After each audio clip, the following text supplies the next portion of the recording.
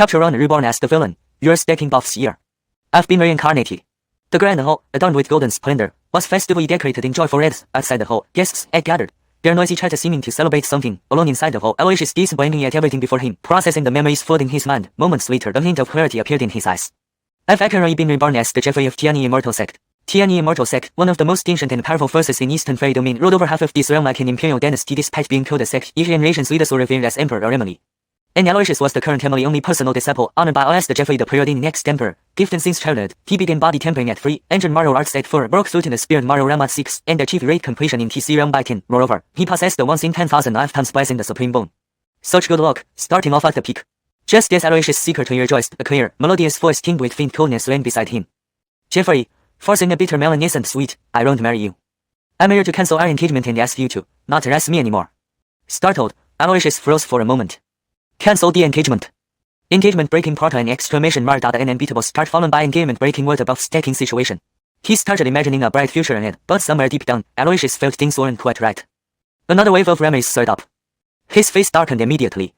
At 4, when I first entered martial arts, my Aiden used Tianyi's secret technique to seize a royal dynasty's fortune, purifying and strengthening my physique, that dynasty subsequently declined. At 12, to help me break through limitations and achieve supreme status, my Aiden personally extracted another disciple's supreme bone. The boy, having lost his bone, was abandoned in the wilderness, yet no life unknown. At 18, I fell deeply in love with Anita, the daughter of a top family's patriarch in Eastern Fey Domain, and relentlessly pressured their family using Tianyi Immortal Sect's influence. Rumor has it, Anita had undergone training in a desolate land several years ago and came back completely changed, diligently practicing every day. Today is the wedding ceremony. Aloysius, this can't be right. Who is framing me today? How could he be a protagonist when everything points to him being a villain standing in the way of the hero's rise, someone to be trampled upon, granting experience and equipment while boosting the hero's reputation? Anita, who just spoke to end the engagement, was clearly the female lead. Aloysius felt immense pressure, though he had power, status, and formidable backing. Protagonists didn't play fair. With the protagonist Dora activated. Talent plus 99999, Intelligence 99,999. Charisma 99,999. Fate 99,999. Villain Intelligence minus 99,999. Plus special skills during emergencies. For instance, sacrificing loved ones for divine power, surviving disasters with extraordinary encounters, or breaking through life and death crises. Once these arrows grew strong, not only would he as a man Jeffrey be finished, but even the entire Tianyi Immortal Sect might be taken down. It won't be long. Returning to himself, Aloysius caught sight of Anita from the corner of his eye and shuddered. Female lead, wedding. Could a villain like him possibly get such a happy ending? Recalling all sorts of plot twists from models he read in his previous life, Aloysius realized this first wedding was the perfect setup for a fitting build protagonist to step on the villain and win the Iron Heart.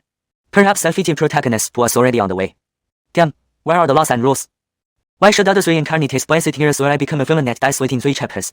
Think about it, in my past life, I worked diligently, avoided greed, stayed virtuous, always gave every girl a warm home, comforted lonely neighbors, and was praised for Jianyan's tail and away demeanor. The worst thing I did last month was driving away a Mercedes-Benz left and claimed at the foot of Mount Tai, and using it to hit a sheep on the way back. I cut down an old willow tree to roast the sheep and snatch milk from a key. Amidst Aloysius's despair, a mechanical, icy electronic voice sounded in his head. Ding, host successfully reincarnated, destiny villain system binding. Aloysius pause. System. While villain system, does he look like a villain? Would John ever be a villain? I study spring and autumn classics. Aloysius cursed inwardly. Damn. Ding, destiny villain system bound successfully. Newbie villain package sent. Ding, congratulations, you have obtained the godlike aura destiny villain aura. Ding, congratulations, you have obtained the godlike constitution imperial tyrant body. Ding, congratulations, you have obtained the godlike cultivation method 9 levels heavenly demon art heard for 9 transcendences heavenly demon art. Destiny villain aura unique among countless paths, exclusive to the host. With this, you will remain unaffected by the protagonist aura. Imperial tyrant body, the fun-rank divine body from ancient times, capable of becoming an emperor if righteous or a demon if evil. 9 levels imperial demon art 9 transcendences imperial demon art accompanies the imperial tyrant body, completing each transcendence awakens the body further, being fully mastered, Raven boss and influence, with no birth or death. At the same time, Aloysius saw his information panel. Aloysius. Identity Jeffrey of Tianyi Immortal Sect. Realm Extraordinary 7th level. Constitution Imperial Tyrant Body not awakened yet, automatically activates on reaching the first turn of 9 transcendences Imperial Demon Art. Cultivation method 9 transcendences Imperial Demon Art untrained, requires 1000 villain points for first turn. Blessings Rokan Supreme Bone, Dragon Lock. Skills Tianyi Star Finger, Imperial Rival Fist, 13 moves of Fierce Dragon. Villain points 0. Note complete system tasks and behave as a villain to earn villain points, use these points for cultivation and exchanging items. Aloysius slowly processed everything, his keys turning peculiar. Seem being a villain wasn't so bad after all. Aloysius, I read you in Tianyi Immortal Sect, brothers, come challenge me. Just then. Jeffrey, did you hear me? I won't. Her melodious voice brought Aloysius back to reality. In front of him, Anita bit her lower lip, her exquisite face displaying a mix of coldness and Wuxia. Note, the term Wuxia is directly translated as round or grievance, but in this context a mix of coldness and grievance might not flow naturally in English. A more natural phrasing could be a mix of coldness and irrit, here as the revised version. Her melodious voice brought Aloysius back to reality. In front of him, Anita bit her lower lip, her exquisite face displaying a mix of coldness and irrit. Honestly, she knew the situation well. High-ranking members of Tiani Immortal Sect and the Mu family had agreed to dismarry. Her parents and Mu family elders were in the Tiani Divine Hall discussing the wedding with Tiani Immortal Sect's top brass. Guests had arrived. Trying to cancel the engagement now was nearly impossible. But before she finished speaking, Aloysius waved his hand. Canceling the engagement. Right, I agree. Casually spoken, as if announcing the most mundane news yet to Anita, his words stirred an internal storm. What? Agreed. For a moment, Anita's beautiful eyes revealed a hint of confusion. Although Aloysius was arrogant and tyrannical, he had indeed put in considerable effort to pursue her. The gift he had sent were enough to establish a respectable aristocratic sanctuary in the Eastern Fairy Domain. To put it nicely, this was called determination. To put it bluntly, he was a devoted dog. Rather devoted Dowager of the goddess he was about to win over. Seeing Anita's bewildered expression, Aloysius suddenly stood up, grabbed her delicate hand, and walked toward the house entrance. Isn't it about dissolving the engagement? Let's go to the Tiani Divine Hall and clarify things with our elders. I never force anyone into anything difficult. Aloysius even seemed somewhat impatient. However, he didn't notice that Anita's fair face had turned slightly red, and her gaze toward him had changed subtly. Is he serious? Why do I suddenly feel like he's a little different from before? Anita murmured to herself. And at the same time, ding, the leading lady has been taken advantage of by the protagonist. Villain points 100. Aloysius. Chapter 2 shocked. Can the heavenly mandated go be used like this? Aloysius. Just holding hands counts as taking advantage. And there are 100 villain points too.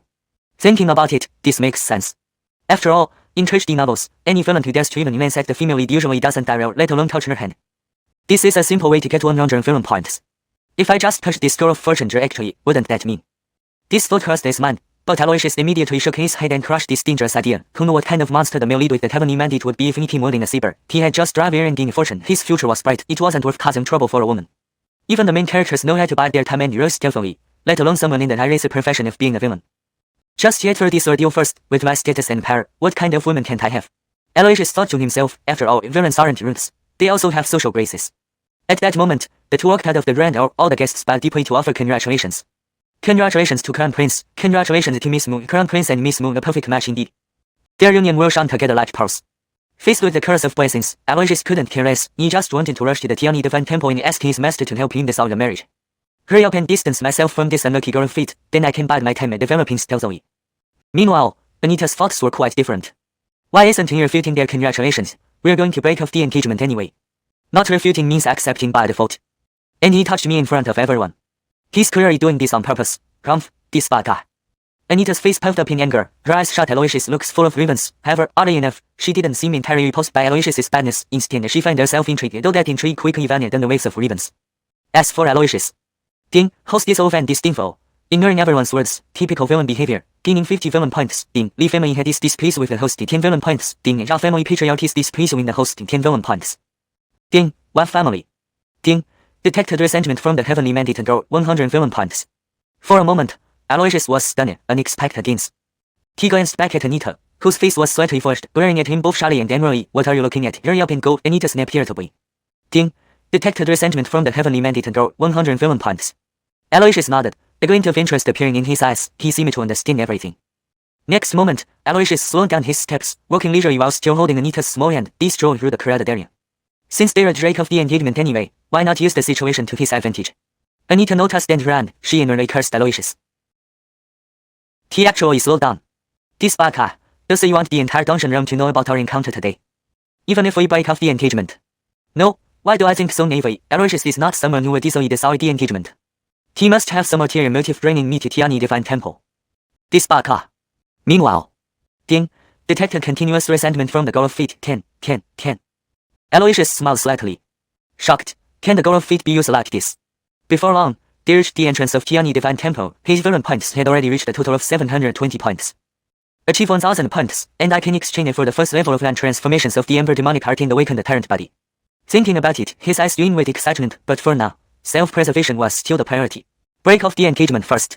They entered the Tiani Divine Temple, where the opulent hall was filled with elders from Tiani Immortal Sect and the Mu family. At the top of the hall stood two figures, one rather lofty aura, seemingly ancient yet vibrant. This was Matthew, the oldest patriarch of the Mu family. Beside Matthew stood another figure, adorned with a phoenix crown and an exquisite dress featuring birds boinging amid. Her body was graceful, her beauty unparalleled, but the cold demeanor and the chilly aura around her made people keep their distance. This was none other than Nubia, the current emily of Gianni Immortal sect in Aloysius' massacre. Regarding appearance, Anita and Nubia each had their own merits, but Nubia, as an emily and supreme powerhouse, exuded a grace and authority far beyond compare. Aloysius and Anita entered the hall and returned elders, the gathering of powerful individuals created an overwhelming presence. Oh no, why did I come along with him to Tiani Divine Temple so blindly? He must have some plot. Anita felt her mind go blank, nervously clutching the hem of her skirt. Yoren, you are just in time. I've already discussed with the Mu family patriarch. After your marriage, we'll keep Alexander in Tiani Immortal sect, where the emperor will teach her as a disciple and teach her alchemy, to assist you in reaching the emperor in the future. How does that sound? Nubia only showed her tenderness when facing Aloysius. But next? I don't think that works. Aloysius firmly rejected. Everyone present turned strained looks toward him. They remembered how, back then, he had tried and pleaded that he would marry no one but Anita. He went as far as using threats and temptations to get her. Now he said no. Seeing the reactions, Aloysius calculated and explained, as the saying goes, the first melanins and sweet marriage is a life-defining event that should never be treated frivolously. Moreover, I'm still young and should focus on cultivation. Marrying too early would draw my ruin and make me indulge in pleasure, distracting me from my goals. Saying this, Aloysius heaved a sigh of relief, finally off the hook. Such a proper reason, even he doubted its validity when they finally let him off. Anita, hearing this, momentarily forgot her nervousness, scrutinizing Aloysius in confusion. Is he really breaking off the engagement? So, this is who he is. Have I misunderstood him all along? And he just said marriage is a once-in-a-lifetime matter, very serious. He seems to take marriage very seriously. Anita muttered to herself, feeling more complex emotions rise within her. At this moment, Matthew suddenly stood up and declared solemnly, Nephew Yonan, I know these are not your true words. Alexander must have forced you into saying this, right? Don't worry, I'll take care of this today. Pounding his chest confidently, Aloysius was speechless. Patriarch, you misunderstood, it's not like that. Does this old man fear I won't survive this? Before he could finish, Matthew stepped forward, patting Aloysius' shoulder with a calm smile. Rest assured, I understand you. Then he turned to Anita, switching to a stern expression. You, young girl, truly don't know what's done for you. Tell me, over these past few years, how has Yonan treated you? Knowing your cultivation was obstructed, he sent elixirs and top-grade spirit stones. Hearing you couldn't find a suitable sword technique, he begged the emily to give you the Dragon Sword domain, which is never taught outside of Tiani Immortal Sect. When you lost your appetite, it was Yoran who personally bought all the immortal chefs from Tiani Immortal Sect's immortal quality pavilion to Amu family, spending countless precious ingredients just so you could eat something. In terms of status, appearance, talent, or strength, how is he not good enough for you? Even for this, he vowed to only marry you in this life. Have you ever seen such a devoted person? Why do you still force him to say such things? Are you happy only if you manage to infuriate old man me to death? Matthew angrily scolded. Though Anita was a girl of fate, she had never seen her great uncle so enraged before, leaving her momentarily at a loss. Great uncle, I. Just as she struggled to find the right words, Aloysius' voice echoed in her ear. Why are you still standing there? Hurry up and make things clear. Let's part ways and have no more TS. Are you mute? Speak up. Aloysius whispered privately. Hearing this, Anita couldn't help but be taken aback. He wants to cut TS with me so badly. When he pursued me, he said he would be loyal until death. Now that we're about to get married, he starts spouting off reasons and tries to push me away. Humph. Men are all pigs. Seeing Aloysius winking at her, Anita's temper flared up. Breaking off the engagement should involve both parties equally. Why should he receive praise while she faces criticism? If he wants to break the engagement so much, then she wouldn't let it happen. Ding. Detected intense resentment from the girl feet at 250 villain points. I've already done what she asked. Where did all this resentment come from? Tsk, women are hard to understand. Aloysius muttered under his breath. But with the addition of raw villain points, he felt closer to obtaining the 9 transformations of the Emperor demonic heart. At that moment, Great uncle, I didn't force him to do this, and I am willing to get married. Anita's face turned slightly red as she lowered her head, speaking softly. Hearing this, the enraged Matthew frowned instantly. Do you mean it? Anita gently bit her lip. I dare not deceive great uncle. Over the past few years, I've seen everything he did for me, and it's so etched in my heart. I know he cares for me. But I think we should take it step by step, starting as the companions to cultivate our feelings. As he said, we're still young, and getting married too early will only hinder our cultivation. Isn't that what you meant, Yonan? Anita slightly raised her head, looking at Aloysius, her face flushed like peach blossoms. This scene was beautifully heart-wrenching, yet Aloysius' expression was unbearably grim. What happened to breaking the engagement? Yo schemer. Seeing this, Matthew's face softened. I rushed things. Nephew Yonan must have been considering Alexander's feelings when he suggested postponing the wedding. Nephew Yonan, rest assured, even though you haven't married Alexander today, in my eyes, you are already a member of the Mu family. From now on, anyone who opposes this will have to deal with me first. Matthew laughed aloud. However, just as he finished speaking, a thunderous roar suddenly erupted from the sky outside the hall. I, Alfonso, disagree with this marriage.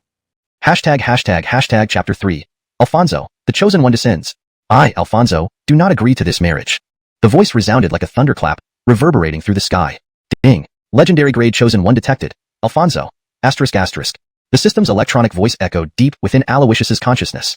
He's here, he's finally here. And he brought his drama with him. Aloysius shot a sidelong glance at Anita. This idiotic woman, what is she thinking? Must I really clash with such a monster today? At that moment, not only was Aloysius wary, but Matthew, standing nearby, looked even more disgruntled. Just moments ago, Matthew had been boasting that whoever dared oppose this marriage would face his wrath first. Yet, no sooner had the words left his mouth than this incident unfolded. This thoroughly rubbed the face of the Mu family's first ancestor in the dirt. Boldness! Matthew bellowed, striding out of the hall. The crowd from Tianyi Immortal Sect and the Mu family followed closely behind. That voice. Anita's brows furrowed slightly as she prepared to leave, but was suddenly grabbed by the wrist by Aloysius. What is it? Anita halted her steps and turned back to ask. You're asking me? What about our plan to break off the engagement together? Alexandra, you needn't force yourself. I understand your thoughts. Aloysius forced a smile. Breaking off the engagement now should still be possible. But my intention is to start as partners and gradually build a relationship with you. As for breaking off the engagement, I've never thought of that. Anita lightly bit her lip and smiled sweetly. Aloysius? You, the heroine, are problematic. Why aren't you following the script? And who wants to build a relationship with you? Seeing Aloysius's helpless yet hesitant expression, Anita couldn't help but cover her mouth, frowning slightly. Could it be that you discovered some terminal illness and don't want to burden me, so you're eager to sever our ties? Aloysius had given up struggling. He waved his hand and walked toward the hall's entrance. Now that things have come to this, how could he sit idly by? If I can awaken the Imperial Demon Overlord body, perhaps I can stand against this legendary Chosen One. He needed just 30 more villain points to reach 1,000. Anyone willing to give a boost? Beside him, Anita couldn't help but smile seeing Aloysius's exasperated yet powerless look. This interesting demeanor was far better than his former sycophantic behavior. As they walked, Aloysius glanced at her. What relation is this Alfonso to you? Anita pouted and gently nibbled her red lips. He's a friend I made during my wilderness training. He once did me a great favor. Before I left, he mentioned he would come looking for me. At the time, I thought it was just a joke. I didn't expect. Her eyes revealed a peculiar expression. Don't tell me you're jealous? Aloysius had long since stopped criticizing the unorthodox heroine. So it seems their relationship has only remained at the level of friends? In the sky, Alfonso stood clad in white, handsome and dignified. The strong winds blew all around, yet not a single thread of his attire was disheveled. He shone like the sun itself, radiating the unique aura of a chosen one. With imposing momentum, he descended from the heavens. I do not agree to this marriage. Alfonso's face was stern, his tone grave. Matthew emerged from Tianyi Palace and sized up Alfonso from a distance. His gaze sharpened. Greenhorn brat, who do you think you are, daring to meddle in Mu family affairs? These words sparked a flash of killing intent in Alfonso's eyes. Humph, if not for your position as the Mu family's first ancestor, someday I will kill you. Alfonso pondered, then pointed at the gathered Mu family members, his aura vibrating powerfully. The venerable Mu family has existed for over 10,000 years and is considered one of the top families in the Eastern Fairy domain. Now, for profit, you're willing to sacrifice Alexandra's happiness. Aren't you ashamed, you esteemed ones? Here it was, the Chosen One's signature move, standing on the moral high ground and meddling in others' business. At this moment, Aloysius and Anita just happened to step out of the hall. Hearing these words, Anita frowned. Alfonso, what nonsense are you spouting? Who told you my happiness was sacrificed? A sweet, familiar voice drew Alfonso's attention. Alexandra? Alfonso looked at Anita, flashing a smile he deemed charming. Alexandra, I understand your heart. Today, with me here, no one can force you. Witnessing this, everyone present found it unbearable. What the hell is this? Alfonso? Never heard of him before. Where did this wild kid come from, daring to stir up trouble in Tianyi Immortal Sect? You should take a piss and see yourself. With that appearance, how dare you lay claim to Miss Mu? The Emil and Miss Mu are a perfect match. Where do you get off objecting? Thank goodness the Emil is magnanimous and cultured. If it were me, I'd have chopped this kid into bits and fed him to dogs long ago. Onlookers fueled the atmosphere, praising Aloysius while simultaneously attacking Alfonso.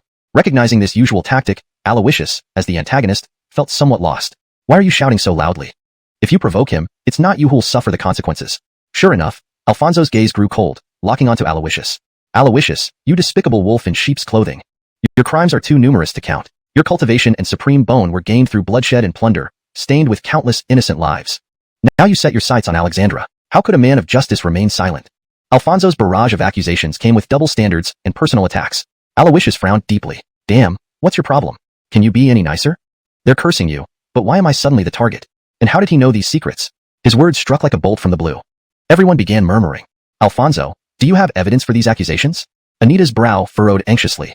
This wasn't a trivial matter. Alfonso gazed at Anita, smiling tenderly. Alexandra, I know you believe in me. Aloysius is merely a beast in human form. He wants to marry you to exploit your special constitution to enhance his cultivation. But rest assured, I'll take you away from here. And Emil? I don't even care. Before Anita could respond, Matthew exploded in fury. Boy, you're courting death. As he spoke, the pressure of an emperor descended abruptly. However, first ancestor of the Mu family, why use a knife to kill a chicken? Allowing this nobody to die by your hands would glorify him. He insulted our sex Emil. As a member of the Imperial Guard, how can I let this slide? Leave it to me. A roar erupted, and a robust man clad in green armor leaped out from the crowd, striking towards Alfonso. Aloysius's eyes widened in shock. Damn, stop it. But it was too late. Alfonso's lips curled upward. Ha, well played. With those words, a fierce blaze of pale white flame erupted. Chapter 4. The ancestor of all flames, the netherworld demon fire. Bang. A pale white flame erupted from Alfonso's body with a thunderous boom. Though it was fire, it was icy cold. In an instant, the cold fire swept over everything. Nico had not even approached when he was forced back by this strange flame. At the same time, Alfonso's cultivation level was revealed. Transcendent Realm, 5th stage. In the ancient desolate continent, the cultivation levels can be divided into Body Tempering Realm, Spirit Martial Realm, Chi-Si Realm, Celestial Meridian Realm, Levitation Realm, Transcendent Realm, Divine Martial Realm, Life and Death Realm, Reincarnation Realm, Nirvana Realm, and the Imperial Realm. Among these, the Body Tempering Realm to the Celestial Meridian Realm are known as the 4 martial realms and are still considered pre-true cultivators. Upon reaching the Levitation Realm, one's life force elevates, allowing them to briefly levitate. Together with the Transcendent Realm and Divine Martial Realm, they are collectively called the 3 Essence Void Realms. The Life and Death Realm represents another significant elevation in life force, opening the major life and death acupoints within the body and significantly extending one's lifespan. Along with the Reincarnation Realm and the Nirvana Realm, they form the 3 indestructible realms. After experiencing 9 cycles of reincarnation trials and 3 Nirvana tribulations, there is a chance for one to achieve enlightenment and become an emperor. Alfonso and Aloysius were both in the Transcendent Realm of the 3 Essence Void Realms. As for Nico, serving as Aloysius's bodyguard, his realm was naturally higher, having reached the 2nd stage of the Divine Martial Realm. At this moment, everyone was stunned to see Alfonso emitting cold fire and simply forcing Nico back with his presence. Several knowledgeable elders exchanged glances, their expressions turning grave. This aura, could it be one of the 9 ancestral fires of the ancient times, the netherworld demon fire? The 9 ancestral fires were born at the beginning of the universe from the primal source of fire, being the most powerful and unique flames among all, the ancestor of all flames. Never would I have thought that this unknown youth possesses such fortune. This person daring to challenge the Heavenly Unity Immortal sect likely has some backing. Suddenly, everyone paid more attention to Alfonso. Nico gripped his spear, eyes narrowing. So what if it's an ancestral fire? Just a mere transcendent realm, how formidable could he be? Just now, I was caught off guard momentarily, which gave him the upper hand. I don't believe I can't defeat a no-name youth at the transcendent realm. With these words, Nico prepared to charge again. Stop. On a day like today, it's better not to cause any fatal incidents, Aloysius quickly intervened. Hearing this, Nico frowned. Prince, you are merciful, but how can I let this insolent brat insult you? Don't worry, Prince, I will show mercy and won't kill him. Nico reassured him, patting his chest. What I fear is that you'll end up dead because of him. That ancestral fire is no joke, Aloysius warned.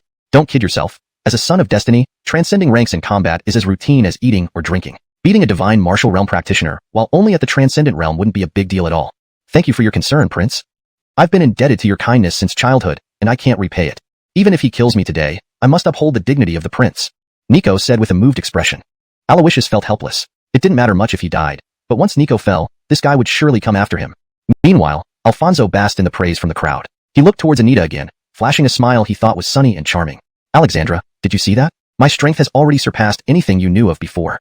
I know everything you're doing now is under the coercion of that despicable man, Aloysius. And you don't tell me the truth to protect me, ensuring my safe departure. Rest assured, since I dared to come, I have made thorough preparations. Today, I will take you out safely. I want you to know that as long as I'm here, no one can force you to do anything. Alfonso smiled triumphantly, thinking he had seen through everything. Yet, he failed to notice Anita's furrowed brows and the trace of disgust in her beautiful eyes. Alfonso, let me say this one last time. No one is forcing me. This is all by my own choice. If you leave now, I will ask the Emily not to make things difficult for you because you once saved me. But if you continue to act foolishly, don't blame me for turning against you. Anita said unhappily. How had she never noticed before how self-important this Alfonso was? Even worse, she once felt some fondness for him. Now, she realized she must have been crazy back then. Without even mentioning talent and strength, just in terms of demeanor and character, he is far inferior to the prince. Despite Alfonso making a scene for so long, Johann remains unperturbed, clearly not taking him seriously. She thought to herself. She believed that with such stern words, anyone, no matter how thick-skinned, should retreat. However, Aloysius, you saw it too. Even under your coercion, she still protects me. While you used base methods to marry her, you only get her body. Her heart is with me. It has always been on me. Alfonso laughed proudly. Upon hearing these words, the crowd was utterly embarrassed. This guy was really insufferable. Where did he get such superiority? Bloody hell, I can't stand this anymore. Even if I die, I'll beat him first. Nico roared, brandishing his spear and charging at Alfonso again. Hmph, delusional. Alfonso snorted. The pale netherworld demon fire ignited in his palm, converging and forming a pale lotus. Go!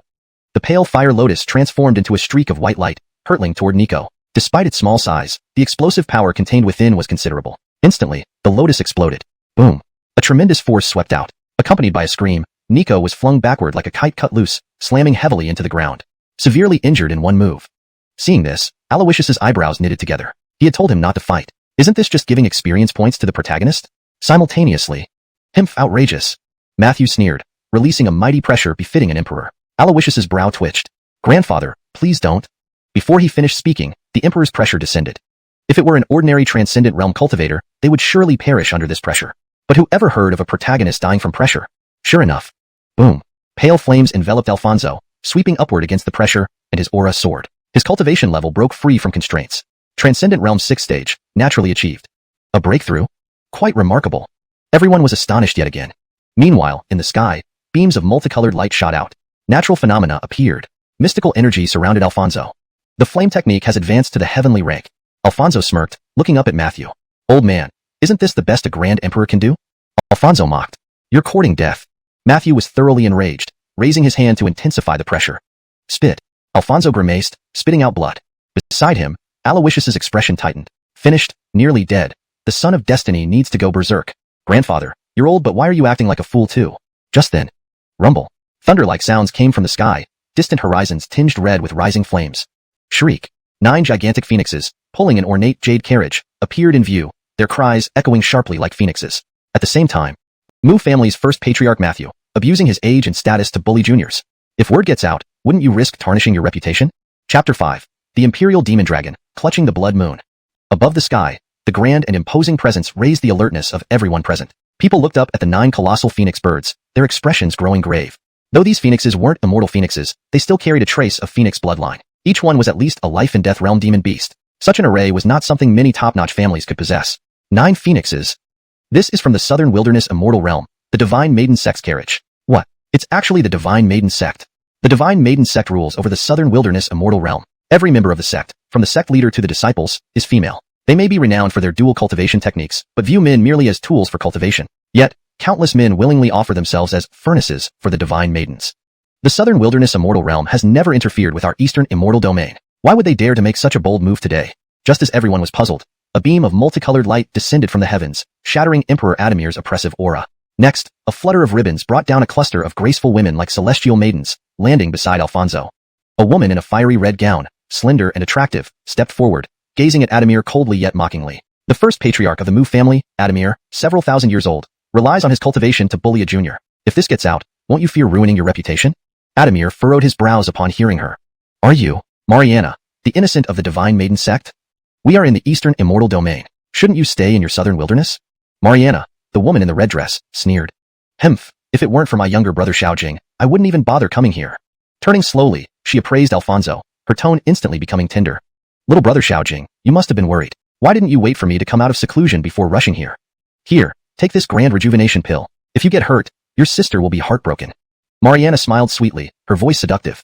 Alfonso wasn't hesitant. He took the healing grand rejuvenation pill and swallowed it. After thanking her, he approached Anita and said smugly, Alexandra, come with me. I've already talked to Sister Mariana. After we leave here, we'll go to the Divine Maiden Sect. From then on, we can live freely. Upon hearing this, Anita frowned, her pretty face full of disgust. She knew what kind of place the Divine Maiden Sect was. This Alfonso not only wanted her to betray her family, but also wanted her to join him in the Divine Maiden Sect. Moreover, judging by the intimate way Mariana and Alfonso interacted, they had probably already practiced dual cultivation together. Does he think I'll join them? Thinking about this, Anita clenched her teeth and cried out, Stop talking. You scoundrel, what do you think I am? How could you ever imagine me following someone as despicable as you? I won't go with you, and you bringing people from the Southern Wilderness into Tiani Immortal Sect means ill intent. What do you want? Anita shouted angrily. If it were anyone else, they would have given up after such harsh words. But the chosen one was different. Alfonso simply smiled and said, Alexandra, with elder sister Mariana here, you no longer need to hide. Come with me. Jia Yohan can no longer force you. Anita? F***K, are you crazy? How many times do I have to say that no one is forcing me? Anita felt like throwing up. How could Alfonso be so disgusting? At this moment, she glanced sideways at Jia Yohan next to her. Her eyes focused. Next, in front of everyone, Anita stretched out her hand and tightly hugged Jia Yohan's neck. Then, on tiptoe, she kissed his face passionately. In an instant, everything fell silent. Even Jia Yohan didn't react immediately. You're quite brave, Miss Chosen One. And in Alfonso's eyes, this scene erupted into towering rage. Jiang, Wu, Hen. Alfonso shouted each word fiercely. Meanwhile, Ding Dong, host conquered the chosen girl right in front of the chosen one. Achievement unlocked. Isn't this just like a minotaur? Reward received, Dao Qi Immortal Joy card, Divine Body Fusion card, and 1 lucky draw opportunity. Strong resentment detected from the chosen one. Received 1000 villain points. Dream Dao Qi Immortal Joy card. Summon. Stand tall among immortals, defy the world. With a keyboard, I can rule the heavens. A mighty key from the sky. Slay 1,000,000 immortals in one stroke. Rid the world of illusions. Kill all immortals. In one stroke, cut through the 9 heavens. If there are no true immortals in the world, I will hold this key and become one. Condense the law above the Dao. Experience the joy of a dream Dao Qi Immortal, effortlessly suppressing all. Duration, 1 hour. Cooldown, 10 years. Current villain points, 1970. Spend 1000 villain points to upgrade 9 turns Emperor Demon Technique to level 1. Proceed with exchange. A series of electronic sounds rang out. Jia Yohan's eyes lit up. Thank you, boss, for the Minotaur. Yes, proceed. Ding dong, exchange successful. 9 turns Emperor Demon Technique upgrading. Meanwhile, surrounded by the powerful members of Tianyi Immortal Sect, Emily Leah looked at Alfonso and the Divine Maiden Sect calmly but sternly. Initially, I thought this was just a spat between juniors. Who would have expected the Divine Maiden Sect to meddle in affairs not their own? In the past, the 4 major immortal realms agreed that any experts beyond the life and death realm should not enter other immortal realms without cause. Violators shall be punished for plotting a war between immortal realms. Mariana, your actions today violated this taboo. Her voice exuded coldness, causing the temperature around Tianyi Palace to drop abruptly. Mariana, facing Emily Leah, showed no hesitation, only smiling lightly. Emily Lee's words are misplaced. We came here to seek justice. Frankly speaking, it's still a conflict between juniors. Unintended events led to this situation. In my opinion, the person who tied the bell should untie it. Let your imperial son battle my Alfonso. If Alfonso wins, we'll consider this settled. If your imperial son wins, we'll submit to Emily's judgment. Just worry that your imperial son might be all show and no substance, afraid to accept the challenge. Mariana sneered disdainfully. However, her words were interrupted. Ding dong, 9 turns Emperor Demon Technique upgraded to level 1. The Imperial Demon Body awakens. The system is preparing suitable heavenly phenomena for the host. Boom. Suddenly, thunder roared as dark clouds quickly filled the previously clear sky. Instantly, heaven lost its color, and the sun seemed dim. A blood-red moon eerily rose from a mountain of corpses and a sea of blood. This blood moon, hanging high in the sky, overshadowed all positive energy. Even emperors felt uncomfortable under its glow. Next, dark clouds surged violently, revealing a black dragon with boundless dominion. The dragon opened its gargantuan mouth, engulfing the blood moon within. The dragon embodied both the evil charm of a great demon and the majestic dominance of an emperor. The Imperial Demon Dragon, holding the blood moon in its mouth, spanned tens of thousands of miles across the sky. Everyone traced the source of the heavenly phenomenon and finally fixed their gaze on Jia Yohan. For a moment, everyone was awestruck, especially Mariana, who felt her face burning. There was no questioning why, her face genuinely ached. Compared to this earth-shaking phenomenon, the anomaly caused by Alfonso earlier seemed trivial. Ding dong. Host overwhelmed the Son of Destiny. Earned 2,000 villain points. Innocent Rhea of the Divine Maiden Sect feels apprehensive towards the host, earning 200 villain points. The Chosen Girl feels admiration towards the host, earning 500 villain points. Feeling the villain points credited to his account, Aloysius's lips curled upward in a smile. This is just the beginning. Draw a prize. Aloysius thought silently. Ding dong, congratulations on winning a divine blessing from the lucky draw. The translation maintains the structure and tone of the original text, ensuring it aligns with previous content. It keeps the paragraph structure and line breaks as provided in the input. The names are correctly presented using pinyin for consistency.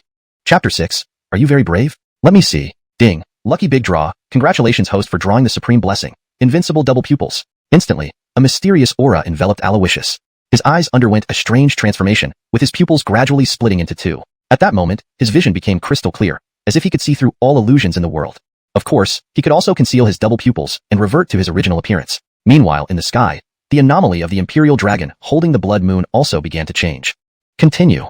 Activate Divine Body Compatibility card. Aloysius continued. Back then, although Gay had obtained the Supreme Bone for him, it ultimately wasn't his own blessing and couldn't perfectly match with him. This was why the word imperfect appeared next to the Supreme Bone in the system's information panel. However, the Divine Body Compatibility card would allow Aloysius to fully match with any divine body, bloodline, or blessing, including the Imperial Devil Tyrant body and the Supreme Bone. Ding, Invincible Double Pupils and Supreme Bone have perfectly matched. Host can choose one of the following celestial anomalies to activate. Heavenly Emperor descending upon the 9 heavens, primordial chaos spawning a green lotus, the moon rising over the sea, an exiled immortal visiting the mortal world, immortals paying homage, ancient emperors worshipping, 10,000 beasts congratulating, for holy beings protecting. Hearing this, Aloysius's gaze sharpened. One isn't enough. I want them all. Arranging all celestial anomalies for the host. Rumbling. In an instant, apart from the anomaly of the Imperial Dragon holding the blood moon, the sky seemed to crack open. A heavenly emperor transcending the 9 heavens appeared. On the other side, chaos generated, and a 36-petal primordial green lotus slowly emerged. Then came the moon rising over the sea, immortals paying homage. One by one, celestial anomalies that only existed in ancient texts appeared above Tianyi Immortal Sect. Most of those present were renowned experts of Eastern Fairy Domain, knowledgeable about many things. Yet, they had never seen such a scene. Such anomalies, unprecedented since time immemorial. A genius, a millennia-old prodigy. I see imperial majesty in this prince. Tianyi immortal sect's emergence of such a prodigy is a boon or a bane for Eastern Fairy Domain. Suddenly, Aloysius became the focus of everyone's attention, and under the influence of numerous anomalies, he enjoyed reaping villain points. Ding, the Holy Adon of Tianxia Sanctuary has developed fear towards the host, earning 200 villain points. Holy Adon of Gongjin Sanctuary feels awe, earning 200 villain points. Head of Qin family feels dread, earning 300 villain points. Patriarch of Beast Adani sect. At that moment, Aloysius shone brilliantly, stealing all the limelight originally belonging to Alfonso. Even Anita looked at Aloysius with admiration. Seeing this, Alfonso clenched his fists tightly, burning with anger. These cheers, exclamations, people's admiration, Alexandra's love. All these should have been mine. I am the heaven-favored son. Aloysius, you stole everything from me. Alfonso gritted his teeth, stepped forward, pointed at Aloysius, and said coldly, Aloysius, your illusionary trick may fool others, but not me, Alfonso. This mere facade cannot be your crutch. Today, dare you fight me? The victor owns Alexandra. The loser commits suicide. As soon as the words were spoken, the system's electronic voice sounded. Ding. Receive challenge from the favored son. Initiating selection task. Option 1. Do you know how to fight well? Knowing how to fight is useless. In this world, you need power and background. Reject the favored son's challenge and use Tianyi immortal sex power to suppress him. Reward, Vast Wilderness Dragon Imprisonment Finger, Divine Martial Art, 10,000 villain points. Option 2. Are you very brave? Come, let me see. Accept the favored son's challenge and defeat him. Reward, Azure Dark Sword Box, an exquisite imperial weapon once wielded by the Azure Dark Sword Emperor 30,000 years ago, containing 8 swords. Conceal Sun, Sever Water, Transform Soul, Mystic Cut, Surprise Whale, Extinguish Soul, Ward Off Evil, True Strength, Abyssal Deity Sword Prison, initially a heaven-level martial art, ascends to divine when perfected, paired with the Azure Dark Sword Box. Reward, 10,000 villain points. In the ancient continent, martial arts and techniques are divided into 6 levels from low to high: yellow, mystical, earth, heaven, saint, and divine. Among these, heaven, earth, mystical, and yellow level techniques can be achieved through practice, while saint and divine level techniques require the practitioner to comprehend the Tao of heaven and earth and evolve on their own. Otherwise, even if one obtains a method for practicing divine level techniques, without creating it themselves, they can only reach heaven level proficiency at most. Of course, this does not apply to system-produced martial arts and techniques. As for weapons, they are categorized from low to high into mundane weapons, spirit weapons, treasure weapons, dermic weapons, noble weapons, and imperial weapons. Each category is further subdivided into lower, middle, upper, and elite grades. In an instant, Aloysius made his decision. Alfonso had been showing off in front of him for so long, and Aloysius was already fed up with him. A battle must happen. However, before the battle, there was still more villain points to gather. Aloysius stood tall, smiled calmly, and said, Alfonso, you're wrong. Alexandra is a thinking, feeling person, not an item to be used as stakes between us. I will protect her but refuse to treat her as a bet. I accept this challenge. Upon hearing this, Anita's eyes sparkled with gratitude as she looked at Aloysius. In contrast, she had lost all hope in Alfonso. Ding, host's eloquent speech estranges the relationship between the favored son and the favored daughter, greatly fitting the role of a villain, rewarding 5,000 villain points. Aloysius inwardly laughed triumphantly. What a satisfying score. Alfonso was stunned. How could he not understand this? His earlier rage had clouded his judgment. Alexandra, I didn't mean, I just wanted to punish Aloysius for you. Seeing Alfonso trying to explain, Aloysius narrowed his eyes. What to do now? Keep gathering villain points. I've heard from Alexandra about your rise from humble beginnings to achieve what you have today. Honestly, I admire you. You saved Alexandra's life, so I have given you great tolerance. But you repeatedly crossed my boundaries and brought a group of Southern Fairy Domain beauties into Eastern Fairy Domain, seriously infringing on our sovereignty and territorial integrity. How can I tolerate such behavior? With that, Aloysius leaped into the air, soaring gracefully despite being only at extraordinary 7th stage. Though at a relatively low rank, his formidable aura made even godly realm experts feel intimidated. His righteous speech resonated deeply with those present. It was rumored that Prince possesses immense talent yet acts frivolously, but today proves otherwise. Prince has a broad heart and clearly distinguishes right from wrong. This is the conduct of a true scion. Alfonso, being from Eastern Fairy Domain, leads a group from Southern Fairy Domain to cause trouble at Tianyi Immortal Sect. This is traitorous behavior. Sovereignty and territorial integrity. What inspiring words. Prince's realm far surpasses ours. Compared to him, Alfonso is simply too weak. The audience's admiration and respect once again earned Aloysius more villain points. Now, the real show begins. Tianyi Immortal Sect, Aloysius, extraordinary 7th stage. Please instruct me. Aloysius's gaze hardened, filled with fighting spirit. A destined battle was about to erupt. Chapter 7. Since you came, let's bury you here. In terms of realm, Alfonso was at the 6th level of the extraordinary boundary, 1 level lower than Aloysius. Yet even so, Aloysius did not dare to underestimate him in the slightest. Those who carried the favor of fate often engaged in battles beyond their own levels effortlessly. His true strength had only revealed a fraction when he fought Nico. The netherworld fiendish fire, as one of the 9 primordial flames, could not be underestimated. Even before the battle began, both parties' auras clashed intensely. Everyone watching from the periphery instinctively backed away, leaving ample space for the fight. They were also eagerly looking forward to this fated confrontation between two heavenly prodigies. Not far away, Alfonso waved his hand and pulled out a jet-black yardstick from his storage ring. It looked simple yet gave off a sense of profound simplicity, a heavy sword without a sharp edge. Then, with a wave of his hand, Alfonso easily lifted the black yardstick and pointed it at Aloysius. "Aloysius, draw your weapon," Alfonso said coldly. Aloysius smiled indifferently. Harley said, "A gentleman does not rely on tools. A true gentleman would disdain using weapons to kill others." As these words fell, Aloysius gathered spirit essence into his hands and then unleashed a punch. The force was explosive, sending gales of air flying everywhere. Seeing this, Alfonso's gaze hardened as he gripped the black heavy yardstick tightly and swung it down towards the incoming punch force. Boom! An immense explosion sent the punch force scattering. Alfonso surged forward like an arrow released from a bow, pressing Aloysius relentlessly with overwhelming momentum. The black heavy yardstick was immensely heavy. Each strike felt like 1,000 caddies. However, facing this attack, Aloysius remained rooted to the spot, crossing his arms in front of him. Leveraging the robustness of his Emperor Demon-dominant body, he blocked the blow. "What?" Alfonso's eyes widened in disbelief. "You've been boasting for so long. This is all you can do?" Aloysius smiled indifferently. "Humph, don't be smug. This is just the beginning." Alfonso leaped back, putting distance between them. Flames erupted from the black heavy yardstick. Flames split, devouring wave yardstick. As he roared, flames shot up into the sky, forming a giant yardstick several hundred feet long, charging forward explosively. Seeing this, Aloysius remained unperturbed, his eyes flashing with mysterious light. Under everyone's watchful gaze, his pupils split into two, an invincible dual pupil. With dual pupils, the flame-split devouring wave yardstick moved incredibly slowly despite its overwhelming power, allowing Aloysius to dodge it effortlessly. This revelation sent murmurs through the crowd. Dual pupils, ancient dual pupils. The Emperor's son has the unparalleled dual pupils. This is indeed the path to invincibility. Unfortunately, rumors suggest that the Emperor's son once took someone's supreme bone, which undoubtedly ruins his prospects. With the dual pupils already making him invincible, why resort to borrowing bones? Among the whispers, even Emily Gay couldn't hide her surprise. Her expression turned serious as she watched Aloysius's back. A disciple she had nurtured since childhood now seemed different. This child has been hiding such a significant ace. Gay sighed helplessly. Within the battlefield, the fierce combat continued. After missing with the flame-split devouring wave yardstick and witnessing Aloysius's dual pupils, Alfonso grew solemn. Although he had never lost in a battle against peers, Aloysius's new tricks weren't enough to deter him. "So what if you have dual pupils? You managed to counter my flame-split devouring wave yardstick, but how about this move?" Alfonso's eyes turned icy as he thrust the black heavy yardstick into the ground. His arms stretched wide. One hand held 9 Abyss Devil Fire while the other contained Azure Lotus Emperor Fire, 2 ancestral flames burning simultaneously. This must be another kind of ancestral fire. There's no mistake. It's the Azure Lotus Emperor Fire. Controlling one ancestral fire is a tremendous fortune, but this boy controls both the 9 Abyss Devil Fire and the Azure Lotus Emperor Fire. If left to grow, within a century, he would definitely ascend to the rank of a great emperor. Facing 2 ancestral fires, how will the Emperor's son respond? Though dual pupils are formidable, the Emperor's son is still too young. Being able to use the void inspection technique might be his limit. If the Emperor's son could harness the destructive divine light via the dual pupils, he might have a chance. But the likelihood is slim.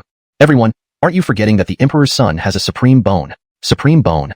Whispers spread among the spectators. Meanwhile, Alfonso, holding both the 9 Abyss Devil Fire and the Azure Lotus Emperor Fire, fused the 2 ancestral flames under everyone's gaze. A massive green-white flame lotus appeared. He soared into the air as the flame lotus, imbued with life, descended towards Aloysius, expanding rapidly to nearly 100 feet in size, blocking all escape routes. Its destructive power was terrifying. Even the mighty Emperor Demon-dominant body would struggle against it. However, just some ancestral fire, daring to boast. Watch closely. This is what true supremacy looks like. At that moment, Aloysius slowly raised his hand, pointing into the void. In an instant, a beam of white light filled with destruction and calamity bloomed. The Supremacy Bone's heavenly retribution light. The beam shone like divine wrath, instantly obliterating the enormous flame lotus. Its residual power enveloped Alfonso in white light. Alfonso coughed up blood, his aura crumbling as he lost the will to fight. "Congratulations. You've defeated the favored son and completed task 2, receiving rewards. Azure Sword Case, an exceptional imperial-grade weapon used by the Azure Sword Emperor 30,000 years ago, containing 8 swords. Sun concealing, water cutting, soul turning, profound snipping, sea shocking, soul extinguishing, evil repelling, true steel, nether realm sword dungeon, a heaven-level martial technique, reaching god level upon mastery, and 10,000 villain points. Bloodied the favored son. Rewarded with 10,000 villain points. System prompt. Beating up a favored son grants large quantities of villain points. No limit on frequency.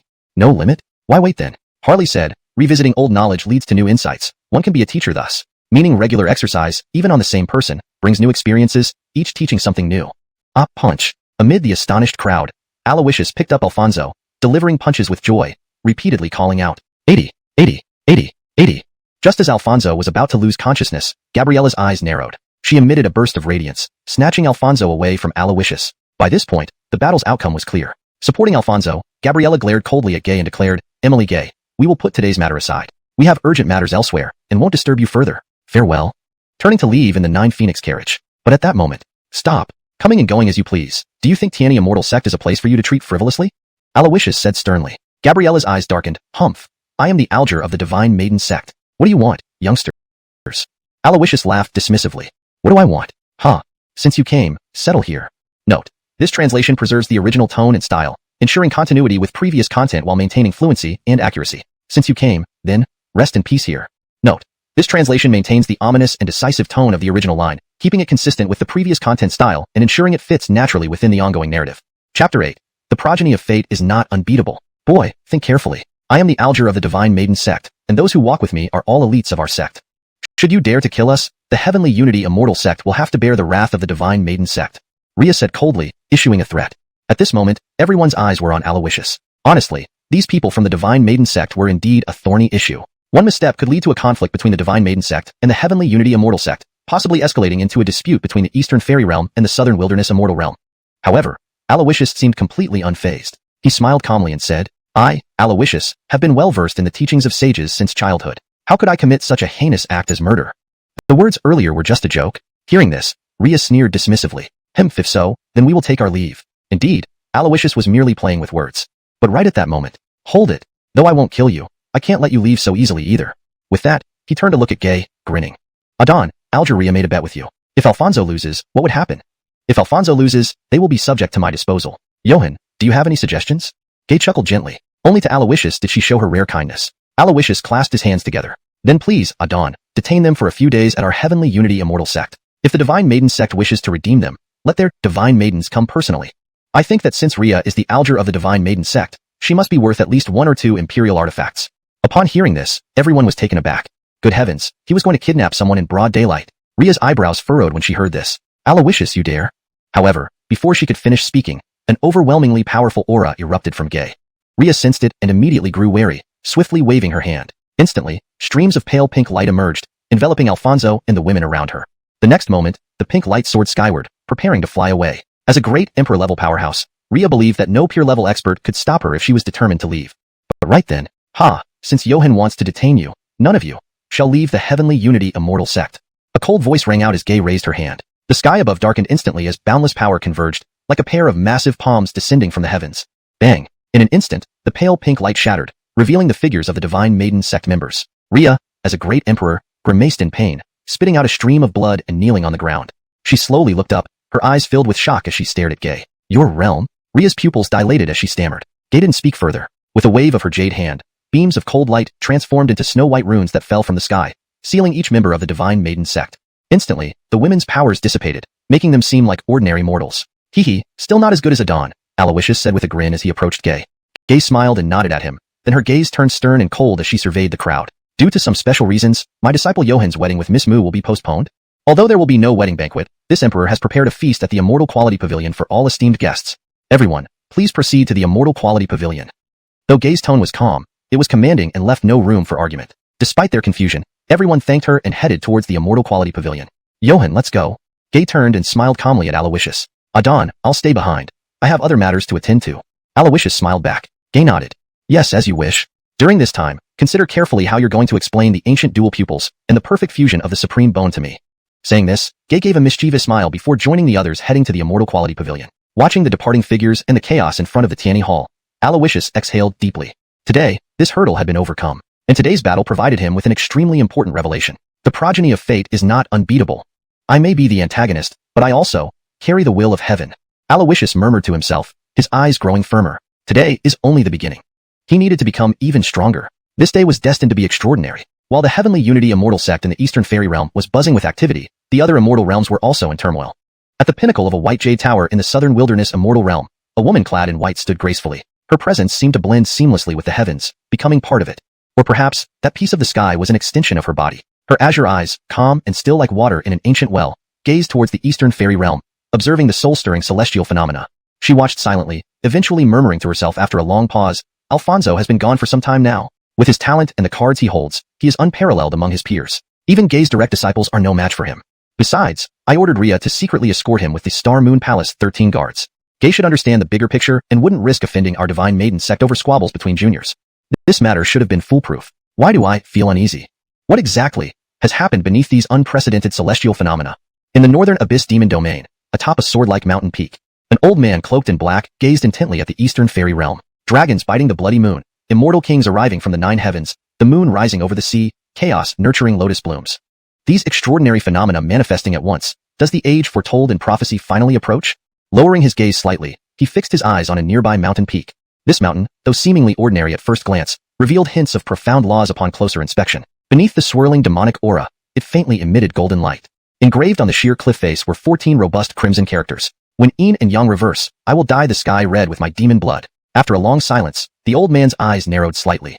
He should be about to emerge from seclusion. In a life-prohibited zone shrouded in silver within the eastern fairy realm, a young man wiped the beast blood off his sword blade with his sleeve while standing beside the carcass of an ice beast. At that moment, he sensed something and abruptly looked up, witnessing the celestial phenomena in the sky. His eyes narrowed instantly. Celestial phenomena? Just a name. This world exists to welcome my birth. No matter how grand your commotion, you'll ultimately remain mere embellishments in the story of Bellamy. I already feel it. The ice celestial talisman is here. Once I control this talisman, my strength will undergo another qualitative leap. However, I need to hasten my pace. After all, Yaoguang's sacred land cannot hold out much longer. As for these phenomena, they're nothing. Chapter 9.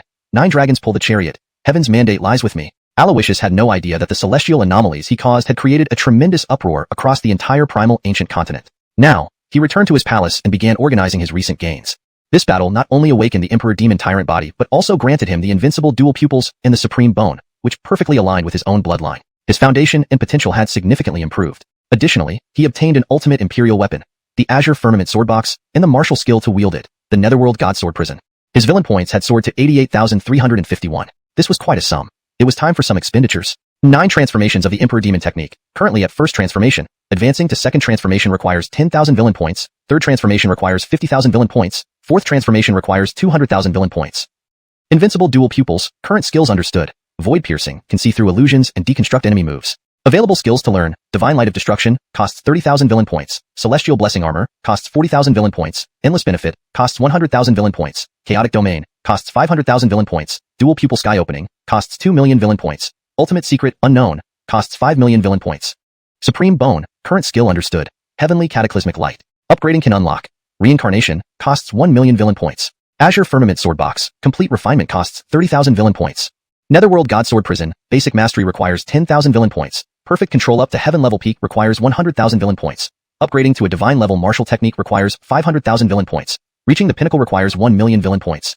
Note: villain points can be used not only for cultivation but also for exchanging items in the store. Listening to the system's explanation, Aloysius felt somewhat embarrassed. He initially thought his 88,000 villain points were a huge amount, but now realized they were far from enough. Every upgrade seemed to start at hundreds of thousands or more. After much deliberation, Aloysius decided to first exchange for the second transformation of the 9 transformations of the Emperor Demon technique. For the invincible dual pupils, he chose Celestial Blessing Armor, enhancing both defense and attributes. The remaining 40,000 villain points were allocated to refine the Azure Firmament Swordbox and achieve initial mastery of the Netherworld Godsword Prison, maximizing his strength increase. In just a short while, his 88,000 villain points dwindled to almost nothing, leaving Aloysius feeling a sharp pain in his heart.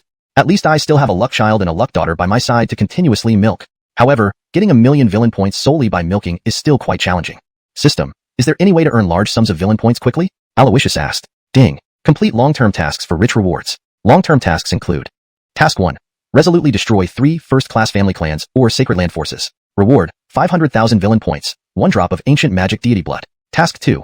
Be the unrivaled one, slay 9 heirs, holy sons, or holy daughters of first-class families. Reward: 300,000 villain points, spirit sealing map, ultimate imperial weapon. Task 3. Contend for supremacy, completely exterminate a luck child, disrupt their destiny, and seize their power. Reward: 800,000 villain points. Note: this task can be completed multiple times. Task 4. 9 dragons pulling a chariot, capture 9 reincarnated great demons with divine dragon bloodlines to serve as draft animals. Reward: 2 million villain points, great annihilation art, divine level treasure skill.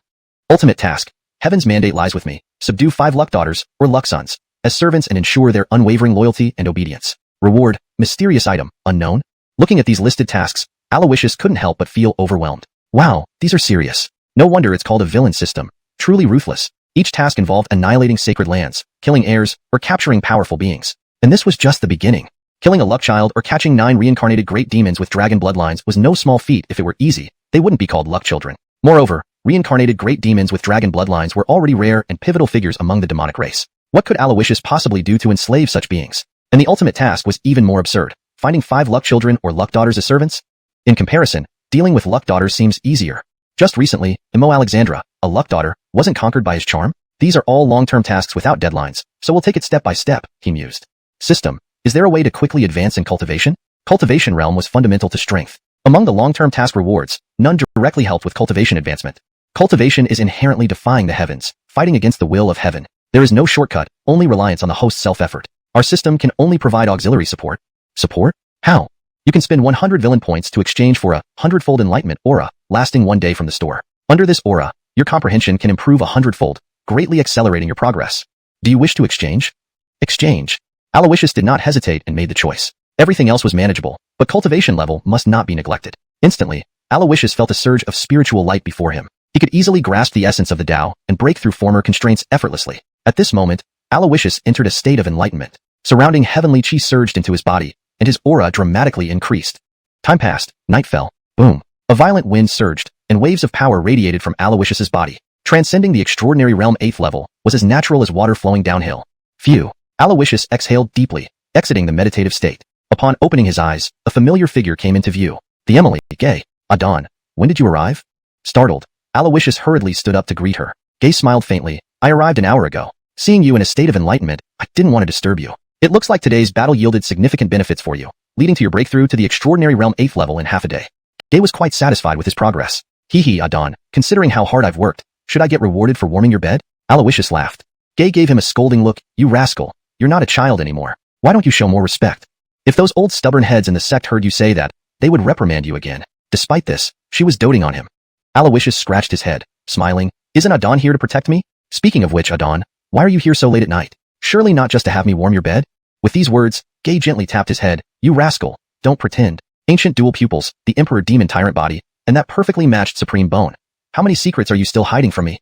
She feigned displeasure, but Aloysius chuckled. Translation continues. There isn't much left, just one more sword box. Aloysius said, waving his hand. The ancient and elegant azure firmament sword box appeared before Gay. Not only was she his master, but she had also nurtured him with deep affection. Therefore, Aloysius didn't want to hide anything from her. Of course, the system was an exception. After all, such things were beyond her comprehension. Even if Aloysius explained, it would be hard for her to understand. Seeing the azure firmament sword box, Gay's mouth slightly opened in surprise. Even she, who could effortlessly suppress emperors, couldn't help but show astonishment. This is the divine weapon wielded by the azure firmament sword emperor, whose swordsmanship was unparalleled 30,000 years ago? 3 years ago, rumors spread that the successor of the azure firmament sword emperor emerged at Goddess Immortal sect. But I never imagined the sword of the azure firmament sword emperor would end up in my disciple's hands. With so many blessings bestowed upon him, my disciple Johann has the potential of a great emperor. Gay smiled. Hearing this, Aloysius was momentarily speechless. Adon, you shouldn't say that. So, why did you hide this from me before? Gay's tone turned sharp, her beautiful eyes intensely locked on Aloysius. Aloysius laughed. Adon, you know me well. I've never hidden anything from you. I just wanted to give you a surprise. Besides, you didn't ask about it either. Gay smiled helplessly. Alright, if you don't wish to say more, I won't press you. Now, let's get to business. What do you plan to do with the troublemakers who came today? Gay asked. Aren't we supposed to notify the Goddess Immortal sect and have their deity pay a ransom? Aloysius said frankly. Gay shook her head. Not the Goddess Immortal sect, I'm talking about Alfonso. Gay had the foresight to recognize talent, even without knowing about the so-called fortune sons. She could see this person was exceptional. If this young man were allowed to grow, the threat he posed would be no less than that of the Goddess Immortal sect. He is a moldable talent. If he can serve Artiani Immortal sect or become a valuable ally, it would be best. If not, Aloysius's gaze turned cold. Then, kill him. Chapter 10. Promotion, Divine Martial Realm. At this moment, Aloysius displayed a ruthlessness entirely different from his usual demeanor. Gay felt more reassured than anything else. But Alfonso is inherently rebellious and would never be content serving under anyone. To try and make him submit would be as difficult as ascending to heaven. This battle today has escalated to such an extent. Willer, do you think there's still a possibility of becoming allies? Gay asked. Killing Alfonso was ultimately the worst option. Gay knew well that killing someone with great destiny wouldn't be easy. If they tried to force it, not only might it fail, but it could also diminish their own fortune, making it a lose-lose situation. Aloysius smiled calmly in response. Adon, please rest assured. Let's imprison him for a few days first to blunt his edge. I'll personally test him then. If he's smart, he should accept my goodwill. Otherwise, I have 100 ways to put him to death. But before that, Adon needs to use the Immortal Sect's Tani Shadow Guard to investigate everything about this person's background. Then, it will be easier for me to treat him accordingly. Aloysius spoke candidly. Gay smiled gently and casually took out a jade slip from her storage ring, handing it over to Aloysius. It's already been investigated. Take a look. Aloysius accepted the jade slip, closed his eyes slightly, and projected his consciousness into it. Instantly, a large amount of information flooded his mind. Alfonso, from Tianhua City, son of the head of the Xiao family. Engaged since childhood to Mindy, daughter of the head of the Lin family in Annaming City. Before the age of 17, ordinary, enjoying the reputation of a genius only within Tianhua City. Suddenly rose up, self-taught in alchemy. Aloysius digested this information, frowning. Adon, isn't Alfonso's fiancée the one from the goddess sect? Upon hearing this, Gay nodded. Yes, Mindy is the current holy maiden of the goddess sect and the next heir to the title of goddess. She is also the legendary disciple of the Hagen. Upon hearing this, Aloysius showed interest. No wonder this guy got involved with the goddess sect. There was this connection all along. So, does that mean he's living off his fiancée while using the power of the goddess sect to help him snatch her? Aloysius silently marveled. Truly, a son blessed with fortune who easily accomplished what ordinary people couldn't. Eating soft meals, yet making them tough. Gay smiled warmly. This may sound absurd, but in today's era, having multiple wives is common. On the other hand, you declaring to marry only one person in the Heavenly One Temple today, although sincere, seems somewhat out of place. However, Willer, are you really willing to marry only one person for Imo Alexandra? As she spoke, Gay's lips curved into a knowing smile. Aloysius laughed but did not affirm. Alright, it's getting late. Willer, you're tired after today's events. Get some rest early. I'll return now. Remember, if you encounter any troubles in the future, don't hide them. Tell your Adon. With me here, you won't suffer a bit of injustice. Gay spoke frankly. Aloysius nodded. Understood, Adon. Gay nodded with a smile and prepared to leave. But at that moment, Adon, Aloysius suddenly called out. Gay paused, turning back with a gentle laugh. What is it, Willer? After pondering for a moment, Aloysius said seriously, Adon, please don't rob others of their fate anymore because of me. I know everything you've done is for my good, but now I no longer need these things. The current state of the ancient continent was far more complex than he imagined. He alone could handle the role of the antagonist. Still, these words seemed a little inhuman. Fortunately, Gay didn't mind. She smiled gracefully. Paired eyes are inherently the path to invincibility. Why borrow others' bones? If I had known earlier that you possessed the ancient paired eyes, I wouldn't have taken someone else's supreme bone to give to you. Now, though you have perfectly integrated this supreme bone, you shouldn't overly rely on it. Otherwise, losing the heart of invincibility, I would have harmed you. Willer, you've grown up. From now on, regarding matters concerning you, I will discuss as much as possible with you. Gay said fondly. These words, like a warm current, flowed through Aloysius's heart. He nodded solemnly. Thank you, Adon. With that, Gay left. In the spacious room, the lamplight flickered, and the candlelight swayed. Aloysius lowered his head slightly, looking at his hands and feeling the immense power surging within him. Very powerful. But, it's not enough. Continue training. Even as a villain, he had those he wished to protect. Time flew by. 3 days passed in a blink.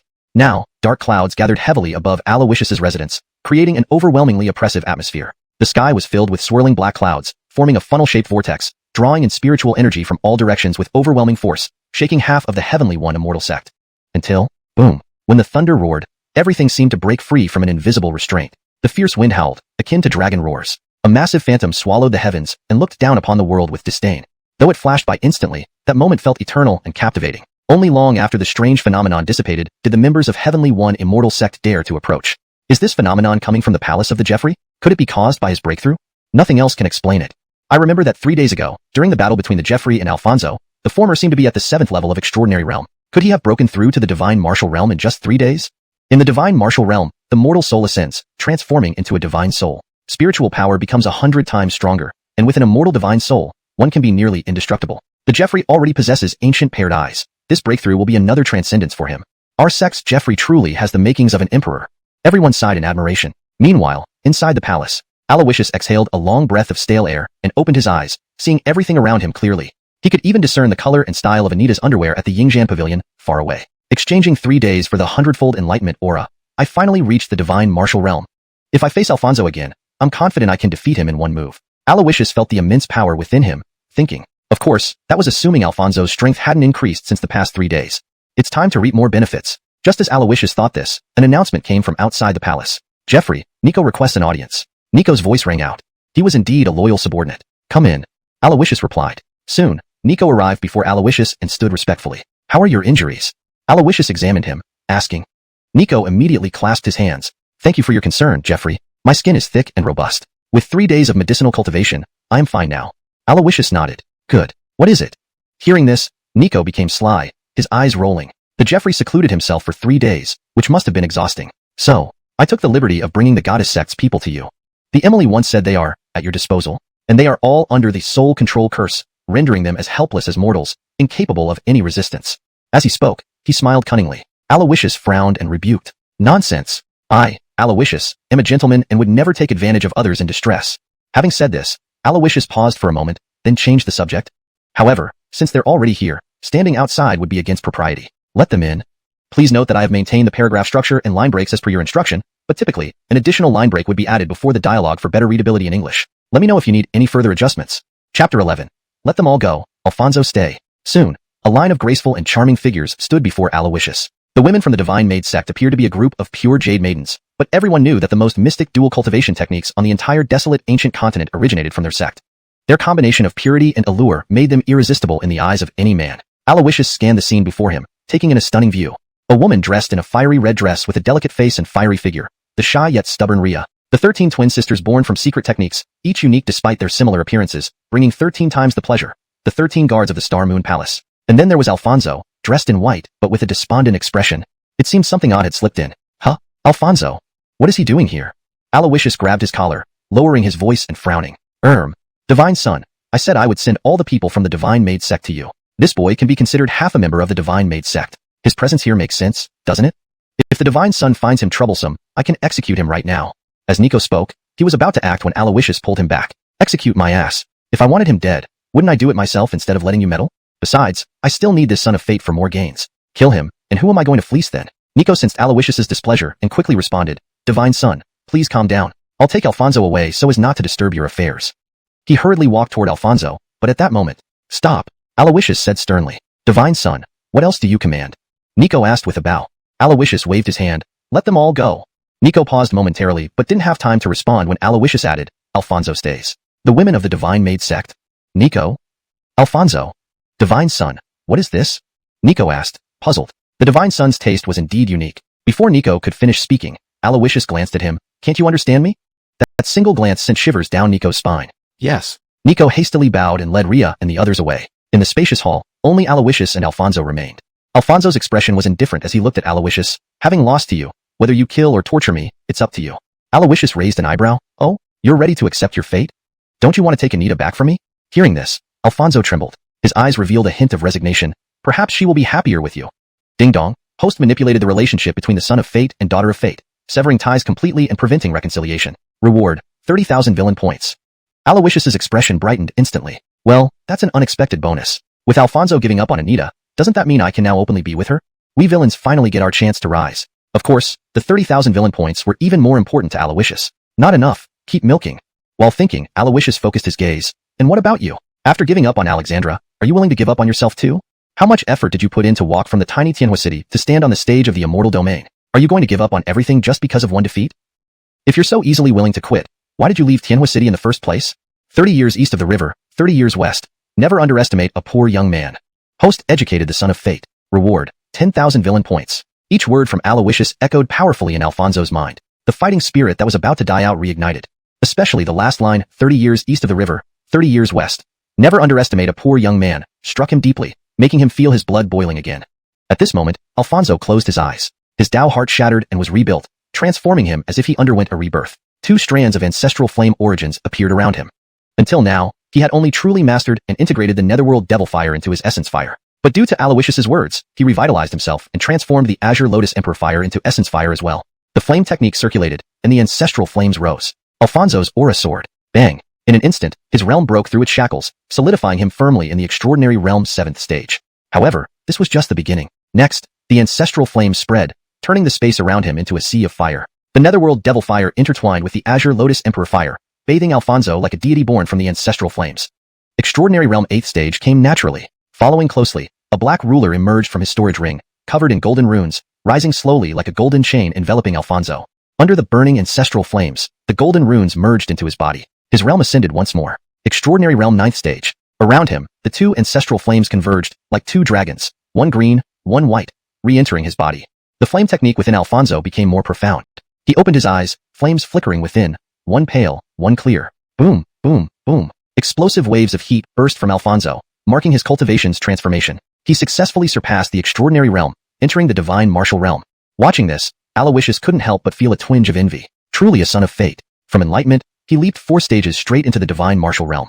Poor me, using a 100-fold enlightenment halo and meditating for 3 days just to create some gap between us, only to have it bridged so quickly. After a while, Alfonso's realm stabilized at the divine martial realm 1st stage. Opening his eyes, he felt the changes within him and exclaimed with delight. This breakthrough has been immensely rewarding. Not only did I advance to the divine martial realm first stage, but my flame technique also ascended to the saint level. He turned to Aloysius, his eyes filled with complex emotions.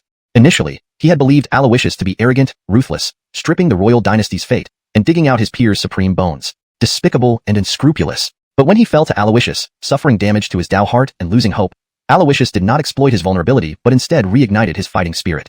Breaking and rebuilding his Tao heart, his strength reached new heights. Such virtue and retaliation. How could he be the evil person rumored? Still, he remained somewhat confused. Why did you help me? We are on different sides. Alfonso clenched his fists, looking serious. Why? Of course, it's to milk you further, not for love. But that couldn't be said outright. I've heard your story and admire you deeply. As for our positions, I don't care. You shouldn't fall into obscurity, and I hope you stay by my side.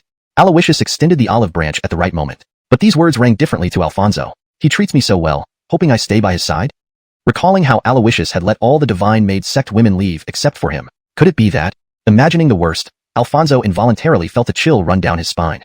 Meanwhile, Ding Dong, son of fate, developed a psychological shadow towards the host. Reward, 114,514 villain points. Chapter 12. Reviewing the old and gaining new insights makes one fit to be a teacher. This time, over 10,000 villain points were credited to his account.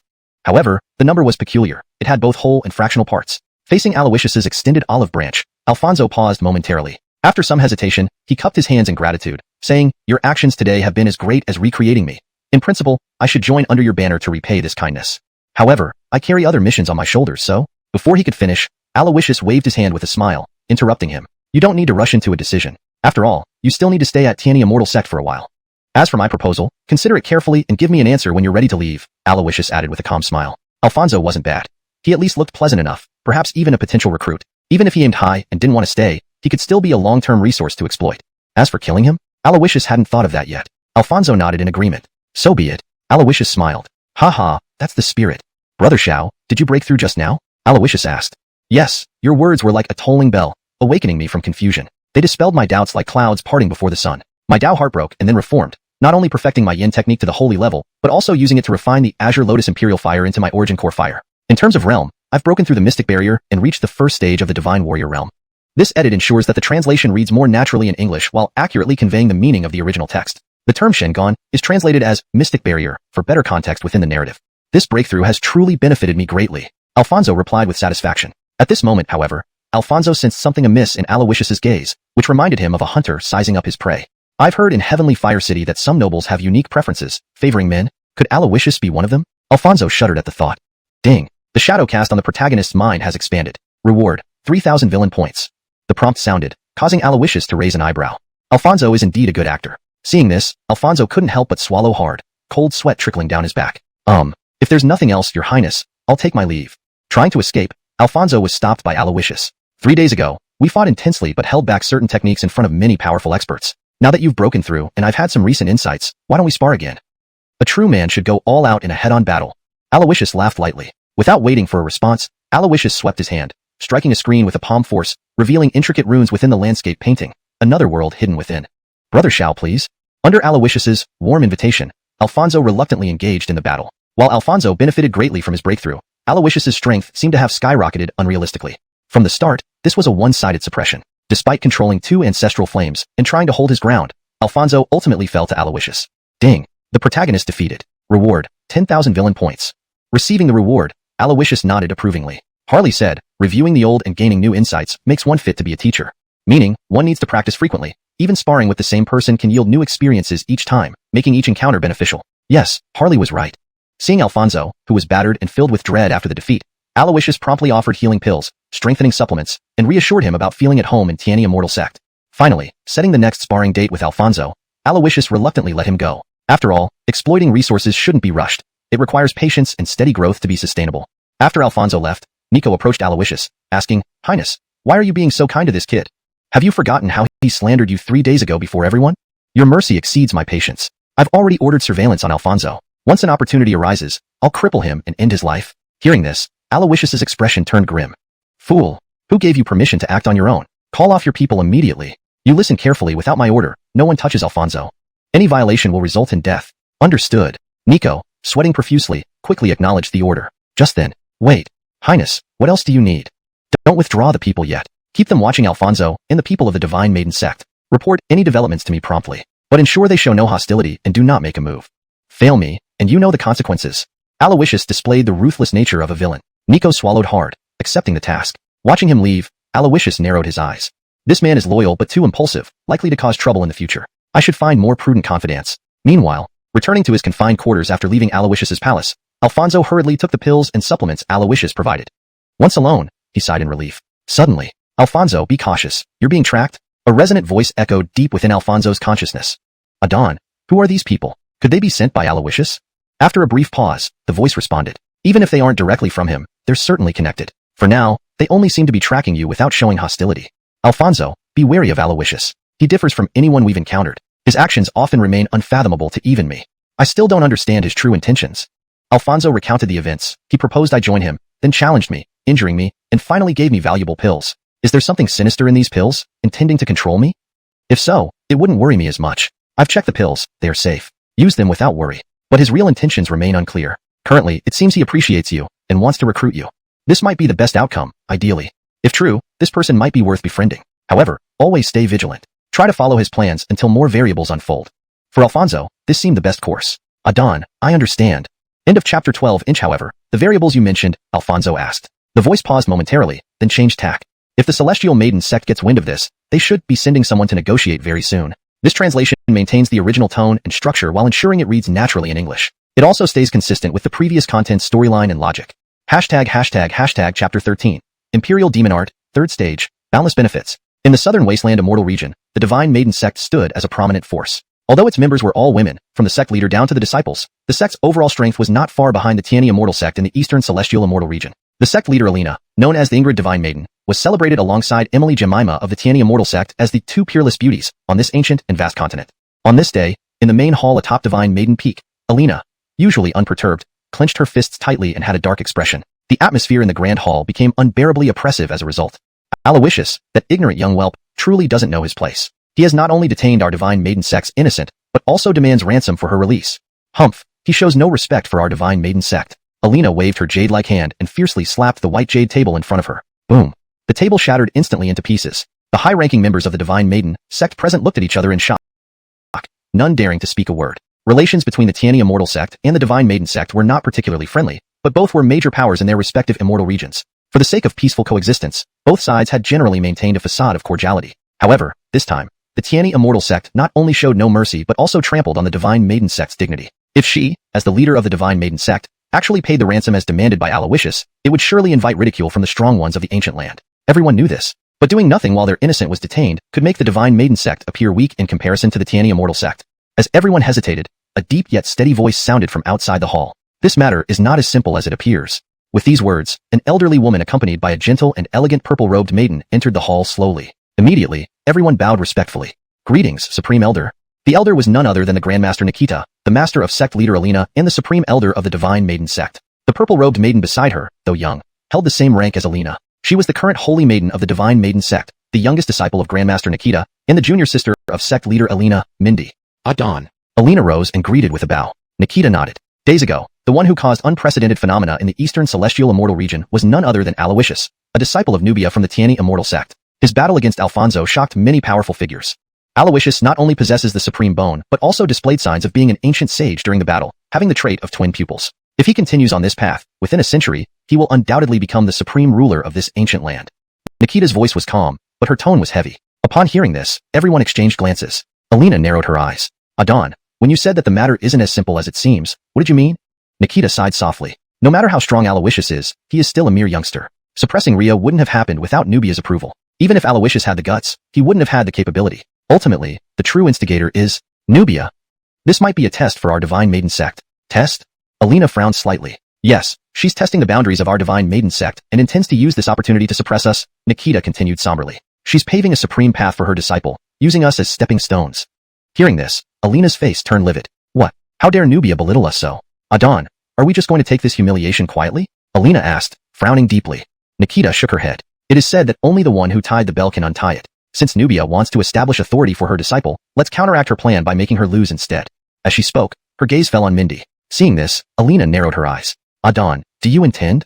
Nikita nodded subtly. During her seclusion, Aleka comprehended the primordial sword canon of the Azure Heaven Sword Emperor and refined the Adiel Sword Soul Stone, hidden in our sect for tens of thousands of years, giving birth to a sword soul within her. Today, among peers, she is nearly unmatched. Aloysius won a tough battle against Alfonso 3 days ago, which suggests that he is not much stronger than Alfonso. However, Aleka is now significantly stronger than Alfonso. In this visit, let Aleka join you under the guise of sparring, to challenge Aloysius. Make sure to build enough hype before the fight, ensuring Aloysius loses publicly. This way, all Nubia's efforts will only serve to elevate Aleka and our divine maiden sect. Nikita looked at Mindy and smiled calmly. Aleka, are you confident? Mindy pursed her lips. Thank you, Adon, for your trust. If Aloysius only retains the strength he showed previously, I'm certain I can defeat him. However, if he has hidden capabilities, there might be unforeseen outcomes. Nikita chuckled softly. Not overconfident nor underrating your opponent is commendable. To ensure absolute success, I shall impart another transformation to you. Turning to Alina, she added, prepare the groundwork well over the next few days. Once Aleka completes her transformation, it will be Aloysius's downfall. In the Eastern Celestial Immortal region, at the Tiani Immortal sect, Aloysius received news that the incident involving Rhea had caused quite a stir in the Divine Maiden sect. Sect leader Alina took it seriously and promised to come personally in her reply to Nubia. However, considering this wasn't a flattering affair for the Divine Maiden sect, even if Alina came, they would likely keep it low-key. Yet, they did the opposite, making it widely known. Moreover, after Alina's response, there was no further development, suggesting much ado about nothing. What exactly is the Divine Maiden sect up to? Aloysius muttered, finding it hard to decipher. He wasn't overly concerned about this matter. Matters concerning sect leadership should be left to the senior disciples and elders. Overthinking wouldn't change anything. Instead, he focused more on his own strength. After their last encounter with Alfonso, he had accumulated almost 170,000 villain points. He first used 50,000 to advance the ninefold Imperial Demon Art to the 3rd stage. Then, he spent 100,000 points to learn the invincible twin pupil skill, Boundless Benefits. This skill allowed him to emit life essence to rapidly heal injuries and maintain peak physical condition. Feeling satisfied with his progress, Aloysius nodded. Good, very good. The Imperial Demon body is already incredibly resilient, comparable to ancient beasts in physical endurance. Combined with this skill, even if my opponent is stronger, as long as they can't kill me in one blow, I can wear them down in prolonged combat. As for offensive skills, he would consider them later. In battle, survival always comes first before any form of offense. Strength improvement feels great, but it costs a lot.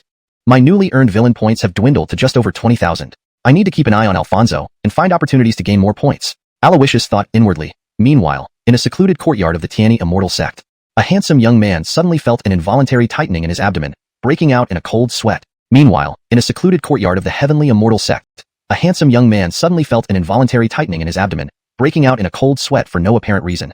Chapter 14. A Friend's Wife. No need to be polite. Report. Your Highness, Elder Rhea of the Goddess sect attempted to break through the soul control curse imposed by the Emily. The curse has shown signs of weakening. Rhea's aura is faintly showing signs of recovery. Reporting to your Highness, the 13 guards of Star Moon Palace are secretly plotting to lure you into lifting the soul control curse so they can escape the Immortal sect. Your Highness, Rhea failed in her attempt to break the soul control curse and has offered her lifebound treasure in exchange for your mercy. Your Highness, Rhea escaped? Rhea has been caught again. In recent days, those sent to monitor the situation kept bringing news. However, Aloysius was indifferent to these important messages and paid little attention. You people, what do you even do? Can't you tell what's important? Go away. I don't want to be bothered with this nonsense all day long. Until, Your Highness, early this morning, Alfonso left the courtyard where he was confined, left the sect, and went to the Spirit Cultivator Market in Tiani Immortal City. He had special permission from you, so the disciples on duty dared not stop him and could only follow him. Upon hearing this, Aloysius was taken aback. Damn, how could you report such an important matter so late? With that, his spiritual energy surged, and he dashed out of the hall like an arrow released from a bow. Tiani Immortal City is the largest city in the Eastern Divine Realm. Though named Immortal City, its scale is comparable to that of an entire nation. This is the main gate of Tiani Immortal Sect, with the city lord position held by the innocent of the sect. The Spirit Cultivator Market, located within Tiani Immortal City, is specifically designed for cultivators. Be it cultivation techniques, martial skills, divine abilities, treasured spells, weapons, magical treasures, spirit pets, or elixirs, anything related to cultivation can be found there. While the Tiani Immortal Sect does have a treasure pavilion, the prices there are relatively high, leaving no room for bargains. Thus, many sect disciples prefer to shop at the Spirit Cultivator Market. Of course, most people who go there hoping for a bargain usually return empty-handed. However, no one would deny the existence of great opportunities amidst the mixed quality items in the Spirit Cultivator Market. This Alfonso is a son of destiny. A random stone from the ground might turn out to be an ancient relic. With such a prime opportunity to take advantage, how could I miss out? Aloysius thought to himself. Guided by his informants, Aloysius quickly found Alfonso. He was haggling with a stall owner over a simple item. TSK sir, this jade hairpin, made of green spirit jade, can calm the mind and spirit, but 300 spirit crystals seems a bit excessive. I wish to buy it as a gift for my fiancée, but you shouldn't take advantage of me just because I'm from out of town. I'll take it if you lower the price to 250 spirit crystals. Alfonso examined a delicate jade hairpin, haggling rather shrewdly. The stall owner frowned. Young man, you seem to understand value. How can you say something so lacking in insight? This hairpin was crafted by Adon Dugiyu. Selling it to you for 300 spirit crystals is already a loss for me. If you find it too expensive, put it down. Good things never lack buyers. As he spoke, the stall owner reached for the hairpin. Seeing this, Alfonso quickly grabbed the hairpin, grinning broadly. Sir, no need to rush. I didn't say I wouldn't buy it. How about this? This jade hairpin plus this old tower for 300 spirit crystals. Saying this, Alfonso picked up an old bronze tower from a corner. The stall owner raised an eyebrow. Hey, friend, this tower is also valuable. You should add 50 more spirit crystals? Watching this scene from afar, Aloysius couldn't help but laugh inwardly. It's the typical routine of a son of destiny, pretending not to know the true value of items to create an illusion of being an easy target, making the seller think they're making a huge profit while casually grabbing the real treasure as a bonus. This trick usually works wonders for sons of destiny, but this time, Aloysius saw through it. Meanwhile, Alfonso, who was giving a top-notch performance as a struggling buyer, suddenly felt a chill run down his spine. Next moment, well, Xiao brother, what a coincidence. Aloysius's voice rang out. Hearing the familiar voice, Alfonso couldn't help but tremble. The stall owner immediately fell to the ground. Your Highness. Aloysius waved his hand. No need for formalities, sir. I'm here to browse the market as well. The honor of serving your Highness flatters me, the stall owner replied fearfully. Aloysius helped him up, smiling gently. This Xiao brother is my friend. Has he found anything interesting from your stall? The stall owner's face turned awkward. Oh, this young gentleman, this young master is a friend of your Highness? It's this old man's fault for misjudging. The jade hairpin and the tower aren't worth much. You can have them as a token of respect. Frankly speaking, any knowledgeable person would see that selling the jade hairpin for 30 spirit crystals would be considered pricey. 300? Pure deception. As for the old tower, it was something the stall owner picked up from the roadside and didn't consider valuable at all. Alfonso, naturally, knew all this. Now, looking at Aloysius, he felt puzzled. Is he helping me? Before Alfonso could think further, Aloysius patted him on the shoulder and said calmly, if you're short on funds, Xiao brother, feel free to tell me. Between brothers, I can lend you some spirit crystals with interest set at 9 to 13 repayment. Hearing this, Alfonso couldn't help but twitch his mouth. What a loan shark offer. Not necessary. Alfonso responded awkwardly. We're family. No need for formality. I heard you wanted to buy this jade hairpin for your fiancée. As they say, when it comes to a friend's wife, no need to be polite. Since you're short on cash, I'll buy this jade hairpin for you, showing some care as an older brother. Turning to the stall owner, he waved his hand grandly. I'll take everything on your stall. What's your price? The stall owner looked stunned. If your Highness likes them, you can just take them all. It's an honor for me. Aloysius's gaze sharpened. What kind of person do you think I am? I, Aloysius, am known for caring about the people. If you won't name a price, let me do it.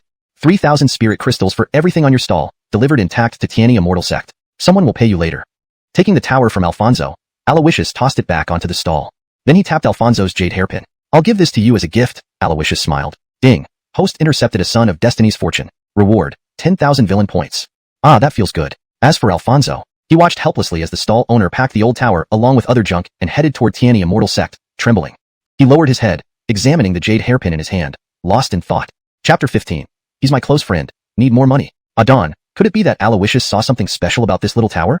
Alfonso communicated with the voice deep within his consciousness using his divine sense. Though it's possible, it's not very likely. This small tower is far too ancient. Even I can't be sure what kind of treasure it might be. Besides, even if it was a treasure once, it may now be broken and turned into scrap iron. The old man didn't sense any guardian aura from Aloysius. If he only relied on himself, there's no way he would recognize the uniqueness of this tower. So, his actions were probably just luck, the voice analyzed. Pity about that precious treasure. Alfonso sighed helplessly. It's not entirely a pity. After all, even if we bought it, whether we can use it is uncertain. This spirit cultivation market is vast, absolutely more than just this one treasure. Keep looking. You might find something better suited for you. The voice consoled him. Alfonso nodded. I understand, Adon. Should we lose Aloysius? So he doesn't take away any more blessings. The voice laughed helplessly. Lose? How do you lose someone who, though polite to you now, ultimately considers you as captive? You owe your freedom to his goodwill. If you anger him, you might not even get into this market. Besides, with his identity, things will be easier here. At least, you'll save some unnecessary expenses. That much was true. Now, Alfonso only hoped Aloysius wouldn't meddle anymore. Meanwhile, ding, today's task. It's all mine. Task content. Interrupt the destined main character Alfonso's fortune 7 times or more. Aloysius frowned as the system's voice sounded. System, that's not right. Don't you know Alfonso is my brother in arms, my dear friend? Need more money. Aloysius, you've got the wrong person. The system's voice rang out again instantly. Task reward, Phantom Dragon Roaming, God level martial art, 10,000 villain points. TSK, it really knows me well. Next, Aloysius followed closely behind Alfonso, seemingly chatting casually but actually always ready to snatch opportunities. Whatever Alfonso liked, Aloysius immediately bought at high prices without hesitation. Ding, host intercepted Destiny Sun's fortune, rewarded with 5,000 villain points. Host ruined Destiny Sun's opportunity, rewarded with 8,000 villain points. Host ensured Destiny Sun had nothing for 3 hours, rewarded with 12,000 villain points. Host fifthly intercepted Destiny Sun's fortune, completing 5 consecutive world-class feats, rewarded with 15,000 villain points. Within a few hours, the system's notifications kept coming. Although he spent nearly 100,000 spiritual crystals, it was peanuts to Aloysius. Items of fortune snatched from Alfonso, while unknown treasures and usage were undoubtedly priceless since they were recognized by the system. In contrast, Alfonso found nothing and developed deeper psychological scars from Aloysius. Buying whatever Alfonso wanted reminded him of an overbearing CEO, flaunting wealth in front of his wife. Could Aloysius really like him? Thinking this made him shiver and feel uneasy. Adon, with Aloysius around, it's hard to gain anything. Let's go back. Under Aloysius's gaze, he felt deeply uneasy. Fine, we should keep our distance until we figure out his real intentions. Go back, huh? Wait. The voice suddenly sounded excited. Adon, what is it? Alfonso asked. Xiaojing, don't rush back. There's a good thing right next to you. Alfonso's heart raced, but he kept his face calm. He slowed down and glanced at nearby stalls. Adon, you mean? Alfonso frowned. Do you see that beast tooth? That tooth carries the aura of the great wasteland region and harbors a drop of primeval beast blood. Though only a drop, it's definitely pure-blooded ancient beast blood, filled with vitality and power. You must get this drop of blood. When the time comes, it might help you refine the eternal green spirit flame, one of the 9 ancestral fires. The voice urged repeatedly.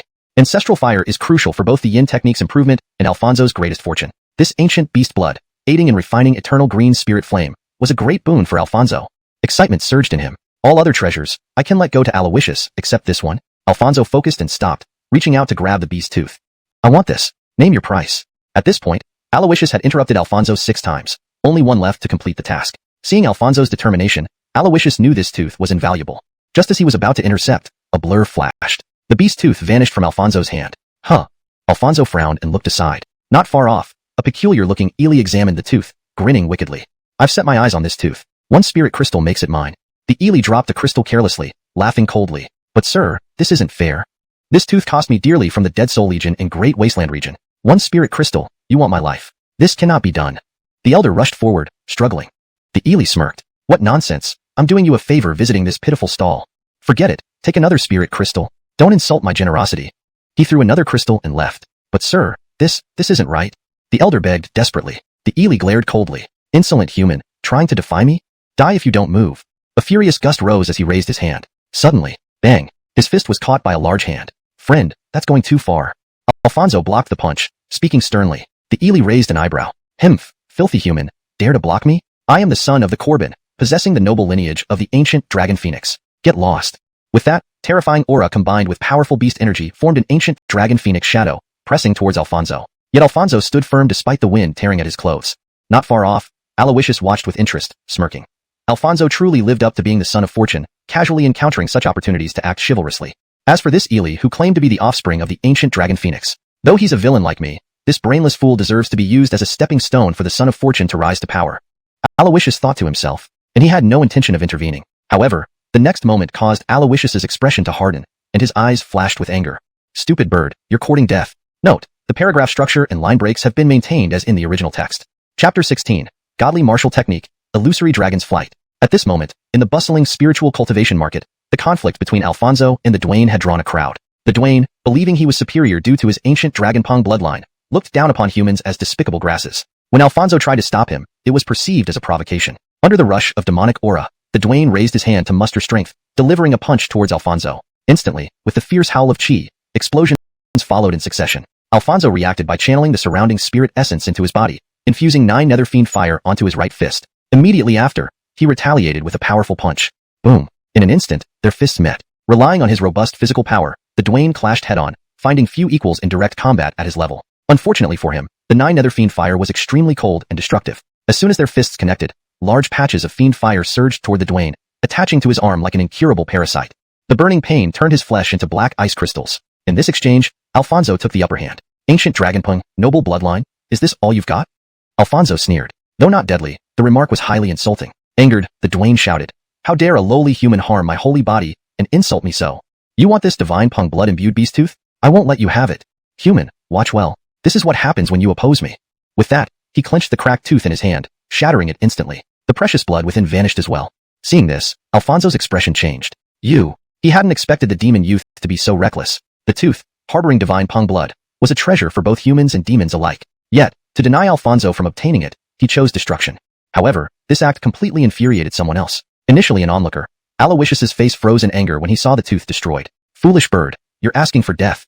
This tooth was crucial for Aloysius's mission. It was Alfonso's fortune and a vital component. He sensed Alfonso intended to leave the market.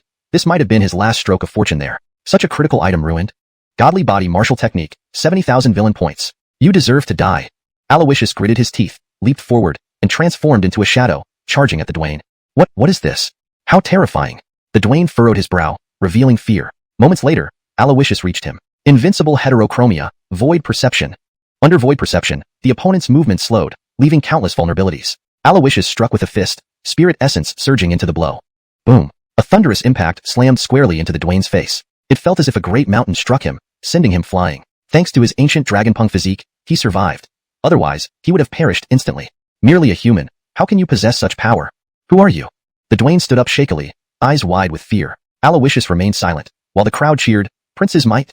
Indeed fitting for a prince. Don't waste words with this fool. Teach him a lesson.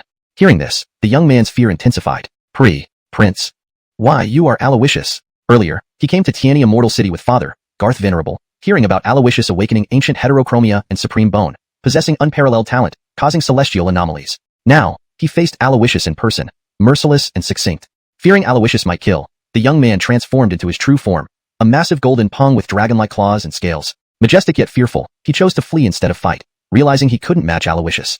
Aloysius narrowed his eyes, shouting, "Foolish bird, did I say you could run? Stay behind." With 5 fingers outstretched, intense sword intent erupted from his fingertips. Space distorted around the ancient pong, generating illusory great swords. A green Jade Dragon spiraled amidst intertwining sword energy. Heaven-grade martial technique, Jade Dragon Sword Domain, exclusive to Tiania Mortal Sect. This technique was cultivated by the prince. Instantly, spirit essence exploded, sword slashed, confining the golden pong in the Jade Dragon's space, drenching in golden blood. The ancient pong, an ancient breed of pure-blooded beast, possessed invaluable blood. Screams filled the Jade Dragon Sword Domain. Aloysius, we have no enmity. Why do you seek my life? My father is Venerable Garth, a renowned strongman of the great wasteland realm. Even your master must respect him. You cannot kill me. Amidst piercing cries mixed with dragon roars and sword sounds, Aloysius focused, enough noise.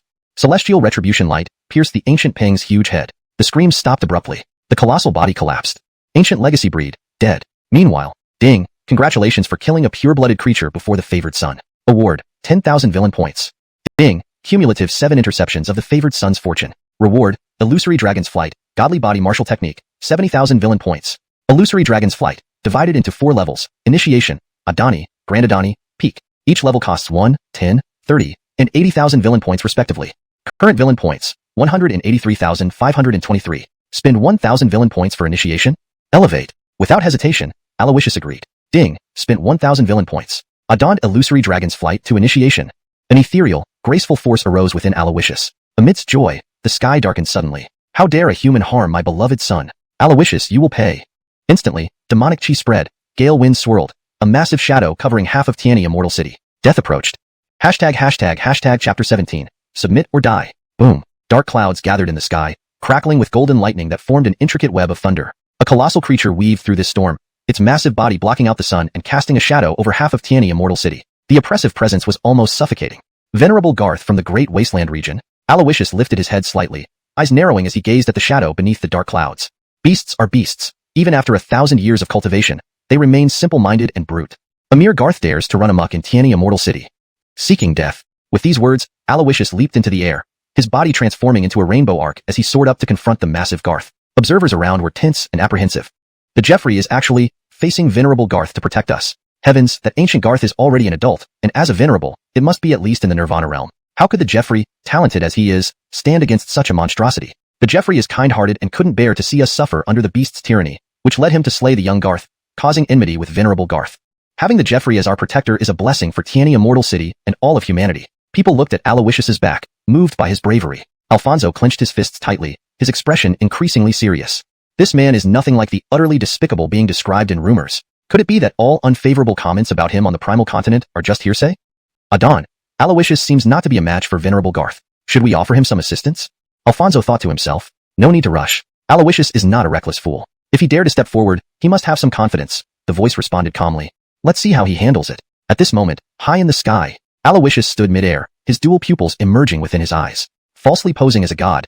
You've polluted my Tiania Mortal City. Duplicate eyes, insight void, shatter. As he spoke, divine light erupted from his dual pupils, slicing through the darkness like the dawn piercing through night, dissipating all the gloom in its path. A giant ancient Garth, its wings spanning 100 feet, appeared before Aloysius. Duplicate eyes of the ancients? Indeed, the legends are true. Venerable Garth's gaze turned icy cold, then shifted abruptly. Even if you possess the appearance of a born saint, you should not be so brutal as to harm my child. Today, I shall make you and your ilk pay for my child's life. With those words, the golden feathers fluttered down like arrows raining from the sky, aimed directly at Aloysius. Seeing this, Aloysius's eyes sharpened. Not moving yet?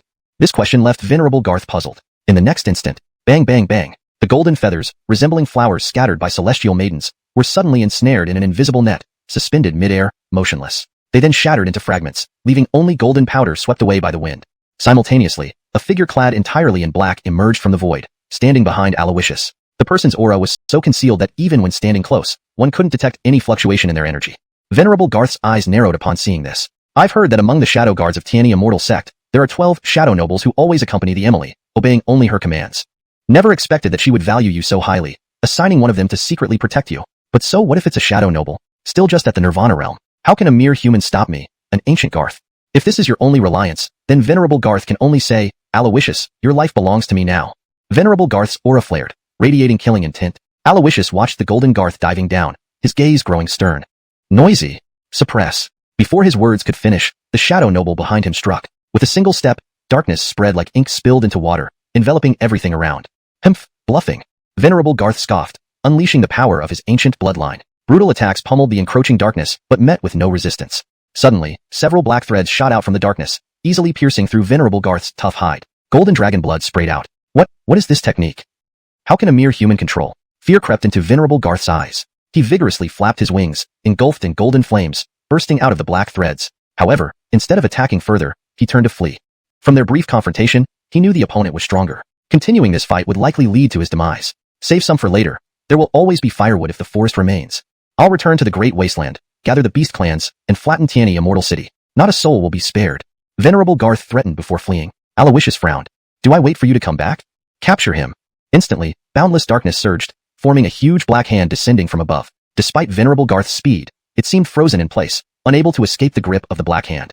Next, the hand tightened, and the darkness exploded inward. Boom! A loud explosion echoed, accompanied by screams of agony as the colossal ancient Garth plummeted to the ground heavily. In one move, Venerable Garth was gravely injured. Aloysius smirked. An ancient Garth, indeed a treasure trove. Its blood and essence could fortify one's body and enhance cultivation. Its meat was not only a rare delicacy but also contained pure energy. Moreover, there might be primal treasure bones within its body, recording ancient powers. Humans who learned these skills called them Garth treasure techniques. The golden feathers, scales, and claws were perfect materials for forging divine weapons. And Venerable Garth, with a hint of divine dragon blood, could make an excellent mount. Asterisk ding. Host's ruthless dominance fits the villainous style. Suppressing a Nirvana stage ancient Garth rewards 20,000 villain points. Asterisk. Aloysius nodded. System. Is there any way to make this ancient Garth willingly become my mount? He asked. Host can spend 80,000 villain points to purchase the ancient forbidden art. Soul control technique from the store. Soul control technique. An ancient forbidden art that involves implanting a thread of one's soul as a soul seed into the target's mind, allowing complete control over the target's life and death. Note. The soul seed must be perfectly anchored. Any failure can fatally backfire on the user. Additionally, this technique does not work on chosen ones or chosen daughters. Would you like to exchange? Exchange. Aloysius agreed without hesitation. Instantly, a flood of information rushed into his mind. His eyes gleamed eerily. He walked forward, coldly eyeing the wounded ancient Garth, his expression unyielding. Beast, you have two choices, submit or die. Chapter 18. Ancient Prohibited Technique, Soul Control Art. Aloysius stood there radiating an aura of invincibility, and under his double pupils, he exuded a majestic presence. Upon hearing Aloysius's words, Amador's massive body flickered, instantly enveloped in golden light, shrinking continuously. Ultimately, he transformed into a human form. This was a middle-aged man draped in a golden robe, who commanded awe without anger. Though he had an air of imperial dominance, he was now bruised and disheveled. Your Excellency, subordinate is willing to submit. Amador cast a glance at the basil shrouded in black behind Aloysius, swallowing hard. However, despite his words, a shadow of darkness flashed across his eyes. Himph, how dare a mere youth make me submit? What I fear is only your basil behind you. Once this person leaves, I will capture you both and return to the Great Wasteland domain. Now, just let you have some temporary joy. Amador thought to himself darkly. That shadow of darkness did not escape Aloysius's double pupils. This old thing is indeed unreliable. Aloysius chuckled inwardly, sizing up Amador, his gaze becoming grave. If you submit, then put down all resistance and let me plant a mark in your mind. See. From now on, you shall be my steed. Upon hearing these words, Amador couldn't help but frown. Steed? How could this boy dare ask such a revered figure like him to become his steed? Himph, let you plant it then. I want to see what tricks this minor deity martial realm can play. Amador thought disdainfully. Next moment, he truly let down all resistance. Ancient Prohibited Technique, Soul Control Art. Aloysius raised a hand and pointed, driving a soul seed directly into Amador's forehead. Instantly, Amador trembled.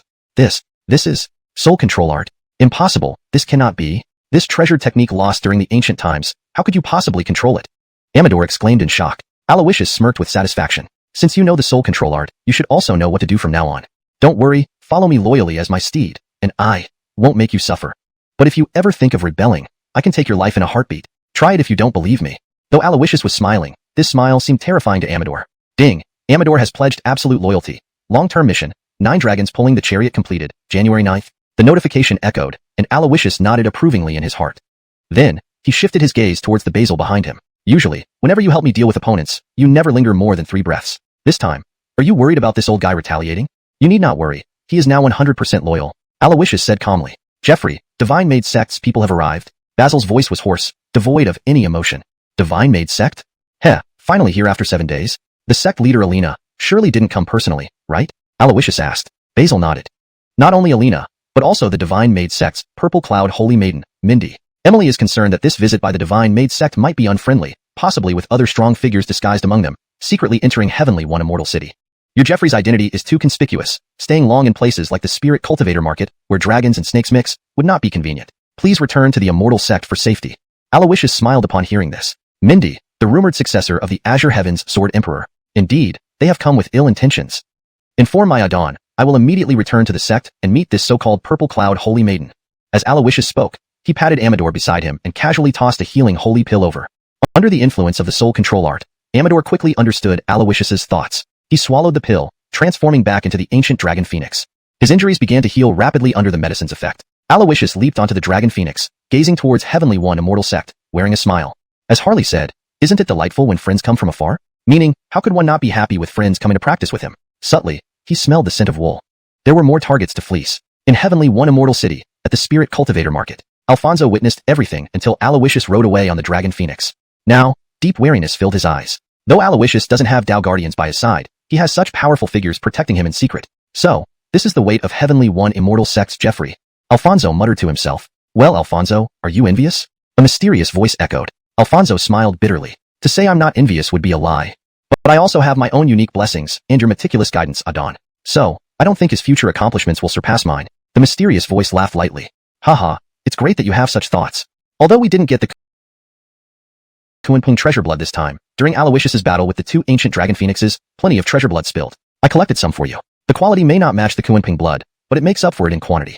After returning, use the medicine bath tempering method I taught you to refine your body with half of the dragon phoenix blood. Save the other half for capturing the eternal green spiritual flame. Upon hearing this, Alfonso raised an eyebrow. Adon, you know where the eternal green spiritual flame is? The mysterious voice laughed again. When wandering the primeval continent, I once had a chance to obtain the eternal green spiritual flame but missed it due to carelessness.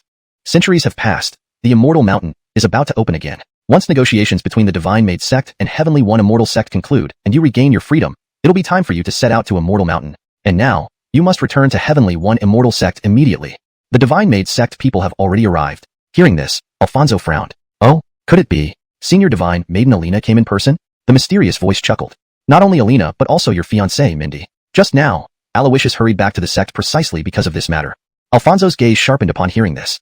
Mindy, she emerged from seclusion, at Heavenly One Immortal Sect, in front of the Heavenly One Divine Hall. Divine Maiden Alina and Holy Maiden Mindy, surrounded by several strong figures from Divine Made Sect, met Nubia. Rhea and others had been brought along, bearing soul control curses, standing beside the many powerful figures of Heavenly One Immortal Sect. Nubia, since our sect has arrived, you should release them.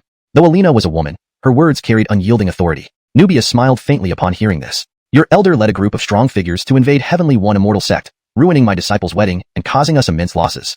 Settle this account first before releasing anyone. Upon hearing this, Rhea exchanged glances. Back then, Aloysius's wedding was cancelled by Nubia, and it had nothing to do with the arrival of Divine Made Sect. Nubia, don't defame us. What does this have to do with us? You are clearly extorting, Rhea retorted. However, before she could finish, slap, Nubia's delicate hand waved, striking Rhea's face sharply from a distance. An obvious red palm print appeared on her fair cheek. If you know I'm extorting, why do you, this hostage, speak up? Nubia coldly replied. Seeing this, Alina's beautiful eyes narrowed. Nubia, you? Beating a dog still requires regard for its owner. Nubia's actions were undoubtedly meant to intimidate her. And just at this moment, senior sister, calm down, she's intentionally provoking you. Don't forget the purpose of our journey. Mindy secretly transmitted her voice as a reminder. Alina nodded silently, her gaze sweeping over the crowd of Tiani Immortal Sect. I've always heard that the Jeffrey of Tiani Immortal Sect was born a sage, unparalleled in talent. Why isn't he showing himself today? Alina said calmly. Before her words had fully settled, fierce winds suddenly swept across the sky, and a surge of demonic aura filled the air. Everyone became aware and looked up to see a golden dragon phoenix soaring high above. An ancient legacy, an upper ancient dragon phoenix? The crowd squinted their eyes, recognizing the identity of this creature.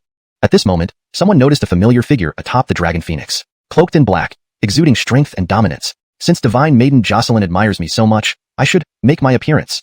I am Aloysius, the Jeffrey of Tiani Immortal Sect. In this translation, I've maintained the original paragraph structure and line breaks while ensuring fluency and coherence with the previous content. The names are kept consistent using pinyin, and the overall tone and style have been preserved. ##### Chapter 19. Unstable Destiny, half a female lead. Aloysius's voice thundered across the sky above the Tiani Divine Hall. The crowd turned their gaze and saw a black-clothed youth standing on the head of an enormous ancient dragon pong. His eyes exuded disdain, and his presence was incomparably domineering. He is the young supreme one who possesses the ancient heterochromia and the supreme bone, Aloysius? Indeed, he has an extraordinary aura, but he seems a bit too arrogant, not quite my type. Mindy furrowed her brows slightly, a trace of disdain flashing in her beautiful eyes. Beside her, Alina's expression was indifferent, but inwardly she harbored deep resentment. Hemph, if the beam is awry, the rafter will also be crooked. Although Reina is hailed as the Emily, she is considered a Claire by countless righteous figures. Her disciple indeed mirrors her behavior. Arrogant, tyrannical, and disrespectful to seniors. Even with unparalleled talent, such temperament will hinder great achievements. Alina thought to herself, her eyes full of contempt. At that moment, Aloysius leaped from atop the ancient golden pong and landed gracefully beside Reina. Adon, I have returned, Aloysius said respectfully. Reina nodded inwardly, turning her gaze to the Matthew who had transformed into human form behind Aloysius. Johan, who is this? She asked. He claims to be the Matthew from the Great Wasteland Realm, an ancient dragon pong at the Nirvana stage. We met today at the Spirit Cultivation Market, and he willingly offered to serve me as a mount, Aloysius explained lightly. These words. The Matthew's expression turned awkward. Willingly? When did you see any willingness in my eyes? Reina nodded.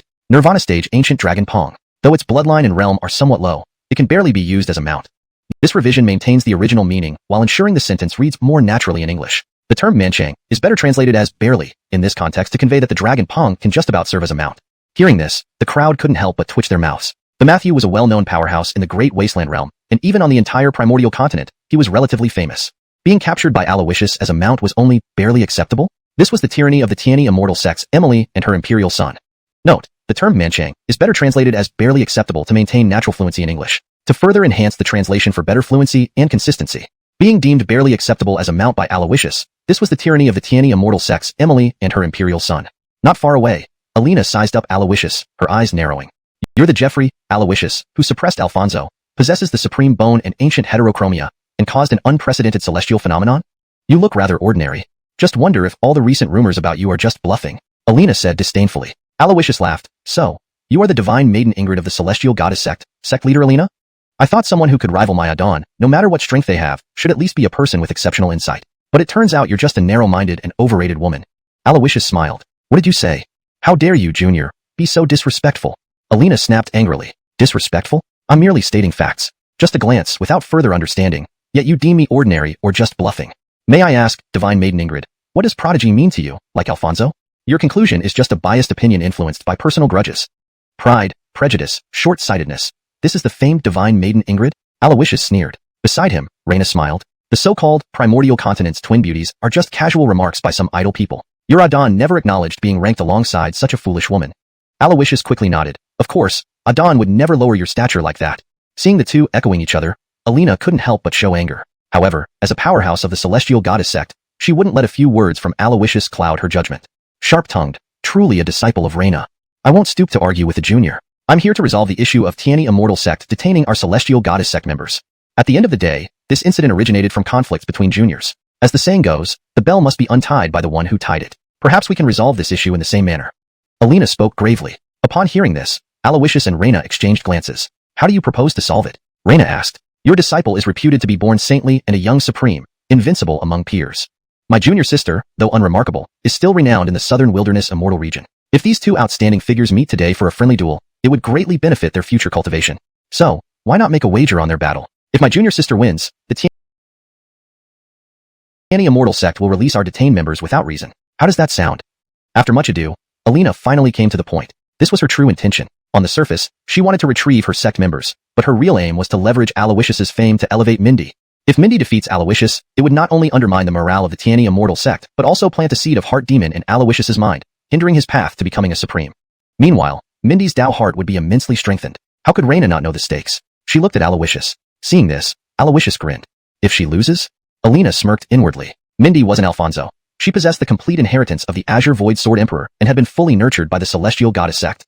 Recently, Josh had bestowed upon her a mysterious trump card that ensured her invincibility. Lose? Huh. Before Alina could respond, Mindy stepped forward calmly. If I lose, Elder Ria and I will accept any punishment from the Tiani Immortal sect. Execution, torture, or sale. All decisions belong to the Tiani Immortal sect. Reina nodded inwardly. Sinner, what do you think? Aloysius shrugged. She put it on the line. I can't avoid the battle. Just wonder if this holy maiden can decide for divine maiden Ingrid? Alina nodded. Aleka speaks for me. Afraid you won't dare accept? Aloysius waved dismissively. Enough with your clumsy provocation. I accept this battle. With that, Aloysius leaped onto the open square in front of the Tiani Divine Hall and beckoned Mindy. System, Mindy, as a successor of the Azure Void Sword Emperor, is a top-notch figure among the young generation. With such great fortune and destiny, and being the fiancée of the Child of Destiny, isn't her fate at least that of a Daughter of Destiny? Aloysius inquired. Fate is complex and elusive, not entirely linked to innate talent or fortune. Mindy can be considered at most half a Daughter of Destiny. Half? What does that mean? Aloysius asked. Mindy has the potential of a Daughter of Destiny, but it's unstable and easily lost. Whether she retains it depends on her choices. So, is she a Daughter of Destiny now? Aloysius pursued. For the moment, yes. The system replied. That's enough. Now, Mindy floated elegantly before Aloysius. Celestial Goddess Sect, Purple Cloud Holy Maiden. Mindy, please instruct. Aloysius smiled. Holy Maiden, hold off on the battle. I have an important question. What is it? Mindy asked curiously. Is your mother's surname Zhao, named Xianglu? Aloysius asked. Zhao, Xianglu? De Zhao Xianglu Sheng Aleka. In an instant, Mindy's face flushed with anger. Tiske, you shameless rogue. How dare you be so impolite? See my sword. A purple longsword was abruptly drawn from its scabbard. In a fleeting moment, the sword chi surged wildly. Seeing this, Aloysius's eyes blazed with battle spirit. Come on. In an instant, Mindy's face flushed with anger. Tsk, you vile rogue. How dare you be so impolite? Watch my sword. A purple longsword was suddenly drawn from its sheath. In a flash, the sword chi surged. Aloysius's eyes blazed with fighting spirit at the sight. Come on. Chapter 20. This sword is called Yinri. Under the watchful eyes of the two sects' mighty warriors, the battle erupted. Although Mindy was a woman, as the inheritor of Hagen, the once strongest individual on the ancient, desolate continent, her prowess was formidable. She instantly summoned powerful sword auras with her long sword. In an instant, purple clouds enveloped the area, and purple energy surged from the east. Endless sword chi crisscrossed, forming a dense web of swords that surged toward Aloysius.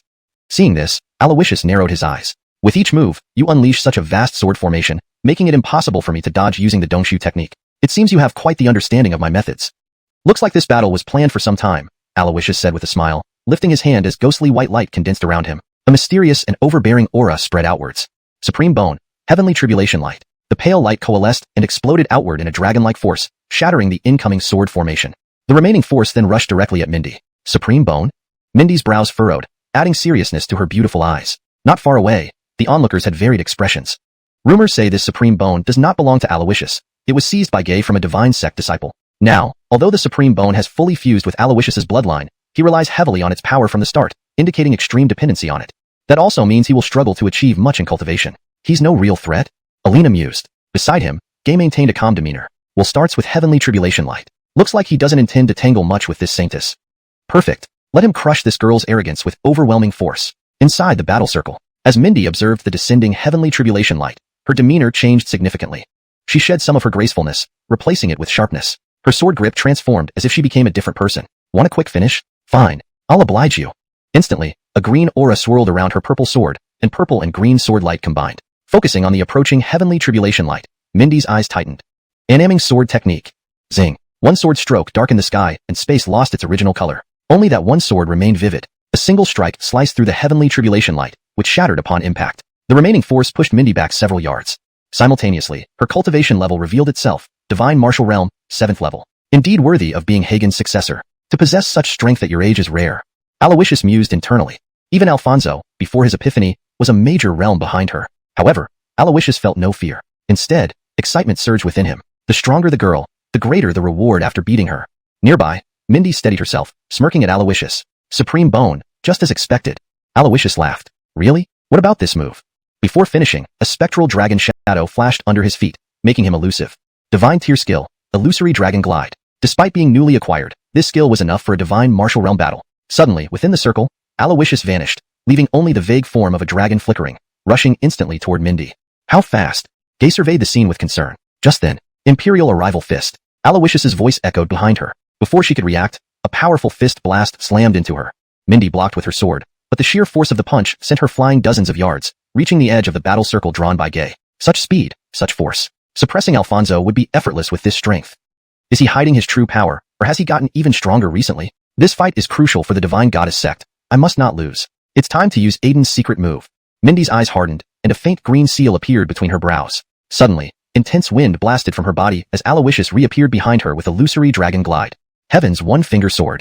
Pointing two fingers together, he unleashed a sword strike. At that moment, boom, powerful wind erupted from Mindy's body, her aura skyrocketing. In an instant, countless sword chi struck Aloysius unexpectedly. Boom. Blood spewed from Aloysius as he crashed into the ground, stirring up dust. The sudden turn of events shocked everyone. Will. Gay frowned tightly. Nearby, Alina couldn't suppress a smile. Gay, the winner is clear. Your student has lost. But before she finished, Aloysius's voice rang out. The verdict is too early. A mere scratch, nothing more. From the smoke, Aloysius emerged clad in golden divine armor, exuding regal dominance. Wearing his dual pupils, life essence flowed vigorously, rapidly healing his wounds. His invincible dual pupils, bestowed god armor, and endless vitality ensured formidable resilience, making him nearly invincible. Facing Mindy from afar, Aloysius's eyes narrowed.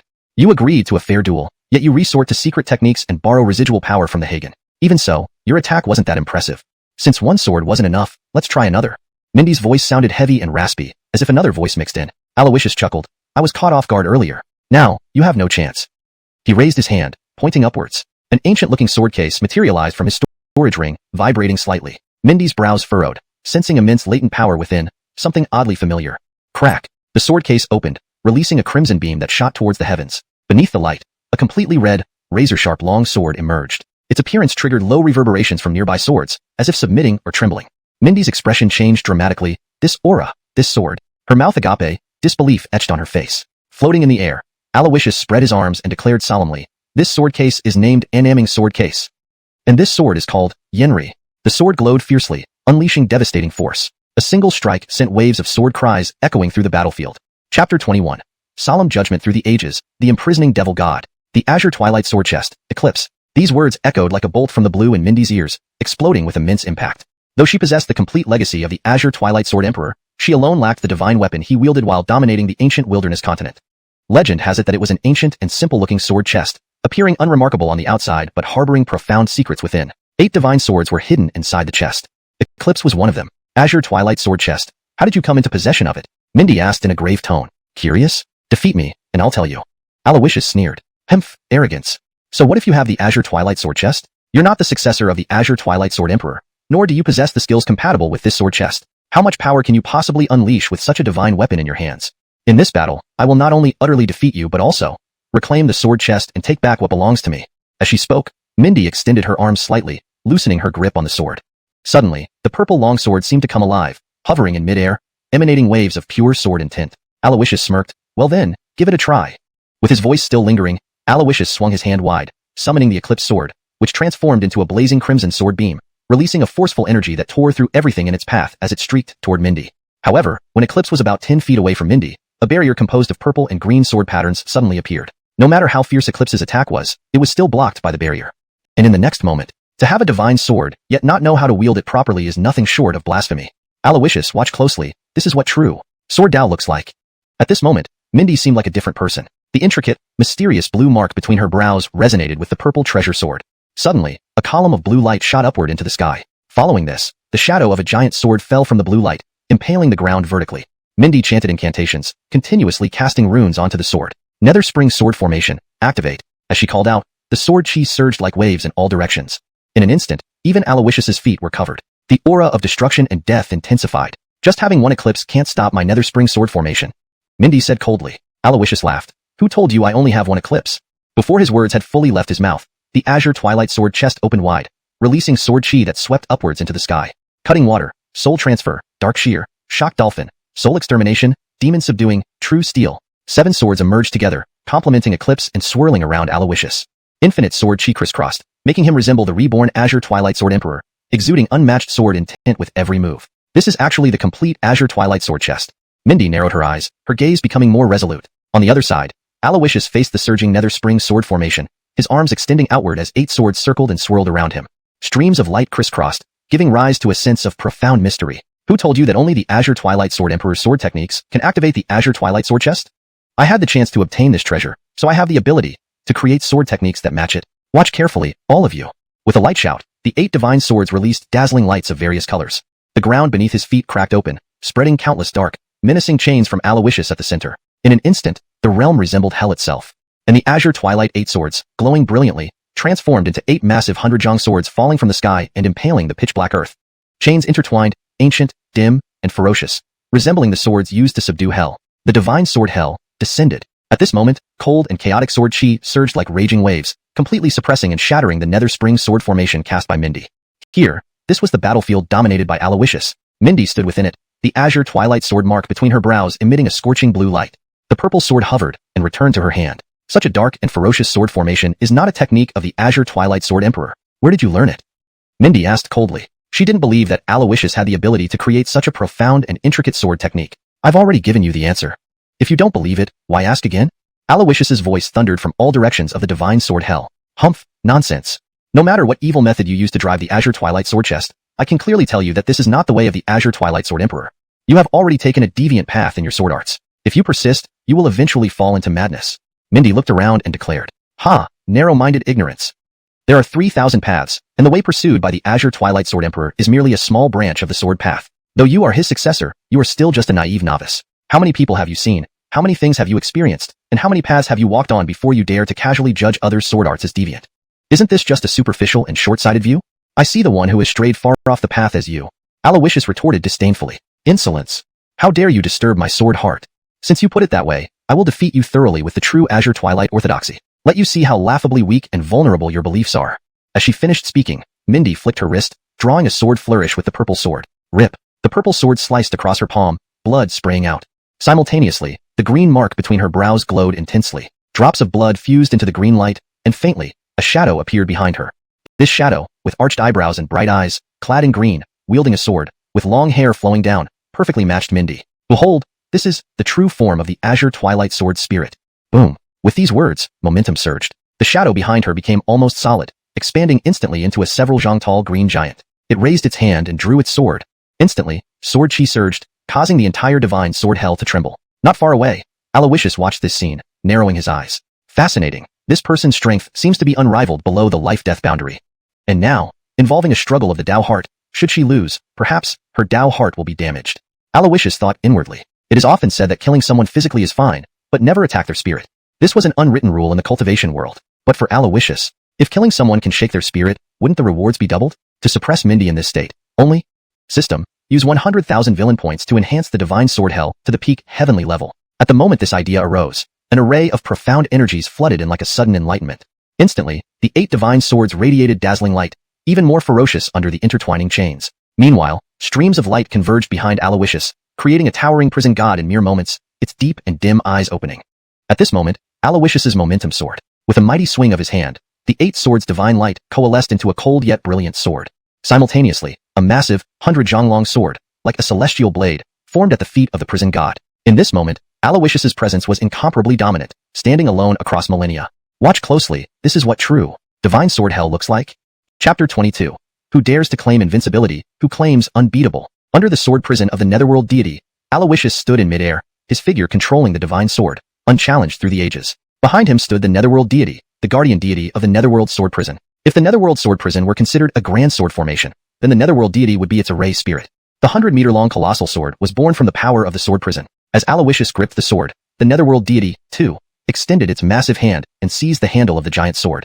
"Mindy, it's over."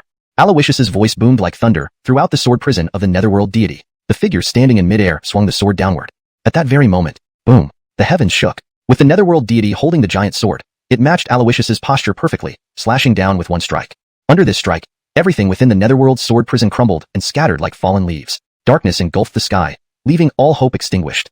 8 swords from the azure sword box transformed into 8 beams of mysterious light, soaring up to return to Aloysius's side, circling around him. Aloysius descended from the sky, dissipating his formidable aura. Not far away, Mindy appeared pale, her ethereal shadow covered with cracks resembling a spider web. The mark on her forehead also showed signs of splintering. Seeing this, Aloysius tapped lightly with his toes, transforming into an afterimage under the phantom dragon glide technique, appearing instantly behind Mindy. He raised his hand and punched forward. Boom! Spirit energy gathered into the punch, shattering the weakened ethereal shadow and the mark on her forehead. Spit! Mindy groaned as a mouthful of blood spurted out. Chime. The host has challenged above his level, heavily injuring a favored protagonist. Reward, 10,000 villain points. The system notification caught Aloysius off guard for a moment. A single punch to inflict a serious injury, and I get 10,000 villain points. If I give her a few more strikes? Thinking of this, Aloysius pointed a finger, and the eclipse sword beside him turned into a crimson beam, releasing a fierce sword aura towards Mindy. Just then, hold it. Alina intervened, grabbing Mindy back to her side with a telekinetic grasp. Mindy, being the sacred maiden of the Divine Woman sect and a highly nurtured prodigy, could not be simply toyed with by Aloysius.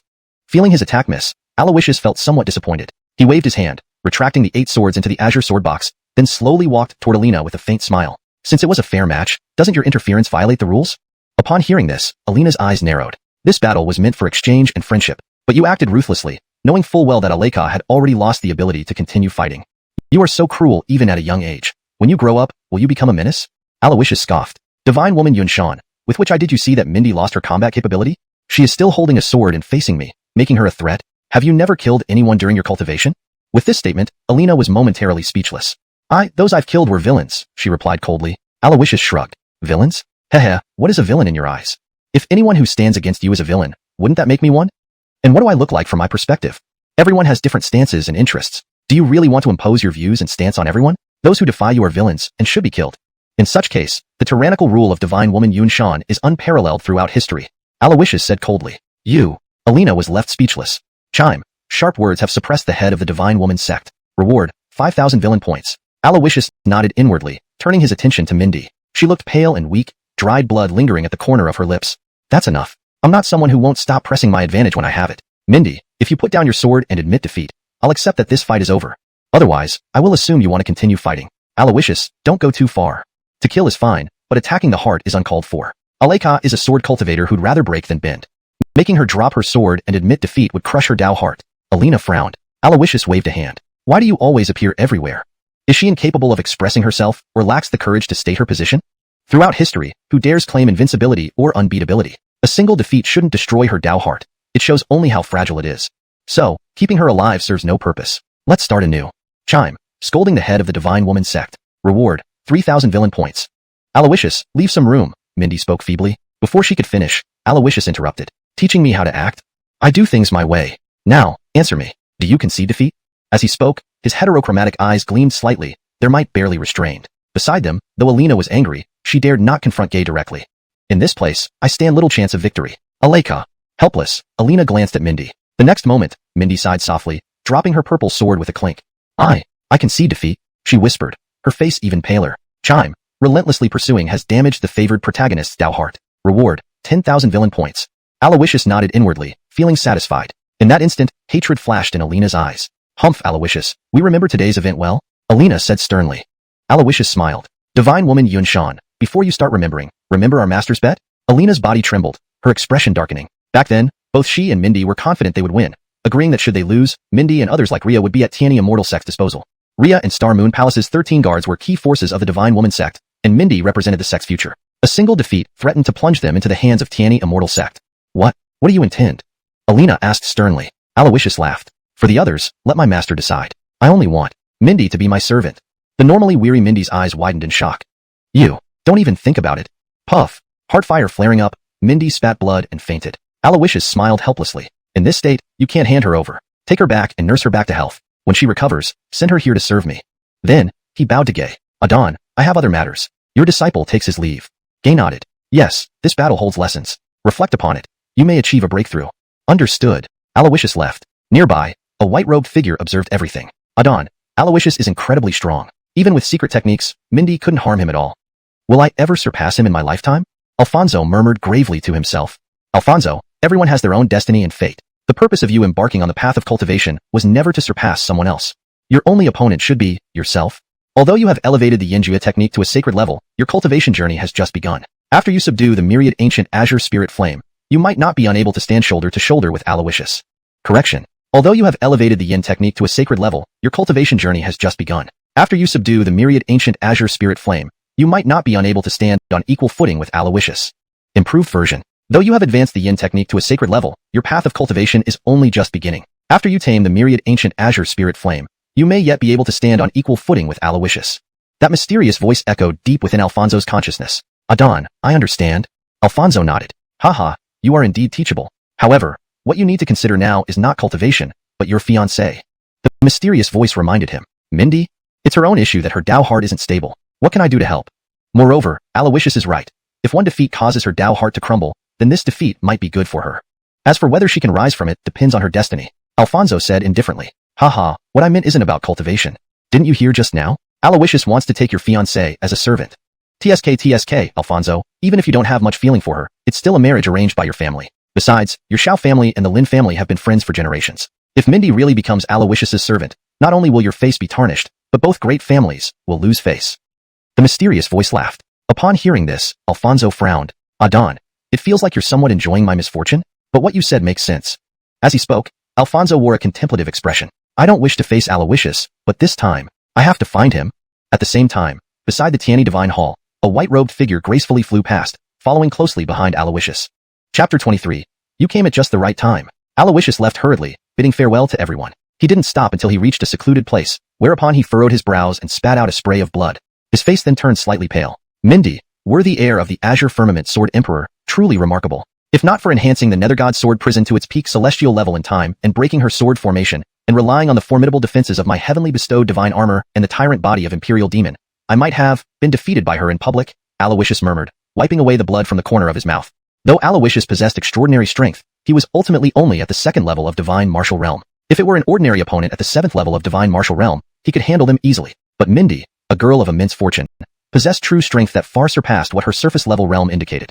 Fortunately, his desperate attempt with the Nethergod sword formation managed to break her momentum, winning him this battle. I must return to the palace first and ensure no one knows about my injury, Aloysius thought to himself. And just then, Adon, you're injured, a voice called from behind him. Aloysius's expression tightened as he turned around abruptly to see Venerable Garth standing there. So what if I am? Even if I'm injured, I can still take your life with a single thought. Don't believe me? Try me, Aloysius said coldly. Venerable Garth quickly waved his hands. Adon, please don't misunderstand. I have no intentions of harming you. Ever since I learned that the mark you planted in my sea of consciousness is the ancient forbidden art, the soul-controlling art, I have decided to follow you with all my heart. Relieved, Aloysius took a deep breath. You're smart, come along, Aloysius said before turning and walking towards his palace. Adon, Venerable Garth hesitated. Is there something else? Aloysius warned. I'm warning you, don't try anything funny. I wouldn't dare, but someone is following us, Venerable Garth reminded him. Oh. Aloysius raised an eyebrow, intrigued. This was the Tiani Immortal Sect. Even Alina wouldn't dare send someone to trail him here. Moreover, even if he couldn't detect them, they would not escape Nubia's notice. If Adon doesn't intervene, they are probably not enemies. Well, let them be for now. I will go back to the palace and recover from my injuries first, Aloysius thought to himself. Soon, Aloysius returned to the palace and used the heavy pupil technique Ibu Shi to release pure life essence. His injuries began healing at a visible speed. Venerable Garth watched with growing astonishment. What an incredibly pure life force, what terrifying recovery power. This is the power of the ancient heavy pupil. It's said that ancient heavy pupil possessors are born sages who can cut down immortals when at their peak. But the ancient records mention that heavy pupil possessors often have weaker physical bodies. Yet this man has robust blood chi, comparable to that of a pure-blooded ancient fierce beast. In my travels across the great wasteland domain, I've seen many young prodigies, but few can match Aloysius. He seems to also bear the surname Jiang, Venerable Garth mused. Before long, under the nurturing life essence, Aloysius recovered completely and adjusted his state to peak condition. During this period, Nico visited once to deliver items Aloysius had bought from the spirit cultivation market. As Aloysius released his aura and opened his eyes, a strong pressure emanated from the heavy pupil. Though he hadn't broken through to a new realm, his aura became more profound. He was getting closer to the 3rd level of Divine Martial Realm. Additionally, his control over the heavy pupil deepened further. Ancient heavy pupil wielders can open the heavens with one eye and slay immortal emperors with the other. What I've mastered now, perhaps doesn't even scratch the surface. Venerable Garth, seeing Aloysius recover and grow stronger, bowed. Congratulations, Adon. Not only have you recovered from your injuries, but your strength has improved. Aloysius nodded silently, focusing his eyes outward with the heavy pupil, locking onto a direction outside the hall. You've hidden long enough, come out now. After a long pause with no response, Aloysius calmly ordered, Garth, go fetch her. Understood. Venerable Garth instantly transformed into a blur, appearing outside the hall. The overwhelming pressure of Rebirth Realm descended. Just then, a familiar scream startled Aloysius, who immediately shouted, Stop! Venerable Garth's hand froze mid-air. Outside the hall, from behind a rockery, a white-clad figure emerged. It was Maribel. Adon, who is this? Venerable Garth asked confusedly. Aloysius waved his hand. You may leave. Yes, Adon. Venerable Garth bowed and departed. Aloysius stood up and walked toward Maribel with a calm smile. Why sneak around when coming to see me? Do you have something to say? He asked gently. Maribel pouted, turning away deliberately. Not willing to talk? Fine, if you have nothing else, go back. I have matters to attend to. As he spoke, Aloysius turned back to the hall. But as he did, he felt warmth and softness in his palm. Turning back, he saw Maribel holding his hand, her head lowered as she whispered, "I heard. You want to make Mindy your maid? Can you tell me what you're really thinking?"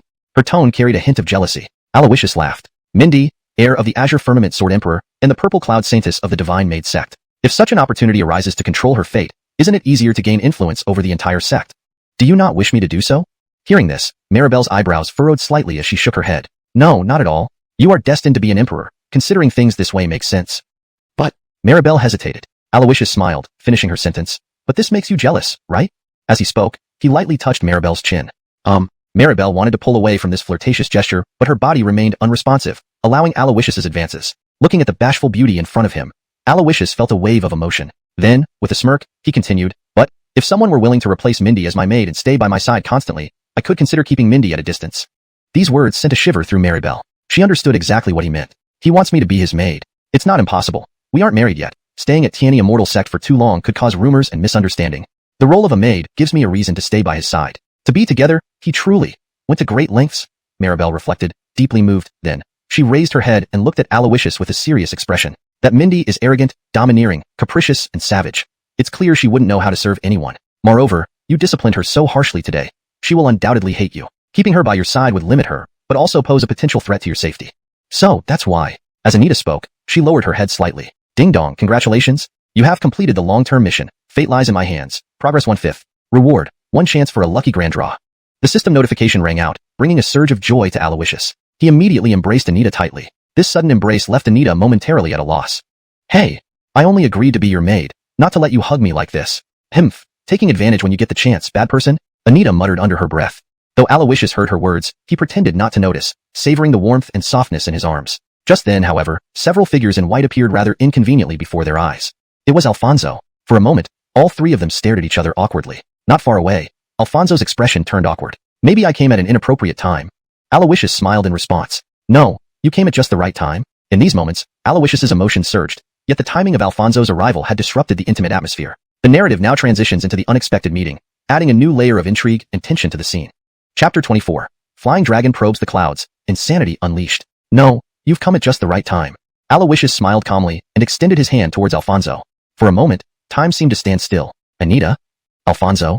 What exactly was Aloysius up to? Was he trying to appeal to both genders? Anita quickly wriggled out of his embrace and stood behind Aloysius, her face a mask of seriousness. Aloysius cleared his throat slightly. What I mean is, Brother Alfonso, it's a rare occasion for you to come here today. Come in, please. Aloysius led Alfonso into the hall. Anita followed closely behind and quickly adapted to the role of a maid, serving tea and water. Brother Alfonso, you never visit without a reason. What brings you here today? Aloysius asked with a light laugh. Hearing this, Alfonso clenched his teeth inwardly. To be honest, Brother Jiang, I am here to ask for a favor. At these words, Aloysius's eyebrows raised slightly. We are brothers. Whatever you need, feel free to say. Aloysius said generously, putting Alfonso somewhat at ease.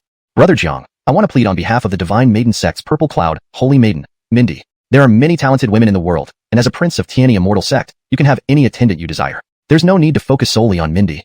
Moreover, Brother Jiang should know that Mindy is my fiancée, Alfonso explained hesitantly. To his surprise, Aloysius's eyes lit up. So, Alfonso had come for this very reason. A bold idea began to form in Aloysius's mind. Meanwhile, Alfonso sensed a flicker of excitement in Aloysius's eyes, causing him to inwardly panic. He seems excited after hearing that Mindy is my fiancée, Alfonso thought uneasily. Cough, Brother Alfonso, this matter is quite difficult. I didn't choose Mindy as my attendant because of her talent, but due to her status, Aloysius clarified with a calm smile. Upon hearing this, Alfonso frowned. Status? Indeed, Aloysius values Mindy for being my fiancée. Damn bastard. Alfonso clenched his fists involuntarily. Noticing his expression, Aloysius looked puzzled. Is this guy misunderstanding something?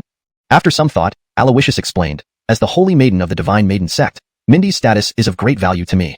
To gain control over the Divine Maiden Sect through her is an excellent opportunity, which you now wish me to abandon. This is not easy. Upon hearing this, Anita's expression became peculiar. She knew he had already agreed to let go of Mindy if she would serve him. Just as she was about to speak, Aloysius gave her a meaningful glance, and she immediately understood. This Aloysius really has a businessman's mind, wanting to get 2 deals out of 1 offer. Poor Alfonso. She chose not to expose his plan, almost taking a bit of schadenfreude from the situation. Alfonso realized that when Aloysius spoke of status, he referred to Mindy's position as Purple Cloud Holy Maiden. From his perspective, controlling a sect's Holy Maiden is indeed crucial. My request might not be enough to make him give up such a golden opportunity. Just then, little Jing, don't lose heart. No deal is impossible. It's only a matter of what price you're willing to pay. Since my plea isn't enough, perhaps we could negotiate to ensure Mindy's honor. The mysterious voice echoed again. Negotiate, Alfonso murmured, his eyes flashing with determination. Brother Jiang, if you agree to release Mindy, I can fulfill one condition for you. A smile spread across Aloysius's face. He had been waiting for this exact response. Though internally elated, Aloysius maintained a composed demeanor. Talk of conditions between brothers feels too formal. However, I do have a request for Brother Alfonso. Alfonso offered a polite nod, though he found such pleasantries tiresome. Brother Jiang, speak freely. Nodding, Aloysius continued, I want Brother Alfonso to serve as my personal bodyguard for 3 years.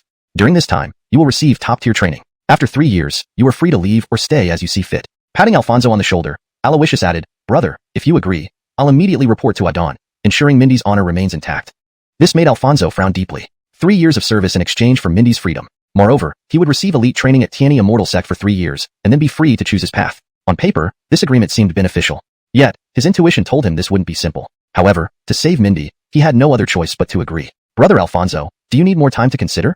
Aloysius observed Alfonso, smiling lightly. Alfonso met his gaze firmly. No need to think further. It would be ungrateful of me to hesitate given Brother Jiang's generous offer.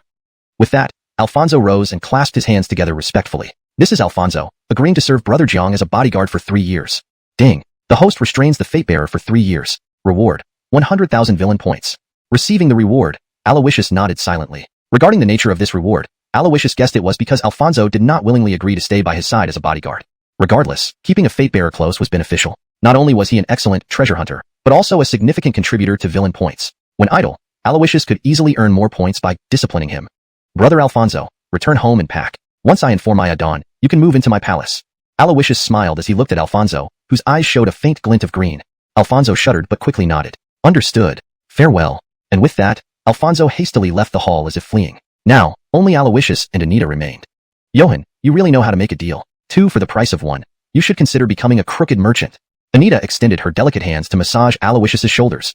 Enjoying the attention with closed eyes, Aloysius chuckled. This is called fishing for those who wish to bite. Anita paused, leaning against Aloysius from behind and smiling mysteriously. Although Alfonso was tricked into joining you, I can see you treat him exceptionally well. I even wonder if you might prefer men? Upon hearing this, Aloysius gently caught Anita's small hand and turned slightly, revealing a mischievous smile. Let's settle this right now, whether I like men or women. He pulled Anita closer, creating a rather intimate atmosphere. Her face flushed instantly, and she lowered her head, looking shy. Her hesitant yet inviting demeanor was captivating. The next moment, Anita watched as Aloysius's face approached hers. Don't. MMPH. Her words were cut short by a kiss. Ding. Host forcefully kisses fate-bearing woman. Achievement. Insanity unleashed. Reward.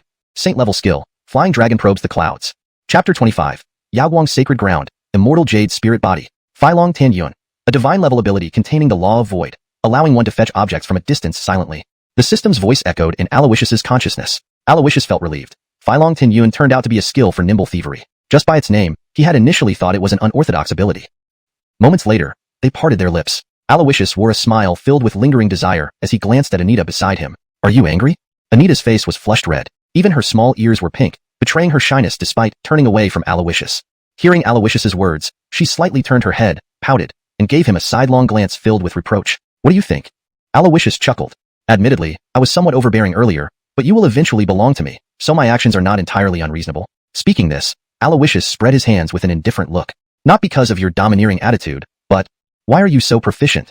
Anita scrutinized him, her shyness giving way to suspicion. Aloysius was speechless for a moment. Cough, cough, Alexandra. I've prepared a gift for you.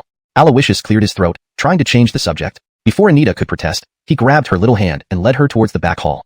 Here, there were piles of miscellaneous items. All these were things Aloysius had bought from the spirit cultivation market today. He skillfully picked out individual items from each pile.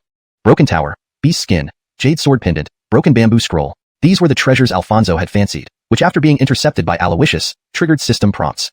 However, he still couldn't discern the true value of these treasures. After sorting them out briefly, he took out the only jade sword pendant that looked somewhat decent and presented it to Anita. Here, a gift for you. Aloysius smiled gently. Anita examined the jade sword pendant and then glanced around at the cluttered surroundings, frowning slightly. Where did you get all these? They seem so dirty. Anita said disdainfully. Don't want it? Then I'll keep it for myself. Aloysius said, ready to take the pendant back. But before he finished speaking, Anita quickly reached out and snatched the jade sword pendant. Who said I don't want it? No matter what it is, as long as it's from you, I like it. Anita beamed. Aloysius smiled. Have you become so easy to please? Hee hee. Anita giggled, examining the jade sword pendant. Just then, swoosh, a mysterious aura erupted from the pendant. Pure white light radiated outward instantly. The pendant slowly lifted, exuding a touch of ethereal beauty. In the next moment, the aura grew sharp abruptly, and the jade sword soared upward, circling around Anita before piercing into her forehead between her eyebrows. Instantly, Anita trembled, her eyes closing slightly. Aloysius frowned with concern. Alexandra? He hurried forward to check on her. Anita slowly opened her eyes, revealing a lively sparkle with faint, star-like lights. Between her eyebrows, a graceful and lively sword-shaped mark faintly appeared. Don't worry, I'm fine. What are you doing? Before Anita could finish her sentence, she felt herself being lifted effortlessly by Aloysius as he carried her horizontally towards the outside of the grand hall. Where are you taking me? Anita asked curiously. To see my master. That jade sword pendant is no ordinary item. I must ensure it doesn't harm your body.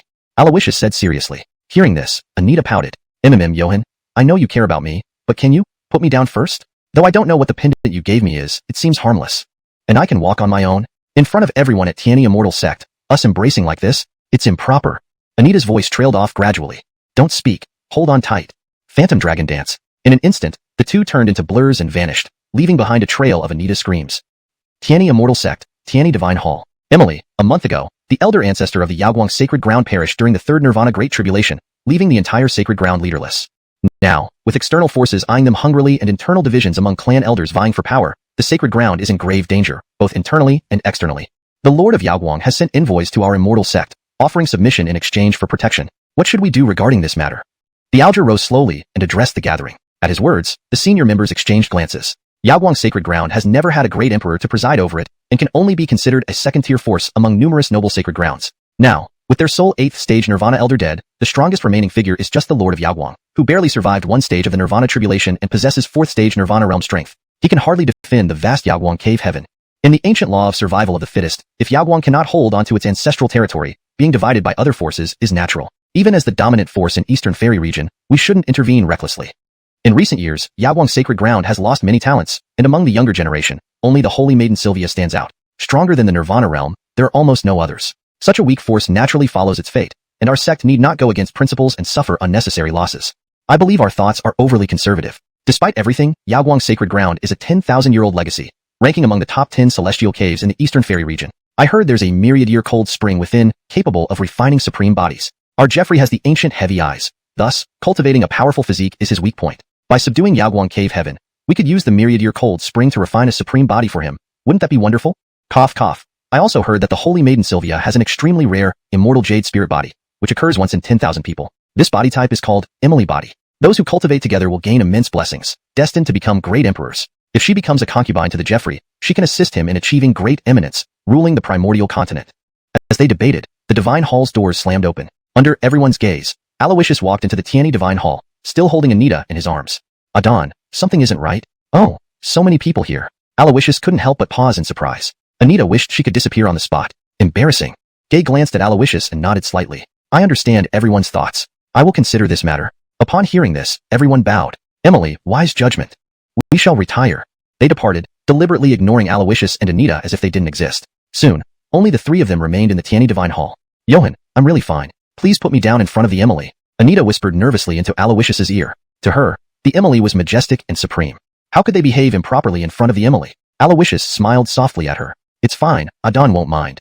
With that, he carried her to Gay. Willer, what is this? Gay asked, puzzled. Adon, Alexandra she? Just as Aloysius was about to speak, Gay lowered her head to inspect Anita. Suddenly, her eyebrows knitted slightly. This is... Chapter 26. A new victim has already emerged. This is the Spirit Curse Emperor's Spirit Sword. How could it be here? Gay scrutinized Anita's forehead and asked.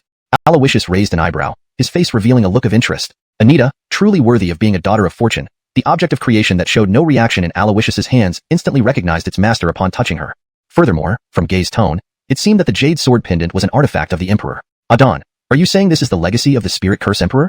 Aloysius asked dubiously. Gay nodded, but then shook her head. She gently raised her hand and lightly tapped Anita's forehead. Instantly, warm white light flickered, and a small, pure white jade sword condensed into reality, floating before the three of them. The sword-shaped mark on Anita's forehead remained clearly visible. This sword is called the Spirit Sword. It belonged to the Spirit Curse Emperor thousands of years ago. Although it carries some of the Spirit Curse Emperor's legacy, it is not a complete one. The Spirit Curse Emperor mainly had two sets of skills, Spirit Arts and Curse Arts. This Spirit Sword carries within it the complete legacy of Spirit Arts. Alexandra, where did you get this item? Gay asked. Emily, this item was given to me by Johan. Anita spoke respectfully, her expression somewhat nervous. Oh. Gay raised an eyebrow and looked at Aloysius with interest. Aloysius chuckled.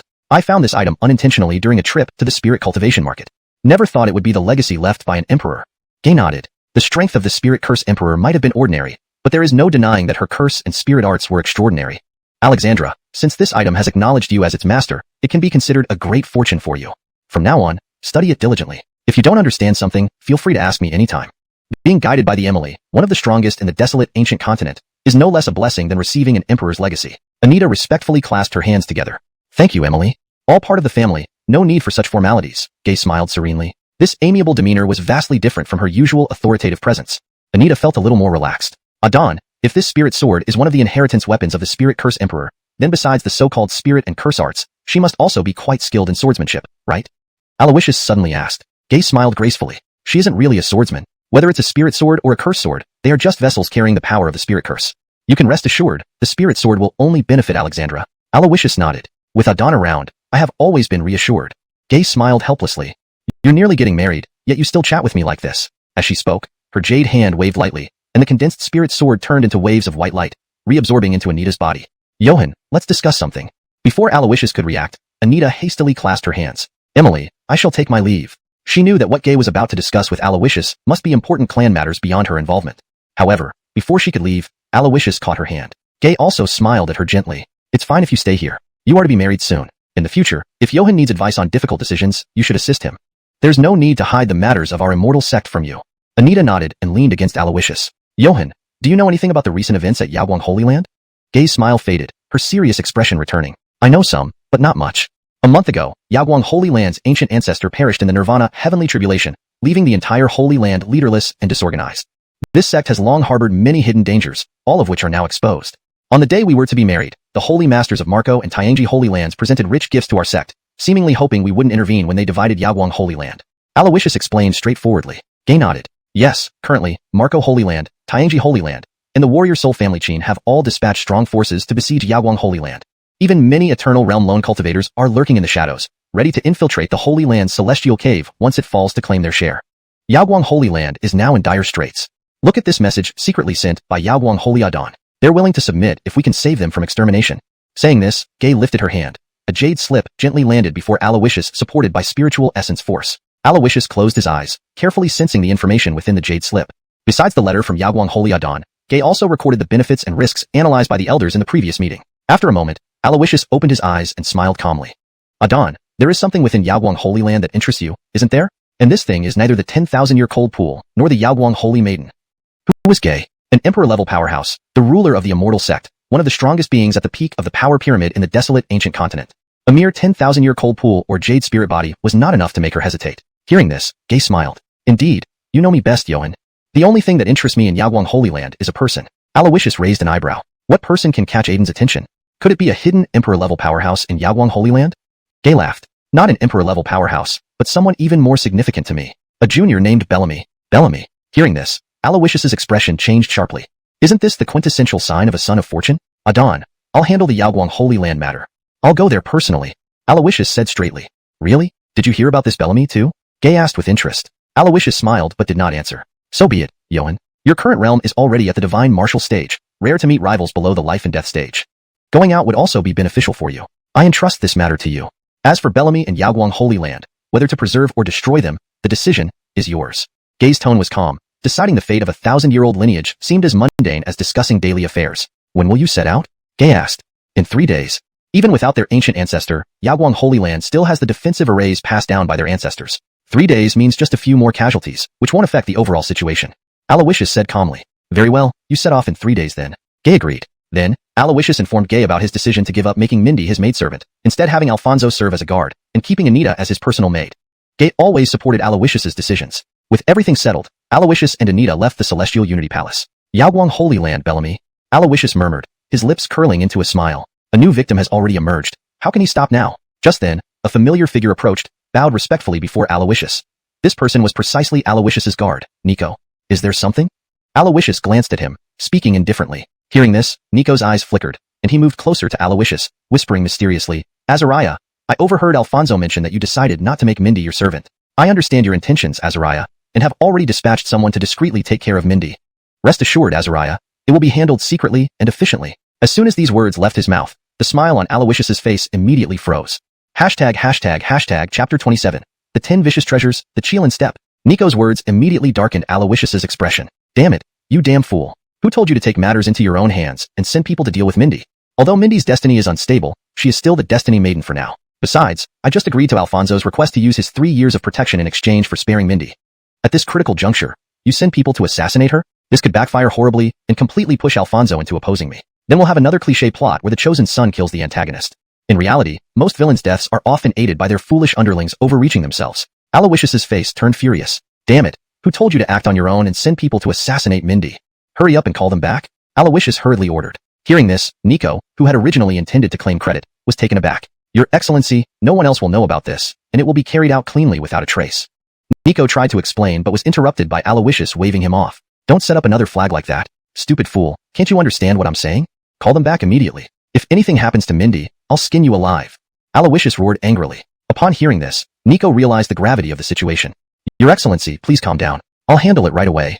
He quickly left, looking flustered. Aloysius watched him run off, frowning slightly. This person, although loyal, is too clever for his own good. If I keep him around, he might cause trouble someday. I heard that the third elder of the Elders Council intends to establish a unique spirit plant garden in the extreme northern cold region of Dongxian. They need a reliable manager. Nico would be a suitable candidate for this position. People like him should be sent to Siberia to dig potatoes. Right now, Aloysius was more concerned about Bellamy from Yaguang Holy Land. This Bellamy is most likely another chosen son. Facing such an unknown chosen son, one must be cautious. Give me 3 days to digest my current gains before meeting this Bellamy. Also, have the Shadow Guards investigate Bellamy thoroughly. Tiani Immortal Sect, welcoming Immortals Pavilion. In the luxurious cultivation chamber, Mindy had recuperated from her injuries over the past few days, assisted by potent medicinal pills. Though her body was healed, her demeanor remained gloomy. Aloysius, controlling the Azure Sword Box and creating the Netherworld Sword Prison, defeated her using the very sword arts she prided herself on. The scenes of the battle and every word Aloysius said were etched into her mind, unforgettable. Mia, nearby, sighed helplessly upon seeing this. This defeat has made Aloysius her heart demon. If she cannot overcome this, her achievements may stop here, Mia muttered to herself. This battle was originally planned by the Goddess Sect to enhance Mindy's fame and prestige, but Aloysius revealed far more strength than expected. Mindy slowly rose, walking to Mia's side. Senior sister, my wounds are healed. It's time for me to fulfill my promise and serve Aloysius as his maid. You don't need to go. He has spared you and no longer requires you to be his maid, Mia bluntly stated. Hearing this, Mindy was stunned. What? How could this be? With Aloysius's character, how could he let me off so easily? I don't believe it. Mindy frowned in doubt. There's nothing impossible. Alfonso pleaded for you, convincing Aloysius to spare you. But I don't know what price Alfonso paid for this, sigh. Mia sighed. Alfonso? Mentioning him, Mindy's beautiful eyes flickered with displeasure. Humph, who does he think he is? What right does he have to plead for me? I want to find Aloysius and ask him myself, Mindy said, preparing to leave. Stop, Mia called out sternly, stopping her. Since Aloysius has spared you, why do you want to go see him? Don't tell me, you want to be his maid? Mia asked gravely. Mindy fell silent for a moment before nodding as if guided by fate. Senior sister, I want to be his maid and stay by his side. But not because I'm interested in him. I want to defeat him. Only by staying with him can I maintain the strongest fighting spirit and never lose my zeal. Only by being with him can I truly understand him, knowing both sides intimately, and thus defeat him. Also, I don't want to owe Alfonso a favor. Mindy pursed her lips and declared seriously. Mia sighed inwardly after a moment of silence. This is your path, chosen by you. I cannot interfere. But have you really thought it through? Mia asked. Senior sister, I've made up my mind. Please inform Adon that I will return to the Goddess Sect when my heart demon is fully resolved. Mindy knelt halfway and respectfully bowed to Mia before turning to leave. Watching Mindy depart, Mia shook her head helplessly. I hope everything goes as this child wishes, rather than sinking deeper and deeper. 3 days passed swiftly. During these days, Aloysius used the 738,000 villain points at his disposal. First, he spent 200,000 points to advance the ninefold Imperial Devil Art to its 4th level. His Imperial Devil Body also underwent a new awakening. The enhancement of the Imperial Devil Body significantly boosted all aspects of his physical attributes, further enhancing his control over his Divine Eye and Supreme Bone. Next, he used 30,000 and 500,000 villain points to redeem the Divine Eye talents, Destruction Divine Light and Adiel Realm. Destruction Divine Light, an ancient and direct offensive talent of the Divine Eye, involves focusing spiritual energy into the Divine Eye to unleash light imbued with destructive power. Simple yet powerful, it packs considerable force.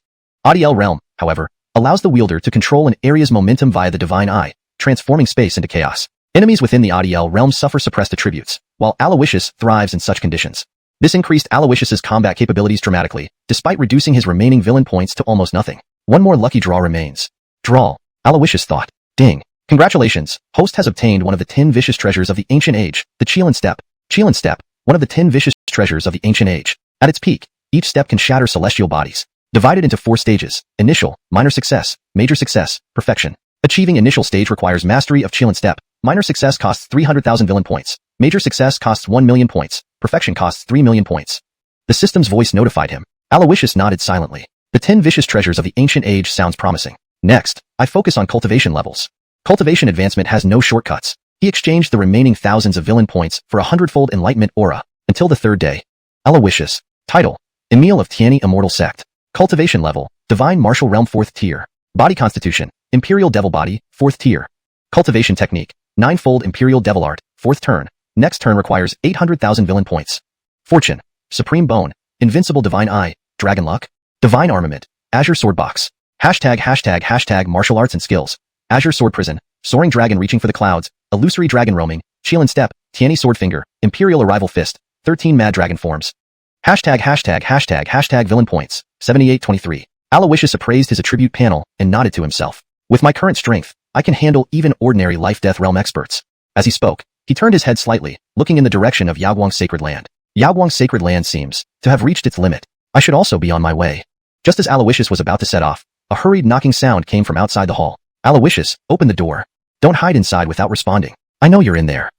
Aloysius, you had the nerve to take me in as a maid, but don't have the nerve to open the door, huh? Open the door. Open the door. Open up. #### Villain Points. 7823. Aloysius glanced over his attribute panel, nodding to himself. With my current strength, I can handle even an ordinary life and death realm expert. As he spoke, he turned his head slightly towards the direction of Yaoguang Holy Land. Yaoguang Holy Land seems to have reached its limit. I should set out as well. Just as Aloysius was about to leave, there was a sudden urgent knocking on the door from outside the hall. Aloysius, open the door. Don't hide inside without answering. I know you're in there. Aloysius, you had the guts to make me your maid, but not the guts to open the door, huh? Open up, open up, open up. The rapid and impatient knocks echoed through the hall, along with Mindy's irate voice. Aloysius paused, a faint smirk playing on his lips. What does she want now? With a flick of his sleeve, he strode toward the door and opened it. Mindy stood there, her eyes blazing with frustration and determination. Finally, you open the door, she said, crossing her arms and glaring at him. What do you want? Aloysius asked calmly, leaning against the doorframe. Why did you let me go? Didn't you say I would be your maid? Mindy demanded, her voice tinged with confusion and anger. Change of heart, Aloysius replied nonchalantly. Besides, having a reluctant maid isn't much fun. Mindy's expression shifted, her brow furrowing in contemplation. After a moment, she took a deep breath and asked, Is that all? There's nothing more, Aloysius said, turning to close the door. Hold on. Mindy stepped forward quickly. I've decided to stay by your side, as your maid. Aloysius stopped and looked at her, raising an eyebrow. Why the sudden change of heart? To understand you better, to defeat you, Mindy declared firmly. And also, not to owe Alfonso a favor. Aloysius regarded her silently for a moment before nodding. All right, but remember, staying here will be dangerous. I'm prepared for that, Mindy responded without hesitation. Fine. Welcome aboard, Aloysius said, stepping aside to let her enter. As they both stepped into the hall, Aloysius couldn't help but think. Interesting. This could prove to be a challenge worth having. Chapter 28. Jade Dragon, Jade Emperor Carriage. Outrageous. A roar erupted from Aloysius's palace, exuding incomparable power. The immense aura crashed down suddenly. Outside the grand hall, Mindy trembled and immediately furrowed her brows. In front of her stood Venerable Anselm, radiating overwhelming pressure as he glared coldly at her. The prince's palace isn't a place for your antics, get lost. As Anselm roared, he raised his hand to strike Mindy. But just then, hold it. Alfonso rushed over and pleaded. I ask you, Venerable Elder, for leniency on my account. I will persuade her to leave immediately. Venerable Anselm's eyebrows shot up. This Alfonso is a talented young man favored by our master. If I suppress this girl, it's merely for Aiden's benefit, but there's no need to offend Alfonso. With that thought, Venerable Anselm nodded stiffly, saying, This girl defies all discipline and disrespects our master. She should be heavily punished. However, given Alfonso's plea, I'll overlook it this time. If she misbehaves again, she won't escape punishment. With that, Venerable Anselm waved his sleeve and stepped aside. Thank you, Venerable Elder. Alfonso bowed before turning to face Mindy. Jiang brother has already rescinded the punishment of serving him. This place isn't suitable for you. Return to the Immortal Maiden sect with Senior Tracy, Alfonso advised. But before he finished, Mindy shot him a cold glance. In my family, father never disciplined me. In the sect, my master never restrained me. Who are you, Alfonso, to lecture me? I have my own plans. I don't need your busybodying or your self-sacrifice. Mindy walked past Alfonso, looking at the grand hall before announcing loudly. Aloysius, didn't you insist I become your servant? I've come now, so why do you hide like a coward? Are you afraid to face me again and risk losing another fight? Before she could finish, boom, the grand hall doors flew open. A forceful fist energy roared out like a dragon's cry. Startled, Mindy quickly drew her purple sword, waving it to release a radiant sword chi. The formidable fist energy was shattered by her sword chi, though the residual force still pushed her back several yards. Nearby, Aloysius, draped in black silk robes, stepped out calmly with Anita beside him. Seeing this, Mindy narrowed her eyes. What an overpowering fist attack. Just one casual blow carries such might. He's grown even stronger these past days. As she pondered, Mindy stepped forward, placing her sword behind her back. Weren't you insistent on making me your servant? Now, here I am. She eyed Aloysius defiantly, as if waiting for him to invite her verbally. Aloysius remained calm. No need. You can go back. We don't require you here. Aloysius couldn't take her as a servant now after promising Alfonso otherwise. Although Mindy, a descendant of the Azure Sky Sword Emperor, had some strength, how could she compare to a true scion of fortune? Aloysius walked past her without a second glance, deeply wounding Mindy's pride. Aloysius, wait. You openly asked me to be your servant 3 days ago. Now, you dismiss me casually? How do you expect me to save face? Mindy shouted. Aloysius turned, waving dismissively. This is your issue, not mine. Since you're Alfonso's betrothed, I've refrained from being harsh. I have important matters to handle. If you keep pestering me, I won't be gentle. Aloysius continued walking with Anita and Alfonso towards a direction where 9 pure white jade dragons lay coiled beside a lavish carriage resembling a palace, guarded by Tiani divine guards. 9 pure blood jade dragons in the reincarnation realm, 100 elite life and death realm warriors. This carriage emits divine energy, possesses both offensive and defensive capabilities, and harbors its own space within, definitely a venerable artifact. This, what is it, master? Venerable Anselm asked curiously. These 9 jade dragons, and the Jade Emperor carriage, belong to my master. He's lent them to me for this trip to Yaoguang's sacred ground. You're all coming with me, Aloysius said coolly. Yaoguang's sacred ground? It's been months since old ancestor Yaoguang perished in the Nirvana catastrophe. With no leader, they've been besieged by various forces. Their final defense will likely fall soon. Is our goal to capitalize on their chaos? Alfonso asked. You'll see when we arrive, Aloysius replied enigmatically. They boarded the Jade Emperor carriage. Venerable Anselm stood respectfully beside Aloysius, eyeing something to the side. Adon, that little girl from Immortal Maiden sect, is also on board. Should we remove her? Let her stay. Brother Alfonso, please remind your fiancée that while she can come, any interference will not be tolerated, Aloysius warned. Understood, Alfonso nodded. All right, let's depart. Aloysius waved his hand, and the 9 jade dragons roared, lifting the carriage into the sky with a faint white glow. Aloysius gazed into the distance, smiling slightly. Yaoguang's sacred ground, Bellamy. My arrival will surely surprise everyone. In the northernmost extremities of the eastern immortal domain, within an icy hidden vault, a resolute young man sat mid-air. An ancient rune-covered stone tablet hovered above his head, suppressing an ice rune before him. The rune emitted intricate ancient patterns, inscrutable yet holding secrets of the universe. Chilled air flowed from the ice rune into his body, intensifying his aura, while the rune itself grew more ethereal and nearly translucent. Suddenly, he paused, examining the ice rune with a frown.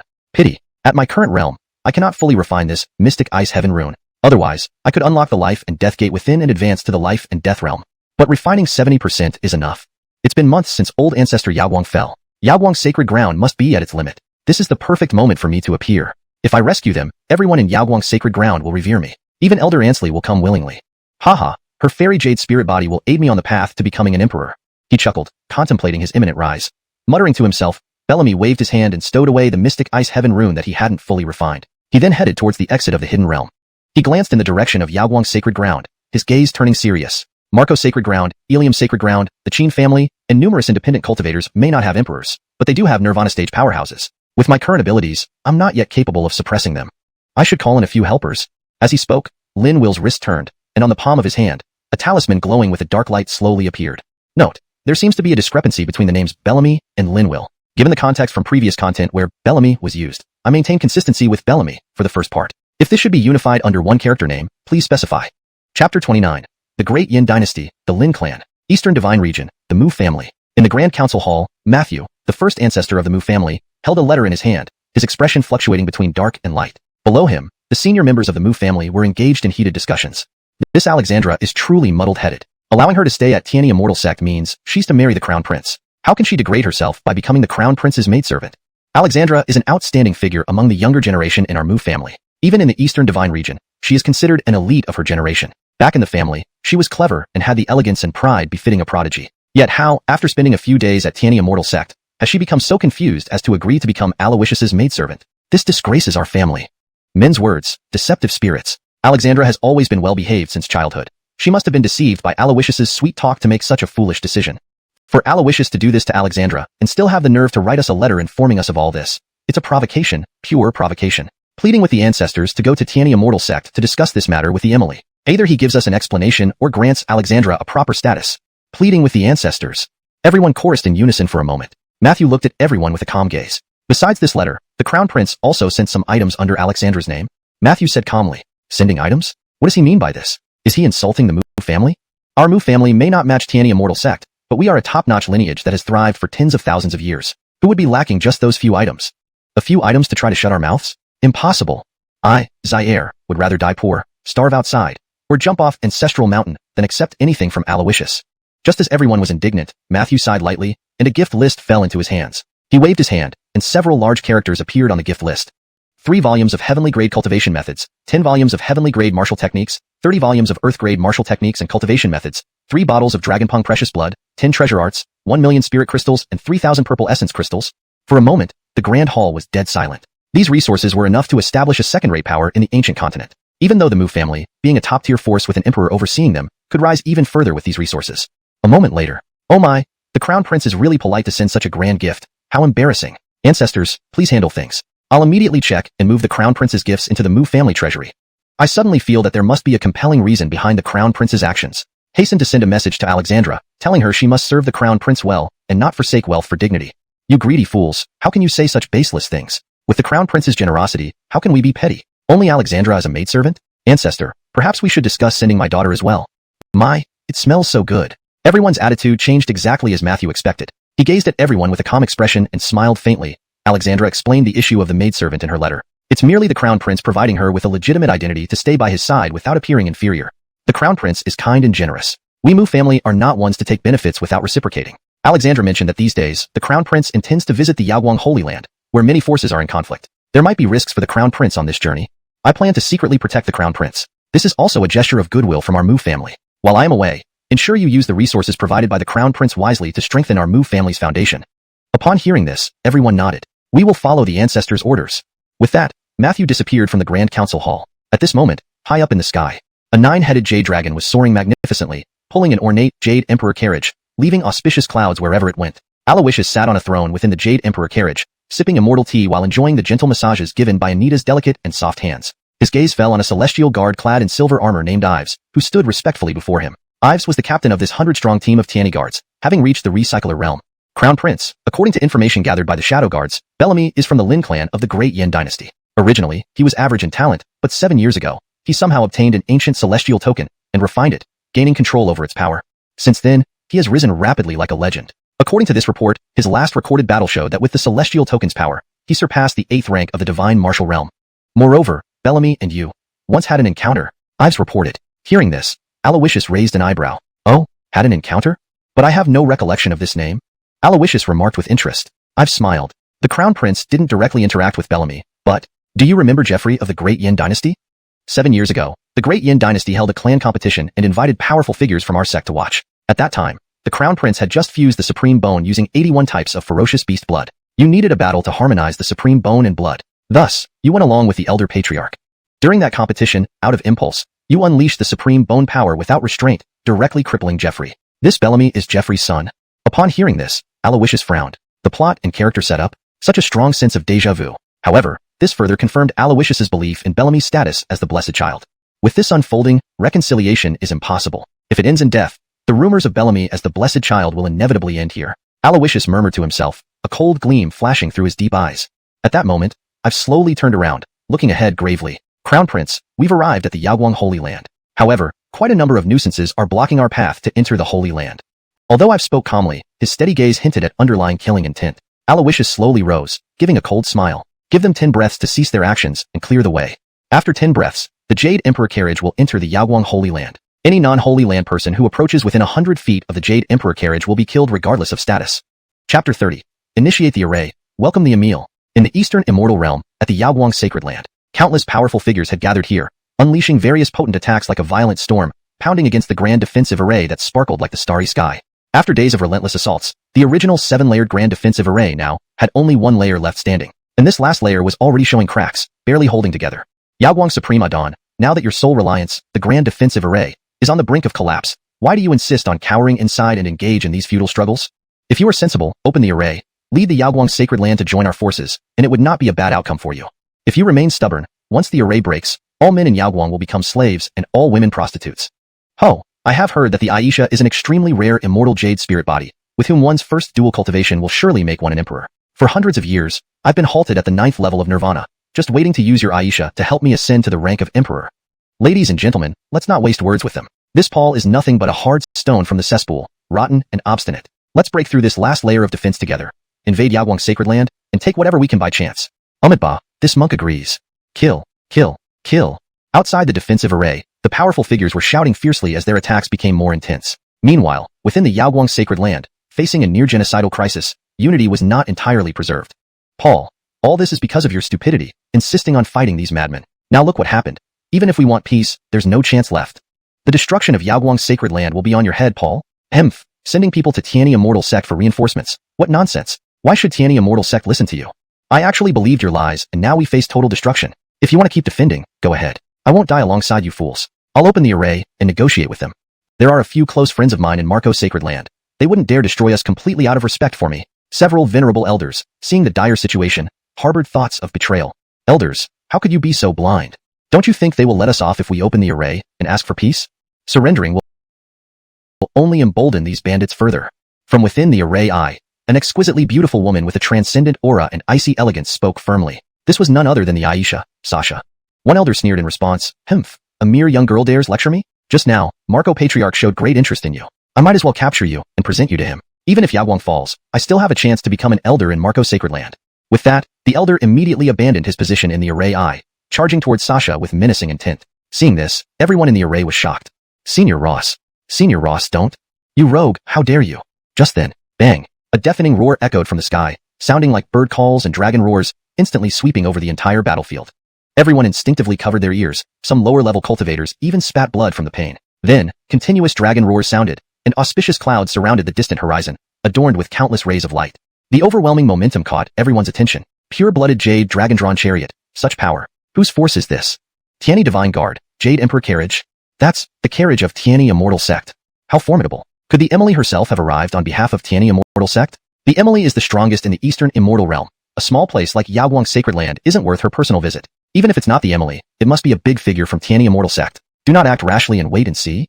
Immediately, the chaotic battlefield stopped due to the arrival of the Jade Emperor carriage. At this moment, a figure emerged from the Jade Emperor carriage, clad in red robes and silver armor, looking imposing.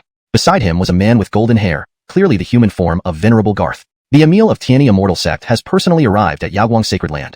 All of you, cease the battle and clear the path. In 10 breaths, any who defy or approach within 100 feet of the Jade Emperor carriage, regardless of identity, will be killed. As soon as the words were spoken, silence fell upon the crowd. Inside Yaoguang's sacred land's grand array, Paul watched everything from afar, trembling with excitement. The Emil has come, Tianyi Immortal Sect has not abandoned us. Yaoguang's sacred land is saved. Paul clenched his fists tightly, tears of joy streaming down his cheeks. Nearby, Ross sneered with disdain. What Emil? Just a mere child. Tianyi Immortal Sect sends such a junior here. It's just formalities. What's there to celebrate? Better to follow my lead and recognize the situation to survive longer. Upon hearing this, Paul's eyes turned cold. Tisk traitor. As an elder of the sacred land, you plan to trade the Saintess for your future. Now, you insult the Emil. I won't forgive you. Everyone, open the array and welcome the Emil. Paul called loudly. Yes. With their united shouts, the last line of defense protecting Yaoguang's sacred land was finally lifted. Inside the Jade Emperor carriage, Aloysius saw this and nodded in approval. This Yaoguang Supremadon is indeed a smart man. Meanwhile, those from Marco's sacred land, seeing the dissipation of the grand defensive array, felt both surprised and delighted. However, they could not attack now. They had been attacking Yaoguang's sacred land for a long time, aiming to split its resources among themselves. Though they had broken 6 layers of defenses and taken some peripheral resources, they also suffered casualties. Just when they were about to devour this fat piece of meat, Aloysius appeared and blocked everything. It was impossible for them not to object. At this moment, the 3 patriarchs from Marco, Ilium, and Qin family exchanged glances and nodded in unison, stepping forward cautiously. Emil, we did not greet you properly, please pardon us. The 3 bowed respectfully. At this point, Aloysius emerged from the Jade Emperor carriage, followed by Alfonso and others. Gentlemen, there's no need for formality. Lead your people to clear the way. Aloysius's tone was calm yet domineering. The 3 exchanged glances. Emil, before coming, we informed Tianyi Immortal Sect about this and reached an agreement with second elder of your elders' council. After breaking Yaoguang's sacred land, 50% of the spoils would be handed over to the sect. But before they finished speaking, Aloysius waved a hand, cutting them off. If second elder agreed, that's his business. Ordering you to cease and clear the path is mine. Ives, how much time is left in the 10 breaths? Aloysius asked casually. 3 breaths. Ives replied respectfully. Aloysius smiled, summoning a roaring dragon and deploying 100 Tianyi divine guards, each wielding weapons, radiating lethal intent. Clearly, Aloysius did not give these elders any special treatment. Seeing this, the 3 exchanged hesitant glances. At this moment, a young man in white robes, carrying an ancient sword, stepped forward angrily pointing at Aloysius. Aloysius, who do you think you are, daring to speak such outrageous words here? Yaoguang's sacred land is a fat prize. If you want it, join in and fight for it. Whoever takes what they can by their own means. Now you're using Tianyi Immortal Sect's name to show off. What kind of man are you? In my opinion, the so-called Young Supreme is just a bluff. You're nothing but a silver-tipped wax dart, a wasteful good-for-nothing who relies on others' power for intimidation. However, before he could finish speaking, he suddenly met Aloysius's eyes. At that moment, his voice came to an abrupt halt. Chapter 31. Unrivaled under the Emperor, one for one above. At the moment the young man met Aloysius's gaze, he clearly saw the heterochromia in those eyes. Instantly, it felt as if the world had turned dark, devoid of light from sun and moon alike. The heavens seemed to descend into darkness, revealing only a pair of heterochromatic eyes that opened in this endless blackness. A colossal pressure like a mountain pressing down left him breathless. Aloysius took a step forward, with wind currents swirling beneath his feet, and faintly, an illusionary Qilin appeared. Mystical vibes began to permeate the air. In the next moment, Aloysius hovered in midair, taking one step forward. Space around the young man twisted, immense pressure crashing down on him. Under everyone's watchful eyes, bang! A deafening thud echoed as the young man exploded into a cloud of blood mist. Blood and flesh splattered all over the ground. When the distorted space recovered, only an ancient sword, covered in cracks and blood, remained. The scene left everyone speechless. Ferocious, dominant, decisive, unmatched. This was the Son of Heaven, from Tianyi Immortal Sect. Wasn't that the Qilin step, one of the 10 legendary ancient divine techniques, which was said to be lost long ago? The power in that one step crushed the descendant of the Frisco. Indeed, the Son of Heaven lives up to his name as the supreme young talent. What should we do now? Should we let Tianyi Immortal Sect pass? So many people haven't moved, let's wait and see. After all, no matter how strong the Son of Heaven is, he is still a youth. There seems to be no Nirvana Realm powerhouse accompanying him. There are so many Nirvana Realm experts here, not just anyone can be intimidated by Tianyi Immortal Sect's name. Unless Aloysius truly does something that would awe the entire crowd, making these numerous Nirvana Realm experts feel fear. As the crowd murmured, Aloysius remained calm, his gaze sweeping the surroundings with disdain. Suddenly, his eyes locked onto someone. Frisco, Arnold. Was that outspoken lad earlier your disciple? Aloysius asked in a stern voice. Upon hearing this, the crowd around Arnold instinctively backed away, leaving him alone on the vast empty ground. Yes, he merely acted impulsively and spoke out of line. Yet, the Son of Heaven showed such cruelty and ruthlessly killed him. How different is this from a murderous fiend? All you do is bully the weak. Are you really capable enough to dare face me in combat? Arnold replied coldly, his tone unfriendly. Aloysius chuckled cynically. Do you think you're good at fighting? What use is it? To get ahead in life, you need connections and power. Where do you belong? Arnold's eyes narrowed. I am but an itinerant cultivator from the ancient wasteland continent. Honored by fellow Taoists, I'm called the Frisco. Young pup, you may call me Sword Saint. I deserve it. Aloysius sneered. So, you're a nobody. With that, he raised his hand, and Amador promptly understood his intention. A mere itinerant cultivator dares to brag, courting death. Amador roared, transforming into a golden blur and charging towards Arnold. As a pure-blooded ancient dragon phoenix, even among Nirvana realms, few could match him. However, Arnold, an independent cultivator, managed to reach the Nirvana realm and earn the title Frisco through sheer willpower.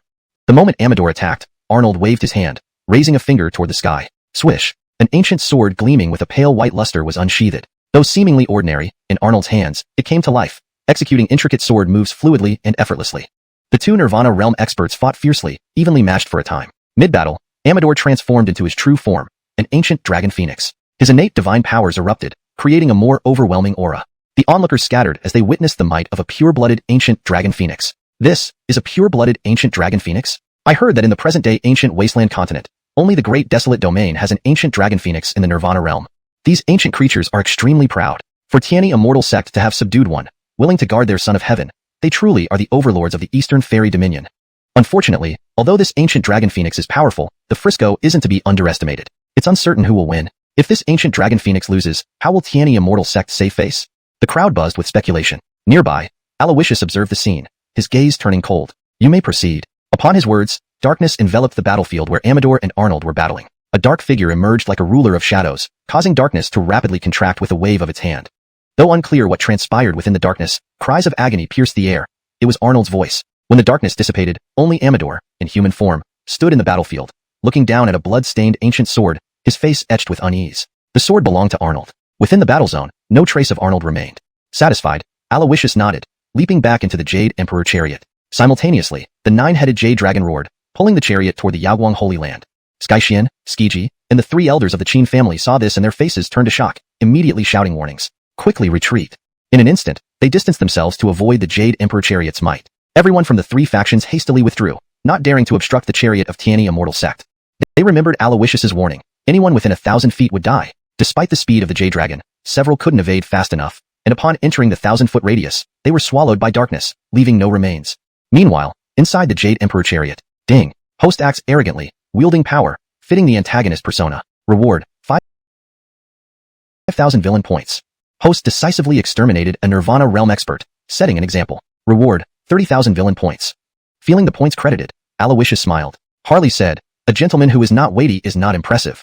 It means, a gentleman must strike hard to establish authority. Beside him, Mindy watched Aloysius with mixed emotions. She couldn't forget the scene where he effortlessly killed a divine martial ninth level sword cultivator. Finally gathering her courage, she asked, Son of Heaven, I want to know, what is your current strength?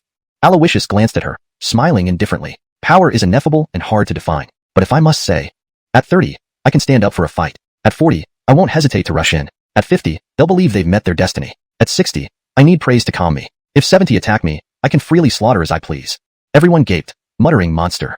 Aloysius smiled. Compared to the real monster beside me, he looked at Herschel, who had dispatched the Frisco in one move. I wonder, what realm and strength do you possess? Herschel pondered before replying. Herschel slightly lowered his head, his voice hoarse. I am at the Nirvana realm. As for my strength, unrivaled under the Emperor, 1 for 1 above. Chapter 32. The Daughter of Destiny, Aloysia. Outside the Yaoguang Holy Land, the crowd watched from afar as the Jade Emperor's carriage, pulled by the 9-headed Jade Dragon, entered the Holy Land with a grand procession. Everyone's eyes showed a mixture of awe and envy. Just being an Emil of Tianyi Immortal Sect has 2 Nirvana stage protectors accompanying him on this journey. One of them is so powerful that he can slay any equal-rank strongman with just a wave of his hand. What kind of display is this? Is this the depth of Tianyi Immortal Sect? I really can't understand how a small place like Yaoguang Holy Land managed to invite Tianyi Immortal Sect here. Even their elder has fallen. What could they offer that would interest Tianyi Immortal Sect? Could it be that they've offered up their holy maiden? This damned Paul, seemingly unbending, yet behind the scenes, he sells out his daughter for honor. Now that Yaoguang Holy Land is under Tianyi Immortal Sect, staying here is futile. Let's all leave. Several independent cultivators lost interest and waved goodbye before leaving. However, no one from the 3 major holy families moved an inch. At this moment, atop a lone peak outside Yaoguang Holy Land, the 3 elders, Marco, Ilium, and the Eduardo, stood with their hands behind their backs, their gazes profound. The Emil has arrived, and Yaoguang Holy Land will soon fall under Tianyi Immortal Sect's control. There's no benefit in staying. In fact, it might anger the Emil. Why don't you 2 leave then? Marco Elder looked at the other 2 and smiled faintly. Heh, if even Marco isn't in a rush to leave, why should we be? Right, Chin brother? Ilium Elder chuckled coldly. Eduardo snorted, no outsiders here. This matter is obvious. Why hide anything?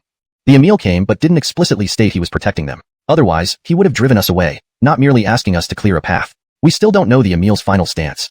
It depends on whether Yaoguang Holy Land can present something to impress the Emil. Given the situation, this seems unlikely. Both nodded simultaneously. Why do you think so? That fairy jade spirit body is enough to drive every man on the primal continent wild. The Emil is a young supreme ruler, but he's still a man. If Aloysia lowered her standards and approached him, few men could resist. Marco Elder replied with a half-smile. Eduardo glanced at him. You old rascal, asking questions you already know the answers to. If the fairy jade spirit body were as good as you say, it wouldn't still be around. The so-called fairy jade spirit body looks valuable, but is practically useless. Those who covet it can't afford to offend Yaoguang Holy Land. Any force capable of intimidating Yaoguang Holy Land has an emperor-rank powerhouse sitting in wait. An emperor's personal guidance is far more beneficial than the benefits of possessing a fairy jade spirit body. Even ordinary family sons are beyond such temptations, let alone the Emil of Tianyi Immortal Sect. Watch closely. The arrival of the Emil won't save Yaoguang Holy Land. This is just their last flicker of glory. With these words, Eduardo closed his eyes and used the Qin family's secret method to secretly instruct each Qin member to remain vigilant and ready. Meanwhile, the Jade Emperor's carriage descended into Yaoguang Holy Land, where Saint Adon Paul led a grand welcoming procession. Greetings, Emil. The 4th-ranked Nirvana realm Saint Adon Paul knelt before Aloysius, showing utmost respect. Aloysius glanced at him, lightly hummed in acknowledgement, and walked past Paul. His gaze swept over the people behind Paul. Suddenly, his eyes landed on a woman in a light blue dress, graceful and ethereal, standing respectfully behind Paul like a celestial maiden from a painting. At that moment, ding, detected the Daughter of Destiny, Aloysia. The notification made Aloysius's gaze turn intense as he looked at Aloysia. She must be the female protagonist of Bellamy's story, he thought. This appearance, this physique, this icy demeanor, definitely the lead character. Typically, such characters who initially appear aloof become very proactive after being courted. At that moment, Aloysia noticed Aloysius's intense gaze, which scrutinized her boldly. Her body trembled slightly, her face paling, and she instinctively lowered her head. Yaoguang Holy Land can still stand against the 3 great holy families, but Aloysius represents Tianyi Immortal Sect. If he acts against me, what can I do? Thinking this, Aloysia bit her lip, fear and grievance clouding her previously cold eyes. Around them, everyone saw Aloysius's behavior, but pretended not to notice, averting their eyes. Even Saint Adon Paul appeared awkward, but dared not interrupt, fearing it might provoke Aloysius. Only Maribel, seeing Aloysius's gaze, felt angry and frowned. Why look, you promised to love only me forever, yet you stare at another girl like this. Humph, your eyes almost popped out. Maribel clenched her fists tightly, silently cursing Aloysius. Suddenly, Emil, after your long journey, allow Saint Adon Paul to arrange accommodation for you to rest. Let me serve you. Maribel smiled sweetly, reaching out and placing her delicate hands on Aloysius's shoulders, then squeezed hard. Ouch! Aloysius winced and snapped back to reality. He had been thinking of ways to gather villain points from this new daughter of destiny. Now reminded by Maribel, he cleared his throat and said, Saint Adon Paul, inviting me here but making me stand for so long. Am I unwelcome? Paul shivered, hastily explaining, Emile, we have prepared your accommodations already. Please follow me, Emile. Paul led the way, extremely respectful. Despite his usual dignity, this time he put aside personal pride for Yaoguang Holy Land's sake. Along the way, Aloysius sensed no signs of Bellamy, leading him to ask casually, Saint Adon, is there anyone named Bellamy in Yaoguang Holy Land? He wasn't here today. Paul raised an eyebrow. Oh, you know Bellamy? Though he joined recently, he has become a legendary figure within the Holy Land. However, he left for training 3 months ago and hasn't returned. Paul explained. Left for training, not returned? As expected, the destined hero arrives at the most crucial moment, reclaiming glory while crushing the antagonist's reputation. Given the weakening protective array, without intervention, it could last only 1 more day. So Bellamy has about a day to return. Aloysius murmured to himself. They soon moved into the palace Paul had prepared. Aloysius dismissed Yaoguang's attendants, closing the door. At that moment, he sensed a cold presence behind him. Instinctively wary, Aloysius's hairs stood on end. He quickly turned around and saw Anita holding a small white jade sword, looking at him with a mocking smile that didn't quite reach her eyes. Johan, is it nice to look at? ####Chapter 33. Please, Emile, save Yaoguang Holy Land. Johan, how does it look? Anita held a small white jade sword in her hand, her face clouded but wearing a smile that was both mocking and bitter as she looked at Aloysius. In the background, Aloysius faintly heard the sound of a kettle boiling. Alexandra, you mean? Aloysius frowned slightly, his voice laced with confusion. Of course, I'm talking about Yaoguang's sacred maiden, Sylvia. Just now, when you looked at her, your eyes were filled with desire, as if you wanted to devour her alive. And you've never looked at me like that. So, she is more beautiful than me, right? Anita still wore that half-smile that was neither entirely a laugh nor completely serious. Her twisted expression made Aloysius involuntarily swallow. He had to stop her quickly. Otherwise, if she were to awaken any special abilities, wouldn't he be drained of energy by wine and women? Moreover, he hadn't even cut down on drinking yet. Alexandra, I think you've misunderstood. Aloysius's gaze was firm as he stepped forward and gently grabbed Anita's small hand that held the sword, disarming her. Anita did not resist. Instead, she pouted, looking resentful but undeniably adorable and pitiable. While it's true that, as an Emile of Tiani immortal sect, future emperor that I am, having 3,000 beauties is normal. But didn't you promise me just a few days ago that you would marry only me this lifetime? Even if it's a lie, can't you at least deceive me for a few more days? You're revealing your true nature so soon. Anita muttered under her breath, her small face tinged with grievance. Seeing this, Aloysius couldn't help but smile helplessly. You silly girl, what are you rambling on about? While it's true that I, Aloysius, am not always a man of my word and might deceive anyone in this world, there are 2 people I will never lie to. One is my master, and the other is you. As he spoke, Aloysius reached out and pinched her little cheek. Though somewhat cliché, these words clearly resonated with Anita. She blushed shyly, the corners of her lips curling up slightly as she deliberately turned her head away to avoid eye contact with Aloysius. Seeing this, Aloysius raised an eyebrow. What, don't believe me? Anita shook her head gently. I do believe, but just now. Her voice was barely audible. Aloysius smiled and cupped her face with both hands. If you believe me, then stop overthinking. With that, he leaned in slowly. Anita's eyebrows furrowed slightly. You're going to MPH. Her unfinished sentence was silenced by his lips. In the great hall of Yaoguang Holy Land, Paul looked grave, surveying those below him. Lord Sacred, why didn't you ask for the Emile's help when he was present? At this critical moment, our Yaoguang Holy Land is in peril. Although the Emile has arrived here, the forces of Marco, Xianxia, and the Qin family have not retreated. They are still outside our Holy Land, threatening us. If we could gain a word from the Emile, asking those 3 families to withdraw, our crisis could truly be resolved. An elder stepped forward and respectfully stated. Paul sighed upon hearing this. Everything you say, I understand well. While the Emile may be young, his depth and imperial heart far surpass what we can fathom. He maintains an ambiguous stance towards us and the external forces. It seems like a balance of power, waiting for us to make our move. And I always have this feeling that he's waiting for something. Everyone exchanged glances upon hearing this. The Emile can wait, but we cannot. Lord Sacred, are you saying that if we show enough sincerity to move the Emile, we can seek his protection? They asked collectively. To move him? It's difficult. Paul sighed. At that moment, another elder spoke up. Lord Sacred, I noticed that the Emile seems very interested in the Sacred Maiden. Upon hearing this, Sylvia, standing quietly in the corner, trembled slightly, her fair complexion turning paler. Paul's gaze hardened. Enough. We cannot predict or change the Emile's mind. Even if we don't get his protection, his presence here has given our Yaoguang Holy Land some breathing room. With a great battle imminent, all elders, let's prepare the Yaoguang Grand Array, together and prepare for the worst. Having said this, no one dared to protest further, and they dispersed. Soon, the hall was left empty except for Sylvia. She glanced in the direction of the palace where Aloysius stayed, her cold eyes flickering with determination.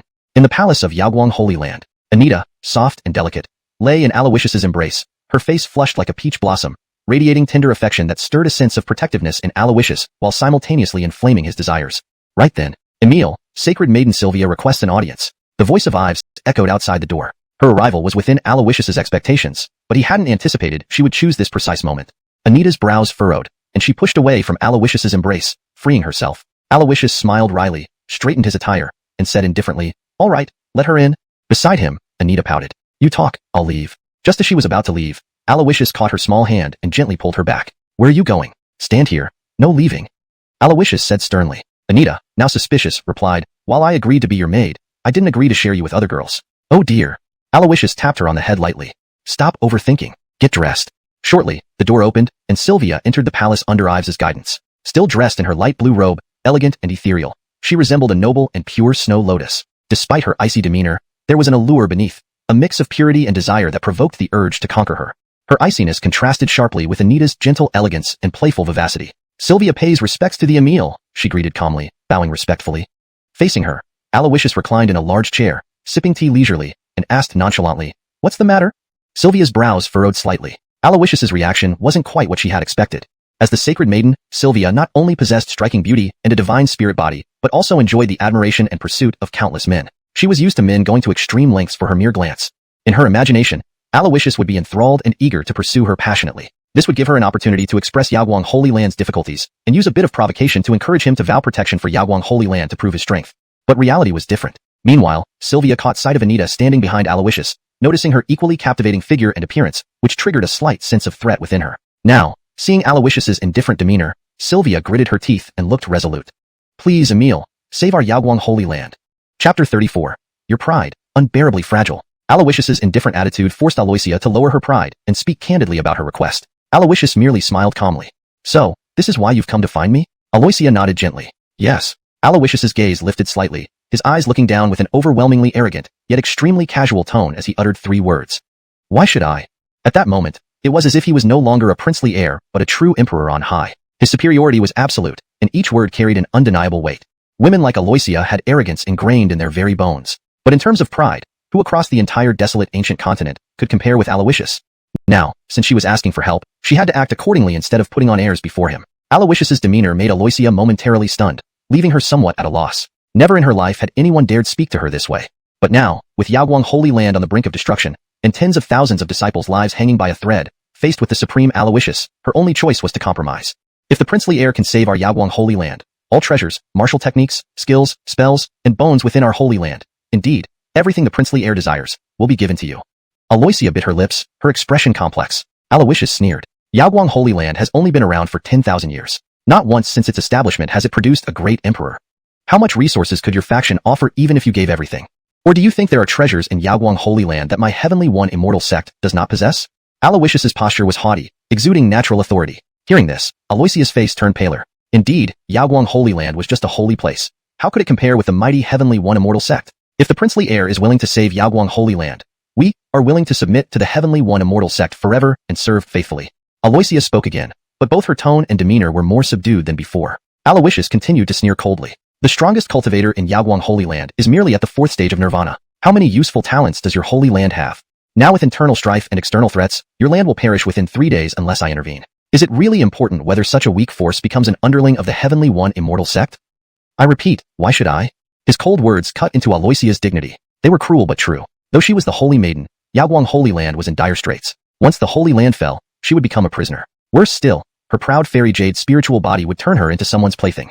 In contrast, as a princely heir of the Heavenly One immortal sect, Aloysius had more than one great emperor backing him. He might even have a great emperor protector on this trip. The young overlord was incomparably noble. Their social statuses were worlds apart, and she had no right to bargain with Aloysius. Aloysia's slender body trembled, her face pale. She hesitated for a long time, speechless. Her pride was utterly fragile before Aloysius. She gradually understood that to ask Aloysius for help, she must cast aside all pride and dignity for any hope. If Aline stays with the princely heir tonight, could you please lend us your assistance? Her face was pale, and her body shook as if using all her strength to utter these words. The fairy jade's spiritual body was her most precious possession and her final trump card. These words were also unexpected by Aloysius. Ding. The host displays ruthless dominance, pushing the heroine to the edge until she offers herself voluntarily. A classic villainous move. Reward, 50,000 villain points. Accomplishment unlocked. This holy maiden doesn't want to see her holy land destroyed, does she? Reward, 100,000 villain points. The system's voice echoed. Meanwhile, Anita behind Aloysius widened her eyes in shock. While she didn't find Aloysia's actions wrong, She felt that Aloysius's approach towards rescuing Yaguang Holy Land was ambivalent. Seeing Aloysia resort to using her body to appease Aloysius, everything seemed premeditated by Aloysius. Humph, villain, Anita muttered, pinching Aloysius's shoulder lightly but firmly. Aloysius endured the pain without showing it, looking at Aloysia calmly. She now appeared vulnerable and pitiful compared to her previously cold and aloof self. He noticed tears forming in her eyes, intensifying his desire to conquer her. However, Aloysius wasn't driven solely by desire. He knew exactly what he wanted. He looked down at her disdainfully. Do you think I came here merely for your body? Aloysia, you're far too confident. A fairy jade spiritual body is rare, but do you think I need to rely on this so-called body to achieve great emperor status? Hearing this, Aloysia was taken aback. Indeed, Aloysius possessed supreme bone and ancient heterochromatic eyes. As an Emily successor and a young overlord, reaching the great emperor realm was merely a starting point for him. Her prized fairy jade spiritual body was nothing more than a redundant asset to him. Without it, she was just another beautiful holy maiden. With Aloysius's status, countless women of nobility would vie for his attention. At this moment, Aloysia felt despair, her eyes filled with innocence and confusion. Aloysius saw everything. Slowly standing up, he smiled calmly. Saving Yaguang Holy Land isn't impossible. Pausing briefly, he continued. I lack a serving girl to pour tea and fetch water. Upon hearing this, Aloysia frowned. A servant? Despite being a revered holy maiden of Yaguang Holy Land, even if becoming Aloysius's concubine, she could accept it. But how could she degrade herself to a mere servant? Isn't the girl behind the princely heir also a serving girl who pours tea and fetches water? Aloysia asked coolly. Before Aloysius could reply, Anita interjected. I'm his bed-warming servant. Aloysius? Aloysia? Just then, Aloysia recognized the bed-warming servant. I feel like I've seen you somewhere. Are you? Aloysia questioned. Tianxia City, daughter of the head of the Mu family, Anita. Anita responded calmly. Although her tone was neutral, Aloysia was struck by her words. Mu family, head's daughter, Anita. Tianxia City's Mu family was a top-tier clan with a great emperor guardian. Even though Yaguang Holy Land was renowned, it couldn't compare to the Mu family in power or prestige. Yet, Anita served Aloysius willingly. If she could stand on par with Anita, she'd consider it a step upward. And this might be the only chance to save Yaguang Holy Land. Thinking this, Aloysia's eyes sparkled with determination. Aline is willing to be the princely heir's servant girl, forever and ever, loyal and dedicated, never regretting, never betraying. Hearing this, Aloysius raised an eyebrow. Becoming my servant girl isn't as simple as you imagine. Even if your main duty is to pour tea and fetch water, there will be times when you must accept some excessive demands. You need to be prepared for all of this, Aloysius said gravely. Excessive demands. Aloysia murmured, her mind automatically conjuring up a series of images. Then, her gaze sharpened. Since Aline has decided to become the princely heir's servant girl, no matter how excessive the demands, I will follow the princely heir's orders without question. Aloysius nodded in satisfaction. Good, very good. Aloysia, I've heard that within Yaguang Holy Land, there is a 10,000-year-old cold pool. Lead me there and meanwhile, let's have you do something excessive. At this, Aloysia's lithe body trembled, but she still nodded and bowed in compliance. Night fell, and Aloysia stood outside the forbidden stone gate of the 10,000-year-old cold pool, gripping a standard-issue long spear of the Tianyi Divine Guard, her teeth gritted. Aloysius is bathing with Anita in the cold pool, and actually made me stand guard at the door. It's simply too much. Chapter 35.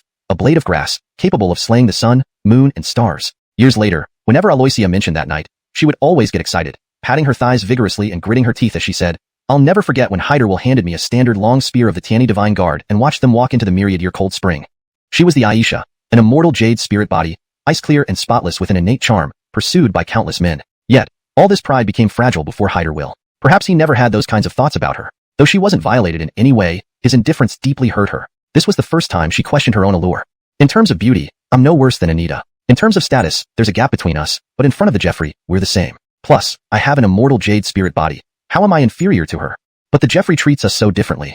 He made me guard the door. This isn't just unfair, it's incredibly unfair. Humph. Aloysia pouted angrily, stomping her feet. Unbeknownst to her, wisps of cold air were seeping out from the stone gate of the myriad-year cold spring sanctuary, wrapping around her body like threads. At this moment, inside the myriad-year cold spring, Hyderwill was soaking in the center of the spring, surrounded by rising mist, obscuring the view. This spring was formed from a subterranean anomaly that accumulated spiritual essence over thousands of years, making it a rare place of enlightenment in the ancient continent. Its essence could harmonize heaven and earth. Immersing oneself here wouldn't be unbearable due to the intense cold. Instead, the spiritual essence would protect one's meridians, strengthening their flesh and bone marrow. It was highly beneficial for cultivation. At the edge of the spring, Anita blushed as she looked at Hyderwill's discarded clothes on the ground. She glanced around. The dense mist prevented her from seeing Hyderwill. Then, she bent down to pick up his clothes. The clothes still retained some warmth. Just then, Alexandra, this myriad-year cold spring is a rare place of enlightenment. Since you've come, why just watch from afar? Using the 1,000-year-old coldness to temper your body will be very beneficial for you. Hyderwill's voice came from the mist. Anita frowned. Humph, you bad person, trying to take a bath together? I won't let you succeed. If you see everything so soon, won't you lose interest in me quickly? You can't trick me. Anita said petulantly. Tisk, young people, don't have such colored thoughts. The myriad-year cold spring has consciousness. You've just received the legacy sword from Cursed Spirit Emperor, and you don't know how to use or activate its legacy. Perhaps within this spring, you might find an opportunity. At the very least, you can temper your body and strengthen your foundation. It's only beneficial for cultivation. Missing this opportunity will widen the gap between us. Moreover, the thick fog here can obscure vision and block divine senses. So, you needn't worry about being seen. Hyder spoke calmly. The spring fell silent after his words. Anita pondered deeply. He seemed to make sense. He's the heir of the Emily, a young supreme being with unprecedented talent. I'm destined to lag behind him, but I don't want to be far behind. I can't miss this opportunity. Besides, the mist blocks everything. Anita murmured, slowly removing her dress. A gentle sound of water stirred. Hyder's lips curved upward, opening his eyes slowly. His dual pupils revealed a clear sight, where nothing could hide. The scene before him was thrilling. Wow, this spring is really big. No, wait, this mist is really white. Cough. Suddenly, boom. A ragged piece of animal skin in his storage ring trembled, emitting a dazzling light. Hyder was startled and immediately released the animal skin. Instantly, the spring's spiritual liquid surged into the skin like a great whale sucking water. The patterns on the skin gradually became clearer.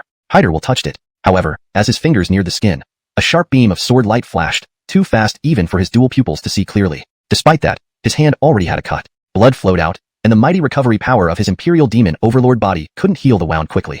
This animal skin contains extremely domineering sword intent, Hyder muttered, staring at the pattern on the skin. Suddenly, he felt disoriented. The scenery changed, shifting from the myriad-year cold spring to an endless starry universe. Sun, moon, and stars floated around. At that moment, a green glow descended, hovering before him. Hyder reached out, touching something soft. The green glow dissipated, revealing an ordinary blade of grass in his palm. A blade of grass? Could this be?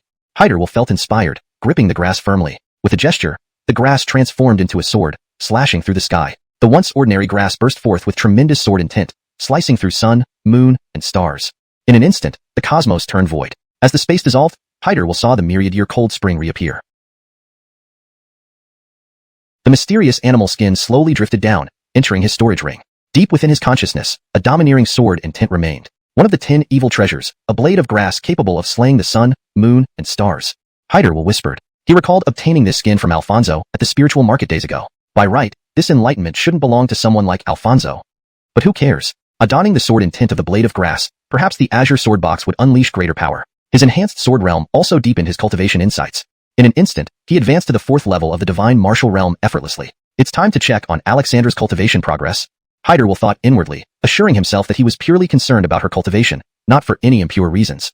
However, when he used his insight ability again, he saw the legacy sword transform into a 3-foot-long green sword, descending from the sky straight towards Anita. She resisted with her full strength, clenching her teeth, but several wounds appeared on her fair skin, bleeding profusely. Her face turned pale, seemingly reaching her limit. Seeing this, Hyder focused his gaze. Alexandra, the legacy sword means no harm. Don't resist its power. Let go and allow the sword to control you. Anita, grasping at this lifeline, opened her arms and dropped all resistance. Next, thud. The spirit's sword pierced her chest swiftly, turning into white light and merging into her body. Simultaneously, her wounds healed under the white light. Chapter 36, Spirit Sword Legacy, Luo Tian's Spirit Art. The spirit's sword entered her body, transforming into a white radiance. Allison's wounds also began to heal. Aloysius was unaware of the transformation Allison was undergoing, but noticed her aura continuously ascending. Moreover, the entire process was mesmerizingly beautiful.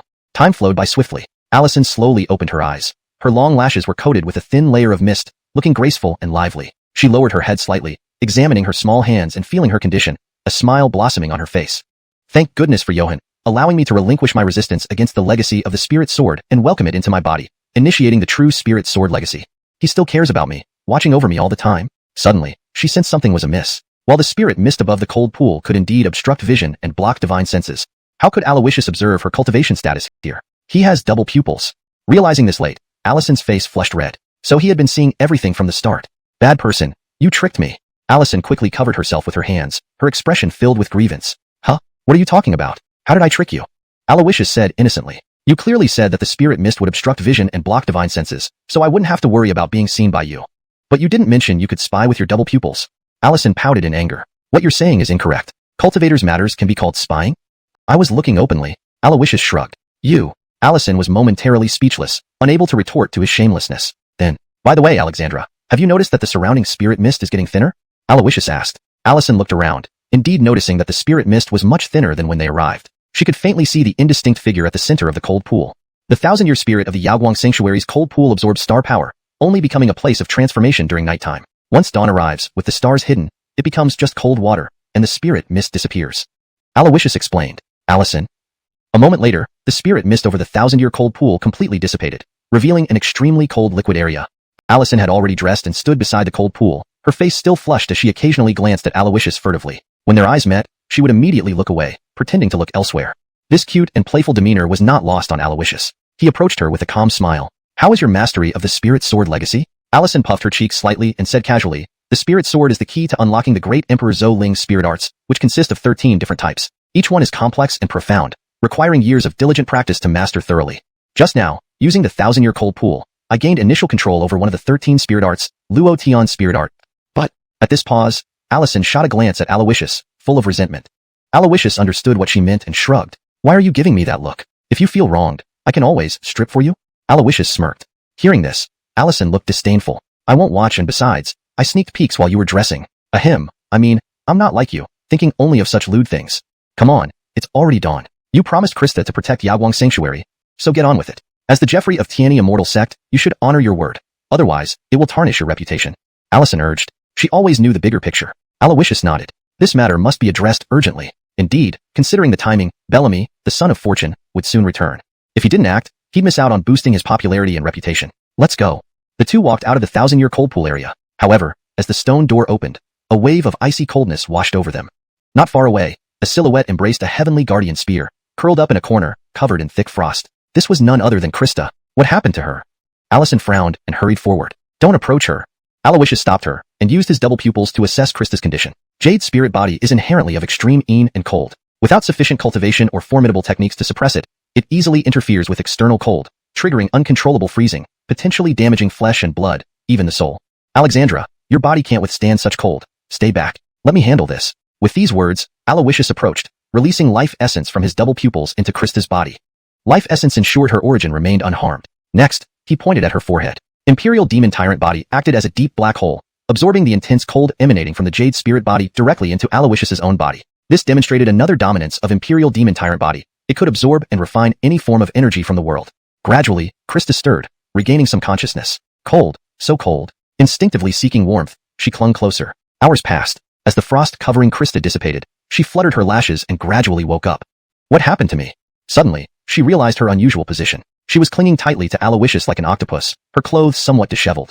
Memories from her half-conscious state resurfaced. Aloysius saved her and, during the warming process, she had crawled into his arms multiple times, trying to undress for more warmth. But each time, Aloysius stopped her. At the time, she resented him for preventing her actions. Now, fully conscious, gratitude filled her heart. Not only did he save me, but he also refrained from taking advantage when I offered myself.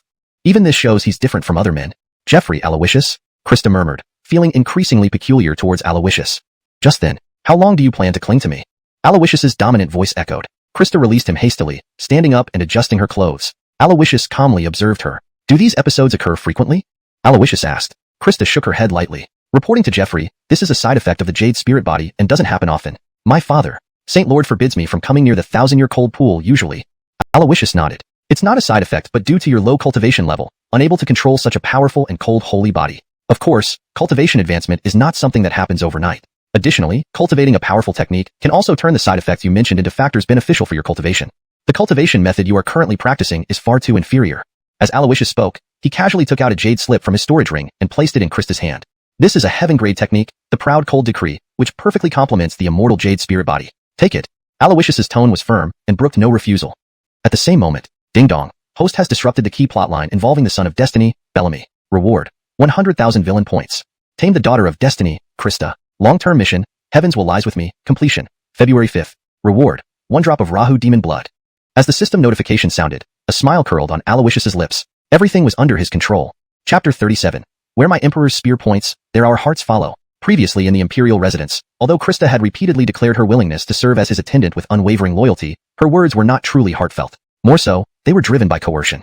However, Aloysius's composed demeanor and his casual granting of the invaluable heaven-level technique, Ao Hanju, have significantly improved Krista's perception of him. In her eyes, being Aloysius's attendant might actually be worth it. The Ao Hanju was acquired by Aloysius from the system mall. Though it is a heaven-level technique, it is only suitable for those with an extremely cold constitution, and its cultivation conditions are very strict, thus its price was not particularly high. Giving it to Krista felt like offering her a sweet treat after delivering a slap. As for disrupting Antony's key plotline, that was an unexpected bonus.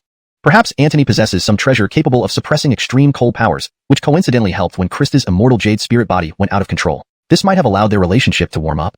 But my appearance has triggered the plot prematurely, taking this opportunity away from him. Aloysius thought silently to himself. 100,000 villain points, and a drop of Rahu's demonic blood. Rahu is none other than a legendary supreme demon born in the primordial era, revered by all demonic races as demon ancestor. For cultivators of the demonic path, Rahu's demonic blood is equivalent to Panga's essence for Dao cultivators. There are even rumors that Rahu was the first being in existence to possess the Emperor demon body. The value of this drop of demonic blood to Aloysius cannot be overstated. However, he did not rush to assimilate it. Let's go, Aloysius said calmly. Where? Krista asked. To your Yaoguang Sacred Lands Council Hall. Your father and the others must be waiting anxiously. As he finished speaking, Aloysius walked towards the council hall. Watching his back, Krista appeared lost in thought. He really kept his promise. Our Yaoguang Sacred Land has been saved. Krista murmured to herself, her beautiful eyes brimming with emotion. Nearby, Anita patted her shoulder and smiled brightly. What are you daydreaming about? Hurry up and follow him. Though he can be somewhat domineering at times, without a doubt, following him will be beneficial for you. And he always keeps his word. Hearing this, Krista nodded slightly, a complex expression crossing her face before her lips curled upward slightly. At this moment, in front of the council hall of the Yaoguang Sacred Land, Alfonso, Lin Ruyue, Anselm Zunes, Ebert, and 100 Tiani divine guards stood together. Yaoguang's Supreme Adon Paul and many other powerful figures from the Yaoguang Sacred Land respectfully awaited, seemingly expecting something significant. Just then, a black-clothed figure appeared among the crowd, accompanied by two graceful shadows. Ebert stepped forward, clasping his hands and declaring loudly, "Welcome, Emile!" The crowd echoed, "Welcome, Emile!" The thunderous voices resonated through the air, and Aloysius was undoubtedly the most dazzling presence under everyone's gaze. His eyes scanned the area with arrogance as he strode forward majestically and soon arrived at the front of the council hall. Anita and Krista followed closely behind, looking like obedient little wives with lowered heads. The scene made several men present exclaim inwardly, "A real man should be like this." "Emile, please enter," Paul invited politely. Aloysius chuckled, "Supreme Adon Su, we're all family here, no need for formalities." Upon hearing this, everyone from the Yaoguang Sacred Land was taken aback. What did he mean by family? They dared not think of themselves as equals to the Emile of Tiani immortal sect. However, Paul noticed Krista, standing behind Aloysius, whose attire and makeup, though carefully arranged, still looked somewhat disheveled compared to usual. Recalling last night's disturbance in the 10,000-year cold pool and Krista's disappearance overnight, he immediately pieced together a series of vivid, yet uncensored stories. Nine Phoenix, usually quiet and indifferent, ended up sacrificing the most during the crisis. At least she's safe with the Emile, rather than ending up as someone else's plaything if the sacred land had fallen. Paul mused silently. He paid no attention to the surrounding people's astonishment. Aloysius slowly lifted his head and gazed at a solitary peak far beyond the Yaoguang Sacred Land. "Since you haven't left, why don't you join us inside Yaoguang Sacred Land? Let's show the host's hospitality." Aloysius's voice wasn't loud but carried great power, reaching thousands of miles away clearly. It also subtly contained an imperial authority. But after a long pause, there was still no response from the solitary peak. Aloysius's eyes grew cold. "It seems the three of you do not wish to give me Aloysius this face." His tone was calm yet sent shivers down one's spine. Next, before everyone's astonished eyes, Aloysius closed his eyes. The drop of Rahu's demonic blood, which he had ingested but not yet assimilated, exploded within him. This drop of blood, seemingly small, contained a vast, dark ocean. Instantly, threads of blood merged into Aloysius's bloodstream. The aligned power caused his Emperor Demon body to erupt explosively.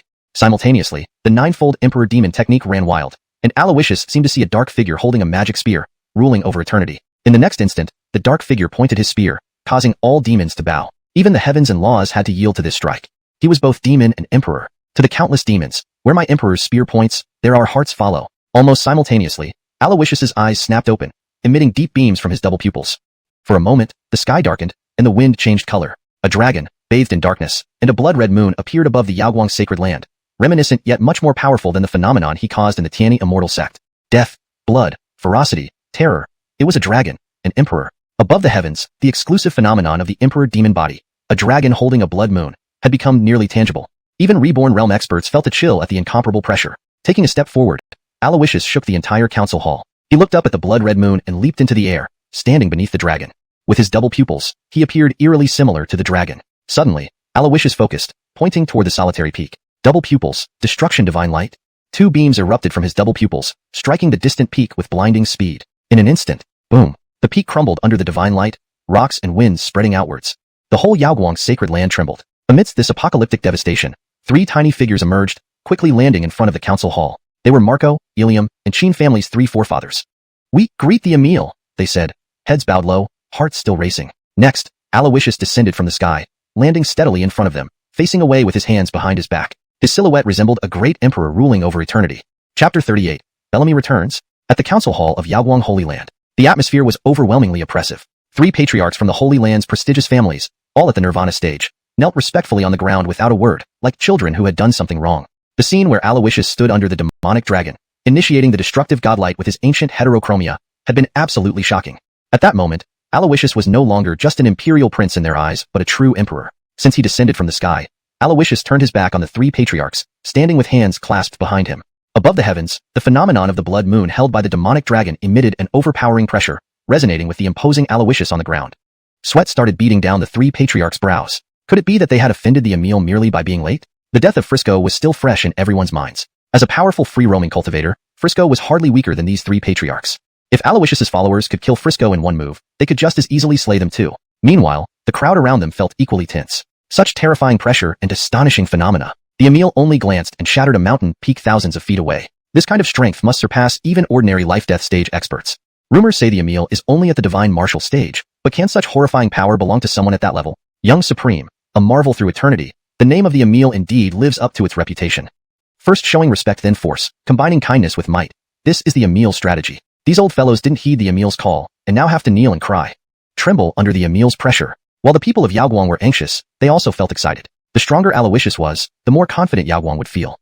However, this time, Aloysius wasn't trying to intimidate the 3 elders intentionally. After assimilating the Rahu demon blood, the 9 turns Emperor demon art had gone wild, breaking through to the 5th turn almost instantly. The Emperor demon body awakened once more. Yet, Aloysius clearly underestimated the drop of demon ancestor blood. The awakening of the Emperor demon body was just the beginning. A single drop of essence blood transformed into countless threads of blood, flowing along his meridians, rejuvenating his entire body with new blood. Though the 9 turns Emperor demon art remained at the 5th level, the Emperor demon body underwent a qualitative enhancement. This was what caused the heavenly phenomenon of the demonic dragon holding the blood moon. Aloysius descended from the sky, standing with hands behind his back, facing away from the 3. He wasn't pretending. He was focusing on suppressing the raging demon blood within him. He wanted to control the Emperor demon body, not be controlled by it and become a puppet. Time ticked by. Aloysius's strength increased every moment. When the Rahu demon blood was fully assimilated, Aloysius's realm advanced to the 6th layer of the divine martial stage. His demeanor changed completely. He possessed both the arrogance of an emperor and the malevolence of a great demon. Part good, part evil, part imperial, part demonic. This was Aloysius at that moment. Opening his eyes, he slowly exhaled. Ladies and gentlemen, please enter the hall. I have matters to announce. With a composed expression, Aloysius lightly moved and walked into the council hall. Anita, Sylvia, Stacy, and Alfonso followed closely behind. Matthew and Ives, along with the Sky One divine guards, stood solemnly outside. Upon hearing this, the 3 elders looked startled yet showed mixed expressions. The Emil doesn't intend to continue punishing us? The depth of the Emil's heart is unfathomable. Let's go inside. Don't keep the Emil waiting any longer. They exchanged glances, quickly rising to enter the hall. In the council hall, Aloysius sat at the head of the table, calmly saying, Yaoguang Holy Land has already submitted to the Sky One immortal sect and is now part of it. I have protected Yaoguang Holy Land. Do any of you have objections? Aloysius's gaze swept over the 3 elders. Glancing at each other, they hurriedly replied, No daring, no daring. Whatever the Emil says, it shall be so. I will inform our clans and ask them to evacuate immediately. It was foolish to defy the Emil when he had spoken so clearly. Yaoguang became the target because its patriarchs fell and it lacked leadership. But who could guarantee they wouldn't become the next Yaoguang? By discussing this with them, Aloysius was giving them enough face. They needed nothing more. As the 3 were about to leave, Aloysius suddenly said, Hold on. Startled, they asked, What is the Emil command? Aloysius smiled faintly. Since you're here, don't rush off. This battle left the Xianxia, Ilium, and Qin clan heavily injured. If we just leave, mutual animosity will grow, leading to more battles. Misunderstandings are better resolved than carried forward. I wish to mediate for you all. All this is just a misunderstanding. Please bring your disciples into Yaoguang Holy Land. The Lord will host a grand feast. We will drink together and forge bonds instead of grudges. In the future, do not seek private revenge for this incident. Aloysius chuckled. The 3 elders exchanged knowing glances. They knew what Aloysius wanted. Perhaps reconciliation was secondary. Spreading the message that Yaoguang Holy Land was under Aloysius's protection across the ancient, desolate continent was primary. As for factional enmities, survival of the fittest was natural law. If Yaoguang Holy Land was weak, it deserved to be swallowed up. If it happened to them someday, they wouldn't resent anyone either.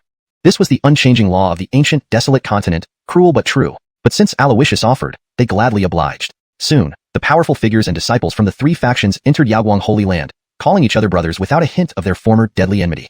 Aloysius sat at the head of the table, surrounded by divine fruits and wine, enjoying delicious dishes. Sylvia, usually ice-cold and arrogant, now stood beside Aloysius, serving him faithfully, peeling fruits, pouring wine, making tea, and seeming to enjoy her new role, as if trying to win his favor. To most, it appeared she traded her dignity for Aloysius's promise to protect Yaoguang Holy Land. Many men who had once pursued Aloysius, while grateful, watched him with venomous gazes. My goddess! Beast! Aloysius, let's duel if you dare agree to this.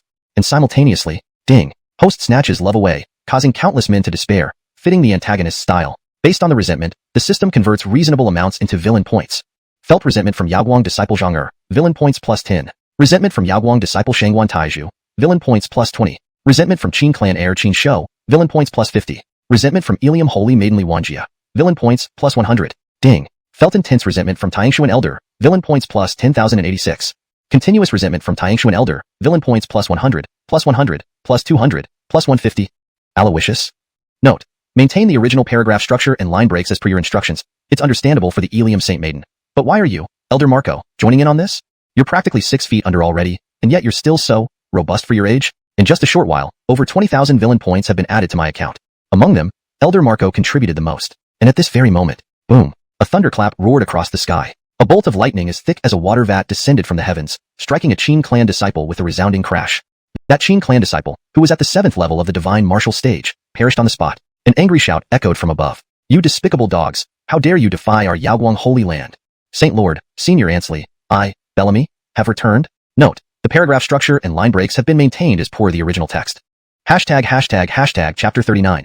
The disciple wished to fight to the death. Why did the Sacred Lord surrender first? The child of fate, Montague, had returned, and upon his return, he killed a Qin family disciple who was at the 7th level of divine might realm with a single strike. If this scene had occurred a day ago, Paul and Sylvia might have rejoiced. The entire Yaoguang Holy Land's elders and disciples would have hailed him as a hero. But now, things were different. The impending doom that loomed over the Yaoguang Holy Land had already vanished due to Aloysius's intervention. Now, representatives from the 4 major forces had gathered to announce to the entire primal continent that the Yaoguang Holy Land was under Aloysius's protection. Anyone who dared to challenge the Yaoguang Holy Land in the future would be going against the Jeffrey and Tianyi immortal sect. This was the second favor Aloysius extended to the Yaoguang Holy Land. However, Montague's return was accompanied by indiscriminate killing. It reignited the fires of war that had just been extinguished. Not only did this embarrass the Qin family, but it also undermined Aloysius's authority. At that moment, the old ancestor of the Qin family's face darkened. Had it not been for Aloysius's presence, he might have acted immediately, making Montague pay with his life. Jeffrey, junior brother Montague, Sylvia attempted to explain but was interrupted by Aloysius with a wave of his hand. He has remarkable prowess, striking without discerning right from wrong, ensuring death with one move. Truly awe-inspiring for the prodigies of Yaoguang Holy Land, Aloysius said calmly with a faint smile. Upon hearing this, Paul felt like sitting on pins and needles. On the surface, it sounded like praise, but the sarcasm was evident. Jeffrey, please calm down. Montague has been out training and is unaware of what happened in the Holy Land. His actions stemmed from a fervent desire to protect us. There was no ill intent. I will go out and explain everything to him and give an account to both the Jeffrey and the Qin family elder. Paul hastily stood up and walked out of the hall. Seeing this, Aloysius smiled indifferently. Let's go see what this rising star looks like. Aloysius led everyone outside the grand hall. Montague floated in midair, his right hand slightly raised, holding a thunder celestial token surrounded by lightning. His eyes, filled with determination, scanned the ground below. Hemph, the Marco Holy Land, Ilium Holy Land, and the Qin family are merely second-rate forces without any great emperors to anchor them. Yet they dare to invade the Yaoguang Holy Land with arrogance. Since you've come here, why don't you all stay? Use your lives to build my illustrious reputation. From today onward, I want the names of Marco, Ilium, and the Qin family erased from the primal continent. Montague's voice boomed across the sky. Hearing this, members of the 3 factions were enraged. This is Montague? Just a slightly well-known junior, daring to spout such big talk. Just now, he randomly killed our Qin family member. Completely insane. We must make him pay for the lives of our disciples. A presumptuous young man like this cannot be allowed to live. Suddenly, everyone glared angrily. Then, you ignorant brat, speaking such arrogance, prepare to face me. With a roar, an elderly man in a star-robed garment leaped into the air. With a flick of his hand, a large spiritual force condensed into a massive hand that pressed down towards Montague. The strength of a life-death realm practitioner was evident. Unperturbed, Montague's lips curled into a slight smile. Haha, well done. He exclaimed lightly, his figure moving swiftly as he struck back with a reverse palm. In an instant, the massive hand formed by spiritual energy was devoured entirely by Montague's attack, vanishing in an instant. Simultaneously, the thunder celestial token emitted intense thunder, resembling a furious sea vortex, its pressure reaching straight into the heavens. Boom! A thunderbolt, akin to divine wrath, fell from the sky, smashing toward the star-robed elder with destructive force. Even if a life-death realm powerhouse took the hit, they would either die or suffer severe injuries. At this moment, Montague, do not act impolitely.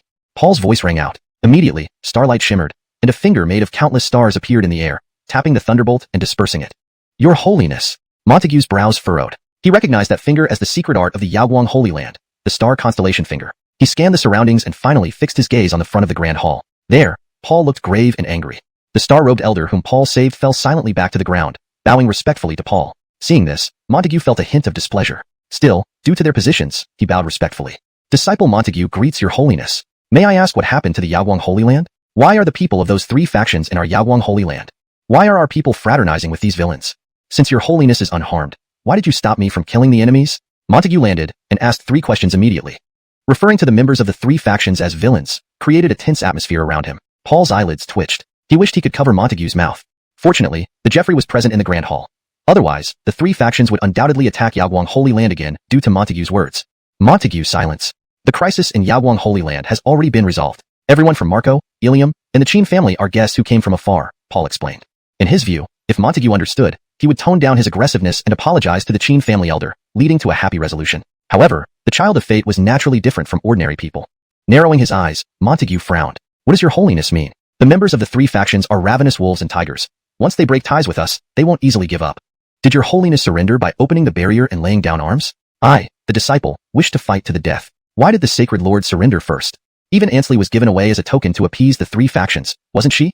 These words were ruthless and unyielding. Hearing this, Paul froze. Initially, he found Montague decent and intended to groom him, even planning to entrust Sylvia and the entire Yaoguang Holy Land to him. But after months of external cultivation, this boy became bold, daring to speak to him this way? A mere disciple dared to contradict him in front of so many people, embarrassing him. If he didn't punish him, how could he retain his dignity? Montague, you are too presumptuous. How dare you criticize my actions? Law Enforcement Hall, seize him. Paul roared in anger. His submission to Aloysius did not mean everyone could trample over him. Montague needed a lesson. Several Law Enforcement Hall officers emerged from the crowd, representing the authority and discipline of the Yaoguang Holy Land. Yet, Montague glanced at them with disdain. You think you're qualified to punish me? Paul, I call you Sacred Lord, out of respect for Ansley. Now, I'll give you a chance. Tell me where Ansley is. If you delay, the Yaoguang Holy Land awaits its destruction.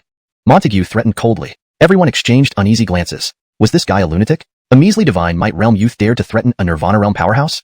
And threatening to destroy the Yaoguang Holy Land? Does he think he's Aloysius, capable of annihilating anyone he wants? Paul's expression turned grim as he waved his hand. Act. With a command, the Law Enforcement Hall officers attacked simultaneously. Facing their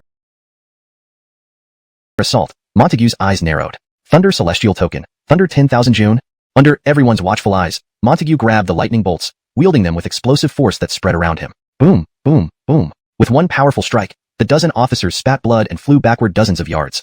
Montague stood beneath the thunder, his momentum like a rainbow. Paul, I ask you again, will you speak or not? Montague said coldly. And at that moment, Montague, do not be impolite. Sylvia's voice rang out, causing Montague to pause. He followed the direction of the voice and immediately saw, amidst the crowd, a girl as graceful and cold as a blue lotus. Senior Ansley. Montague's expression brightened with joy. But in the next moment, from the corner of his eye, he saw the person beside Sylvia, dressed in black, handsome and extraordinary. In comparison, he shone even more brightly than Sylvia. At this moment, Montague instantly clenched his fists tightly, his eyes revealing a fierce glint. Aloysius. Chapter 40. The protagonist aura, collective dumbing down. Aloysius. Bellamy clenched his fists tightly, his icy eyes fixed intently on Aloysius. At this moment, he resembled a mad beast, as if the hatred buried in his heart for many years had erupted all at once. Aloysius looked at him with feigned interest. Do you know me? Aloysius smiled faintly. Humph, you despicable scoundrel. I would recognize you even if you turned to ashes. Bellamy spat angrily. Beside him, Aloysia frowned deeply and promptly admonished, Bellamy, do not be disrespectful to the Emil. If it weren't for the Emil's arrival to save Yaoguang Holy Land, this place would have long become a graveyard of corpses. He is our great benefactor, Aloysia explained. Honestly, Bellamy was talented and had helped her before. She did feel some affection towards him. Although she wasn't in love with him, she didn't want to see him fall because of his unguarded words. She believed that Bellamy was not an unreasonable person. If properly explained, he would understand. But the next moment, Senior Ansley, you've been deceived by this shameless man. He is narrow-minded, despicable, ruthless, and treacherous. Marco, Ilium, and the Qin family are lackeys of Tianyi immortal sect. They attacked the Yaoguang Holy Land mostly because of Aloysius's instigation. And then, he took advantage of the critical moment, orchestrating everything himself and seizing the opportunity. This despicable trick might fool everyone else, but not me, Bellamy. Perhaps even the fall of our ancestor was caused by him. He is the culprit. Bellamy roared angrily. Upon hearing these words, everyone around began to whisper and murmur. Even Aloysia fell silent. Aloysius watched and sneered inwardly. Indeed, he was the blessed son of destiny. Once his protagonist aura kicked in, combined with collective dumbing down, it was truly terrifying. Such baseless slander, purely intended to defame, actually found believers. Following a typical plot twist, debating with such a son of destiny would only dig a deeper hole. Eventually, white would turn black. However, Aloysius wouldn't let Bellamy get away so easily. He stepped forward calmly and asked, impressive spirit, impressive oratory, but do you have any evidence? Bellamy's gaze turned cold. Humph, people act under heaven's watch. What kind of person you are, and what you will do, everyone knows in their hearts. I always believe justice prevails. Grandiose principles aside, there was no evidence. Aloysius nodded. Fine, justice prevails. But may I ask, do you really understand me? If, as you say, there's something or someone in the Yaoguang Holy Land that I covet, why would I go through all this trouble? All I need to do is give an order, and the Yaoguang Holy Land can be reduced to ruins, with every single one wiped out. If I wanted Aloysia's body, I could force her to submit even in broad daylight without anyone daring to stop me. As for your ancestor, just an 8th level Nirvana realm. Very strong? I casually killed one on my way here. Why would I need to use secret plots or rely on heavenly tribulations to kill him? Aloysius's chilling laughter sent shivers down everyone's spines. Ring, host's speech is domineering, intimidating the entire scene, with the demeanor of a great villain. Reward, 30,000 villain points. The system voice echoed in his mind as Aloysius secretly smiled. Since he was playing the villain, he would solve problems in the manner of a villain. Whitewashing? When strength rules all, does it really matter if one is good or evil? Everyone was stunned, including Bellamy, who was left speechless. Aloysius's eyes shifted to Aloysia, and he said with a sneer, since you've sworn loyalty to me, learn to obey. I'm happy when you speak up for me, but your wavering earlier made me very unhappy. Aloysia immediately broke into a cold sweat. Not just her, everyone in the Yaoguang Holy Land felt the same. Aloysius's words were indeed frightening and oppressive, yet they undeniably proved that he had nothing to do with anything happening in Yaoguang Holy Land. He was here to save it, not harm it. When the Emil shows goodwill, the best response is to accept it gratefully. Challenging him would lead to hell and abyss. Meanwhile, Bellamy gleaned a piece of information from Aloysius's words. His goddess-like ideal woman had become Aloysius's servant. Loved and hated ones intertwined, nearly driving him to lose his senses. Bellamy's gaze turned icy as he stared at Aloysius and said in a low voice, Aloysius, you forced Senior Ansley to be your servant using Yaoguang Holy Land's safety as leverage. How is that showing true skill? He then looked at Aloysia directly and declared, Senior Ansley, don't be afraid. Aloysius is just a hollow threat. Others may fear him, but I don't. As long as I'm here, no one can force you. Yaoguang Holy Land treated you unfairly, sacrificing you for their survival. Why should you ruin your bright future for such unfeeling people? Senior Ansley, come with me. With me, even Tiani Immortal Sect cannot touch us. Aloysius laughed. He sized up Aloysia. If you want to leave with him, go now. For saving the Yaoguang Holy Land, I won't retaliate. These words caused a resolute light to appear in Aloysia's beautiful eyes. Emil, please, 9 Phoenix is willing to serve you, not coerced in any way. Why should you expel me over others' words? Aloysius silently approved. Conversely, Bellamy's expression turned perplexed and complicated. Aloysia, willingly? And now he was an outsider in her view. He stood silent for a while, his eyes turning colder with unrestrained anger. Emotions intertwining, Bellamy seemed to lose his mind and snapped at Aloysia. Aloysia, you promiscuous wench, you showed interest in me, yet now you attach yourself to this despicable Aloysius. I offered you dignity, but you degraded yourself to be his dog.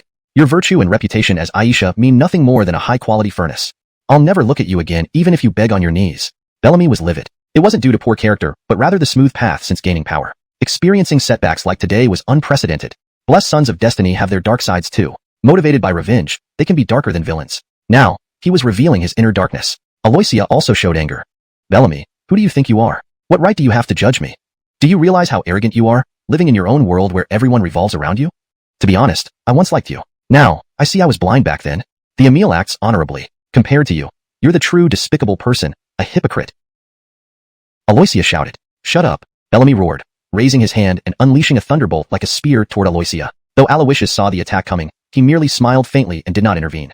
Just as the attack was about to land in front of Aloysia, a ball of cold, pale white flames appeared out of nowhere, blocking the thunderous strike. In the next moment, a figure in white walked out from the crowd. Aloysius's lips curled into a faint smile. The sudden intervention of the pale white flames and the emergence of the figure in white added an intriguing twist to the already tense atmosphere. Everyone present held their breath, waiting to see what would unfold next. Chapter 41. Celestial Talisman. Not below the primal fire. The one who stepped forward was Alfonso. To be honest, Antony's actions today bore a striking resemblance to Alfonso's daring raid on the Tiani Immortal Sect to snatch a bride that day. However, what set them apart was that Alfonso was capable of both picking up and putting down. He had an open mind and acknowledged his mistakes. As for Antony, not only did he frame others with despicable means, but also showed that he couldn't handle things maturely. Earlier, Aloysius had already sensed Alfonso's readiness to intervene. Therefore, he did not prevent Antony's thunderous strike. Now, Alfonso slowly advanced, his voice solemn. You keep saying that the Jeffrey takes advantage of situations, bullying a weak woman. But isn't it true that your anger-driven actions are also targeting a weak woman? I'm not someone who likes meddling in other people's affairs, but your behavior today is truly detestable. To me, your accusations against the Jeffrey fit you better, Alfonso said calmly. Antony narrowed his eyes upon hearing this. Who are you? Shao family, Alfonso. Alfonso replied composedly. Upon hearing this, Antony sneered disdainfully. Alfonso? I've heard of you. Recently, you've become quite renowned and achieved some success in the southern desolate immortal domain. I thought you would be a young genius like myself, but it turns out you willingly became Aloysius's dog. Antony laughed coldly. Alfonso remained unperturbed by this remark. If all young geniuses were as despicable as you, I'd rather renounce the title and not be associated with people like you. Alfonso stated calmly. You. Antony was momentarily speechless and then focused his gaze. Don't boast with your tongue. If you want to stand out, let's see if you have the ability. Do you dare to fight me? As he spoke, the celestial thunder talisman glowed brilliantly, enveloping the area in endless lightning. Seeing this, Alfonso's eyes burned with battle lust. Fear you? Never. With that, he stepped forward. But just then, he was stopped by Aloysius's raised hand. What are your chances of defeating him? Aloysius asked. 3 out of 10, at most, Alfonso estimated, narrowing his eyes at the nearby thunder. Aloysius smiled. With just 3 out of 10, you dare to accept the challenge? Alfonso laughed. If every battle was guaranteed victory, what would be the point of fighting? Only by giving my all can I grow stronger. His words were filled with heroic resolve. Aloysius patted him on the shoulder, smiling. Well said. This battle, don't hold back. Give it your all. Aloysius encouraged him. Understood. Alfonso walked forward resolutely. Nearby, Venerable Garth frowned and whispered beside Aloysius. Adon, why do you waste your breath on this disrespectful youth? Wouldn't it be better if I subdued him directly? Aloysius glanced at him and shook his head. Some people's luck hasn't run out yet, so they can't be killed. Moreover, for a mere deity martial realm practitioner to boldly come here and wreak havoc, there must be someone backing him. For now, he's not a big threat. I need to expose the force behind him. Aloysius's gaze grew serious. Furthermore, he had another plan. Crushing an auspicious son with his own hands was a significant way to earn points as an antagonist. Since Antony wasn't on their side, he could add more damage later. Adon, do you think Alfonso can match Antony? I feel a bit skeptical. Venerable Garth expressed his concerns. Aloysius chuckled without answering. It didn't matter much either way. He just wanted to observe the peculiar nature of battles between 2 auspicious sons. Now, Alfonso took each step leaving footprints of azure flames. His presence became increasingly imposing. Antony watched this scene from afar, his eyes narrowing slightly. Strange fire? Seems to be a considerable strange fire. No wonder you dared challenge me. It appears you possess a great endowment. But, Antony paused, a trace of ruthlessness flashing in his icy eyes. Just strange fire can't contend with the might of thunder. His tone shifted abruptly as he gestured, causing thunder to lash out like electric snakes toward Alfonso at incredible speed. This strike was utterly devastating. Before the thunder struck, a wave of azure flames erupted, forming a barrier before Alfonso. Boom! Thunder clashed with fire, creating an intense spectacle. Amidst the surging lightning and flying flames, a white figure emerged, stepping on the flames and dashing through the chaos. With a swift motion, an ancient black ruler appeared, crashing toward Antony. Seeing this, Antony moved closer instead of retreating. His hand reached out, summoning a majestic azure dragon war halberd into existence. Clang! The giant ruler collided fiercely with the halberd, sending sparks flying. Under the powerful backlash, both were pushed backward. Pure combat strength-wise, neither surpassed the other. You're strong. Few among my peers can match me like this. The probing phase is over. Now, I'll use my full power. Antony declared gravely. Alfonso shook his wrist, planting the black ruler beside him. What a coincidence. Same here. With these words, he spread his arms slightly, igniting 2 flame orbs on his palms. Netherworld Demon Fire, Green Lotus Imperial Fire. One extremely cold, the other explosive.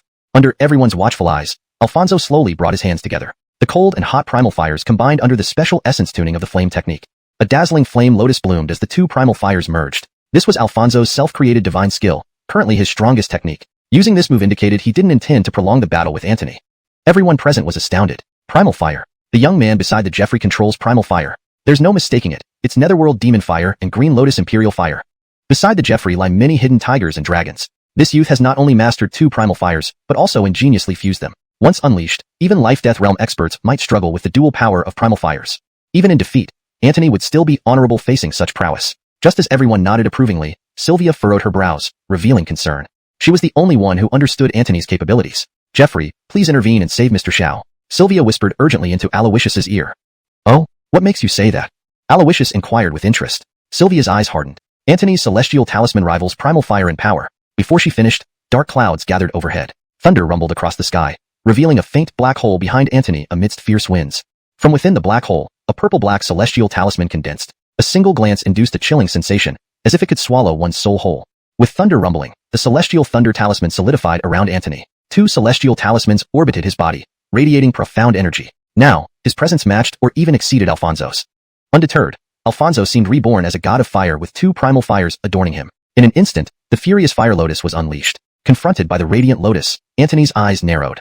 Both celestial talismans turned into mystical light, fusing into his palms, amplifying his strength exponentially. Antony's palm had turned into a mass of pitch-black thunder liquid. At the same time, the Buddha's Fury Fire Lotus arrived in an instant. Chapter 42. Dual Talisman Hands, Dual Talisman Annihilation. Boom. The Buddha's Wrath Fire Lotus, born from the fusion of 2 ancestral flames, possessed terrifying power as it crashed down on Bellamy. Facing this overwhelming attack, Bellamy did not dodge. Instead, he used the lightning and devouring heavenly talismans to empower his hand, turning it into black liquid lightning, and raised it to meet the fire lotus head-on. At the moment of contact, it was like heavenly thunder striking earthly fire. A powerful shockwave rippled outward in all directions. Alfonso, after deploying the Buddha's Wrath Fire Lotus, entered a brief period of weakness and was immediately forced back several dozen meters by the force, coughing up a spray of blood. In contrast, Bellamy's talisman-enhanced hand absorbed most of the Lotus's power and even devoured the residual energy from the clash. Despite being surrounded by raging forces, Bellamy stood as immovable as a mountain. At this point, the outcome of the battle was clear. However, Bellamy had no intention of stopping there. His gaze sharpened, locking onto Alfonso's figure. Sycophant of Aloysius, such powerful Yihua in your hands is nothing short of blasphemy. Note, Yihua seems to be left untranslated. If it refers to a specific term or concept within the story's context, it should either be translated appropriately or explained. For now, I'll assume it has a unique meaning in the story and leave it as Yihua, with an explanation potentially needed elsewhere in the text. Corrected sentence. Sycophant of Aloysius, such powerful Yihua in your hands is nothing short of blasphemy. If Yihua should be translated, please provide the intended meaning so I can adjust accordingly.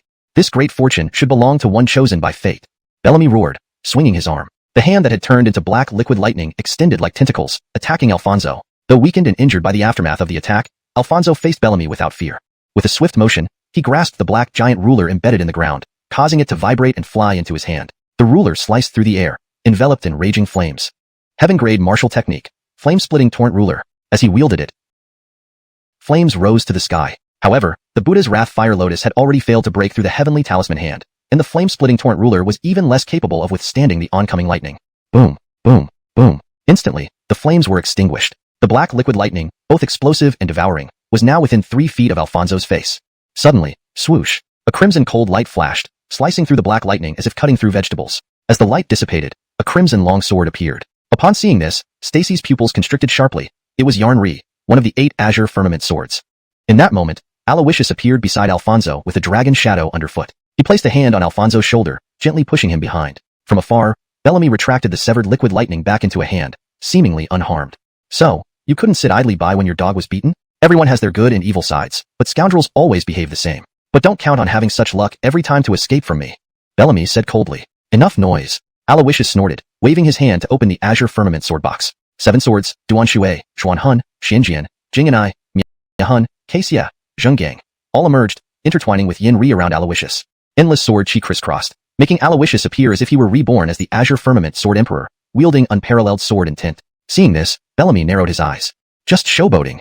My heavenly talisman is the strongest. Using spirit essence, Bellamy controlled the lightning heavenly talisman to rise, transforming into a bolt of lightning piercing through the clouds. At this moment, heavenly thunder surged, imposing pressure descending upon all present. Amidst the sea of lightning, Bellamy could summon thunder with each move. The devouring heavenly talisman merged with him, absorbing the roaring thunder into his body. His aura became increasingly intense as the wind howled, billowing Aloysius's black cloak.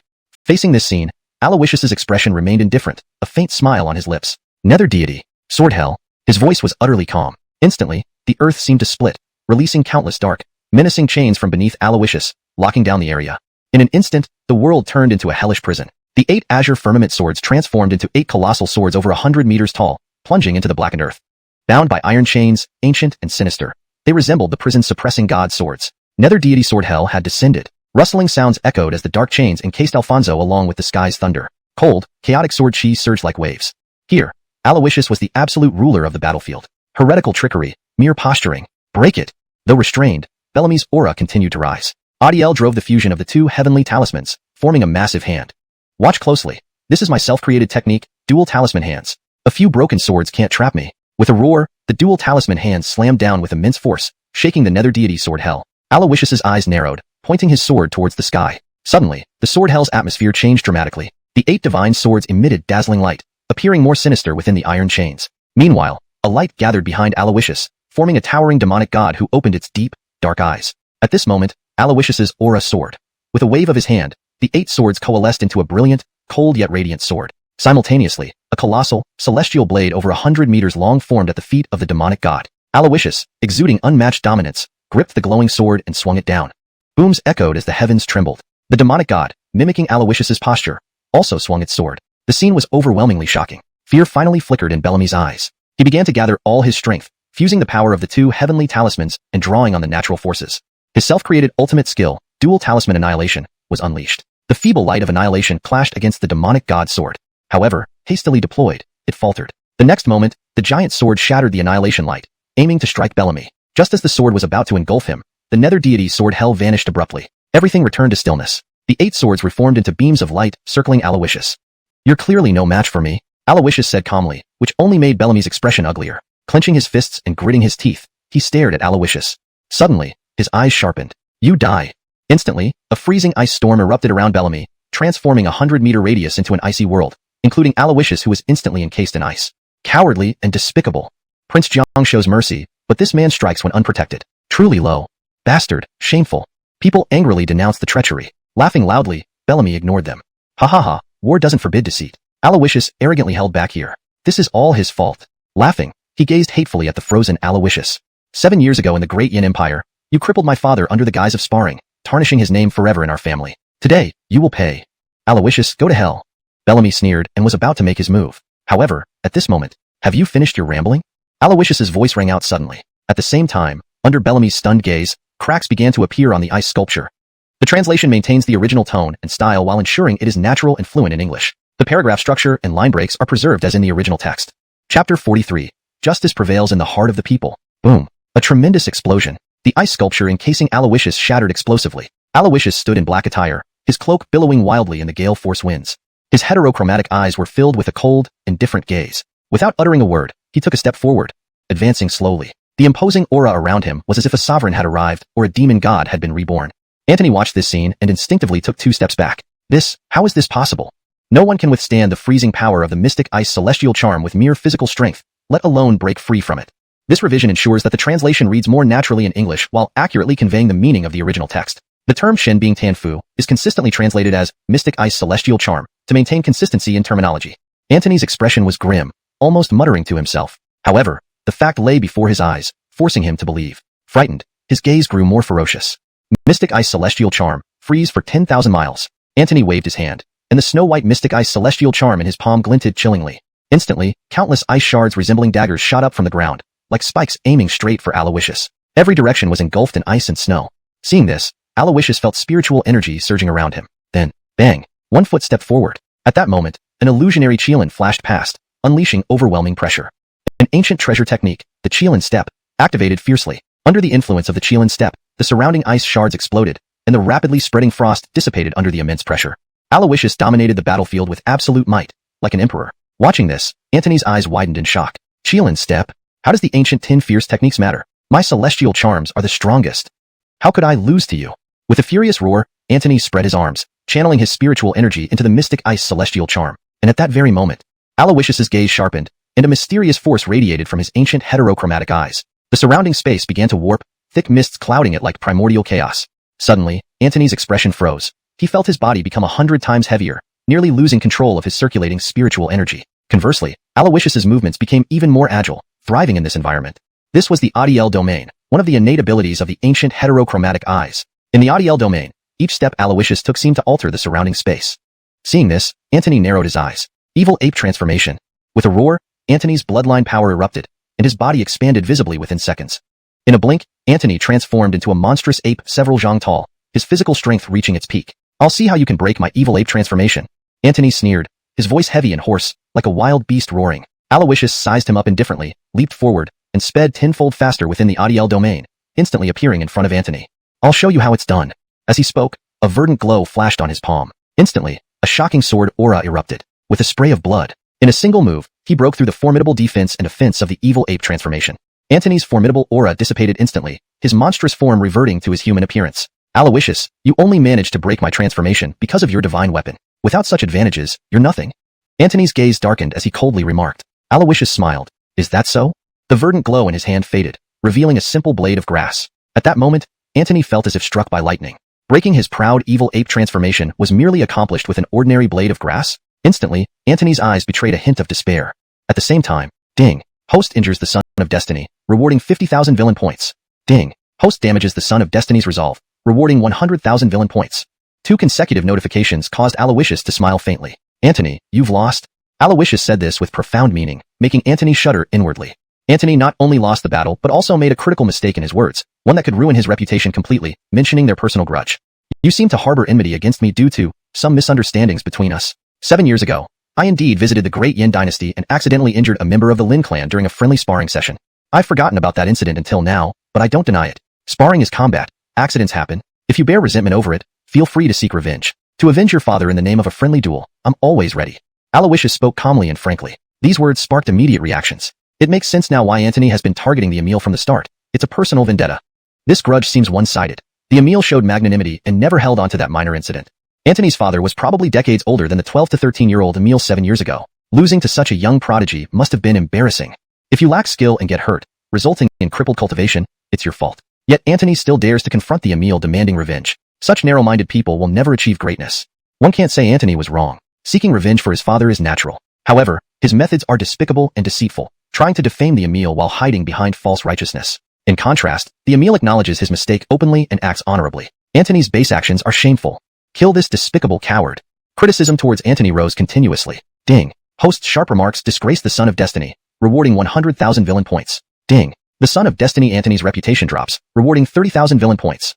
Facing the barrage of criticism, Antony gritted his teeth, eyes flashing with rage. Aloysius, you twist facts and frame me. How could I forgive you?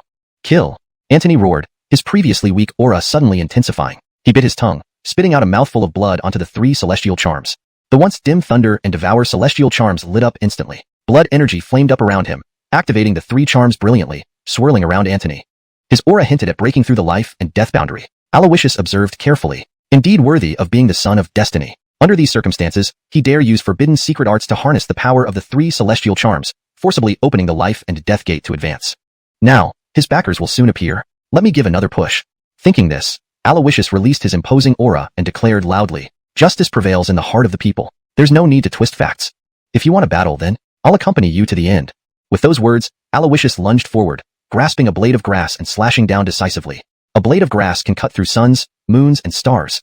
Chapter 44. The Netherworld Holy Land, by Luo Huangquan. The moment the blade of grass struck, a crack appeared on the radiant barrier formed by the 3 heavenly talismans. A surge of pure energy spilled out from the crack, cascading onto the blade of grass, making it appear even more vibrant and verdant. This scene did not go unnoticed by Bellamy. His gaze fell upon the blade of grass in Aloysius's hand, and his expression grew increasingly grave. Urgency flashed across his eyes, as if he had just made a significant decision. He clenched his brows and once again spewed out a stream of blood. The momentum above the 3 heavenly talismans grew even more terrifying. At this rate, within 10 breaths, he could successfully unlock the great life and death aperture within his body, advancing to the life and death realm. Before stepping into the life and death realm, one must endure death. And at the moment of ascension, they would receive a heavenly blessing, returning to their primal state, with all conditions restored to their peak. This was the concept of life after death. If Bellamy truly achieved the life and death realm, the outcome of the battle would be uncertain. In front of me, you think too little of me, Aloysius thought. Break. He channeled his spiritual essence to its limits. The blade of grass struck again, causing the space around it to tremble. When the grass blade touched the light barrier once more, light erupted. An enormous crack appeared instantly, and waves of mysterious energy surged out, being completely absorbed by the blade of grass. Bellamy spat out a torrent of blood, appearing utterly drained of vitality and spirits. Asterisk ping. Host disrupted the protagonist's breakthrough opportunity, causing damage to his fundamental origin. Reward, 120,000 villain points. Asterisk. Asterisk host severely injured the protagonist. Reward, 30,000 villain points. Asterisk. Aloysius's lips curled upwards. Continue. The blade of grass danced wildly in Aloysius's hands, continually inflicting injuries on Bellamy. Asterisk ping. Host severed the protagonist's left arm. Reward, 3,000 villain points. Asterisk. Asterisk host severed the protagonist's right arm. Reward, 5,000 villain points. Asterisk. Asterisk severed the protagonist's chest. Reward, 8,000 villain points. Asterisk. Spit. Asterisk ping. The withered flower covers the ground in sorrow. Scattered petals cause the heartache. Reward, 114,514 villain points. Asterisk. Fortunately, Bellamy had practiced a body-forging martial technique, giving him an exceptionally tough physique, which allowed him to withstand Aloysius's brutal onslaught. Gradually, however, his life force became weaker and weaker. At this moment, Aloysius felt a jolt in his heart. Could it be that this protagonist can be killed? As soon as this thought surfaced, an information panel appeared before Aloysius's eyes. Bellamy, Destiny Value, 1500, Core Luck, Primordial Stone Talisman, Swallowing Heavenly Talisman, Thunderous Heavenly Talisman, Mystic Ice Heavenly Talisman, Magic Tools and Martial Techniques, Ancient Heavenly Scale Halberd, Heavy Prison Peak, Talisman Puppet, 8 Desolate Palm, Pure Essence Finger, Heavenly Scale Halberd Technique, Demon Ape Transformation, Lesser Nirvana Golden Body. Note: if destiny value falls below 1000, the host can disregard the protagonist's aura of invincibility and eliminate them. The lower the destiny value, the greater the benefits received. Current status: cannot kill. Indeed, while it was possible to kill a protagonist, it wasn't so easy. What if I insist on killing? Aloysius narrowed his eyes, thinking to himself. In that moment, he spread his arms slightly. Buoyed by an immense aura, he rose into the air. Hovering high above, he looked down at the battered Bellamy with a scrutinizing gaze, much like an emperor surveying his realm. disregarding all else. He was the victor, naturally standing supreme over the defeated with absolute power. Although Bellamy was also an elite among peers, he ultimately couldn't avoid this crushing defeat before Aloysius. Hovering mid-air, Aloysius's eyes glinted with disdain. Reach the pinnacle of immortals, pride in the world. With me, Johann, there is the heavens. Even if you gathered the 10 ancient heavenly talismans and ascended to the great emperor realm, I can still subdue your arrogance with just one hand. I, Aloysius, will still reign supreme. His words were stirring, resounding through Yaoguang holy land like thunderclaps, igniting everyone present. What magnificence, what grandeur! However, the moment Aloysius revealed his murderous intent toward Bellamy, the sky changed abruptly. The originally clear sky turned dark yellow, resembling the eerie netherworld hanging upside down in the sky. Beneath the netherworld, a towering figure seemed to appear out of thin air, standing motionless. From a distance, it was a middle-aged man in dark yellow robes, robust yet pale, exuding a menacing aura. Separated by miles, Aloysius locked eyes with him for a brief moment. Next, Bilua, Huangchuan. A soft murmur sent 2 surging currents transforming into water dragons, spiraling towards Aloysius. Suddenly, the killing intent descended. He immediately recognized the robed man as a great emperor. Without hesitation, Aloysius shouted at the top of his lungs, "Ed, save me!" Instantly, a vast area of space in front of Aloysius turned dark. The 2 water dragons dove into the darkness, disappearing without a trace like mud into the sea. When the darkness dispersed, a slender figure in black slowly emerged, standing protectively in front of Aloysius. It was Ed. Upon seeing Ed, the robed man paused visibly. Nirvana realm?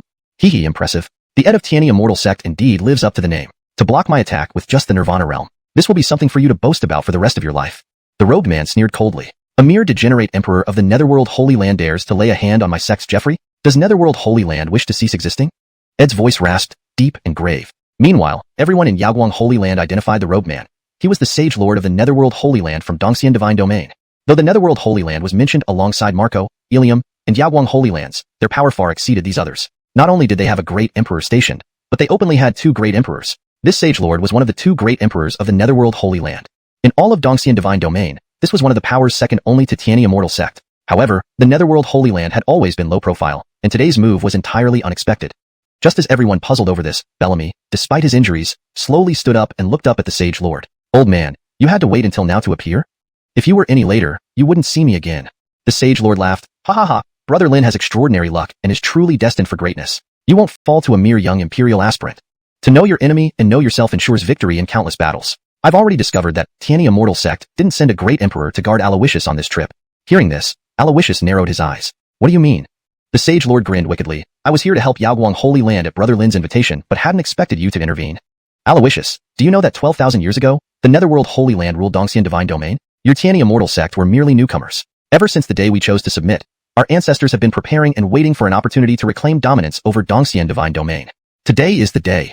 You have ancient heterochromia, supreme bone, and numerous destinies. If I eliminate you and transfer all of this to myself, then it will be me who achieves the supreme throne. Of course, besides you, there are quite a few big catches here. Ancestral fire source, immortal jade physique, heir of Hagen. Hee. As long as I wipe out this mob, I can secretly obtain all of this fortune. Once I assimilate it all, my power will rival that of creation itself. I will reverse the situation in Dongxian Divine Domain and become its unrivaled emperor for millennia, the monarch said with a clear laugh. Aloysius listened to this and sneered in disdain. The more incompetent one is, the more they love to dream of invincibility. It seems the Netherworld Holy Land has no reason to exist anymore, Aloysius continued. Hearing this, the monarch laughed as well. Aloysius, try leaving here alive first before you think of avenging yourself on the Netherworld Holy Land. With that, he waved his hand, and a sinister large knife appeared. Instantly, his aura grew even more formidable. Seeing this, Aloysius patted Farron's shoulder. Would it take a one-for-one exchange to deal with him? He remembered Farron had mentioned that an exchange was required for those above the Great Emperor level. For a mere degenerate emperor who forcibly ascended using forbidden techniques, he isn't worthy, Farron replied. With that, his body turned into shadows, rushing to confront the monarch. A fierce battle erupted between these powerful figures. Meanwhile, Bellamy watched everyone with a cold smile. My true enemy is only the Tianxia Immortal Sect. Any other forces that wish to abandon darkness for light and recognize me as their master can be spared from death. Hearing this, Aloysius frowned. Even though the old dog of the Netherworld Holy Land is still around, you are still my captive. I can kill you at any time. However, Bellamy smirked in response. Wish to kill me? Try it if you dare. Immediately after speaking, a pressure descended upon them like thunder. In an instant, Aloysius's eyes, equipped with dual pupils, pierced through the vast expanse of space, revealing a gray-robed old man standing atop the sky. In that moment, Aloysius's gaze sharpened. Another great emperor. Translation notes asterisk. Maintaining consistency. The names and terms used, e.g., Aloysius, Mark, Farron, etc., remain consistent with the previous translation. Paragraph structure. The original paragraph breaks have been preserved. Style and tone. The tone remains consistent with the epic and dramatic style of the novel. Clarity and fluency. The sentences are crafted to be natural and grammatically correct while preserving the original meaning. Chapter 45. Welcoming the Supreme Elder. This gray-robed elder was clearly an emperor. Just a glance from him sent endless pressure, subduing Aloysius.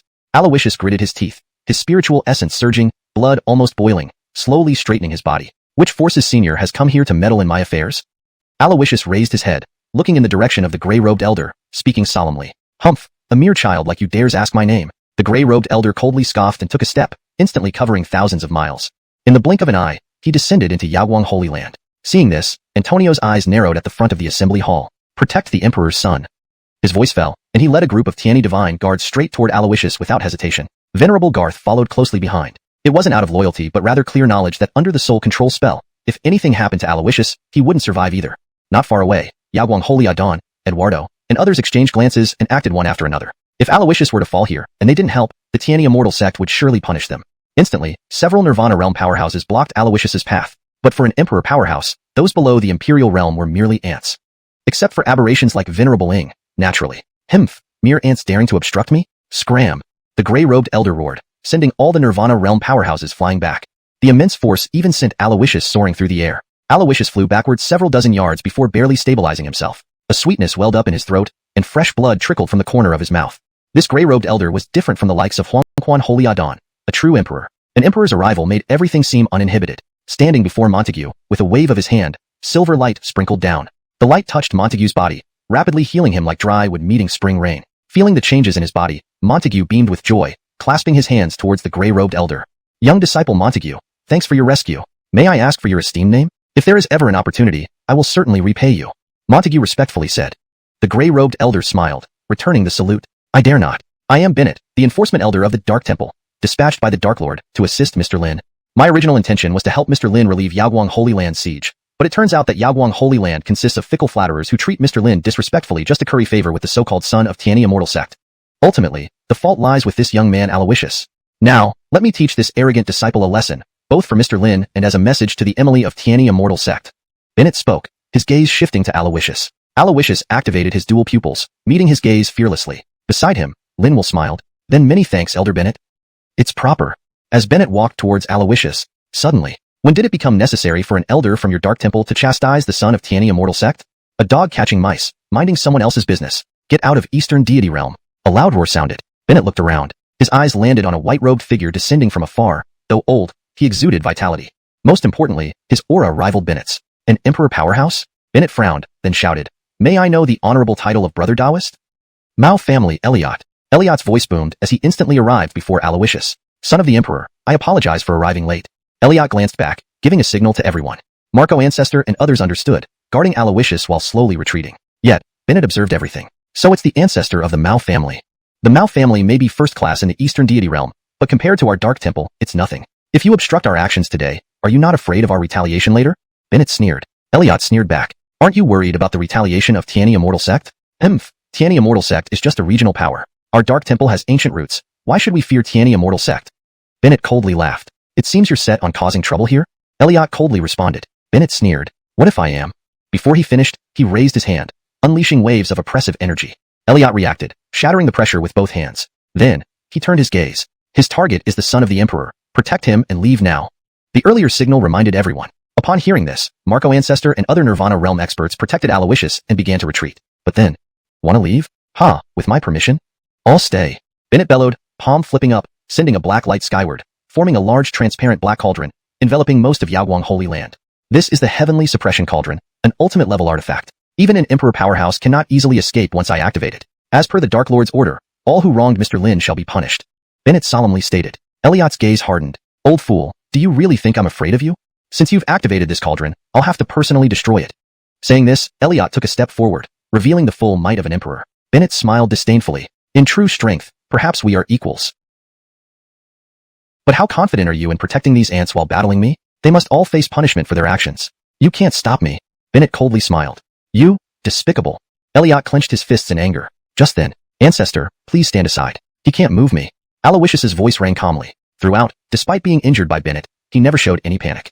His expression was calm, lips slightly curled into a faint smile. He seemed an uninvolved spectator, watching the unfolding drama. Son of the Emperor. Elliot furrowed his brow, puzzled. It's fine. Aloysius calmly stepped forward, observing Bennett and nodding. So you're the one to discipline me on behalf of my master? Bennett grinned. You're smart. Given you are the successor of the Emily, I can spare your life. But you must kneel before Mr. Lin, slap yourself 3,000 times, and beg forgiveness. Saying this, he glanced at Montague with what seemed like a flattering intent. Hearing this, Aloysius nodded and smiled. Well said. Turning his gaze behind Bennett, he abruptly continued. Did you hear that? Bennett was bewildered. Who was this kid talking to? Montague looked like he had seen a ghost. I heard. A deep voice echoed from behind Bennett. In an instant, Bennett trembled, turning around quickly. Behind him stood a composed youth in green robes. The youth's eyes, filled with maturity and shrewdness that belied his age, stared intently at Bennett. Aloysius immediately bowed respectfully. Disciple Aloysius welcomes the Supreme Elder. #####Chapter 46. Descendant Aloysius invites the Fedor to face death. This seemingly youthful Ely was none other than the Alger of the Tiani immortal sect. He was not young, but his appearance remained so due to his cultivation having reached a certain realm where his external appearance reflected his inner self. Even someone as aloof as Aloysius had to respectfully bow before this most senior elder of Tiani immortal sect. Everyone around also paid their respects with reverence. Dmitri, however, was utterly shocked by this scene. He sized up the Alger with an expression that resembled seeing a ghost. This can't be possible. I've sealed this place using the suppressing heaven dark cauldron. Even an emperor-level powerhouse couldn't enter unnoticed. Dmitri exclaimed in disbelief. The Alger sneered. It has nothing to do with me if emperors can't enter. With that, he waved his hand. The suppressing heaven dark cauldron began to tremble, and spiderweb-like cracks quickly spread across it. In the next moment, boom, a loud explosion. The massive suppressing heaven dark cauldron shattered explosively. Dmitri's face contorted, and he spat out a mouthful of blood. The cauldron, which he had refined into his life-bound divine artifact, broke, causing him to suffer a backlash. The once arrogant Dmitri now lay curled on the ground in pain. Seeing this, the Alger stepped on his chest, a cold smile spreading across his face. Foreigner, you dare to be so arrogant in the Eastern immortal realm. If it were anyone else, you would already be dead. But, considering you're one of Dark Aiden's lapdogs, I won't kill you. Come, kneel before our Tiani immortal sect emperor's heir and slap yourself 3,000 times, then kowtow and admit your mistakes, the Alger said coldly.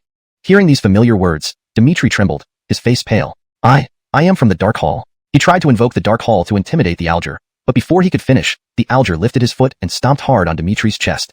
Bang! Dmitri grunted, spitting out another mouthful of blood, his breathing weak. Do you think I asked where you came from? Just do what I say, or I will. Kill. The single word, kill, sent a chill through the air, bringing a deadly coldness upon Dmitri. At this moment, he didn't doubt for a second the Ely's words. After all, he had faced countless hardships to reach the emperor level. The stronger one became, the more they valued their life. Dmitri's eyes hardened, and he immediately knelt down, slapping himself and kowtowing. This scene left many speechless. A mighty emperor, who normally sat above the clouds, could be reduced to such a pitiful state. Meanwhile, Ding, host uses power to oppress an emperor, matching villainous behavior. Reward, 10,000 villain points. Receiving the reward, Aloysius smiled. He approached the Alger, arching his hands in respect and laughed lightly. Congratulations to the Alger on achieving great success and successfully emerging from seclusion. The Alger scrutinized Aloysius, smiling and nodding. Little Johann, haha, after 3 years of seclusion, I didn't expect you to have achieved so much. Ancient heavy-eyed being, supreme bone, natural phenomenon at birth, adolescent supreme ruler. Now, you are a treasure of our Tiani immortal sect. How could I let you suffer any injustice? Though the Alger looked youthful, his tone and demeanor exuded paternal care and affection for Aloysius. Aloysius chuckled. Thanks to the Alger's blessings and protection, I have achieved what I have today. The Alger shook his head, laughing. I don't have that much blessing, haha. He glanced at the distant sky, where dark shadows flickered, and a river of yellow springs hung inverted against the horizon. The site of the battle between the James and the Casimir. Little Johann, we'll chat later. Let's take care of some important matters first, the Alger said, extending his hand and gripping the air. Instantly, under the intense fighting sounds, large swaths of crimson clouds condensed into a massive hand. Under everyone's watchful eyes, this red hand clenched tightly, causing the void within it to collapse with a thunderous boom. Accompanied by the James's cry of pain, the inverted river of yellow springs vanished. James died both in body and spirit. This sight caused the hearts of those present to tighten. Even an emperor could fall before a stronger force, and it happened so swiftly. For Dmitri, the death of James was undoubtedly a stark warning. In order to survive, he had abandoned all dignity, slapping himself and kowtowing. But he did not notice that Aloysius and the Alger were no longer there. Eastern Immortal Realm, Yellow Spring Holy Land. Inside the Yellow Spring Holy Hall, the Fedor, an emperor-level powerhouse, had been feeling uneasy ever since the James left. As an emperor, already controlling a thread of the heavenly power, his mind was connected to everything, and he wouldn't feel uneasy without reason. My son went to Yaoguang Holy Land at Montague's invitation to resolve his crisis. It's beneficial to make friends with an unlimited potential young genius and ally with Yaoguang Holy Land. Why am I still uneasy? Just then, an elder from the Yellow Spring Holy Land rushed into the hall, bowing and reported, Patriarch, the Tiani immortal sect's heir, Aloysius, requests an audience. Furrowing his brow, the Fedor asked, Aloysius? What does he want? Curiously, he added, how many people did he bring? Only him alone. He dares to come to my Yellow Spring Holy Land alone? I want to see what this boy has up his sleeve. The fedora muttered and flashed out of the hall. Soon, he saw Aloysius standing in the air above. His gaze darkened. May I ask why the imperial heir has come here? Aloysius studied him, smiling faintly. Descendant Aloysius is here to invite the fedora to die. Upon hearing this, the fedora froze in shock, then erupted in fury. How dare you, ignorant whelp? Today, you came to my Yellow Spring Holy Land alone, and I shall ensure you never leave alive. The fedora roared, unleashing a terrifying palm blast accompanied by howling wind. Facing an emperor's strike, Aloysius stood calmly with his hands behind his back, a serene smile on his face.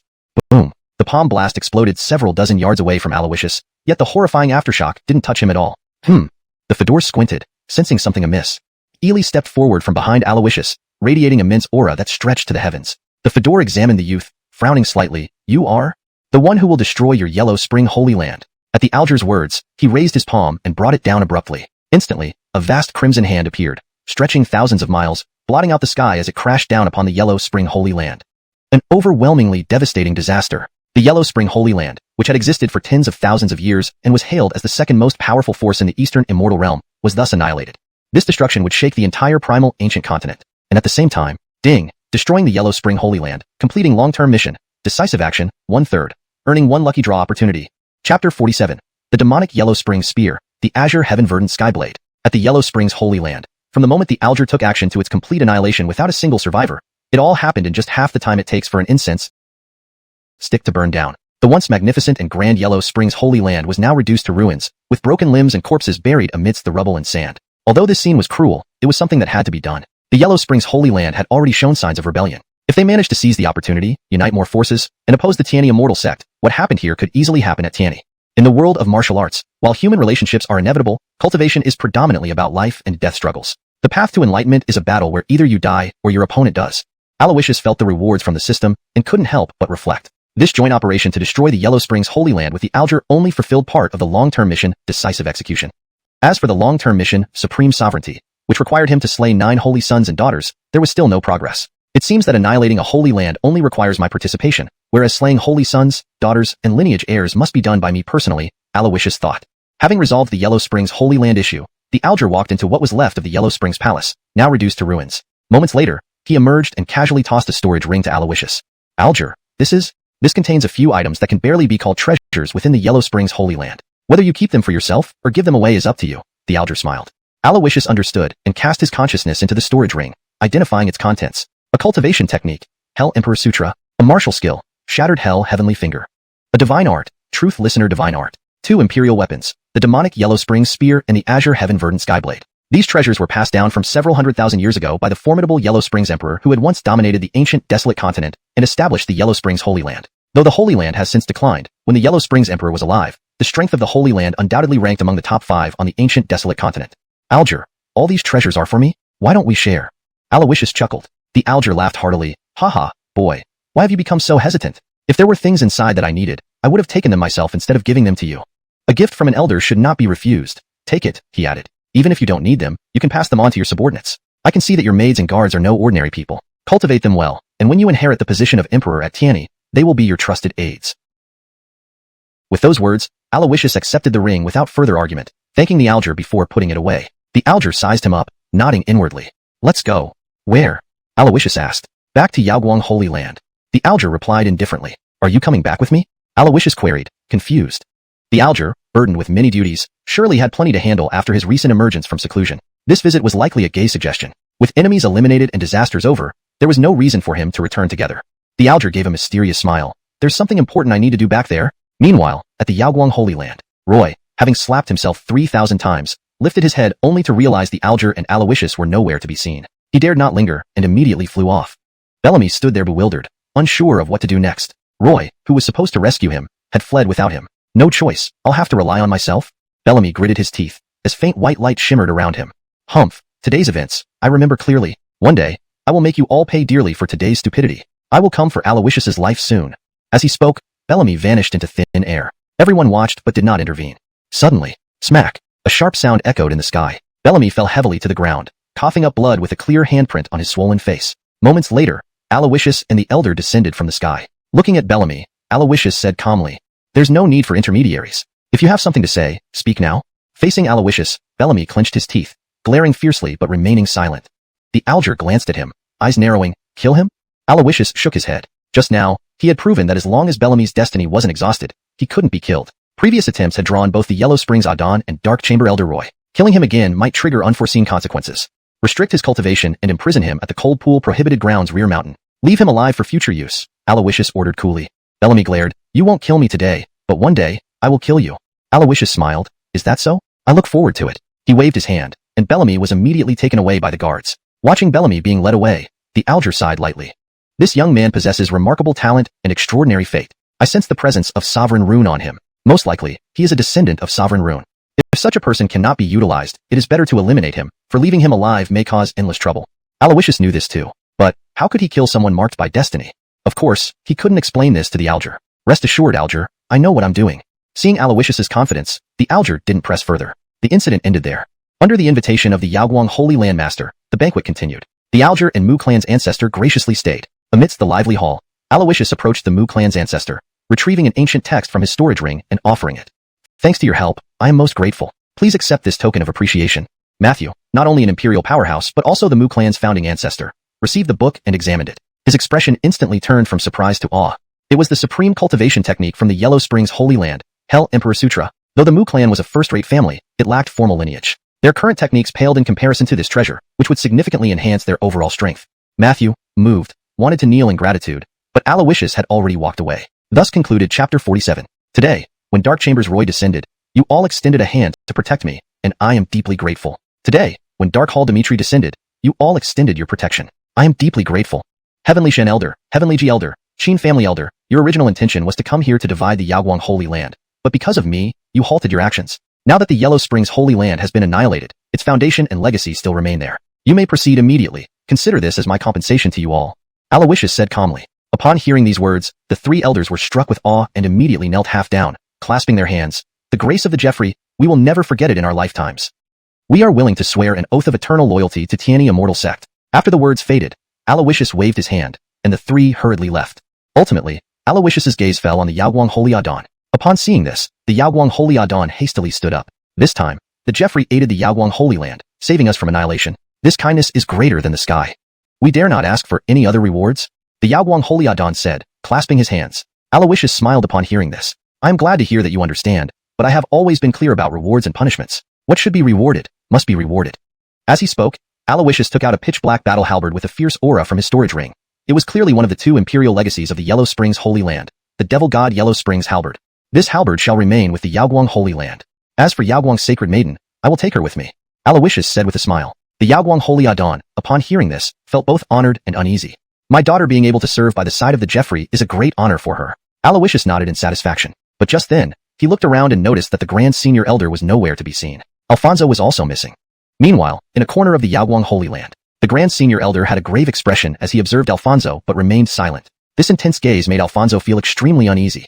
I don't know why the senior brought me here, Alfonso said cautiously. However, before he finished speaking, the Grand Senior Elder's gaze turned cold. With a wave of his hand, he slapped down. Aloysius said calmly. Upon hearing these words, the three elders were struck with awe and immediately knelt down half in gratitude. The grace of the Crown Prince, we will remember it forever. We are willing to swear eternal loyalty to the Tianyi Immortal Sect. With those words, Aloysius waved his hand, and the three hurriedly left. Ultimately, Aloysius's gaze fell on the Yaoguang Saint Adon. Seeing this, the Yaoguang Saint Adon quickly stood up. This time, with the Emil's aid, Yaoguang Holy Land was spared from utter destruction. This kindness surpasses the heavens. We dare not ask for further rewards? The Yaoguang Saint Adon bowed deeply. Hearing this, Aloysius smiled. I appreciate your sentiment, but I have always been clear about rewards and punishments. What should be rewarded must still be rewarded. As he spoke, Aloysius took out from his storage ring a war halberd that was pitch black and exuded a menacing aura. It was clearly one of the two imperial weapons inherited by the Yellow Springs Holy Land, the demonic Yellow Springs Spear. I leave this spear to the Yaoguang Holy Land, and I shall take the Yaoguang Holy Maiden with me. Aloysius smiled again. Upon hearing this, the Yaoguang Saint Adon was both humbled and fearful. If my daughter can serve by the side of the Emil, it is her honor. Aloysius nodded in satisfaction. But at this moment, he looked around and found no trace of the Alger or Alfonso. Meanwhile, in a secluded corner of Yaoguang Holy Land, the Alger stood solemnly, sizing up Alfonso without a word. This intense scrutiny made Alfonso uneasy. May I ask why you brought me here, senior? Alfonso asked cautiously. Before he could finish his sentence, the Alger's expression turned cold. With a swift motion, he raised his hand and delivered a powerful strike. Chapter 48. The Flame of Souls, the Sacred Flame of Reincarnation. The Alger's strength already surpassed that of ordinary emperors. This much Alfonso had witnessed firsthand during previous battles. Now, Facing such a formidable opponent, the palm energy had not even reached him, yet the mere pressure was suffocating Alfonso, making it hard for him to breathe. But despite this, he gritted his teeth, eyes resolute. Alfonso struggled to grip the black large ruler in one hand while 9 Netherworld Demon Fire and Green Lotus Emperor Fire ignited on his left and right hands respectively. Both fires converged onto the large ruler. With a swing, he unleashed a heaven-level martial technique, Flame-Splitting Surge Ruler. However, Alfonso was only at the divine martial realm. No matter how strong his ancestral fire was, it couldn't bridge the massive gap between him and the Alger. The moment Flame-Splitting Surge Ruler was unleashed, it crumbled under the endless palm energy's pressure from the Alger. Just as the palm energy was about to hit Alfonso, the immense pressure abruptly dissipated. It was as if nothing had happened. This unexpected turn left Alfonso bewildered. "Senior, what does this mean?"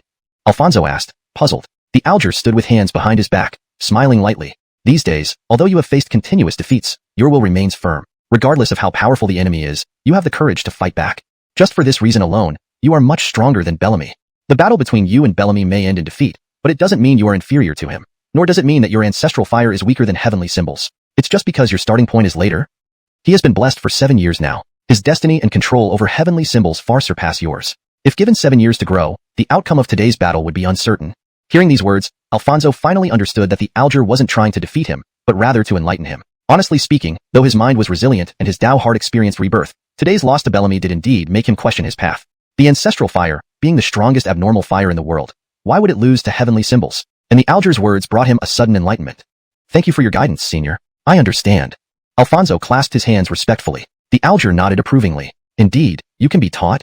I will gift this to you, perhaps it might be of some help to you." As he spoke, the Alger turned his palm upward, revealing a flickering void fire. This fire seemed ethereal, yet just by looking at it, one could feel a stirring deep within their soul. Alfonso inspected the item closely, and his expression gradually changed from confusion to ecstatic joy. One of the 9 ancestral fires, the sacred flame of reincarnation. "Senior, such a precious item. Are you sure you want to give it to me?" Despite his delight, Alfonso remained cautious. After 3 years of external training, he knew there were no free lunches. He had no relation to the Alger. There was no need for the elder to present such a generous gift upon their first meeting. The Alger smiled mysteriously. The sacred flame of reincarnation is a treasure of the Yellow Spring Holy Land and one of the 9 ancestral fires. In terms of power, it might not match the Green Lotus Emperor fire, but it possesses unique effects that the other 8 ancestral fires lack. If you obtain it, your strength will greatly increase. Become my disciple and I will give this to you. A playful smile crept across the Alger's face as he spoke. Upon hearing this, Alfonso frowned. Before he could respond, a pale flame ignited around him. Gradually, the 9 Netherworld Demon Fire took the form of an elderly gentleman with white beard and a sage-like demeanor. This was Alfonso's master. Seeing this, Alfonso wore a look of bewilderment. His master, though once powerful, now existed only as a soul residing in the storage ring on Alfonso's hand. His existence was a secret. Previously, he never revealed himself to outsiders, fearing retribution from past enemies who believed he was dead. Yet today, he unexpectedly appeared before the Alger of Tianyi Immortal Sect.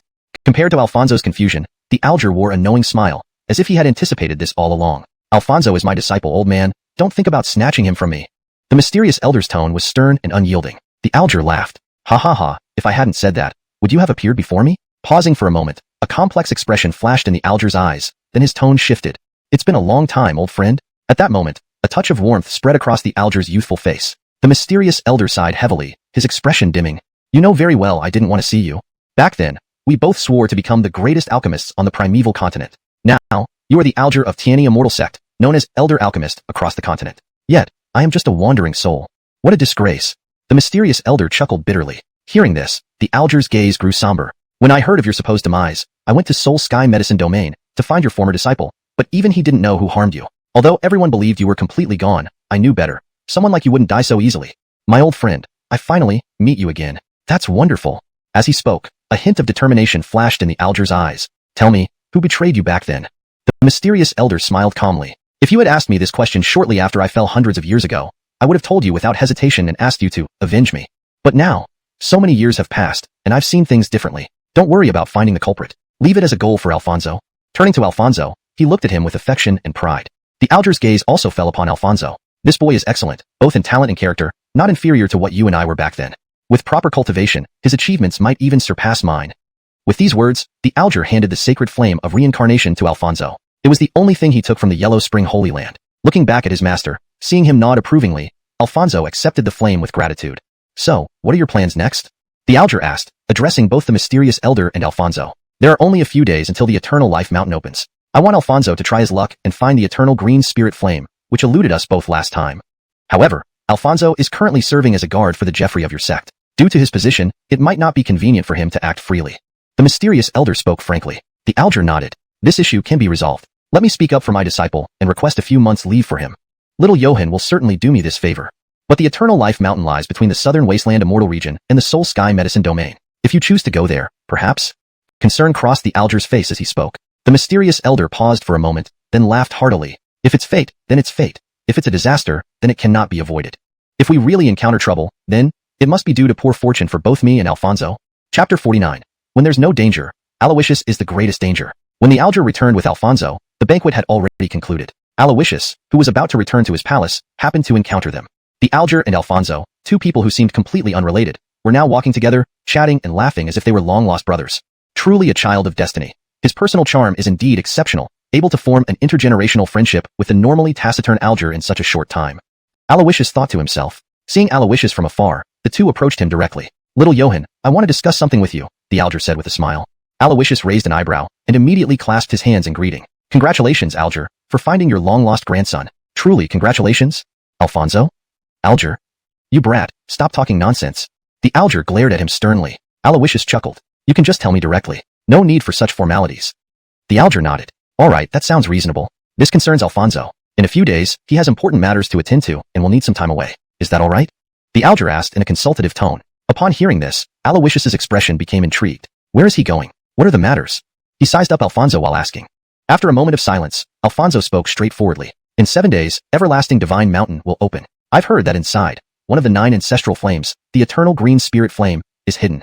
I wish to visit Everlasting Divine Mountain and try my luck. Aloysius was quite satisfied with his honesty. As for Everlasting Divine Mountain, he had heard of it before. It was an ancient divine mountain sealed since the time of the ancients, isolated from the world, opening once every century. Each opening drew countless prodigies and powerhouses from various realms. Legends say that within Everlasting Divine Mountain lies the secret to everlasting life. However, due to its unique nature, even emperors would have their cultivation suppressed to the life and death realm once they entered. In fact, the life and death realm was the highest limit in Everlasting Divine Mountain. Once inside, all rules become meaningless. Conflict, slaughter, plunder, the brutal and savage law of the jungle plays out vividly within Everlasting Divine Mountain. Plus, the native inhabitants of Everlasting Divine Mountain were powerful and cruel, hunting down any outsiders who entered. Thus, each time the mountain opened, less than 1 in 10 came out alive. Still, countless people were drawn to it despite the danger. Honestly, if no one had mentioned it, Aloysius wouldn't be interested in such a perilous place. But since Alfonso was going, Everlasting Divine Mountain is indeed a place of fortune and opportunity. Although dangerous, it comes with potential rewards. I've had plans regarding this opening. Since Alfonso is also going, let's travel together. It'll be safer to look out for each other. Aloysius said frankly. He didn't dare to search for the secrets of everlasting life, but was more than willing to use this opportunity to tag along with a child of destiny. Of course, part of his decision was out of concern for Alfonso, but not much. He wanted Alfonso to understand that when danger arose, being by Aloysius's side was the safest option. Yet, when there was no danger, Aloysius himself posed the greatest threat. Prince, this? Alfonso looked troubled. Beside him, the alger's face lost its smile, and his tone turned rigid. Little Johann, did your master know about this decision? Aloysius shrugged. With the Tiani Shadow Guard, what doesn't my master know? Does she agree? The alger asked. She didn't say. The alger pressed on. Unspoken agreement? That must mean approval. Everlasting Divine Mountain is incredibly dangerous. Once you enter, it's nearly certain death. Have you really thought it through? The alger solemnly said. Aloysius nodded firmly. Alger, I have thought it through. Dangerous places can also be treasure troves. Living under the protection of our elders might harm my growth. With my impending advancement to the life and death realm, perhaps facing life and death will greatly benefit my future cultivation breakthroughs. Aloysius bowed respectfully, his eyes resolute. While he spoke confidently, he still kept a trump card. If he encountered a truly hopeless situation, he still had his Tao Immortal Experience card. This was his ultimate ace. Once activated, he could transform into a Tao Immortal, slaying gods and Buddhas alike. Seeing Aloysius's determined expression, the alger worried but still nodded. Since you've made your decision, follow your heart. I'll explain it to your master for you. The alger wasn't a rigid person. Otherwise, he wouldn't appear so youthful. Thank you, alger. Aloysius bowed deeply. Then, he looked at Alfonso, raising an eyebrow. When do we leave? Alfonso thought for a moment, then bowed. The mountain opens in 7 days. We just need to arrive at Eternal Abyss and Eternal City before then. Since Prince wishes to come, the timing is entirely up to you.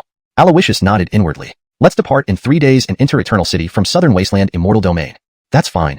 Alfonso agreed. Everything settled, they left the hall together, escorted back to the palace by Tiani guards. These next 3 days, Aloysius had another important matter to handle.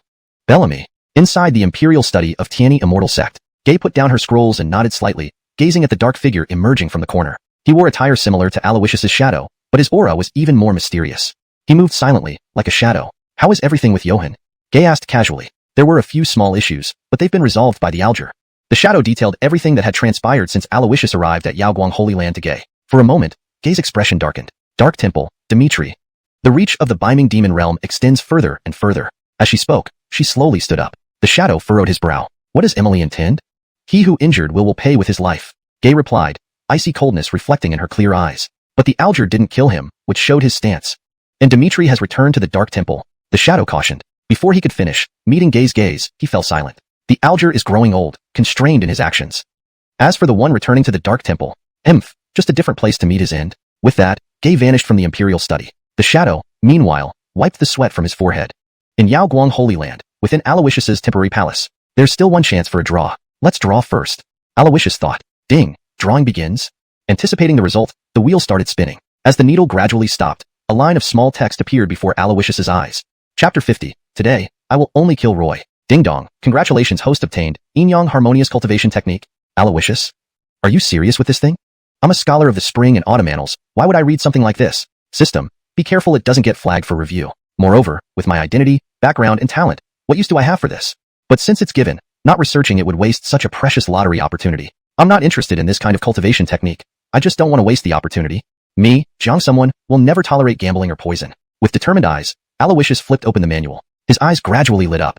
In the Baming demonic realm, amidst towering mountains, stood an imposing peak piercing into the clouds.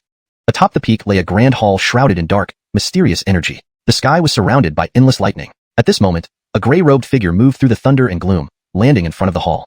His complexion was pale, his steps faltering slightly. If Aloysius were here, he would instantly recognize him as Roy. This place was the Dark Hall, one of the three major forces in the Baming demonic realm. After arriving, Roy's expression turned grim as he hurriedly walked toward the hall. Everyone around bowed respectfully to him. Suddenly, a black-clad silhouette appeared nearby. From afar, one could see a slender girl in dark attire, her features striking. Her beautiful eyes were filled with vitality, but subtly exuded a sharpness akin to blades. Upon seeing her, Roy's stern expression softened, respect filling his gaze. Young mistress. Roy cupped his hands respectfully. The girl waved her hand dismissively. Elder Roy, no need for formalities. Did you see Brother Bellamy during your trip to the Eastern Immortal Domain? Her cold face brightened slightly with excitement as she spoke. I did, but... Roy looked troubled. The girl frowned. But what? Elder Roy, what exactly happened? Why do you look so disheveled? She finally noticed Roy's poor state, worry filling her heart. Young mistress, young Adon Lin, Roy exaggeratedly recounted how Aloysius, relying on the power of Tianyi Immortal Sect, had bullied Bellamy. The girl's eyes darkened. Tianyi Immortal Sect, Aloysius?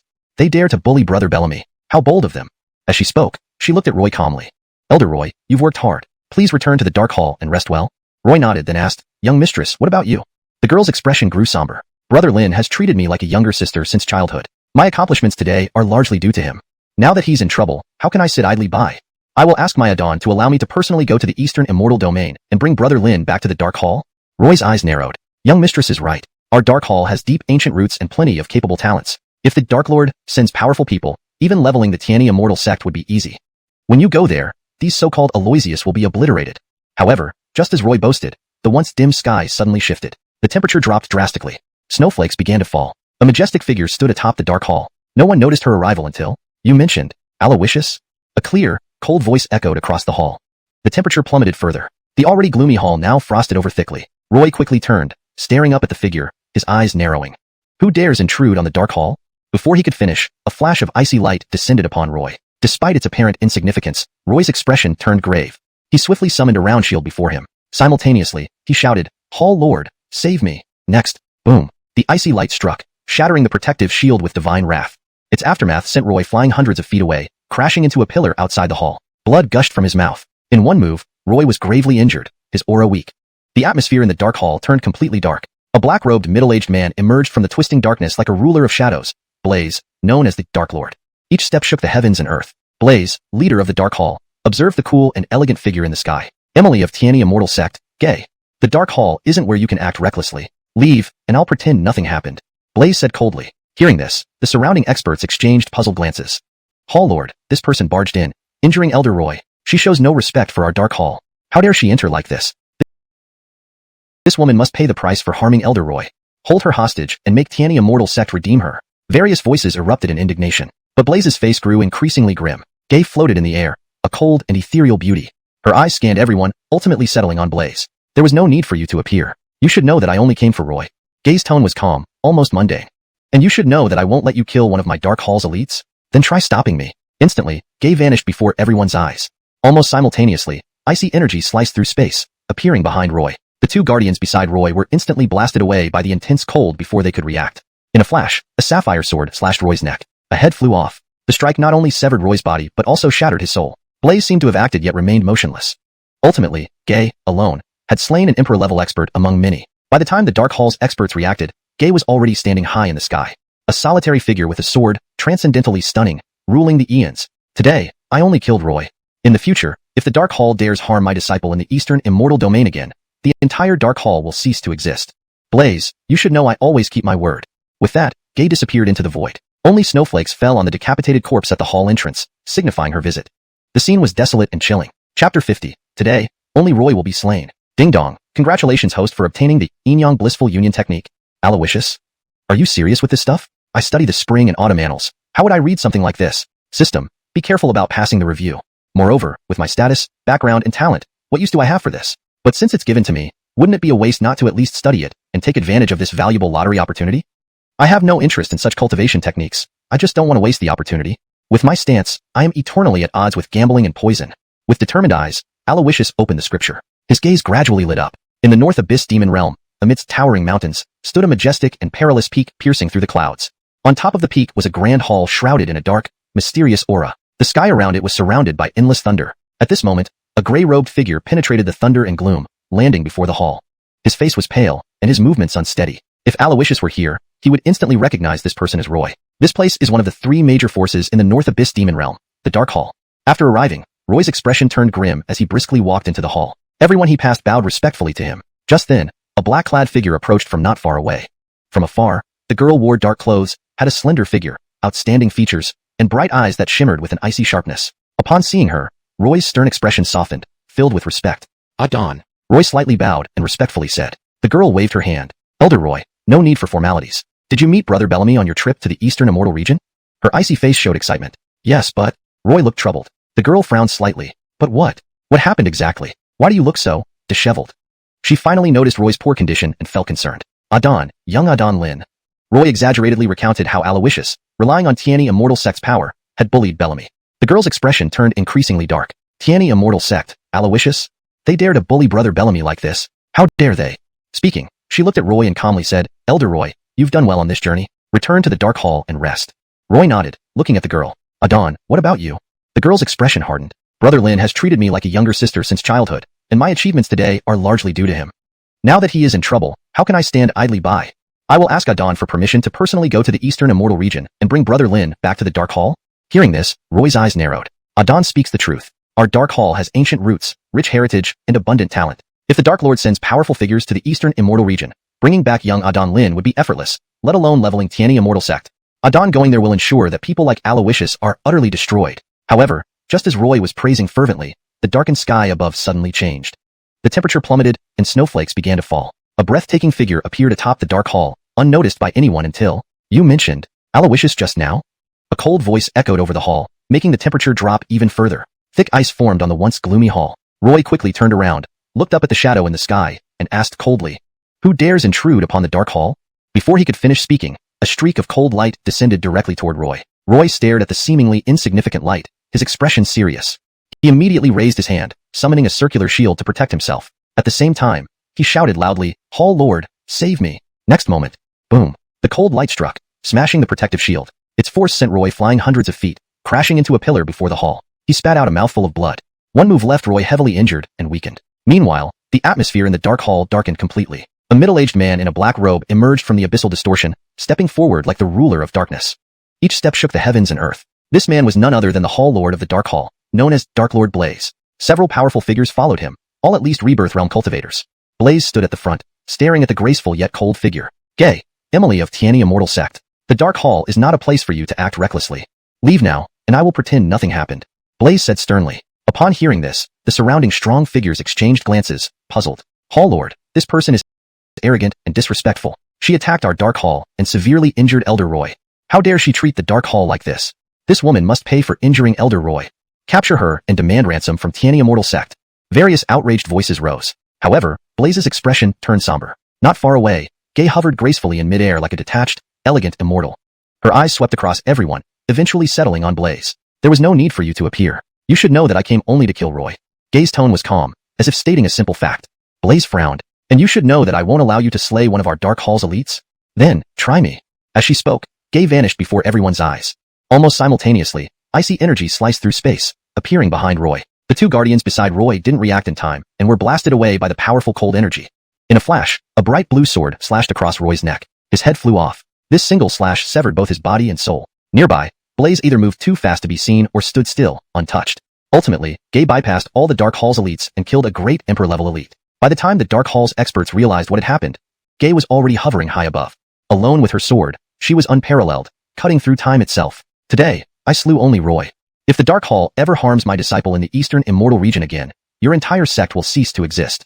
Blaze, you should know that I, Gay, never speak lightly. With that, Gay disappeared into the void, leaving only snowflakes falling onto the decapitated corpse at the entrance of the hall.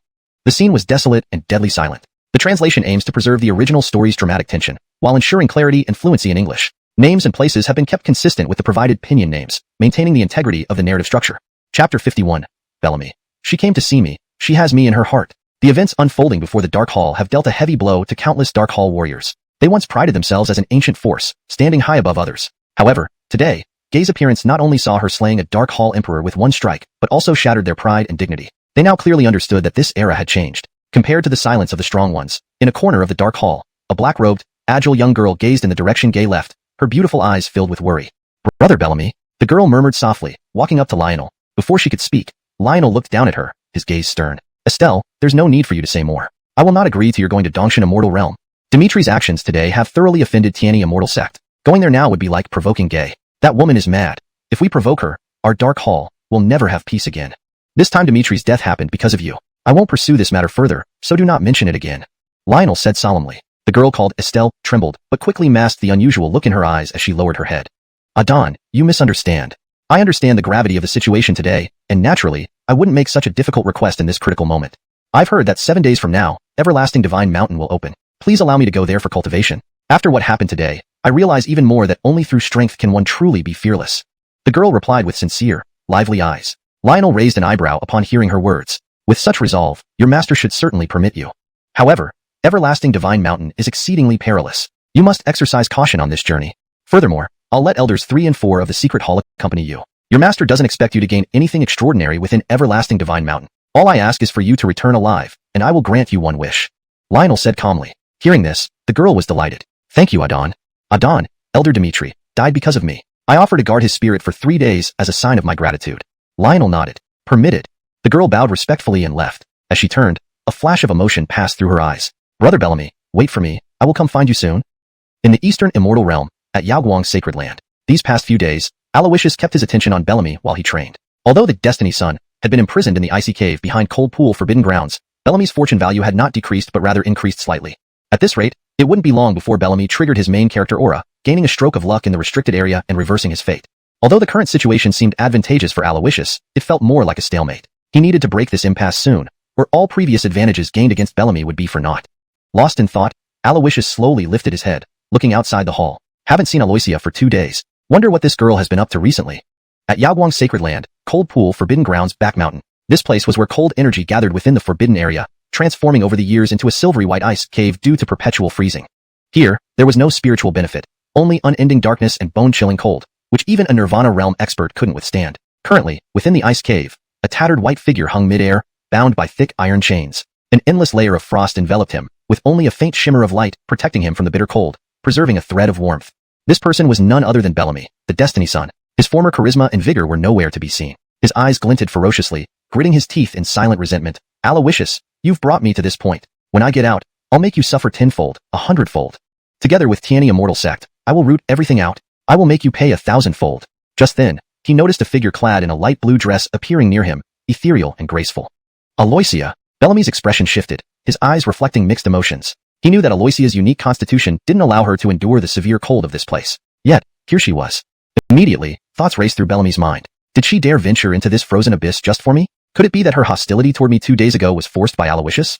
Unbeknownst to Bellamy, Aloysia had gained full control over her jade spirit body after receiving the frost enduring scripture from Aloysius. To her now, coldness merely nourished her cultivation. Still, despite Bellamy's misinterpretation, he couldn't help but view Aloysia with disdain. This lowly woman, using her jade spirit body to trade favors with Aloysius. Even if she still loves me, how can her tainted body ever match mine? Nevertheless, I'm trapped. Maybe I can use her to escape this predicament. Thinking this, Bellamy composed himself, feigning concern as he gazed at Aloysia. Ansley, why did you come here? The cold is too intense. Your constitution can't bear it. Don't endanger yourself for someone like me, a useless man. Please leave quickly. Though he spoke these words, his eyes revealed hope. Aloysia saw everything. With a calm demeanor, she looked up at Bellamy, replying coolly, I'm fine. It's you who needs help. 2 nights in this extreme cold, even with your special constitution, might be too much to handle. What can I do to assist you? Upon hearing this, Bellamy's brow arched slightly, a hint of a smile playing on his lips. As expected, she still cared for him deep down. Surveying his surroundings, Bellamy realized that breaking free was no simple task. The bindings were forged from 10,000-year-old cold iron, and his cultivation was sealed by the elder of the Mu family.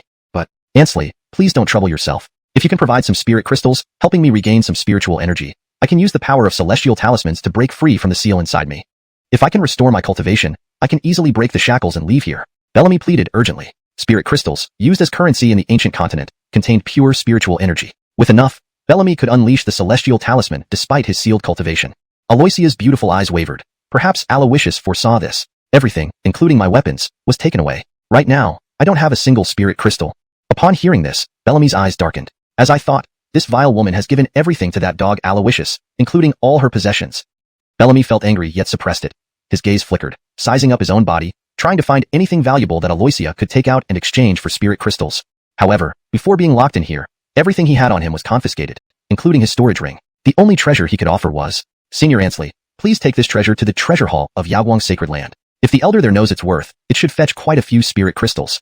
As Bellamy spoke, a snow-white celestial talisman, ethereal and tangible, slowly condensed in front of his chest.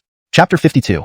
Alfonso, Brother Jiang, no. The profound ice celestial charm materialized into a white glow, coalescing before Bellamy's chest. It hovered ambiguously, as if it might dissipate entirely at any moment. When Bellamy had first obtained this charm, he exerted all his strength to refine only 70% of its power. This was his body's limit. The remaining 30% could only be fully refined after he reached the life and death realm. This was now the only valuable item he could offer. Seeing it, Sylvia frowned slightly, her beautiful eyes flickering with curiosity. Is this a celestial charm? She asked hesitantly as she took the charm that now held only 30% of its original power. She knew that the celestial charm was Bellamy's main source of good fortune and strength. Bellamy nodded. Though he felt a pang of pain, he put on an open-hearted expression. There will always be green hills. One need not worry about lacking firewood. Though this profound ice celestial charm has only 30% of its original power, it remains an unparalleled treasure.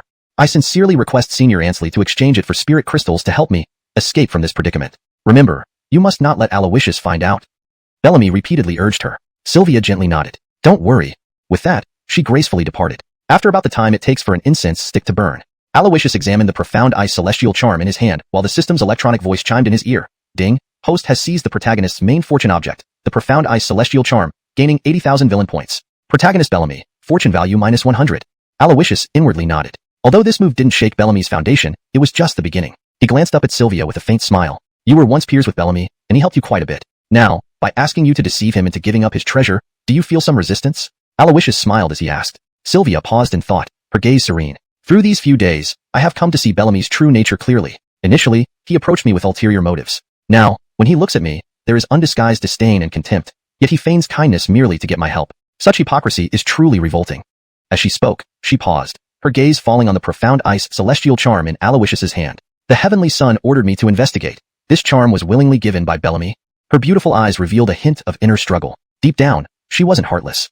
Deceiving Bellamy into giving up his treasure and handing it over to Aloysius weighed heavily on her conscience, despite her efforts to hide it, which did not escape Aloysius's piercing gaze. As the female lead, it was understandable that she had a somewhat saintly character trait.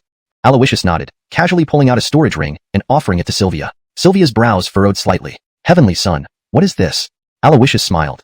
1,000 spirit crystals and a few high-grade pills. The profound ice celestial charm wouldn't fetch this much if you handed it over to the Radiant Holy Land's treasure hall. Give these items to Bellamy so that from now on, neither of you owes the other anything. You can then follow me wholeheartedly. Sylvia trembled, hastily kneeling halfway down, looking fearful as she explained, Heavenly Sun, I have no ties with Bellamy and don't owe him anything. I certainly haven't planned to disobey Heavenly Sun or release him privately. Before she could finish, Aloysius waved his hand to interrupt her. I understand your thoughts and don't blame you. Everything you've done, I instructed you to do. But Bellamy hates you to the core. If you give him these items, he will break free from the ice prison, Sylvia frowned. Given his potential, he may become a significant threat to you in the future. Aloysius chuckled, helping her up. Bellamy is merely a petty player. I've never taken him seriously. If our relationship suffers because of this, it would be counterproductive. Aloysius continued, gently lifting Sylvia's chin. His words and the intimate gesture made Sylvia blush, but also feel warmth in her heart. She realized she didn't mind Aloysius's small actions. Deep inside, she even anticipated them. Heavenly Son, a young supreme being with great ambitions, is broad-minded and caring. Apart from curbing my pride during our first meeting, you have always been considerate towards me. Compared to Bellamy, whose behavior seems immature and laughable, your benevolence gives me the perfect opportunity to sever ties with him once and for all. With this resolve, Sylvia bade Aloysius farewell and left. Watching her go, Anita's voice echoed beside Aloysius. Johann, Bellamy is going to suffer, isn't he? Aloysius turned to look at her sternly. What are you implying? I'm generous and couldn't bear to see such a prodigy like Bellamy fall. So, I'm giving him spirit crystals and pills to secretly help him escape. Anita pouted, smiling slyly. Don't fool around. Sylvia might not know you, but I do. You bully Alfonso who submits to you, let alone someone like Bellamy, who vowed to end you. The contents of that storage ring must be problematic, Anita declared confidently. Hearing this, Aloysius's lips curled upward, and he pulled her into his embrace. Oh, since you know me so well, why don't you guess what I plan to do next? At these words, Anita's face flushed red. She turned away, avoiding eye contact, mumbling, Humph, bad guy, you always bully me. But tell me, how do you plan to deal with Bellamy? Are you really going to let him go? And what were you and Alfonso doing behind closed doors the last 2 days, not even letting me in? Early this morning, I saw Alfonso leave with a pale face but looked excited and out of breath. Her eyes shone with suspicion. In her mind, a scenario played out. Aloysius, come to my room, something interesting awaits. Alfonso, something interesting? A new alchemy formula? Aloysius, more thrilling than alchemy. I'll teach you how to. Alfonso, Brother Jiang, no. At the same time, she recalled Aloysius's words to Alfonso during the incident at Tanya Immortal Sect. She couldn't help but shudder. Aloysius noticed and tapped her head lightly. Stop daydreaming. Alfonso and I are completely innocent. Alfonso, although young, is an honorary guest scholar of the Alchemy Association. Recently, I acquired a mysterious ancient elixir formula and invited Alfonso to help with refining. That's all. As for how I plan to deal with Bellamy, well, it has something to do with that ancient elixir formula. Aloysius leaned closer to Anita, making her blush more deeply. Johann, it's daylight, shouldn't we? Anita muttered. Close your eyes, day or night makes no difference. Aloysius replied indifferently. In the next moment, a soft moan echoed in the hall. Johann, at least close the door. Chapter 53. This move, letting the tiger return to the mountain, deep within Yaoguang Holy Land, in the rear mountain ice cave. Without the protection of the 3 remaining Xian Bing Tian Fu talismans, Bellamy's ability to withstand the cold significantly weakened. Krista had been gone for a moment, and already an extra thick layer of frost covered Bellamy's body. His aura grew weaker by the second. Krista, that despicable woman, why hasn't she returned yet? She wouldn't have handed over my Xian Bing Tian Fu to Aloysius, that dog scum, just to fawn over him, would she? Krista. Bellamy trembled, gnashing his teeth. Lost in his delirium, he didn't notice that Krista was standing right before him. He failed to realize she had heard every word he had muttered. She wasn't angry, rather, she felt even more disappointed with him. Let him go. From now on, we are strangers. She raised her head slowly, gazing at Bellamy and calmly said, Bellamy, I've brought you what you asked for. Instantly snapping out of his daze, Bellamy saw Krista nearby. Senior Ansley, you're back? Bellamy managed a strained smile. Without a reply, Krista flicked her hand, sending the storage ring into Bellamy's hands. As soon as Bellamy scanned its contents, his tired face broke into a grin. Over 1,000 spirit crystals, healing pills to mend wounds, and Shunjing Qi for cultivating. Haha, good, this is wonderful. Heaven does not abandon me. With these things, I will quickly regain my strength and leave this wretched place. Laughter erupted from his mouth, his eyes turning sharp. Hemph, Aloysius, wait for me. I'll return all your tortures to you 100-fold. I will take away everyone around you, make you beg for death. Aloysius, wait for me. At that moment, Bellamy resembled a ferocious beast, openly exposing his true thoughts. Nearby, Krista watched with increasing gloom in her eyes. Bellamy, there's no need for you to act this way. With your talent, within 30 years, you can surely become a renowned powerhouse in the ancient wasteland continent. You could even bring the Diyin Empire's Lin family to the level of a prestigious clan, or create an entirely new top-tier force. But if you choose to be enemies with the Jeffrey, even if you escape today, the future. Before Krista finished, Bellamy coldly interrupted. Enough? Senior Ansley, this time you've helped me, and I am grateful. But if you want to plead for Aloysius, there's no need to continue. Between him and I, it's a battle to the death, Bellamy stated firmly with icy eyes. Seeing this, Krista sighed, turned away, and left without further words. In the frigid ice cave, Bellamy remained alone. With the spirit crystals in hand, his previous despair lifted. Waving his hand, dozens of spirit crystals emerged around him, their glow illuminating the space. Guided by Bellamy, pure spiritual energy began flowing from them. At the same time, a pitch-black heavenly talisman appeared next to him, the swallowing heavenly talisman. As the vast spiritual energy flooded into the swallowing heavenly talisman, it suddenly glowed brightly. Dark, searing light enveloped the area, pulling in all the surrounding cold air. The chains restraining Bellamy started trembling. His presence grew increasingly terrifying. Gradually, his previously sealed cultivation power returned. More than ever, He seemed reborn from fire, his strength amplified. His aura rose until, boom, multiple cracks echoed throughout the ice cave. Several iron chains shattered simultaneously. Bellamy fell free, escaping confinement. Without hesitation, he retrieved healing pills and consolidating powder from his storage ring. Visible signs of healing spread over his injuries as his chaotic aura calmed.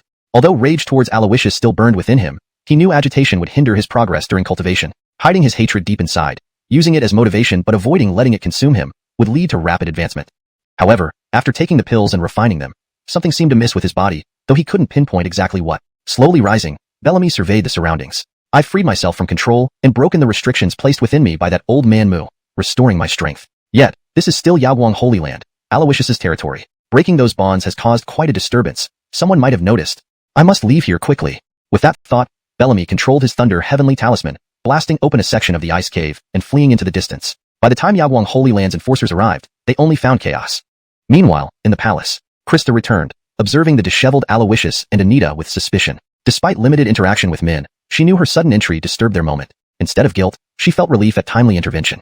The atmosphere in the hall felt awkward. Aloysius coughed lightly. Cough, 9 Phoenix. How did it go with Bellamy? Breaking the silence, Aloysius asked. Hearing this, Krista's expression became uncomfortable. Your Highness, everything went smoothly. Bellamy has likely escaped. However, pausing, Krista hesitated. Smiling, Aloysius encouraged. But what? Speak freely. Nodding slightly, Krista continued. Even though you spared him, his nature remains unchanged. He despises you even more deeply. He might cause trouble for you again.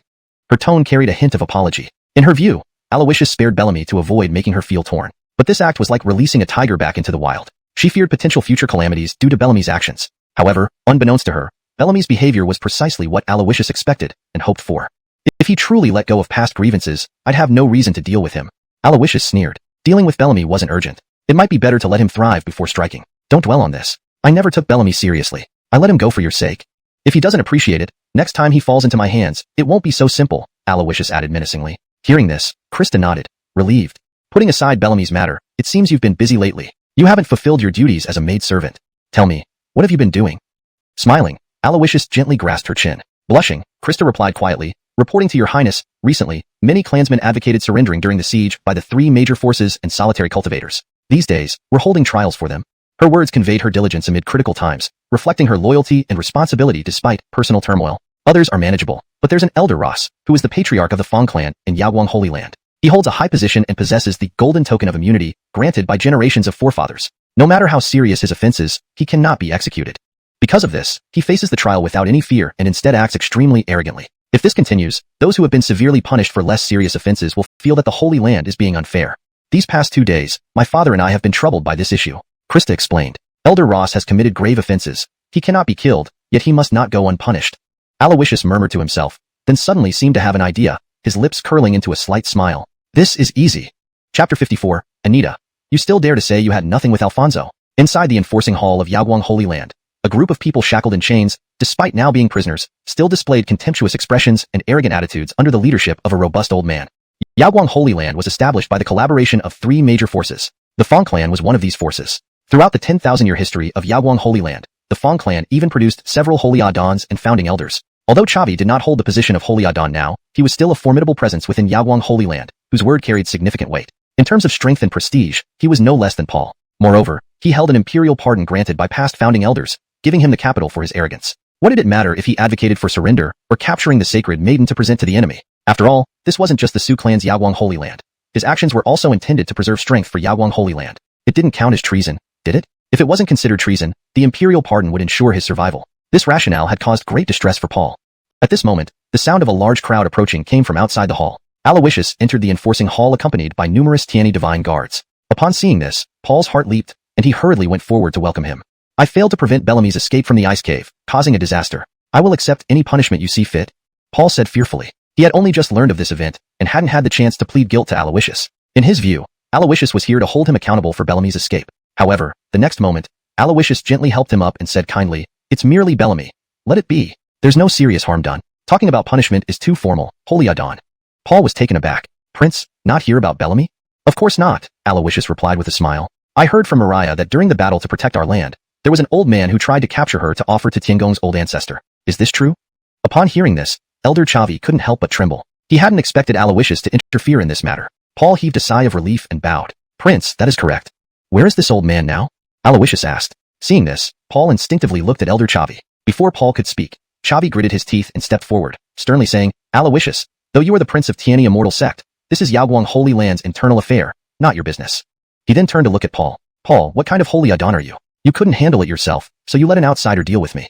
Ultimately, I am still an elder of Yaoguang Holy Land and have an imperial pardon from the founding elders. Chavi appeared resolute but was inwardly terrified. He had seen how Aloysius's basil effortlessly killed the Cloud Flow Sword Saint, who was far more powerful than him. Aloysius smiled enigmatically. Elder Chavi, don't worry. Since you have the imperial pardon from Yaoguang's founding elder, I will honor it. I won't kill you. I just want you to use your remaining value to atone for your mistakes. Seeing his sinister smile, Chavi felt an involuntary chill run down his spine. What do you plan to do? He asked, frowning. Aloysius did not reply but instead asked Paul, Holy Adon, have you heard of the half-demon physique? Paul nodded. Yes. It's said to be the result of human and demon coupling, possessing both the physical strength and bloodline of demons and the intelligence and cultivation talent of humans. Each half-demon can be considered naturally strong. But demons and humans have different bloodlines and significant differences between them. Even when love crosses racial boundaries, the likelihood of birthing a half-demon is extremely low. Why do you ask, Prince? Paul was puzzled. Aloysius laughed. Does Yaoguang Holy Land keep any demons? Paul shook his head. Demons possess intelligence. Unless under extraordinary circumstances, they would never submit to humans. However, in the area beyond the Forbidden Mountain, we do keep many ferocious beasts. Some reach the life and death realm. Hearing this, Aloysius silently approved. The main difference between demons and ferocious beasts was whether they possessed intelligence. Demons were more human-like, while ferocious beasts were just wild creatures with immense power and viciousness.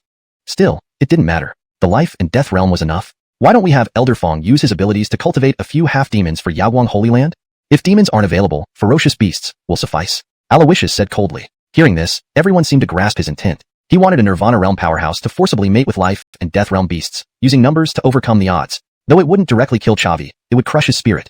Too brutal. But there was one issue. Prince's proposal is unprecedented, but Chavi probably won't cooperate. Paul said awkwardly. Indeed, neither Chavi nor the beasts would likely cooperate. This is simple. Take them away. Aloysius waved his hand with a smile. The Tianyi Divine Guards led Chavi and other traders away. Everyone followed curiously.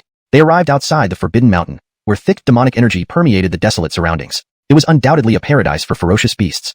Aloysius ordered the captives to be chained to stone pillars and approached Chavi with a cold smirk. Chavi understood Aloysius's intention and grew fearful. I am a proud Nirvana Realm master. How can I degrade myself by mating with filthy beasts? Your plan will fail. Chavi trembled. Aloysius sneered. Enough talk. With that, he slapped Chavi on the chest. As Chavi gasped, Aloysius swiftly shoved a red pill into his mouth. Chavi frowned. What did you give me? Suddenly, he felt intense heat throughout his body, as a long-extinguished fire ignited within. His eyes turned red, and he began to struggle against the chains. The onlookers watched with varying reactions. Looks like Elder Chavi truly has the vigor of youth, most likely due to that pill given by the prince. A pill that can affect a Nirvana Realm expert isn't ordinary. I wonder if my friend can get one. Everyone murmured in astonishment, their curiosity piqued. Anita and Sylvia blushed deeply. How does the prince have such medicine? Is this really the exciting lifestyle he's been leading? I can't accept this yet, but if he ever tries it on me, I must adapt soon, Sylvia thought, gripping her skirt. As for Anita, could this be the ancient elixir formula Alfonso mentioned to Johann? An unorthodox concoction indeed. Anita. Aloysius, you still dare to say you have nothing going on with Alfonso? Chapter 55. A long time to come. Just as Chavi was going mad, everyone faintly felt the ground beneath them tremble. Not far away, dust rose as if 1,000 horses were galloping. That's beasts. Those are the beasts we keep at our Yaoguang Holy Land. What's happening to them? Their auras seem aggressive and chaotic, as though they've been provoked. This state seems quite similar to Elder Chavi's. As soon as these words were spoken, it instantly brought everyone out of their daze. The bizarre state of the beasts is similar to Chavi's right now. That means true love must be mutual to bear fruit. Aloysius smiled calmly. Everyone. This doesn't seem like love. Moreover, what did he do to make so many beasts go wild simultaneously? Seemingly sensing their confusion, Aloysius continued, earlier on our way here, I sent Ebert to the river to crush over 10 7 emotions pills. That river is the only water source in this area. Once the beasts drink from it, they will be affected. Upon hearing this, everyone was stunned. What an outrageous move. And weren't they supposed to cultivate a half-demon body? At least screen the beasts and leave some females. Yet, among the large herd of galloping beasts, more than half were males. This is really, everyone, Elder Chavi, this won't work out. The timing is about right. Let's clear the area. Anna Mariah, what you're about to see is too early for you too. Hurry up and leave. As for Mindy, whether you leave or stay is up to you. Aloysius said indifferently. Mindy? What do you mean? Why are they too young? But I can just decide. I'm obviously a girl too. Mindy retorted angrily. Aloysius shrugged. First, you're not my servant. Second, you're Alfonso's fiancée. Whether you leave or stay, it's not my decision. But if you choose to stay, I can't force you to leave either. You understand, right? Aloysius chuckled. Mindy, you're such a big idiot. Mindy huffed and left. Next, in this desolate place, a wildly intense scene unfolded. a spectacle too intense to describe explicitly. Many diligent and studious youngsters from Yaoguang Holy Land watched closely. Under the broad daylight, the scene seemed as if a blazing fire was crackling. Beasts appeared almost sentient, reciting the poem, Ode to Goose. The audience couldn't stop praising. Elder Chavi truly hasn't lost his edge, growing stronger with age. Well done, what amazing skills. Can this be real, and free of charge? To witness this will benefit me for life.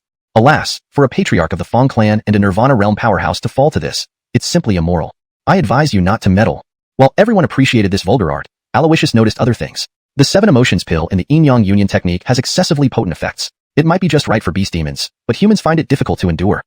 It seems we need to reduce the dosage in future uses. The few pills Alfonso made by mixing 7 emotions pills into Xianxia powder have balanced the strong effects using Xianxia, extending the effect and making it less detectable. But subtly, they affect the user's psyche, causing the pill to take effect with any external stimulus. I wonder if Montague took any Xianxia powder. Aloysius murmured to himself. Meanwhile, in a secluded corner outside the forbidden back mountain of Yaoguang Holy Land, Montague had regained strength after escaping from the ice cave, but still felt something off with his body. Deep down, there was an oppressive heat ready to erupt at any moment. He didn't know the consequences if it did burst forth. Cautiously, he stayed within Yaoguang Holy Land and found a secluded spot beside water to practice and meditate. No matter how much he tried, even invoking the power of heavenly talismans, he couldn't fully shake off this strange sensation. Though I don't know why, at least this power hasn't erupted yet. Elder Roy from Dark Hall, despite being defeated, returned to the Dark Hall and likely informed Sister Analing of events at Yaoguang Holy Land. Perhaps, before long, Sister Analing will personally lead people to the Eastern Fairy Domain to seek me. Seeing her will give me backing from the Dark Hall. Perhaps I can use its strength against Aloysius. Thoughts ran through Montague's mind. But as soon as he thought of Justine, the agitated aura grew more noticeable. Her image became vivid in his mind. Not the once naive girl but a seductive, enchanting figure full of allure. Suddenly, Montague shook his head, trying to dispel the thoughts. At a time like this, what am I thinking? This is still within Yaoguang Holy Land's territory. Just now, the earth shook, indicating some change. He saw a beast across the river staring strangely at him. That misty, fervent gaze unnerved him. I must leave here quickly. Thinking so, Montague scooped river water, drank some, and washed his face, hoping to remain alert. But as soon as the river water entered his body, it turned into a raging fire engulfing him. His agitated emotions peaked. Across the river, the beast approached. Trying to flee, his eyes widened in shock, seeing a strikingly handsome beast. No. Horror filled Montague's face as his body moved involuntarily toward the beast. Simultaneously, Host cunningly schemed, causing Montague to lose his pure young essence in the wilderness, disrupting his significant transformation. Montague's fortune points minus 300. Host receives 120,000 villain points.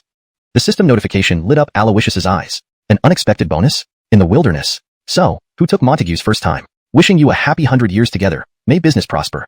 Aloysius couldn't help laughing. Back at Chavi's area, the intensity continued. Host went to extreme lengths, using special methods to establish authority at Yaoguang Holy Land. Reward, 10,000 villain points. Achievement unlocked. A long time to come. Aloysius marveled. What a fitting name. I declare from now on, this place is called Square for a long time to come. Who agrees? Who disagrees? But then again, using this method wasn't mere mischief, but to verify the 7 emotions pill's effects. It worked splendidly. Having achieved his goal, Aloysius saw no reason to delay further. He felt the nearly 1 million villain points accumulated over time and smiled. Time to spend some, preparing for entering the everlasting immortal mountain. End of chapter 55. Chapter 56. The Truth Listening Treasured Art. In the palace, Aloysius opened his attribute panel. Aloysius. Identity. Jeffrey of Tiani Immortal Sect. Realm. Divine Martial Realm 6th Stage. Body. Tyrant Imperial Body, 5th level. Cultivation Technique. 9 Revolutions Imperial Devil Formula, 5th Revolution. Requires 2 million villain points to advance to the next revolution. Fortune. Supreme Bone. Invincible Double Pupils. Blessed by Dragon's Fortune. Divine Armaments and Treasures. Azure Heaven Sword Box. Azure Heaven Below Saber. Not yet mastered. Complete mastery requires 30,000 villain points. Asterisk correction asterisk. Divine Armaments and Treasures. Azure Heaven Sword Box. Azure Heaven Saber. Not yet mastered. Complete mastery requires 30,000 villain points. This correction ensures the term below is consistently translated as Azure Heaven for better readability and consistency in terminology. Martial techniques and abilities. Azure Heaven Sword Prison. Flying Dragon Probes Clouds. Illusory Dragon Roam. Qilin Step. Tiani Sword Finger. Imperial Arrival Fist. 13 Styles of Fierce Dragon. Yin-Yang Harmony Art. Villain points. 987,237. Almost a million villain points. This was perhaps the wealthiest moment in Aloysius's life. He surveyed the attributes on the panel with a thoughtful expression. The 8 Azure Heaven Swords are powerful, but their owner, the Azure Heaven Sword Emperor, is too famous. If his inheritance appeared, countless people would covet it. Eternal Life Divine Mountain isn't like Dongxian Domain. It's a chaotic place where various forces gather without any rules. There, it's best not to invite trouble. This Azure Heaven Below Saber, while not as impressive as the 8 Azure Heaven Swords, was once wielded by the Yellow Spring Great Emperor and is a mid-grade imperial artifact. It serves as a suitable substitute. Edits made. Improved fluency and natural reading flow in English. Maintain consistency in terminology. ensured accurate conveyance of the original meaning. Note, Bi-Loa is transliterated to Bi-Loa in this context to maintain the original flavor, but it should be noted that a more fluent version might use an English name if appropriate for the target audience. If you prefer a fully translated term, let me know. Aloysius muttered to himself and made a quick decision. Using 30,000 villain points, he perfected his mastery over the Azure Heaven Bi-Loa saber. Although he usually favored swords, that didn't mean he was only skilled with them. Correction asterisk. Aloysius muttered to himself and made a quick decision. Using 30,000 villain points, he perfected his mastery over the Azure Heaven Bi-Loa saber. Although he usually preferred swords, it didn't mean he was only skilled with them. This correction ensures the translation reads more naturally in English while maintaining consistency in style and terminology. However, there is an inconsistency with the number of points used. In the original text, it mentions Thanwan Fan Pai Dan, which translates to 30,000 villain points, but later on, when talking about the Di Ting Bao Su, Divine Listening Treasure Art, it mentions Thansirwan Fan Pai Dan, which translates to 300,000 villain points. Therefore, it's important to maintain this distinction clearly in the translation. Aloysius muttered to himself and made a quick decision. Using 30,000 villain points, he perfected his mastery over the Azure Heaven Bi-Loa saber. Although he usually preferred swords, it didn't mean he was only skilled with them. Gei was hailed as the strongest empress in 10,000 years of Tianyi immortal sect, naturally proficient in all types of weaponry. As her star disciple, Aloysius had inherited her expertise, adept at handling various weapons effortlessly. The 13 styles of Fierce Dragon under Aloysius's command was a supreme-grade saber technique. After mastering the Azure Heaven Bi-Loa saber, Aloysius shifted his attention to divine abilities, martial techniques, and treasure arts. Unlike divine abilities and martial techniques, treasure arts didn't have levels after entry. Their power depended solely on one's understanding and insight into the art. Then, lost in thought, Aloysius recalled the treasure art he had seized from the Netherworld's sacred land, the Divine Listening Treasure Art. The divine creature known as the Listener existed in ancient mythology, ranking alongside creatures like the Qilin, Vermilion Bird, and Tai. Just as this thought crossed his mind, the system prompt sounded. Ding! This divine listener bone in the host's possession comes from the Netherworld's sacred land's former guardian divine beast, a pure-blood listener. This creature did not reach its peak before it fell during a protector battle 12,000 years ago, leaving behind its origin treasure bone to guard the Netherworld's sacred land. After you led people to destroy the Netherworld's sacred land, the remnant listener consciousness within the bone resists you. Controlling the divine listening treasure art will be extremely difficult for the host. The system reminded him. Upon hearing this, Aloysius's brows furrowed slightly. Is there no other way? There is. Additional cost required. For 300,000 villain points, the system can assist the host in refining the listener's remnant consciousness, achieving perfect mastery over the divine listening treasure art. Upon hearing this, Aloysius couldn't help but twitch the corners of his mouth. 300,000. This was much more expensive than the previously mastered Qilin step. Though he had many villain points, they were hard-earned through perilous adventures. You dog system, are you not bullying the honest? But if I can refine the listener's remnant consciousness within the treasure bone, I can perceive the divine listening treasure art from the listener's perspective. Not only would it make cultivating this treasure art twice as effective, but it might also allow me to control other abilities of the divine listener. Thinking about this, the 300,000 villain points seemed worth it. Deciding this, Aloysius focused his gaze and said, refinement. As soon as he spoke, the system prompt sounded again. Ding! Congratulations! The host successfully refined the listener's remnant consciousness with 300,000 villain points and now fully controls the divine listening treasure art. Suddenly, Aloysius's mind became clear, and a flood of memories not his own rushed into his mind. It felt like another consciousness had been injected into him. Meanwhile, the imprint of the divine listening treasure art branded itself into his bloodline. At this moment, his dual pupils opened wide. Within a 100-meter radius, every slight breeze and rustling grass could not escape his perception. This was one of the abilities of the divine listener, discernment. Beyond this, the divine listening treasure art had many more wondrous applications. Aloysius nodded inwardly. These 300,000 villain points were well spent. Still over 60,000 left. 60,000 wasn't insignificant, nor particularly substantial. Logically speaking, to enhance his overall strength, he should prioritize upgrading the ninefold Imperial Demon technique. But advancing to the 6th level required 2 million villain points. Furthermore, unlocking the remaining talents of his Supreme Bone and Dominant Eyes alone would cost over 1 million villain points. Powerless despite his intention, Aloysius could only turn his attention to the Netherworld Sword Prison. During his battle with Mindy, he had advanced the Netherworld Sword Prison to its peak heavenly grade, and this martial skill had the potential to advance to the divine grade. I will advance the Netherworld Sword Prison to the divine grade, Aloysius resolved internally. As he finished his thought, a surge of pure sword intent erupted from within him. The animing sword immortal inside his storage ring broke free from its space and flew out. In the next instant, all 8 swords were unsheathed. The animing 8 swords resonated strongly with the advancement of the Netherworld Sword Prison. Sword chi spread in all directions, cutting through everything around. Inside the Grand Hall, chaos ensued. Unaware of this, Aloysius sat cross-legged on the ground, eyes closed, resembling a reincarnated sword god, his aura becoming increasingly formidable. This process lasted for nearly half an hour. When the 8 swords returned to their sheaths, Aloysius's imposing aura gradually calmed. The tranquility now was not stagnation but a return to simplicity. When he opened his eyes, his gaze was sharp like a sword, and every movement made him seem like an incomparably sharp and precious blade. The Netherworld Sword Prison had ascended to a divine-level martial skill. Aloysius felt the immense power of the sword intent and nodded inwardly. With my current strength, I have full confidence to instantly kill any ordinary opponent at the first or second stage of life and death realm. Muttering to himself, Aloysius reflected that even with such strength, dominating the eternal life divine mountain was still insufficient. Ultimately, his main weakness remained his cultivation realm. Unfortunately, we set out tomorrow. Even using the 100-fold enlightenment aura, it's unlikely to significantly improve my realm within the remaining time.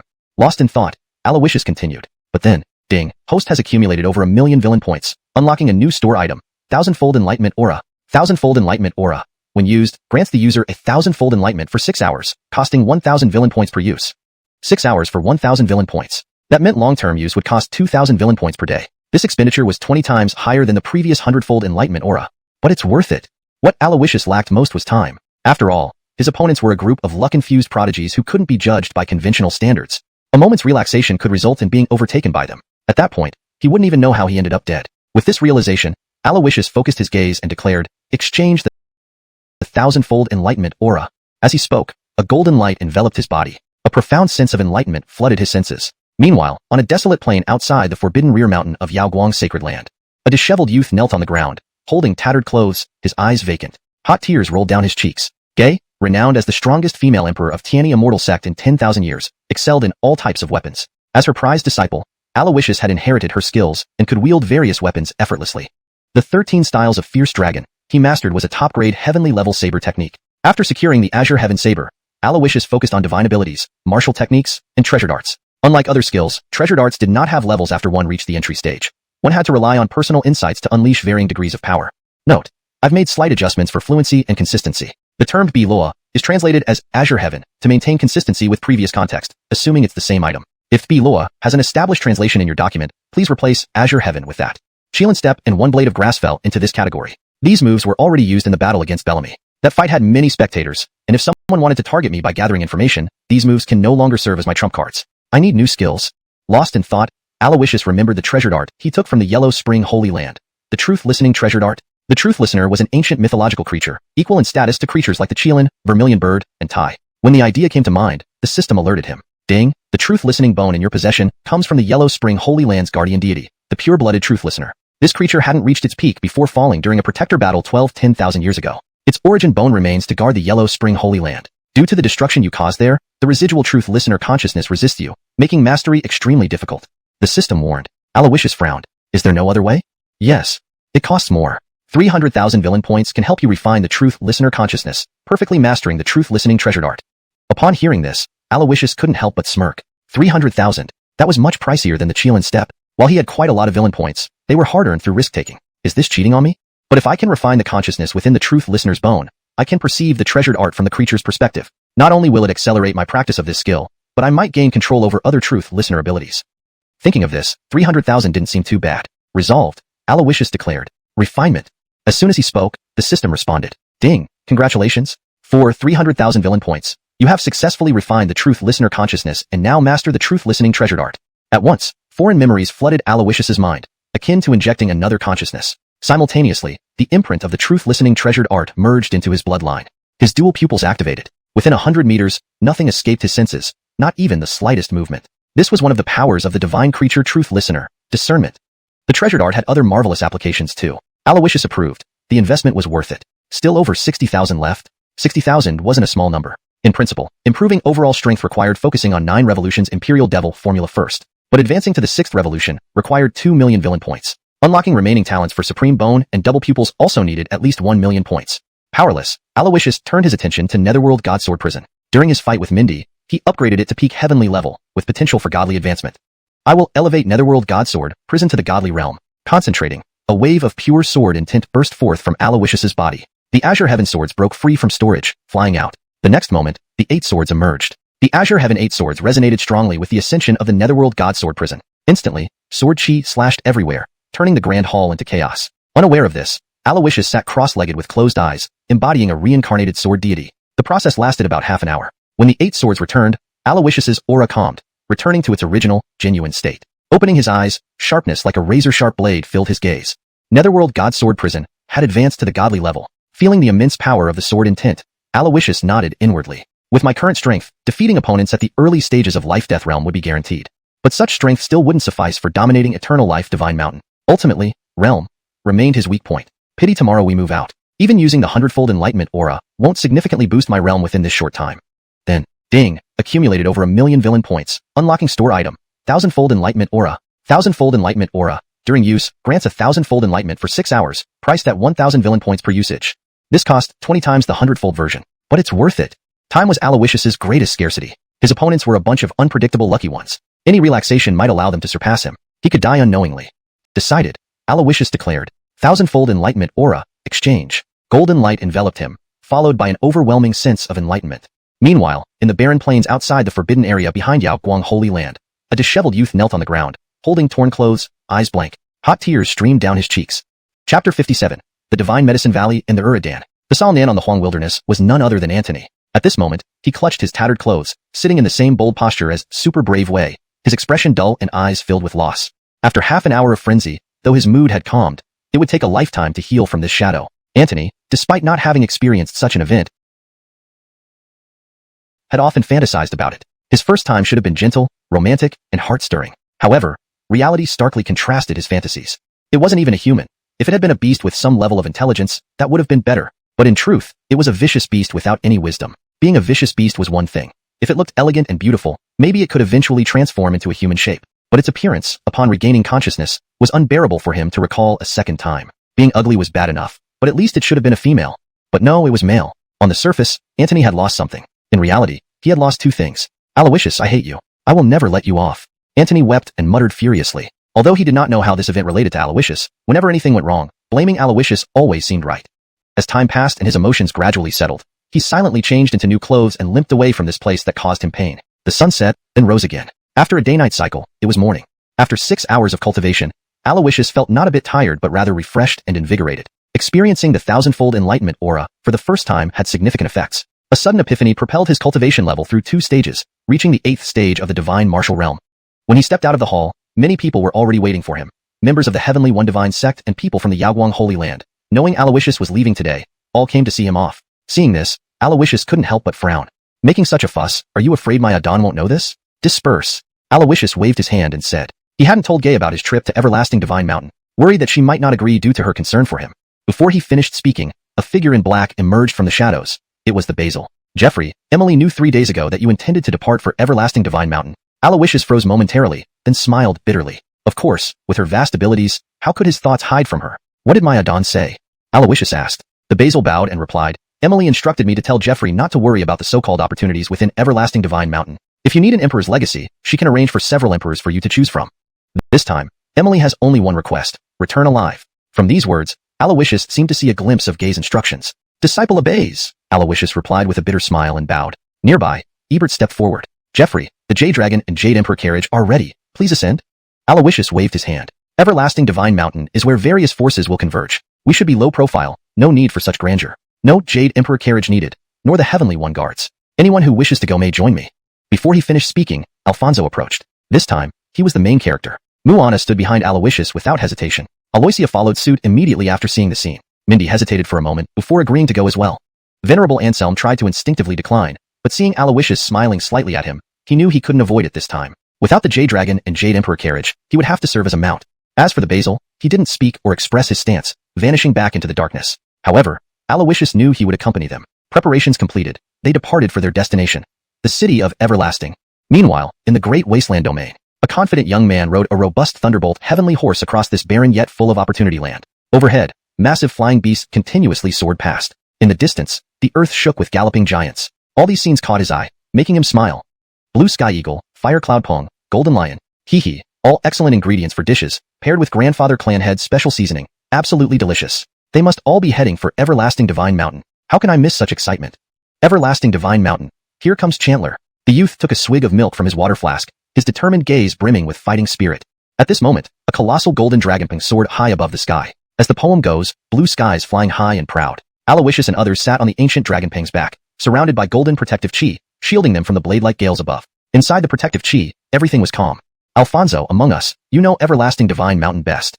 Now that there are 4 days left until Everlasting Divine Mountain opens, what more do we need to prepare? Aloysius asked. Alfonso nodded seriously. Although Everlasting Divine Mountain claims immortality, inside lies a deadly aura affecting external organisms. Few know of this aura, and initially, there will be no apparent issues entering Everlasting Divine Mountain. But over time, like boiling a frog slowly, This aura gradually corrodes the bloodlines and depletes spiritual essence, leading to irreversible damage by the time one notices. I have a recipe for breaking Doomdan that can resist this deadly aura. However, some ingredients are rare, found only in the southern wilderness immortal domain. A year ago, while I subdued the Green Lotus Emperor Fire, I bought some ingredients from the Divine Medicine Valley at a high price to make the breaking Doomdan. However, the master of the Divine Medicine Valley should know about this deadly aura. As Everlasting Divine Mountain opens soon, they may stop selling these ingredients to prevent others from making breaking Doomdan. So, we need a plan to acquire these ingredients and make the breaking Doomdan. The Divine Medicine Valley, what kind of force is it, and how strong is it? Aloysius asked. Rarely leaving the eastern immortal domain, he knew little about the southern wilderness immortal domain. Before Alfonso could answer, Mindy interjected, the Divine Medicine Valley, though without an emperor, is a top-tier force under the first-class ones. Their elder and master are both peak Nirvana 9th stage experts, with tens of thousands of disciples. But it seems the Divine Medicine Valley isn't interested in competing with major powers, content being regional lords. Often, we hear stories of their disciples bullying others using their power. If needed, I can ask my master to send divine maidens from the Immortal Maidens sect to negotiate with the Divine Medicine Valley for the herbs we need. Mindy explained. As the dominant force in the southern wilderness immortal domain, the Immortal Maiden sect could easily demand a few medicinal herbs from the Divine Medicine Valley. However, Aloysius just laughed and waved his hand. The young man on the wasteland was none other than Bellamy. At this moment, he sat hugging his torn clothes, mimicking the pose of super brave Wei, with a dull expression and a lost look in his eyes. After half an hour of madness, his emotions had somewhat calmed, but the shadow cast over him would take a lifetime to heal. As a valiant and spirited youth, Bellamy had never experienced such an ordeal but had fantasized about it more than once. His first time should have been gentle, romantic, and heartwarming. However, reality differed drastically from fantasy. It wasn't just that the creature wasn't human. At least it could have been a beast with awakened intelligence. But instead, it was an untamed, ferocious beast. Even worse, its appearance was so hideous that Bellamy couldn't bear to recall it after regaining consciousness. And not only was it ugly, it was male. On the surface, Bellamy had lost one thing. In reality, he had lost two. Aloysius, I hate you. I'll never let you off. Bellamy muttered through tearful eyes, filled with hatred. Though he didn't know how Aloysius was involved, whenever something went wrong for him, it was Aloysius's fault. Time moved forward, and as his emotions gradually settled, Bellamy silently changed into a new set of clothes and limped away from this place that brought him pain. The sunset dyed the clouds crimson, and the dawn brought a golden hue. A cycle of day and night passed until morning came. After 6 hours of cultivation, Aloysius felt not a trace of fatigue, but instead, invigorated and refreshed. Experiencing the thousandfold insight aura for the first time proved extremely effective. An epiphany had propelled his cultivation to break through 2 levels, reaching the 8th level of the divine martial realm. When he stepped out of the grand hall, everyone had long been waiting. Not only were there members of the Tianyi divine sect, but even those from the Yaoguang sacred land knew that Aloysius was leaving today and had come to see him off. Aloysius frowned slightly upon seeing this scene. Making such a big deal, afraid my master won't know? Everyone, disperse. Aloysius waved his hand. This time, he hadn't informed Gay about his journey to the Eternal Life Divine Mountain, fearing she might not agree given her concern for him. However, before he finished speaking, a black-clad figure emerged from the shadows. It was Basil. Jeffrey, Emily knows of your plans to leave for the Eternal Life Divine Mountain 3 days ago, Basil said calmly. Aloysius was taken aback momentarily, then bitterly smiled. Yes, his master, being so powerful, could never be fooled by his small tricks. What did my master say? Aloysius asked. Basil bowed. Emily instructed me to tell Jeffrey not to worry about the supposed blessings in the Eternal Life Divine Mountain. If Jeffrey needs an emperor's inheritance, she can hunt down several emperors for you to choose from.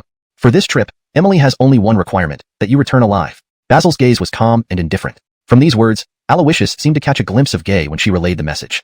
Disciple obeys, Aloysius replied with a bitter smile, bowing his head. Not far away, Nyenper approached Aloysius and stood beside him. Jeffrey, the Jade Dragon and Jade Emperor carriage are ready. Please board.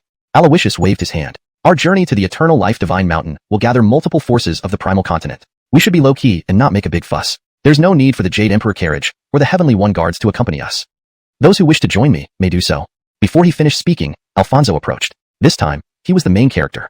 Maribel didn't think twice and stood behind Aloysius. Sylvia followed suit without hesitation. Mindy, after some hesitation, also agreed to go. Anselm Venerable initially wanted to decline, but saw Aloysius looking at him half-jokingly and knew he wouldn't escape this time. Without the Jade Dragon and the Jade Emperor carriage, he'd have to serve as the mount. As for Basil, he didn't speak or express any intention and vanished into the darkness. Aloysius, however, knew Basil would definitely accompany them, just not intervene unless necessary. With everything prepared, they set off for their destination, the City of Eternal Life. Meanwhile, in the Great Desolate region, a spirited young man rode a sturdy thunder celestial horse across the barren yet mysterious land. Giant flying beasts soared overhead, while distant rumbles and thundering footsteps of huge beasts echoed around him. Seeing all this, a smile crept onto his lips. Blue Sky Eagle, Fire Cloud Pong, Golden Lion, hee, all excellent ingredients for a meal. Cooked with grandfather's special seasoning, they will be delicious. They must be heading to the Eternal Life Divine Mountain. Such a grand event, how can I miss it? Eternal Life Divine Mountain, Chandler, am coming. The young man took a swig from a water flask strapped to his waist, gulping down beast milk. His determined gaze was filled with battle spirit. At that moment, a colossal gold dragon Peng soared through the sky. As the poem goes, blue skies above, the dragon flies high. Aloysius and company rode atop the ancient dragon Peng, shielded by a golden protective aura that fended off the harsh winds slicing through the air. Inside the aura, tranquility prevailed. Alfonso, among us, you know the most about the eternal life divine mountain. For days remain until its opening. What else do we need to prepare? Aloysius asked. Alfonso nodded earnestly. Though named eternal life, within the mountain lies a malevolent energy that affects outsiders. Few know of it. Once inside, there won't be immediate symptoms, but like boiling a frog slowly, it will erode the bloodline and deplete spiritual essence before it's too late. I have a formula for Piyadan, which can counteract this malevolent energy, but some ingredients are rare and only found in the southern wilderness immortal domain. A year ago, when I refined Piyadan after subduing the Green Lotus Imperial Fire, I bought some from the Divine Medicine Valley at a high price. However, the valley's leader likely knows of this malevolent energy. Now, with the opening of the Eternal Life Divine Mountain imminent, they might stop selling these ingredients to prevent others from refining Piyadan. So, we need a plan to obtain the ingredients and refine the medicine. The Divine Medicine Valley? Aloysius asked. What kind of force is it, and what is its overall strength? He rarely left the Eastern Immortal Domain and knew little about the Southern Wilderness Immortal Domain. Before Alfonso could respond, Mindy spoke up. The Divine Medicine Valley, though lacking an emperor, is a top-tier force below first-class powers. Their ancestors and leaders are peak 9th-level Nirvana realm experts, with tens of thousands of disciples. However, the valley seems uninterested in competing with major forces and merely maintains control in one region, often hearing rumors of their disciples bullying others. If needed, I can contact my master and ask her to dispatch divine female sect experts to negotiate with the Divine Medicine Valley for the required ingredients. Mindy explained. As the dominant power in the Southern Wilderness Immortal Domain, the divine female sect could certainly request a few herbs from the Divine Medicine Valley. But Aloysius smiled and waved his hand, saying, no need. I, Aloysius, don't like owing favors to others. Besides, the Divine Medicine Valley is nothing much. Getting a few medicinal herbs from them should be easy as pie. Alfonso, in which direction is the Divine Medicine Valley? Give Anselm directions. Aloysius said calmly. Coincidentally, the Divine Medicine Valley isn't far from here. Head straight south for 300 miles, and you will enter their territory. Within their territory, you can almost always spot disciples of the Divine Medicine Valley. Alfonso replied straightforwardly. Hearing this, Venerable Anselm flapped his wings and flew straight south. 300 miles was just a dozen breaths away for an ancient dragonpung. They had already entered the territory of the Divine Medicine Valley. Just then, a sudden burst of furious cursing echoed from below, accompanied by heart-wrenching cries for help. The group immediately tensed up, all instinctively turning to look at Aloysius. Chapter 58. Proclaiming Justice, Bound by Justice. Hovering high in the sky, they saw several disciples of the Divine Medicine Valley encircling a group of innocent villagers from afar. An elderly man, leaning on a cane and supported by another person, trembled as he said, Your Divine Medicine Valley requisitioned our village land to grow spirit herbs, making everyone in the village work for you. You promised us that after the harvest, we would get 1/10. But you broke your promise, taking all the spirit herbs and even deceived us out of our previous reserves. You claimed it was temporarily stored in the Divine Medicine Valley, and when new spirit herbs came in, you would return them with interest. But now, you've not returned a single bit and have destroyed our village, burned down our houses, leaving us homeless. Is this what justice and law mean? Though trembling all over, the old man's eyes were filled with anger despite his age. To the disciples of the Divine Medicine Valley, these indignant words sounded like a joke. They exchanged glances and burst into laughter. Ha ha ha, old fool, you still haven't understood the situation after all these years? Truly lived in vain. In this land, the Divine Medicine Valley is justice, and the Divine Medicine Valley is the law. Daring to ask us for spirit herbs, I see you're tired of living. Speaking thus, the leading disciple leaped forward, approaching the old man quickly. He raised his hand and slapped him. Slap. The old man flew back several dozen feet from the force of the slap. Perhaps he had some cultivation, but it was only at the body tempering stage. Against these disciples of the Divine Medicine Valley at the airborne realm, he stood no chance. Moreover, he was quite old, and under such a ruthless blow, his life ended instantly.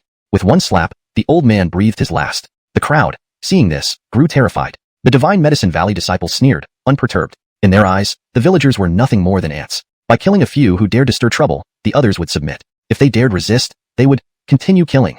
At that moment, the leading disciple gave a signal to the others, who nodded in unison. In an instant, they simultaneously attacked, pummeling several villagers standing at the front almost to death. Seeing this, the people cried out in desperation, Stop hitting us, please stop. We don't want the spirit herbs stored in the Divine Medicine Valley anymore. Please spare us. Facing the villagers pleading, the Divine Medicine Valley disciples smirked disdainfully. Not wanting them? Ha, you say you don't want them just like that. Deposit. Keep depositing. Or I'll beat all you peasants to death. Shouting, cursing, crying, and begging echoed all around. Above in the sky, Aloysius and the others watched everything unfold. For a moment, Alfonso and the rest clenched their fists, their sense of justice swelling. However, they didn't act rashly but instead looked at Aloysius. Here, he was the leader. His recent look clearly indicated a plan against the Divine Medicine Valley. If they acted impulsively and ruined his plan, provoking his wrath, not only the villagers but the entire Divine Medicine Valley's tens of thousands of inhabitants might be doomed. Aloysius's ruthlessness was evident to all, the Netherworld Holy Land being the best example. Now, looking at those full of righteousness, their eyes brimming with urgency and impatience, Aloysius smiled faintly. Want to do it? Then go ahead. But I must warn you. This world does not always reward acts of justice with praise, gratitude, or admiration. It's your choice and I respect it. Go on. Aloysius said coolly. Hearing this, they nodded in agreement. Instantly, Alfonso, Anita, and Sylvia descended like Avengers, attacking fiercely. Mindy hesitated for a moment, turned to look at Aloysius and frowned. You're not going to intervene? Aloysius smiled. Pursuing justice has always been the exclusive privilege of those who claim to be righteous. I have no interest. Aloysius said indifferently. Upon hearing this, Mindy's gaze toward Aloysius dimmed slightly. She did not ask further, leaping from the sky to join the fray. Aloysius sighed helplessly as he watched the four rush away. Anselm, how do you think they will deal with these arrogant bullies of the Divine Medicine Valley?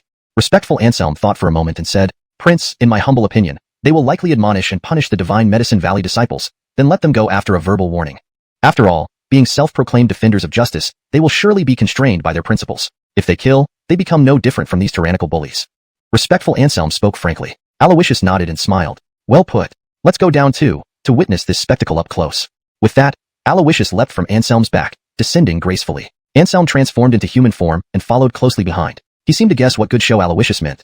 Prince, aren't you just going to watch without intervening? This could damage their Dao hearts. These few are your capable subordinates and rare talents. Respectful Anselm advised. Aloysius shook his head lightly. Don't worry, their Dao hearts aren't that fragile. Moreover, some things can only be truly understood through personal experience. Now, it's time for them to grow. Meanwhile, as the four arrived, the Divine Medicine Valley crowd immediately noticed them. Especially Alfonso, quick on the draw and aggressive in action, used the fierce wind and momentum alone to repel the leading Divine Medicine Valley disciple several feet away, rescuing a nearly dead villager. As strong cultivators, you lack the discipline of strength and instead use power to bully the weak, acting with impunity. Is this what the Divine Medicine Valley stands for? Thus began the protagonist's characteristic moral preaching. Seeing this, the Divine Medicine Valley disciples instinctively huddled together. Who are you to meddle in the affairs of the Divine Medicine Valley? A disciple asked sternly.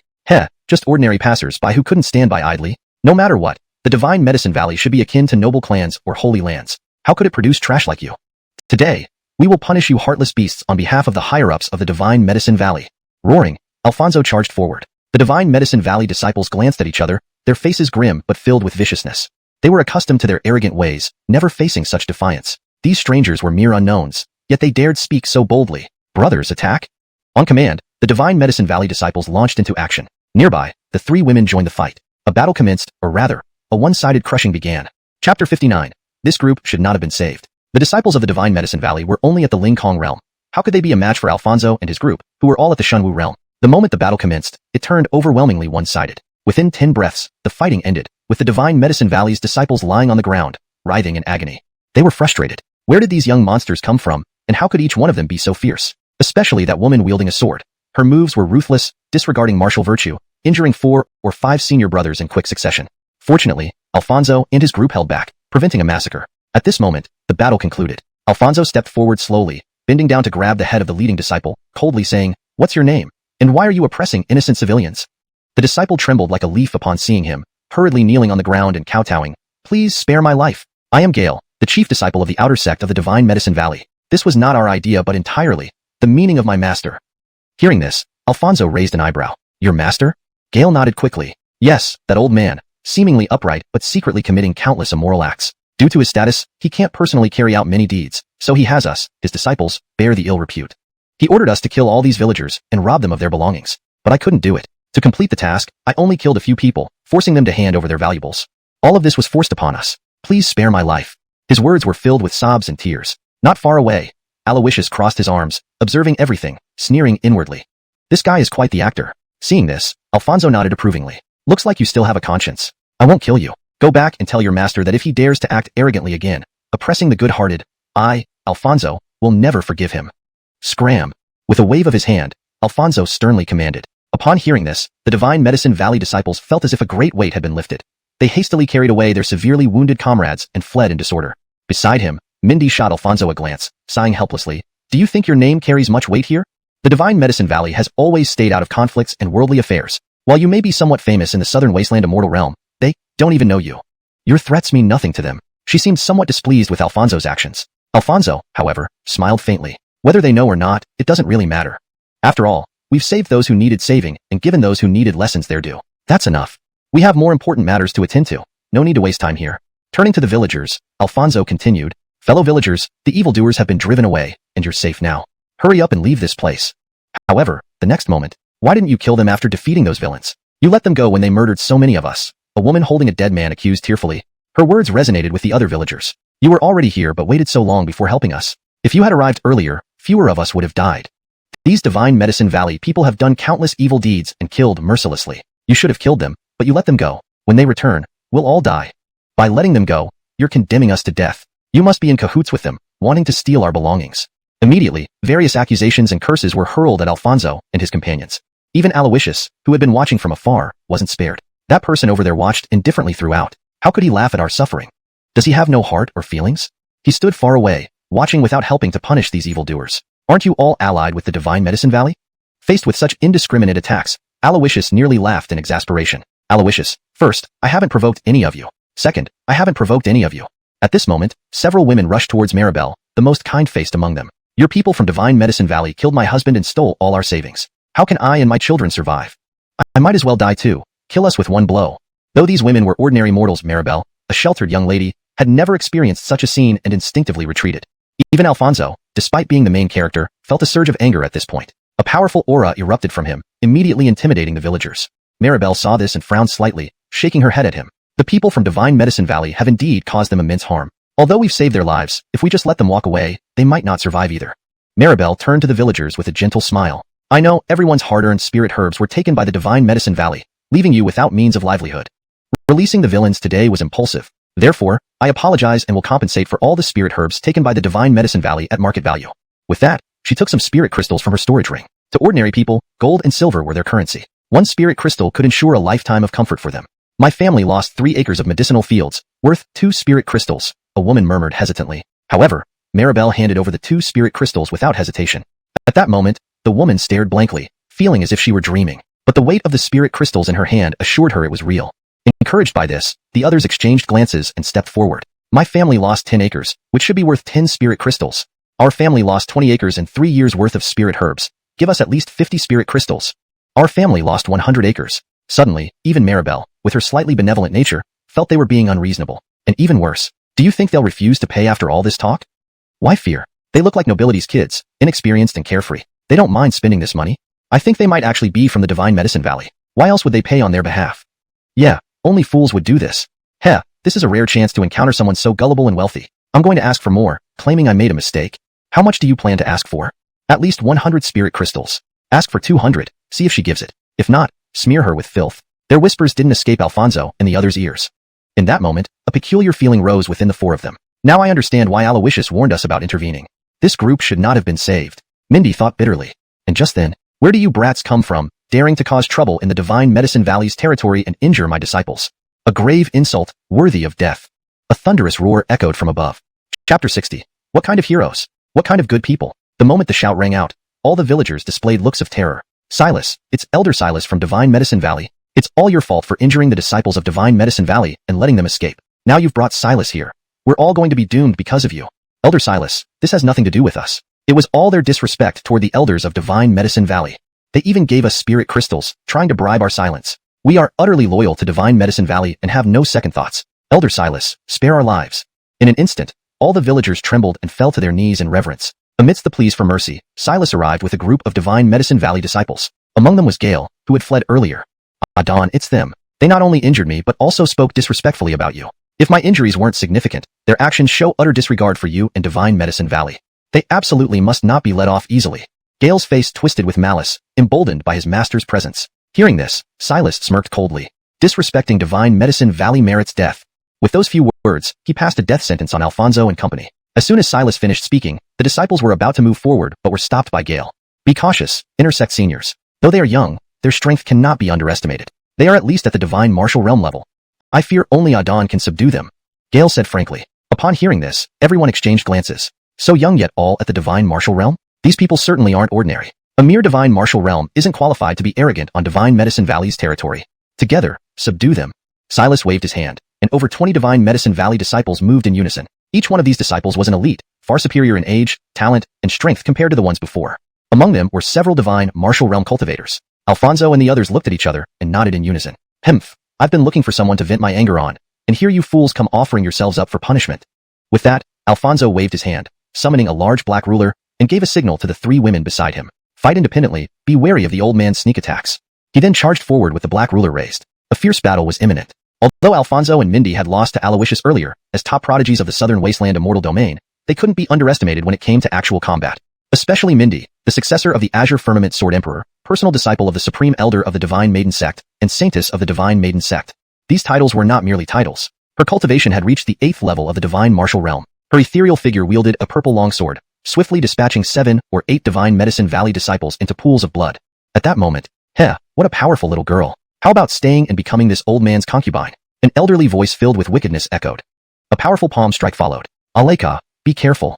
Seeing this, Alfonso used the mystic heavy ruler to cut through a wave of energy, pushing back the opponents fighting with him. Then, he stepped forward quickly, charging at Silas.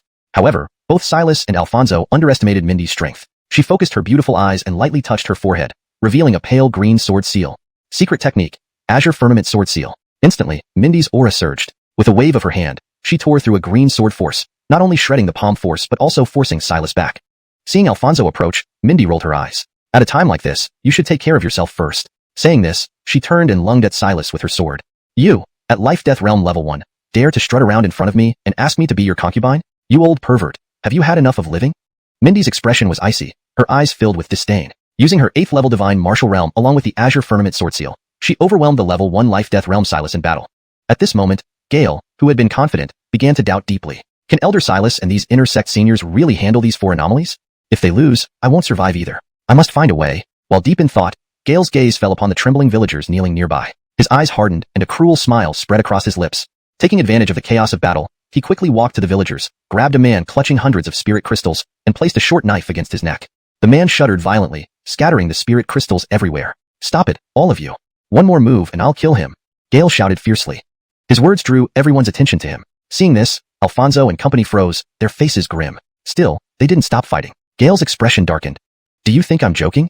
As he spoke, he sliced the man's neck slightly, drawing a trail of fresh red blood. The sharp pain and icy fear made the man shake violently, and yellow fluid trickled down his legs. Stop it, please stop it. Why don't you care if I die? You're supposed to be heroes, saving us. What kind of heroes are you? What kind of good people are you? The man cried. At this moment, Alfonso and company hesitated, actually stopping their fight. Silas managed to escape Mindy's sword and breathed a sigh of relief, looking towards Gale. Well done, my disciple. Hee, thanks to Aiden's teachings. Smiling, Gale then shifted his gaze to Alfonso and the others. Drop your weapons, or he will die because of you. Gale threatened. Though reluctant, they seemed about to drop their weapons. This made the Divine Medicine Valley disciples sneer triumphantly. Even the man whom Anita had wounded earlier approached her with a lecherous smile. Hee, little girl, you were so fierce just now. Why are you so docile now? Look closely. You're quite the rare beauty. See this delicate little face. The man grinned wickedly, reaching out to touch Anita's face. Suddenly, swoosh, a flash of cold light appeared. A silver hairpin pierced deeply into the man's hand. The piercing pain made him scream in agony. Everyone's gaze turned wary, shifting to Aloysius, who had been watching from the sidelines. In fact, Silas and the others had already sensed Aloysius's presence. But since he hadn't made any moves and looked menacing, they chose not to involve him. Now, however, Aloysius stopped being a spectator and slowly walked toward the crowd. In an instant, an imperial aura spread, dominating the atmosphere. Chapter 61. Summon people. Keep summoning people. The moment Aloysius made his move, the entire scene was stunned into silence. Regardless of his cultivation level, the imperial arrogance and overbearing presence he exuded were enough to send chills down anyone's spine. The golden-robed man who followed behind him carried an aura of sheer strength, making it impossible for anyone to look directly at him. At that moment, Aloysius completely ignored the crowd from the Divine Medicine Valley, scrutinizing Maribel and her companions with a half-smile. I say, kindness should have its limits. Your current behavior is no different from those mindless saints. As he spoke, Aloysius walked over to Anita and, with a swift motion, pulled a silver hairpin out from the palm of the man next to her. Instantly, blood spurted out as the man let out an agonizing scream and fell to the ground, convulsing. If I hadn't acted, were you really planning to close your eyes and let them take advantage of you? Aloysius said calmly. How? How could that be? I was just about to act, but you got there first. Anita pouted angrily. Aloysius smiled upon hearing this and placed the bloody silver hairpin in her hand. She frowned deeply, her face full of disdain. Just hold on to it and remember today's lesson, Aloysius said with a smile. After a moment's hesitation, Anita finally accepted the hairpin. Not far away, Gale saw that Aloysius seemed indifferent to the hostage situation and felt increasingly displeased. He pointed at Aloysius and snarled, Boy, I don't care who you are. If you want these scoundrels to live, you'd better listen to me. Drop that weapon now. Gale tightened his grip on the knife while the hostage pleaded tearfully. Who are you? Don't meddle in this. Do you want to kill me? Idiot, just follow his orders. The words were filled with resentment.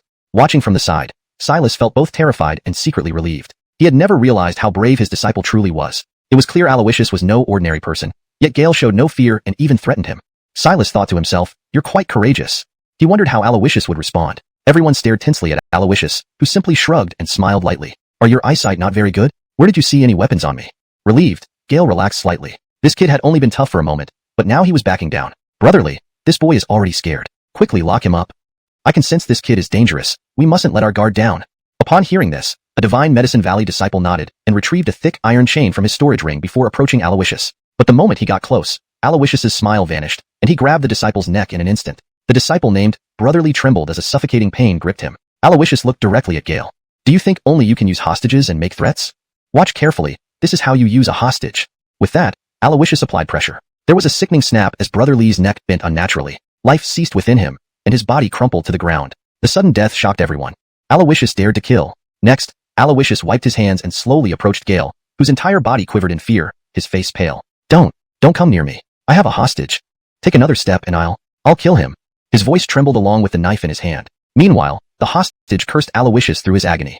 This tactic might have worked on someone like Alfonso, a lucky one, but not on Aloysius. "Look at you shaking like a leaf. Can't even hold a knife properly, and talking about killing? Watch carefully. This is how you kill someone." In an instant, Aloysius flicked his wrist, releasing a green light. The azure sky saber emerged from its sheath with a resounding sound. A muffled thud echoed as blood gushed out in a column, and a head flew off, turning the man into a decapitated corpse that collapsed to the ground. Gale's eyes widened in disbelief. Aloysius had actually beheaded the hostage. No time to waste. "Didn't dare to kill? Let me help you." Aloysius's cold words sent Gale plummeting into a freezing abyss, his body icy cold. What do you want?" Clang. Aloysius planted the azure sky saber into the ground and smirked at Gale. "I have no need to deal with you anymore." "What do you mean?" Before Gale could ask more, he felt something wrong with his body. Looking down, he saw a line of blood emerging. His body split cleanly into two pieces, and only then did Gale realize he was dead. Everyone watched in horror. They knew Aloysius, despite traveling with Alfonso, was a different breed altogether. He was calm, cruel, decisive, ruthless, and showed no mercy or weakness. His demeanor was that of a young emperor ruling with absolute power. When Aloysius turned around, even the Divine Medicine Valley disciples and the elder Silas, a life-death realm outsider, fell to their knees. Perhaps only by kneeling could they hope to survive. Aloysius dragged the azure sky saber toward the Divine Medicine Valley group, leaving a deep gouge in the ground. The disciples cowered together, trembling in fear. "Tell me, who's your patron?" Aloysius's voice was icy cold as he pointed the saber at Silas. "This?" Silas hesitated. But that brief moment cost a life as Aloysius swiftly killed a nearby disciple with the saber. This horrified Silas. "Lord, please spare my life. I'll tell you everything. My patron is Stevie, an intersect elder. He oversees internal affairs. I did all this to earn money to serve him." Stevie, an intersect elder. Seems the Divine Medicine Valley's lawlessness and oppression go beyond mere disciplinary issues among outer sect disciples. Perhaps the entire valley is rotten to the core, Aloysius sneered, sizing up Silas. "Summon the elder you spoke of, Stevie." Hearing this, Silas froze. "Lord, Stevie is a reincarnation realm expert. You." Aloysius appeared determined to take on Stevie too. Silas couldn't help but wonder who this boy truly was. While the Divine Medicine Valley wasn't top tier, it wasn't someone easily challenged. "Did I ask about his realm? Summon him now. My patience has limits. Speak again and..." Aloysius's cold laughter reverberated, the saber's energy surging. "Yes." Silas quickly nodded, pulling out a message talisman. With the talisman sent, all that remained was to wait. While waiting, Aloysius turned his gaze to the villagers, his cold eyes intensifying the pressure they felt. Alfonso and the others also noticed this shift in attention. Anita's expression tensed up, and she quickly followed, gripping Aloysius's hand. "Johann," just as she was about to speak, she saw Aloysius give her a faint smile. "Don't worry, I know what I'm doing." With that, under the anxious gazes of the others, Aloysius walked towards the villagers. Chapter 62. Young Adon of Divine Medicine Valley, Xylan. To be honest, these villagers were indeed pitiful, yet at the same time, they were extremely hateful. They took Alfonso and his group's rescue for granted, treating it as if it was their due.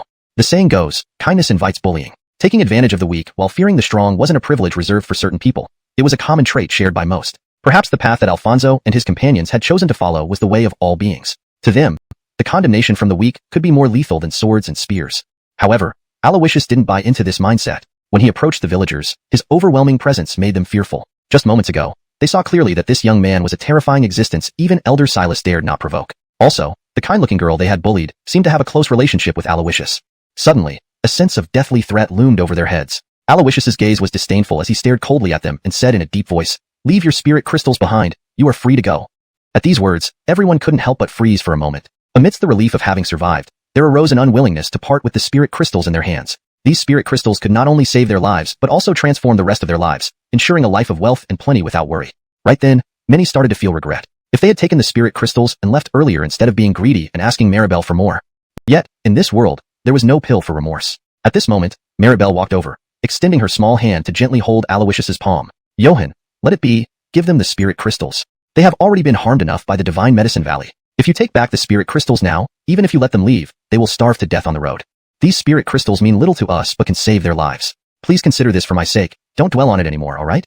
Anita spoke with a smile. Aloysius gave her a glare and sighed with a helpless laugh. After knowing you for so long, why have I never seen you be so generous with me? Upon hearing this, Anita glared at him and muttered quietly, Humph, I've already given you myself, what else do you want? Seeing her expression, Aloysius felt somewhat relieved. He looked at the villagers and said coolly, this silly girl doesn't understand the market of spirit medicines, nor does she wish to discern your lies, but I'm not the fool you can easily deceive. Each of you may keep 2 spirit crystals, the rest, place them on the ground and you may leave. 2 spirit crystals were enough for an ordinary family to live without worrying about food and clothing for their entire lives. This was the maximum leniency Aloysius could offer. He didn't care about the spirit crystals, but wanted to curb Anita's overly merciful heart. Perhaps kindness was not wrong, but in this cruel world, indiscriminately spreading kindness could sometimes lead to one's downfall. Seeing Aloysius loosen up, the villagers hurriedly kept 2 spirit crystals each, expressed their gratitude, and hurried away. This scene puzzled Anita. Earlier, she and Alfonso's group not only saved these people, but also distributed large quantities of spirit crystals. Yet, these villagers showed no gratitude towards her. On the other hand, Aloysius had killed people and used intimidation to limit each villager to just 2 spirit crystals. Yet, they left showing immense gratitude towards him. Had she done something wrong? Seeing her furrowed brow and skeptical look, Aloysius couldn't help but pinch her cheeks affectionately, smiling indulgently. As the saying goes, a grain of rice is grace, a bowl of rice is resentment. Some people, if you treat them too well, they will take it for granted. Using both kindness and authority makes them feel like every bit of grace from you is a gift, and they will be grateful. So, silly girl, don't be so naive in the future. Treating others too easily might make them see you as a fool. Aloysius picked up the spirit crystals from the ground and casually put them in his storage ring. Anita looked at him, confused. You call me silly and rob my pocket money? I'll go back to Heavenly Unity Immortal Sect and complain to the Emily, accusing Aloysius of mistreating servants.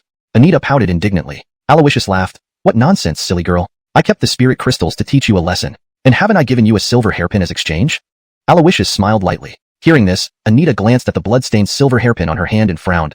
I don't treasure it, she muttered. But before she could finish, Aloysius continued solemnly. This soul-annihilating hairpin was taken from Bellamy, and even reincarnation realm experts who are injured by it end up with soul and body destroyed. Anita was speechless. Spirit crystals for you, soul-annihilating hairpin for me. That's settled. No backing out allowed. Anita quickly wiped the blood off the soul-annihilating hairpin and stashed it away, fearing that Aloysius might take it back. Seeing her, Aloysius chuckled helplessly. Seems like the silly girl isn't so silly at times. Humph, I am not silly to begin with. Anita retorted huffily. As the two chatted and joked around, a gust of wind swept down from the sky. Enforcement Elder Stevie of Divine Medicine Valley arrives here. Who dares to cause a disturbance? A roar resounded like thunder. Aloysius sneered, signaling Venerable Anselm subtly. Understanding immediately, Venerable Anselm waved his hand, and a giant golden claw condensed in midair, smacking Stevie and his party heavily down from the sky.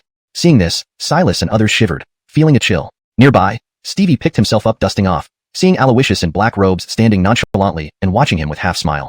Behind Aloysius, Venerable Anselm exuded an imposing aura. Realizing that the person who acted was Venerable Anselm, Stevie thought grimly, Nirvana Realm expert. What did Silas do to offend such a powerful figure? Moreover, offending a Nirvana Realm expert. Why did he even call me? Stevie clenched his teeth and looked at Silas with dark intent. Elder fan, I was forced. Silas trembled. Stevie, you rat, you've tricked me. Aloysius sized up Stevie and shook his head. Stevie was insignificant. However, since Silas was only an outer sect elder, summoning Stevie was probably his limit. Then, the azure sky falling blade landed on Stevie's neck. Continue calling for reinforcements. Aloysius commanded coldly. This? Stevie was baffled. Not far off, Silas helplessly reminded, Elder fan, hurry up, or we'll all lose our lives. Stevie sighed deeply and waved his hand. A golden spirit talisman turned into mystic light flying out. The level of this talisman indicated the coming person wouldn't be ordinary.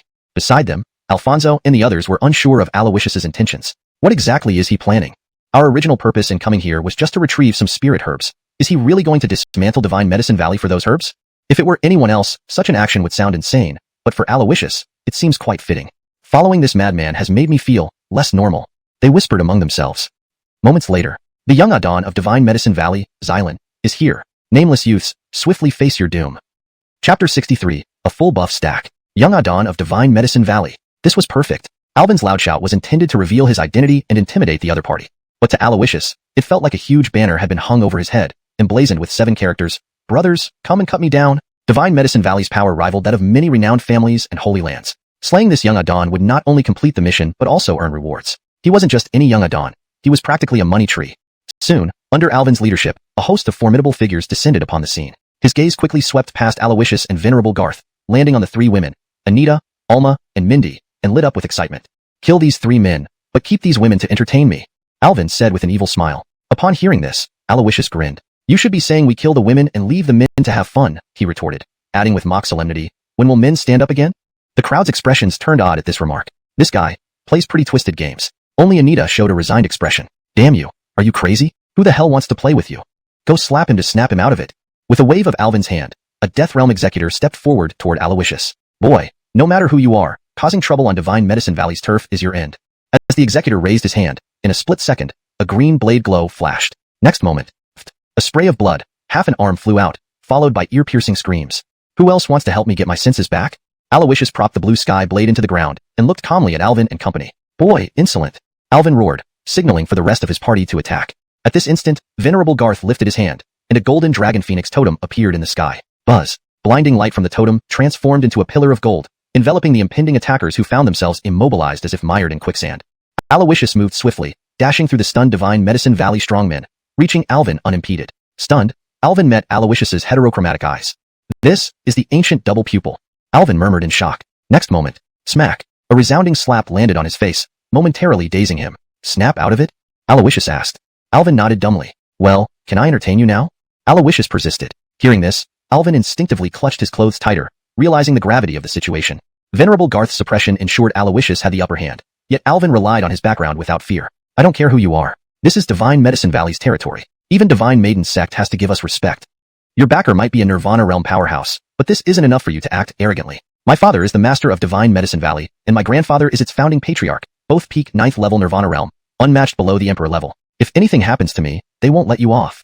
Aware of his inferiority, Alvin cited his influential connections to intimidate. Aloysius laughed. Nirvana Realm? So impressive? Besides the entire desolate ancient continent, South Wilderness Immortal Domain alone has 7 top-tier forces with an Emperor Guardian. Neither your father nor your patriarch is an emperor, so why boast shamefully? Alvin laughed instead of getting angry. How would someone like you know the true strength of Divine Medicine Valley? My father traveled widely, befriending many heroes. Though not an emperor, he's close friends with several emperors. Recently Montague, a rising star in EC Immortal Domain, became a lifelong friend of my father, destined to become an emperor. The Dark Hall, one of the 3 major powers in North Abyssal Domain, gets most of its medicinal herbs from us. If we need help, they won't sit idly by.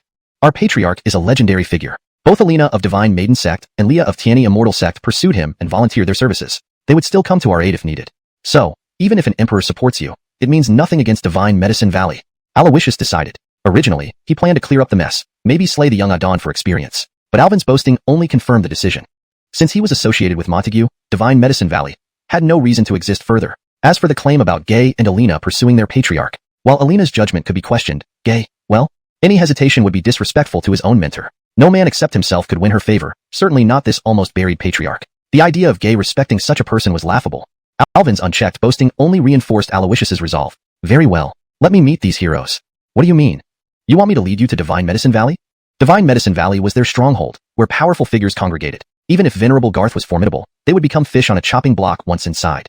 Alvin thought Aloysius was seeking death, leading him to smirk. I dare lead, but do you dare follow? With a wave of his hand, Aloysius signaled Venerable Garth to lift the pressure. Freed, the Divine Medicine Valley strongmen relaxed. Alfonso and others approached cautiously. Anita tugged Aloysius's arm, frowning. Johann, what's your plan? You're not really thinking of dismantling the whole valley, are you? Aloysius smiled calmly. It's rotten inside and out, filled with bullies and cowards. Dealing with them halfway would invite endless trouble, like swarms of flies never-endingly pestering and irritating. Facing her worry, he explained, since conflict is inevitable, eliminating them thoroughly is the only way to ensure peace. Might as well take this opportunity to eliminate them all at once, for a permanent solution. No need to overthink it, just follow me. ####Chapter 64. Awakened, the Hour of Hunt. As they spoke, Aloysius had already left with a few others, escorted by Venerable Garth, heading towards the Divine Medicine Valley under Adon Glover's aerial guidance. Only Stevie, Silas, and a group of Divine Medicine Valley disciples remained here. Everyone heaved a sigh of relief, having narrowly escaped a disaster. Only Silas furrowed his brows, lost in thought as he watched Mindy's retreating figure among the departing group. Senior Elder Chu, you're still not over that girl in green robes? One disciple asked. Silas shot him a stern look, his expression darkening. Hold your tongue. Am I some lustful fool who would risk my life for such matters? During the battle, I didn't pay much attention, but now thinking about it, the sword she used, I've seen it somewhere before. It seems to be one of the 2 divine treasures of the Immortal Maiden Sect, the Purple and Azure Twin Swords, specifically, Demon Zu. Upon hearing this, everyone was stunned. Demon Zu? That's an heirloom passed down through generations of the immortal maiden sect's sacred maidens. So, she must be. There's no doubt about it. If she weren't the immortal maiden sect's sacred maiden, how could a young girl like her possess such formidable power and superb swordsmanship? Just now, I also vaguely saw dual pupils in the eyes of the boy with the saber. At first, I thought it was an illusion, but now, hearing this, I feel even more unnerved. Heaven, just what kind of beings have we encountered this time? In that moment, everyone felt a chill run down their spines. Silas hurriedly approached Stevie. Elder Fan, you must set out immediately and report this news to the Valley Lord before young Lord returns. Whether to fight or negotiate, let the Valley Lord make preparations. Silas urged. Stevie cast a cold glance at Silas. Hemph, you've betrayed me, and this matter isn't finished yet. I'll settle accounts with you after handling this. With that, Stevie turned and left. The disciples, seeing this, gathered around Silas. Senior Elder Chu, what about us? Should we rush back to assist in the battle? Silas glared at him. Rush back? You'd be nothing but cannon fodder in the battle between Nirvana realm experts. Though I seldom involve myself in worldly affairs and know little about events on the primal ancient continent, I can guess that these young monsters are far from simple. Now that Divine Medicine Valley has become a place of trouble, it's better to stay hidden for a while rather than return. After they're done making a mess, regardless of who wins or loses, we can return and pick up some benefits. Silas chuckled coldly. The disciples, upon hearing this, smiled in agreement. As expected of Senior Elder Chu, truly wise. Elder, what should we do now? Silas glanced in the direction the villagers had left, his eyes revealing a sinister gleam. Those commoners carry quite a bit of spirit crystals, totaling several hundred.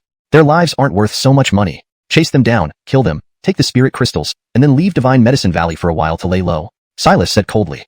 Yes, the disciples nodded in unison. However, just as they were about to leave, a black-clothed figure appeared silently before them, moving like a shadow. Even standing in front of them, there was no detectable aura from the person. This mysterious black-clad figure, lean and weak-looking, was none other than Venerable Ing. The group did not take him seriously at first. Who are you, daring to block our path? Do you know who we are? If you know what's good for you, hand over anything valuable on you and scram. Otherwise, you'll regret it. A disciple stepped forward and scolded Venerable Ing. In the next moment, the disciple screamed in agony. Under everyone's watchful eyes, his body was enveloped by darkness and vanished in an instant. This scene was too terrifying, sending shivers down everyone's spines. Run! Someone shouted, and everyone scattered like birds and beasts. However, after only a few steps, they all froze. Looking down, they saw the ground had turned pitch black, and their feet were firmly trapped within it, unable to move. From the distance, Venerable Ing approached step by step, each step deepening the darkness underfoot. Seeing this, the Divine Medicine Valley members trembled in fear. Senior, please spare our lives. We don't know how we offended you. Please enlighten us, and we will atone for our mistakes. I am willing to serve you like a beast. Please grant me a path to survive. They pleaded bitterly. But Venerable Ing showed no reaction, his eyes cold and indifferent. Dark tendrils emerged from the black earth, wrapping around them tightly. Dozens of figures, amidst cries of agony, gradually fell silent.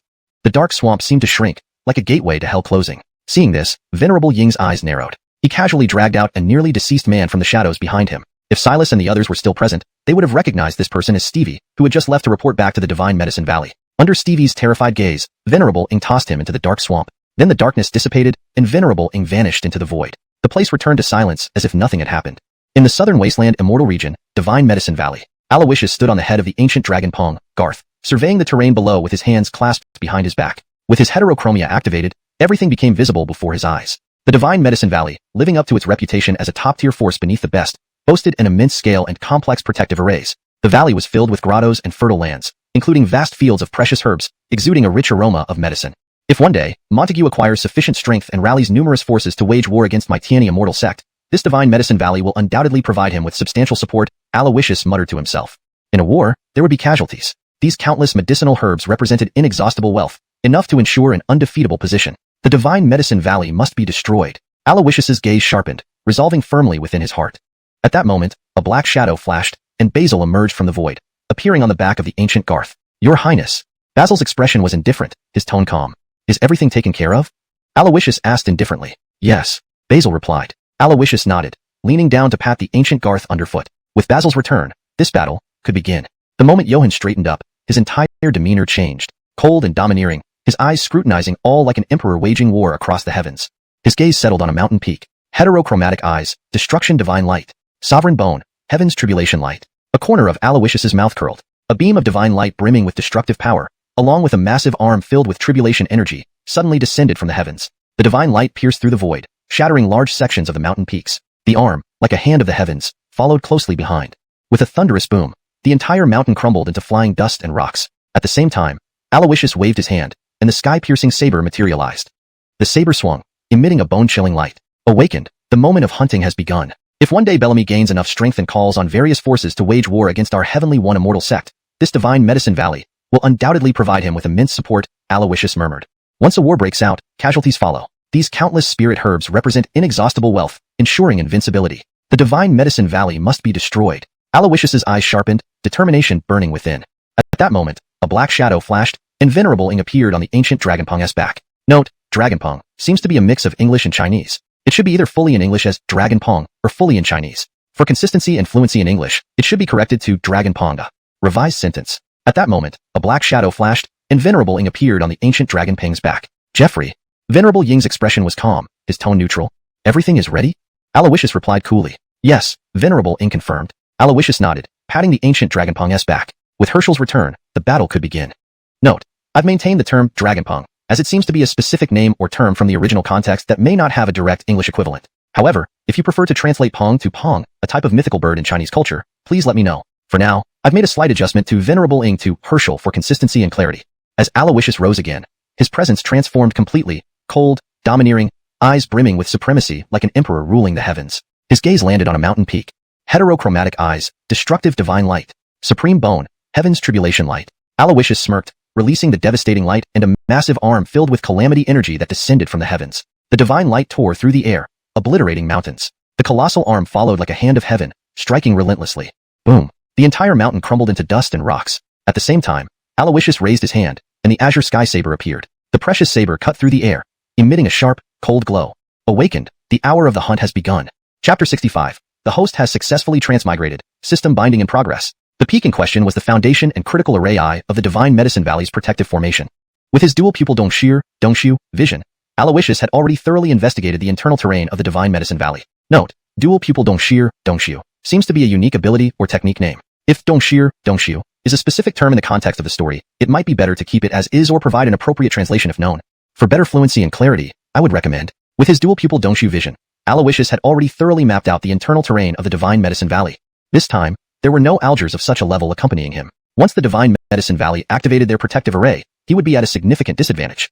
The light of destruction and the tribulation light from heaven contained powers of annihilation and tribulation. These two innate divine abilities arrived one after another, not only leveling the mountain but also completely destroying the array on it. In doing so, the Divine Medicine Valley's protective formation would be entirely paralyzed. Aloysius's attack also signaled the start of hostilities to Amador. Above, the colossal golden dragon phoenix that obscured the sky let out a piercing cry, its huge totem reappearing in the heavens. Golden light rained down from the totem. Glover and the group of experts he led were enveloped in this golden light, their bodies instantly stiffening as they were suspended mid-air. Aloysius, holding the blue sky J-drop saber, leaped over, stepping on the motionless figures to stand before Glover.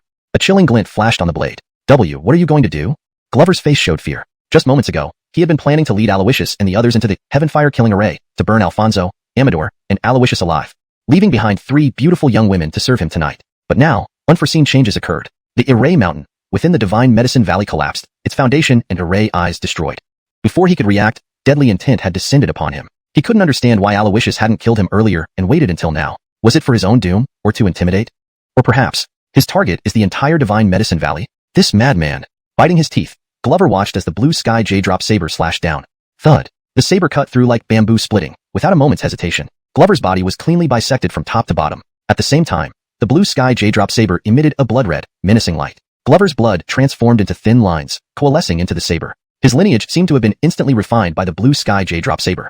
Simultaneously, part of this power turned into pure spiritual essence, feeding back into Aloysius's body. At this moment, the blue sky J-drop saber seemed even sharper, as if it had grown stronger. Seeing this, Aloysius's expression hardened. The blue sky J-drop saber can devour the bloodline strength of those it kills, converting it for its use. While strengthening itself, it can feed part of the power back to the wielder. Aloysius muttered gravely. A perfect demonic saber setting. However, a saber isn't inherently good or evil. It depends on the holder's heart. This unexpected ability delighted Aloysius. Meanwhile, ding. The host has slain Divine Medicine Valley's young Valley Lord, Glover, completing long-term task, Absolute Supremacy, 1/9. You've earned a chance for a lucky draw. The system's notification rang out. Aloysius and Amador's actions created a huge stir within the Divine Medicine Valley. When Glover fell, a towering figure in the distance let out a roar of anguish. No! Fiend! Killing my son! I will have your life! Amidst shouts, flames swept across the surroundings. Purple-red flames formed a vast sea of fire, illuminating the sky in a reddish hue. Simultaneously, a dual-headed lion made of flames leaped out of the inferno. Its 2 mouths opened wide, emitting a combined roar. Kill! The dual-headed flaming lion stepped through the air, leaving fiery footprints with each step. Seeing this, Aloysius stood unperturbed in midair. As the flaming lion lunged at him, a golden barrier descended from the sky. Boom! The flaming lion collided with the barrier and disintegrated into flames. The towering figure engulfed in flames approached rapidly, leading a large group of experts to confront Aloysius. Aloysius sized him up and smiled calmly. "You're the Valley Lord of Divine Medicine Valley?" From the confrontation, Aloysius could tell that the so-called 9th-tier Nirvana realm was an exaggeration. This man was at most a 7th-tier Nirvana, far from a match for the 8th-tier Nirvana expert Amador. The Valley Lord similarly observed Aloysius, then looked at the ancient dragon phoenix in the sky, narrowing his eyes. "Yes, I am the Valley Lord of Divine Medicine Valley, Esau. Who are you? Why did you intrude and kill my son?" Hearing this, Aloysius couldn't help but smile. "Glover, Esau, one focused on quantity, the other on quality. I heard the Divine Medicine Valley often oppresses and mistreats people, committing all sorts of atrocities," Aloysius said coolly. Hearing this, Esau frowned. "So, you wish to meddle in affairs and defend those peasants? Is this just a pretense?" Aloysius raised an eyebrow. "Compared to your foolish son, you seem somewhat more perceptive. I heard you know Bellamy?" Aloysius's eyes flashed with intensity. Esau understood. But he still felt some confusion. "Only because of Bellamy?" Esau asked. Aloysius smirked. "For the answer to that, ask your foolish son." With that, Aloysius waved his hand.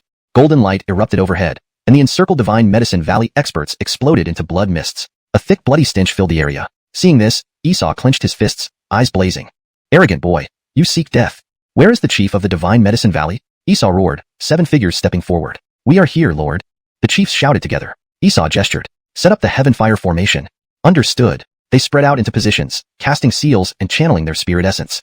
Instantly, a radiant array appeared, covering the ancient Dragon Phoenix and Aloysius's group. Ancient Dragon Phoenix coldly snorted. "Do not worry, Your Excellency. A mere fire array is nothing. Watch me break it with one forceful strike." Turning into human form, he conjured countless sword-like golden feathers floating before him. Another wave of hands brought up a shield of gold light, protecting them. Preparations complete, Amador surveyed the surroundings, smirking. "Now, it will be my solo performance." Concluding that the present Divine Medicine Valley members posed no threat, Amador activated his Peerless mode. Aloysius wisely retreated next to Cassidy, watching the show unfold. Meanwhile, deep within the Divine Medicine Valley, a mechanical, cold electronic voice rang out.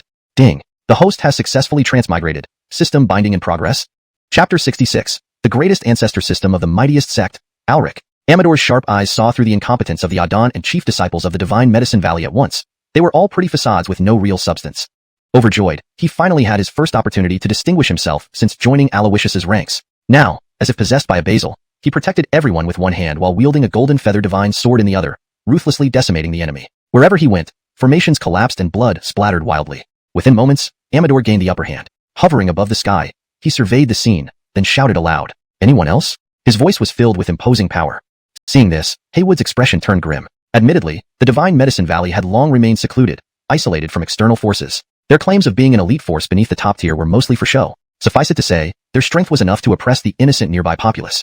Reaching the 7th stage of Nirvana largely depended on countless spirit medicines. When facing opponents 2 stages lower, he might still have a chance. However, Amador, a pure-blood descendant of the ancient Dragon Phoenix, was an unparalleled powerhouse at his stage. If not for the destruction of the defensive array by Aloysius, they could have leveraged the protective array to withstand this assault. Now, not even the Heavenly Fire formation could stop Amador, and Haywood foresaw the inevitable outcome. To resist this monster, we can only hope for the intervention of our patriarch. He decided immediately. "Chief disciples, hold this beast back. I will go to the medicine deity hall to bring forth the patriarch." With those words, he fled. Far away, Aloysius observed this scene indifferently. His goal was to eliminate the Divine Medicine Valley entirely. Amador was not only cleaning up the mess, but also serving as bait to lure out all of the valley's top-tier warriors. "I hope this so-called patriarch doesn't disappoint me," Aloysius said, his gaze deep and distant. In the Divine Medicine Valley, within the medicine deity hall, the grand entrance was sealed tight. Adon Haywood led a group of senior figures in kneeling reverence. 37th generation Adon Haywood respectfully welcomes Patriarch Alric to emerge from seclusion and save the Divine Medicine Valley from crisis. His solemn declaration echoed loudly. Behind him, all joined in unison. "Welcome, Patriarch. Emerge from seclusion." Their voices resounded like a tidal wave. Meanwhile, inside the medicine deity hall, a hunched, white-haired figure sat on a golden cushion. His life force had almost ceased when his turbid eyes slowly opened. Was I transported?" muttered Alric, looking around in confusion. Suddenly, memories not his own flooded his mind. Southern Wilderness Immortal Domain, secluded sect, Divine Medicine Valley, Patriarch. Although claiming to be an elite under the top tier, it's a hollow boast. The master forced his way to the 7th stage of Nirvana using spirit medicines, while the Patriarch Alric has stagnated there for centuries. Near death, this seclusion aimed to break through to the 8th stage of Nirvana failed due to outside disturbances during a critical moment. Repercussions of the failed attempt caused him to expire here. Alric digested this information. It was then that, upon Alric's imminent death, His soul had crossed over and taken control of the new body of the Divine Medicine Valley's patriarch. Screw this. Why did I end up as an old, decrepit man while others become youthful overlords or growing protagonists? Can't even enjoy life properly. What's the point? Just give up, sighed Alric. But as he contemplated giving up, a cold, mechanical voice interrupted him. Ding, successful crossover, binding system. An inexplicable joy welled up in him. System. Being a seasoned bookworm in his previous life, Alric knew exactly what this meant. With a system, a turn of fate was just around the corner. Successful binding of the strongest sect ancestor system. The system aims to assist the host in becoming a competent leader and transform the sect into the greatest in all realms. Congratulations, host, for receiving the beginner gift pack. Burning Heaven Technique, Divine Level Cultivation Method, Shunknown Ruler, Imperial Great Artifact, True Phoenix Treasure Technique, Imperial Peak Experience Card, instantly attain Peak Imperial Realm Strength for 3 hours, Heavenly Fortune Blessing, bestows supreme talent and fortune, rejuvenates the body, extends lifespan by 10 years. Note, by building the sect and completing system tasks, the host can prolong life and earn rich rewards. At that moment, divine light enveloped Auric's body, infusing it with new vigor and vitality. His bent frame straightened, and his appearance became youthful again. Concurrently, his long-suppressed cultivation broke free, achieving the 8th stage of nirvana effortlessly. His aura, now tenfold stronger than before, pulsed with newfound power. Meanwhile, the cries outside grew louder. Welcome, Patriarch, welcome. Desperate cries for help from the higher-ups of the Divine Medicine Valley filled the air. As the system chimed in with more information, ding, Crown Prince Aloysius of Tianyi Immortal Sect, accompanied by an ancient dragon phoenix, has invaded Divine Medicine Valley, endangering the sect. Today's task, eliminate all intruders. Reward, century-long lifespan extension, inferior imperial-grade weapon, subduing dragon truncheon. At this moment, Alric stood up abruptly, his gaze turning cold as he looked towards the battle sounds. Tianyi Immortal Sect, Aloysius? Humph, that name reeks of villainy. Perfect. This prince and the dragon phoenix shall announce the rise of Divine Medicine Valley, making us the paramount sect on the ancient, desolate continent. Any who dare oppose us will be punished, no matter how far they flee. His profound gaze swept the area, and with a wave of his hand, the doors of the medicine deity hall swung open. Everyone watched in awe as a youthful figure emerged, exuding boundless strength. This scene left many in the Divine Medicine Valley both stunned and elated. This is the Patriarch? Why is he so young now? Congratulations to the Patriarch for mastering divine arts. Congratulations to the Patriarch. They all cheered, boosting Auric's confidence. Where are the Crown Prince of Tianyi Immortal Sect and the ancient dragon phoenix? Auric asked gravely. This question brought uncertainty among them. The formidable youth was actually from Tianyi Immortal Sect? That's the hegemon of Eastern Immortal Domain, akin to the position of Goddess Sect. Patriarch, how do you know about the identity of that youth? If he really is the Crown Prince, we may provoke trouble we can't handle. Several felt fear creeping up. Auric scoffed. Tianyi Immortal Sect? Humph. I'll take on Tianyi Immortal Sect. Today, I will make the entire ancient, desolate continent understand. If anyone dares offend Divine Medicine Valley, even gods will be eliminated. His deep, resonant voice carried a deadly resolve. Chapter 67. The Ancestral System Flow, the Son of Destiny. Above the Divine Medicine Valley, an intense battle was nearing its end. By now, all 7 chief disciples had been defeated by Amador, either killed or severely wounded. Amador stood in midair, radiating waves of formidable aura spreading in all directions. In this moment, that feeling of soaring above the great wilderness domain, once high and mighty, returned. Haha, the Divine Medicine Valley, a force with tens of thousands of years of legacy, only has this much strength? 7 peak disciples, forming a race together, still face defeat before me. Has your Valley Lord realized he couldn't match me and fled? If this is all you have, there's no need to waste any more time. It's time for the Divine Medicine Valley to perish. Amador sneered coldly as he raised his hand, revealing waves of golden light that ascended into the sky, forming a massive ancient dragon phoenix under the dome of the heavens. This was the Dragon Phoenix Treasure Technique. Destroy. As the word fell, the golden dragon phoenix let out a long roar, its wings beating powerfully as it dove down. Without the protection of the ancestral array, the Dragon Phoenix Treasure Technique was enough to reduce half of the Divine Medicine Valley to ruins. However, just as the technique descended from the sky, a flash of fire appeared out of nowhere. Roar. Accompanied by a sharp phoenix cry, a 9-colored divine phoenix formed from flames surged forward, meeting the Dragon Phoenix Treasure Technique head-on. Boom. The collision between the Dragon Phoenix Treasure Technique and the flaming phoenix produced a shockwave of immense energy that sent Amador flying hundreds of feet away in a rather wretched state. Not far away, a large group of Divine Medicine Valley's elite approached. Seeing this, Aloysius's eyes narrowed. He detected an unusual presence among the crowd. But before he could react, Amador spoke up. Young Imperial Lord, don't worry. I merely underestimated them momentarily and was caught off guard by their ambush, suffering only a minor setback. I've already engaged their Valley Lord before. His combat strength isn't worth mentioning. Young Imperial Lord, please stay here while I take care of them. With that, Amador leaped forward, facing the approaching Divine Medicine Valley members. His gaze finally landed on the Valley Lord. Mohammed, you dare to return? I thought you'd taken advantage of the chaos to escape, Amador said coldly.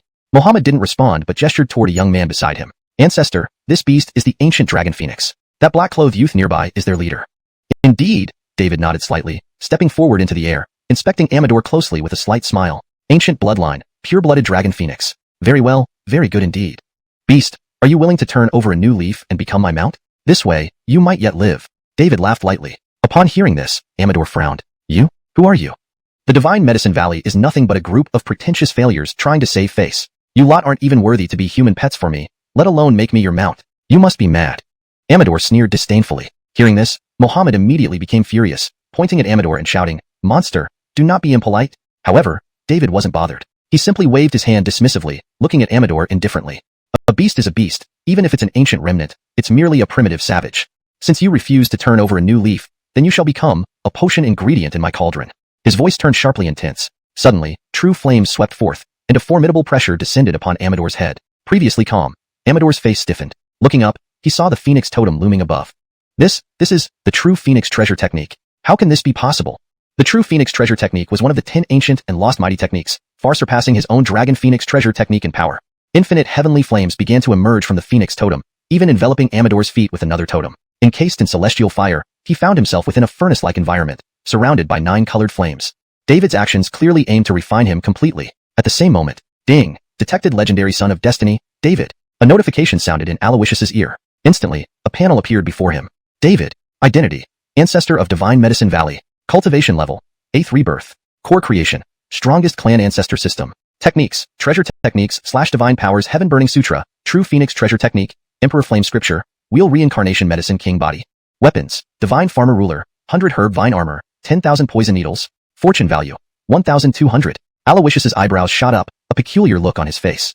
This character was actually a system ancestor flow type of son of destiny. Frankly speaking, most protagonists rose through a combination of destiny and a main character's aura. Although occasionally unrealistic, it made logical sense. However, this system, protagonists cheated and reversed fortunes unpredictably. You never knew what bizarre items the system might provide, like the Great Tao Immortal Experience card, a bug-riddled item in his case. And for the ancestor flow son of destiny, the common trope involved starting as an ancestor of a declining sect, gaining power and influence through lineage and cultivation, akin to a cultivation world, farm novel. Most importantly, these characters often began with a high starting point, possessing an old monster's consciousness, leading to greater cunning and lower moral boundaries than other types of sons of destiny. Faced with such an unexpected opponent, Aloysius needed to be cautious. Luckily, this son of destiny seems to have awakened recently and doesn't have many cards to play. Otherwise, the Divine Medicine Valley wouldn't have been in such a weak state. Beside him, Basil also noticed David's exceptional nature and asked gravely, Do I need to intervene? Not yet. Tell me, if you were to face that young man, what are your chances? Basil narrowed his eyes. I've said it before, below the Emperor, I am invincible. With this reassurance, Aloysius felt relieved. Very well, go ahead. Aloysius said coolly. After that, Basil silently vanished into the darkness. Meanwhile, trapped in the celestial flame furnace, Amador tried various methods but failed to break through the divine flames. Trapped and helpless, he cursed under his breath. Damn it, who is this brat with such skills? I wanted to impress young Imperial Lord, but instead, I encountered this misfortune. If no one rescues me, I'm going to end up dead. Just as he muttered, a shadow appeared beneath him, followed by a familiar figure. Basil. I knew young Imperial Lord wouldn't abandon me. Grateful beyond measure. Amador felt both surprised and delighted. Basil remained expressionless, waving a hand. Speak to young Imperial Lord after we get out. Then, darkness enveloped Amador. At the same time, the strong elites of the Divine Medicine Valley gathered around David, their initial worries dissipating upon witnessing their ancestors' formidable prowess. Replacing those concerns were smugness and disdainful sneers. Ancestor, after such a long time, that beast should have been refined by now, right? One asked.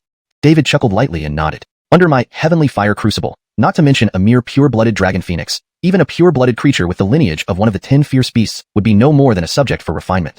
Once I refine its flesh and essence into a golden pill, we can all partake in it together. It will be greatly beneficial. Ha ha ha. David laughed heartily. Thank you, ancestor. Everyone chorused gratefully. Feeling triumphant, David gazed at the heavenly fire crucible and waved his hand. Rumble. The flames roared, divine fires unraveling like silk, layer by layer dispersing. But the sight before him immediately wiped the smile off David's face. Chapter 68. Proxy Messenger Experience Card. The divine flames dissipated, revealing an ink-black domain of darkness. In this dark domain, there was neither the ancient dragon or phoenix nor a golden core refined from essence and blood. Instead, there stood a single person, a slender and petite figure clad entirely in black, with only a pair of eyes exposed. This enigmatic individual immediately struck Haywood as the same person who had once stood beside Aloysius. Back then, this individual exuded no formidable aura, appearing harmless. Little did they expect that this unassuming black-clad figure could possess such prowess to pull off a great deception right under Ilias's nose. Furthermore, this person endured the celestial furnace's inferno with the dark domain as protection, completely unharmed. Even Ilias felt a hint of threat when he saw the shadowy presence. How terrifying is this aura? How domineering are these means? Could this person be an Emperor tier powerhouse? Haywood's expression turned serious as he voiced his doubt. However, Upon hearing this, Ilias shook his head. No, not an Emperor tier. Only at the peak of 9th level Nirvana. As long as it wasn't an Emperor tier, he believed he still had a chance. I'm the protagonist. Challenging higher ranks is child's play. With resolute eyes, Alric waved his hand towards those behind him. Everyone, step back. Let me, the Patriarch, handle this Celestial Unity sect's dead loyalist on my own. In his view, someone like Shadow Adon, who remained anonymous and was utterly devoted to Aloysius, was akin to a legendary dead loyalist. At the end of this statement, an overwhelming aura erupted from within Ilias. Upon witnessing this, everyone hurriedly retreated, creating ample space for their ancestors' battle. Yet, some doubts lingered among them. The power of this Celestial Unity sect expert isn't trivial. Our ancestor is one realm below him. Can we win? From the changes in our ancestor, it seems his seclusion has led to godly powers. Yet, the aura around him doesn't seem derived from our Divine Medicine Valley's legacy cultivation technique, Emperor Flame Scripture. You feel that too? I thought it was just my imagination. Indeed, what exactly has our ancestor been through lately? Facing the doubts, Haywood glared sharply. Enough talk. On the brink of battle, you doubt our ancestor and wish to become traitors? This rebuke caused immediate frantic denials. Valley Adon, that's not what we mean. We absolutely don't doubt our ancestor. We are eternally loyal to the Divine Medicine Valley. Everyone rushed to defend themselves. Humph, better be so. Haywood coldly snorted, his gaze softening as it fell upon Ilias's silhouette. As long as he can save the Divine Medicine Valley today, regardless of the cost, he is our Divine Medicine Valley's patriarch. None shall question him. Having dismissed the crowd, Ilias did not immediately attack. He gazed into the distance at Aloysius with a slight smile playing on his lips. Sir, are you from the Eastern Fairy Realm, the Celestial Unity sect? Aloysius nodded. As the patriarch of the Divine Medicine Valley, your knowledge isn't entirely lacking. But not enough. Upon hearing this, Ilias chuckled. To tell you the truth, I have quite a history with your Celestial Unity sects, Emily. Today, I'll discipline her impertinent disciple on her behalf. Before he finished speaking, Ilias flicked his sleeve, releasing a cold light that shot directly towards Shadow Adon. A needle, known as Myriad Poison Needle, crafted from countless poisonous insects and plants, swift and deadly. But even before reaching its target, the needle disappeared into the surrounding darkness. Then, Shadow Adon raised his hand, enveloping a vast area of void and darkness. What? Ilias couldn't help but be surprised. Shadow Aiden's strength surpassed expectations. Facing the impending darkness, Ilias crossed his arms defensively before him. Boom. Next, a massive dark hand emerged, forcefully constraining Ilias. Who told you I am a dead loyalist? Shadow Aiden's voice was cold, his eyes gleaming with a fierce determination. Noticing this, Aloysius's expression shifted slightly. Since Shadow Adon began following him, he had always remained composed and emotionless, a silent shadow devoid of any visible emotion. Yet today, Aloysius sensed genuine anger. Could it merely be due to being called a black-clothed dead loyalist by Ilias? He wondered. Back in the battleground, the fight raged on. The darkness released intense flames, exploding and disintegrating the large dark hand. Surrounded by 9-colored divine fire, Ilias sprouted flame wings and wielded a jade-green ruler. Fiery waves, accompanied by murderous intent, swept across the area. His gaze locked onto Shadow Adon. Ilias roared, "Come on, dead loyalist, continue fighting." With true Phoenix treasure technique, he charged forward again. You're courting death. Shadow Adon, angered anew, held nothing back this time. They fought from the skies above the Divine Medicine Valley to the ground, devastating the entire place. However, throughout, the protagonist remained at a disadvantage. This didn't mean Ilias was weak. On the contrary, he was incredibly strong. When Shadow Adon fought the Netherworld Saint Lord previously, he hadn't shown such power either. Despite consistently being on the defensive, Ilias, at the 8th level Nirvana, managed to withstand the relentless assaults from the renowned, unrivaled below emperors. It was almost like he had a protagonist's invincibility shield. Aloysius sensed something was amiss. This battle was far from simple. As the first major conflict post-Ilias's awakening as a protagonist, it couldn't possibly be over yet. There must be some ultimate ace. And just as Aloysius pondered this, a strange aura erupted from the battlefield. Boom. Instantaneously, Ilias's combat power surged. His aura broke the limits of the Nirvana realm, stepping into the Emperor level. With one powerful palm, he shattered a vast expanse of darkness, causing Shadow Adon to crash heavily onto the ground. One strike had turned the tide. Yet, this was just the beginning. Under everyone's watchful eyes, Ilias's arms spread wide, his imposing aura continuously ascending. Heaven's peak, proud of all creation, with me, there is heaven. You ignorant vermin, commanding monsters and dead loyalists against the Divine Medicine Valley shall face judgment. Ilias's voice boomed across the heavens. Instantly, boundless pressure descended. Nearby, the injured Shadow Adon struggled to rise, his gaze unwavering. I told you, I'm not a dead loyalist, he said, clutching his chest. Ilias glanced at him disdainfully. Humph, who cares? Kneel now. Instantly, a sky-covering giant hand pressured down upon Shadow Adon. Despite the tremor coursing through his body, Shadow Adon held firm, his resolve undeterred. Aloysius watched Ilias from afar, his expression both heavy and relieved. The novice protection item granted him peak Emperor tier strength instantly. Though Shadow Adon was powerful, how could he possibly match a peak Emperor tier powerhouse? If I were to use the Great Tao Immortal Experience card here, it would be somewhat of an overkill. Besides this, there's also...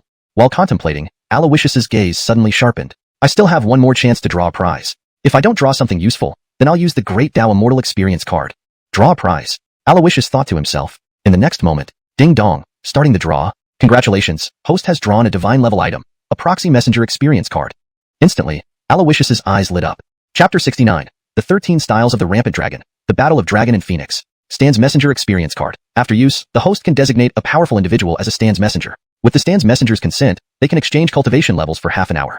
This card becomes void after use. As the system notification rang out, Aloysius no longer hesitated, his gaze focused intently. Use the Stands Messenger Experience Card, Aloysius said in a grave voice. Ding, Stands Messenger Experience Card used successfully. Please designate a Stands Messenger. Emily Stacy from the Tiani Immortal Sect. Aloysius spoke plainly. At the same time, within one of the sacred grounds of the Tiani Immortal Sect, the Holy Celestial Spring, with the sound of trickling water and a misty haze, a graceful figure appeared faintly.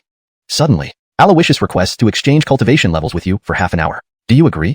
The mechanical electronic voice echoed deep within Stacy's consciousness. For a moment, Stacy, who was bathing in the spring, trembled slightly, her beautiful eyes revealing a hint of surprise. Who is nearby? Stacy looked around cautiously, her face filled with vigilance. But after searching for a long time, she saw no signs of anyone around. That voice earlier, it doesn't seem to be a human voice. Could it be the legendary, heavenly voice of the Great Tao? My disciple Johan is born supreme, possessing the potential of an emperor, favored by the Great Tao. Bestowing such a transformation upon him is reasonable. But can exchanging cultivation really work? Stacy murmured to herself, full of doubt yet inexplicably nodding. I agree. Buzz. Before she finished speaking, a mysterious force descended. In an instant, Stacy's entire cultivation vanished. Before she could react, her energy began to recover, and her cultivation level started to rise. However, when her realm reached the 8th level of the Divine Warrior realm, it abruptly stopped. Her cultivation was now permanently fixed at this level. Feeling the state of her body, even with her extensive experience from traversing the ancient wasteland continent, Stacy couldn't help but look puzzled. 8th level of the Divine Warrior realm, this is Will's current realm. Can cultivation truly be exchanged? Stacy muttered, frowning slightly as she gazed toward the direction of the Southern Wilderness Immortal Domain. How many secrets is this child still hiding from me? When he returns, perhaps I should have a serious talk with him. In the Southern Wilderness Immortal Domain, within the Divine Medicine Valley, Hansen stood in midair, exuding overwhelming momentum like a blazing sun, radiating dazzling light. At this moment, his presence seemed almost to overwhelm everyone present. Beneath him, Cassidy endured the pressure from a peak Imperial Realm expert, trembling all over while continuously spitting black blood that soaked through the black veil covering his face. Only his eyes remained resolute. Cassidy's resilience greatly annoyed Hansen. This was his first battle since his transmigration, and he wanted it to be stunningly impressive for maximum impact. But in reality, he had repeatedly been stymied. Just a mere death knight, daring to steal my show. Die for me! Hansen roared angrily, raising the Shunnong ruler in his hand, unleashing a dark green aura. The ruler sliced through space, causing tremors, unstoppable. At that moment, a black glow appeared out of nowhere, blocking before Cassidy. The dark green aura exploded on impact. Hansen's smile froze, replaced by a serious expression. From that fleeting black light, he sensed a force no weaker than his own. Which fellow Taoist is secretly intervening to block my path? Hansen asked gravely. As he finished speaking, a handsome figure in black emerged from the void, standing before Cassidy. Seeing this person, everyone present felt both familiar and unfamiliar. Indeed, this was Aloysius. He felt unfamiliar because his current aura was far beyond the 8th level of the Divine Warrior realm, mysterious and inscrutable. To everyone, Aloysius now seemed like an unscalable mountain. They could not fathom his current cultivation level. They only sensed that he was incredibly strong, perhaps even surpassing Hansen. Aloysius? Hansen sized him up, frowning in confusion. It's me. Aloysius's expression remained indifferent. Hearing this, Hansen sneered. Hemph, bluster. Do you think you can stop me with borrowed power? Hansen said coldly. You are in the same boat. Your cultivation isn't yours either. Aloysius replied calmly. You. Hansen was momentarily speechless. Taking advantage of this pause, Aloysius gestured to Cassidy. Step down and tend to your wounds. The rest will be taken care of by me. With that, Aloysius raised his hand, summoning the green heaven verdant drop blade, advancing towards Hansen. Watching Aloysius's back, Cassidy couldn't help but feel dazed. It was as if the person before him wasn't Aloysius, but someone else familiar. An ancient memory surged into his mind. The moment Aloysius summoned the precious blade, he didn't hesitate and charged forward immediately. Anyone who harms my people must pay 100-fold. As he spoke, his heterochromatic pupils opened, and everything about Hansen became visible to him. A wave of the hand caused dragon roars to echo. Dragon shadows appeared on the green heaven verdant drop blade. The heaven-level martial technique, the 13 styles of the rampant dragon, erupted. This was the most powerful knife technique, each move potentially fatal. Enhanced by the imperial-grade weapon, the green heaven verdant drop blade, its power could cleave through space itself. For a moment, Hansen was entranced, sensing what seemed like an incomparably majestic empress standing behind Aloysius. The blade descended. Caught off guard, Hansen swiftly channeled spiritual energy into his palms. Amidst blazing fire, a phoenix shadow gradually solidified. True phoenix treasure technique. Roaring, the flames transformed into a true phoenix, sweeping through a sea of fire, diving down at Aloysius. Gripping the warblade, Aloysius continued to unleash the 13 styles of the rampant dragon. Each style increased the power exponentially, until the final style unleashed, gathering into a green, raging dragon confronting the true Phoenix treasure technique.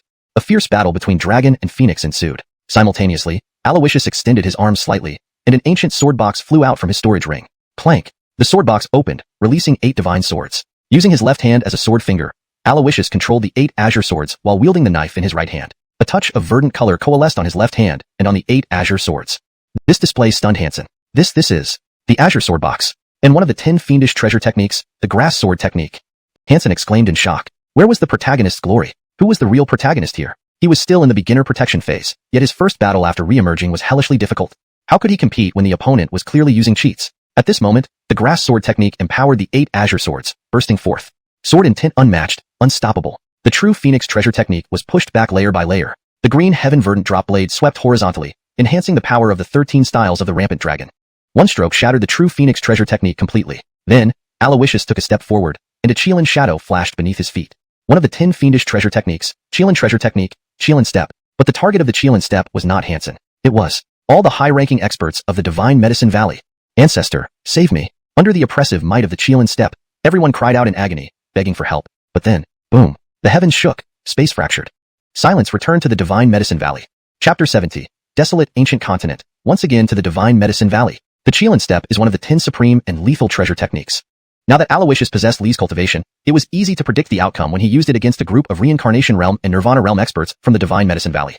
With just one move, he wiped out all the spectators from the Divine Medicine Valley who were watching from afar. Valiadon Murphy was among them. At the same time, ding, host has killed Valiadon Murphy of the Divine Medicine Valley, rewarded with 10,000 villain points. Host has killed the Punishment Elder of the Divine Medicine Valley, rewarded with 5,000 villain points. Host has annihilated all Chief Elders of the Divine Medicine Valley, rewarded with a total of 47,500 villain points. Host has exterminated over 90% of the Divine Medicine Valley's power, with brutal and decisive methods, matching the image of a major villain, rewarded with 10,000 villain points. Ding! The Divine Medicine Valley is almost destroyed, shaking the foundation of Birdie, Son of Fate. Birdie's fortune value, minus 300. Current fortune value, 900, can be killed. Kill reward, Flame Emperor Scripture. Note, this reward does not conflict with the long-term mission reward for killing the Son of Fate. A series of system notification sounds rang out one after another. Aloysius's objective in wiping out the Divine Medicine Valley's experts was precisely to undermine Birdie's foundation. As a Son of Fate whose golden finger was an ancestral system, his base was the Divine Medicine Valley.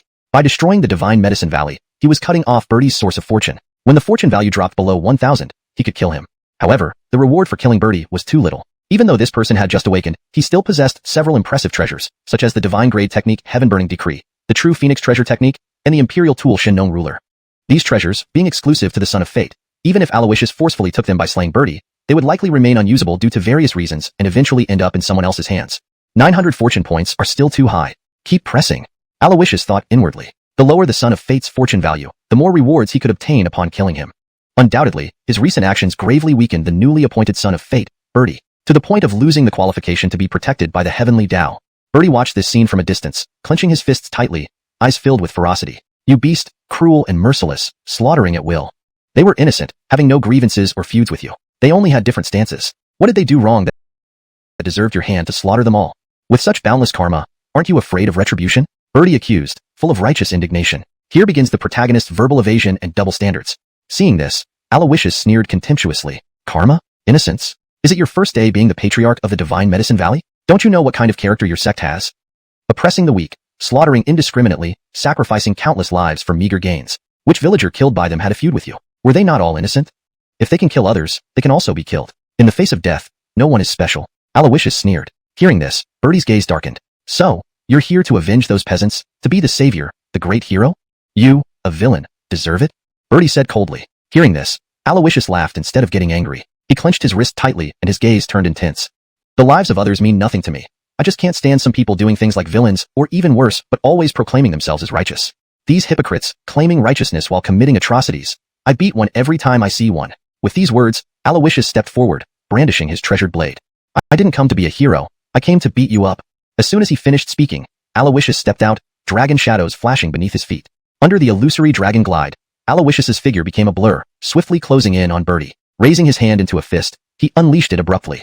Boom! The force of the punch sent gusts roaring. Spiritual energy exploded bit by bit, directly shattering the 100 herb vine armor protecting Birdie, and the remaining force undiminished, slammed him down from the sky to the ground.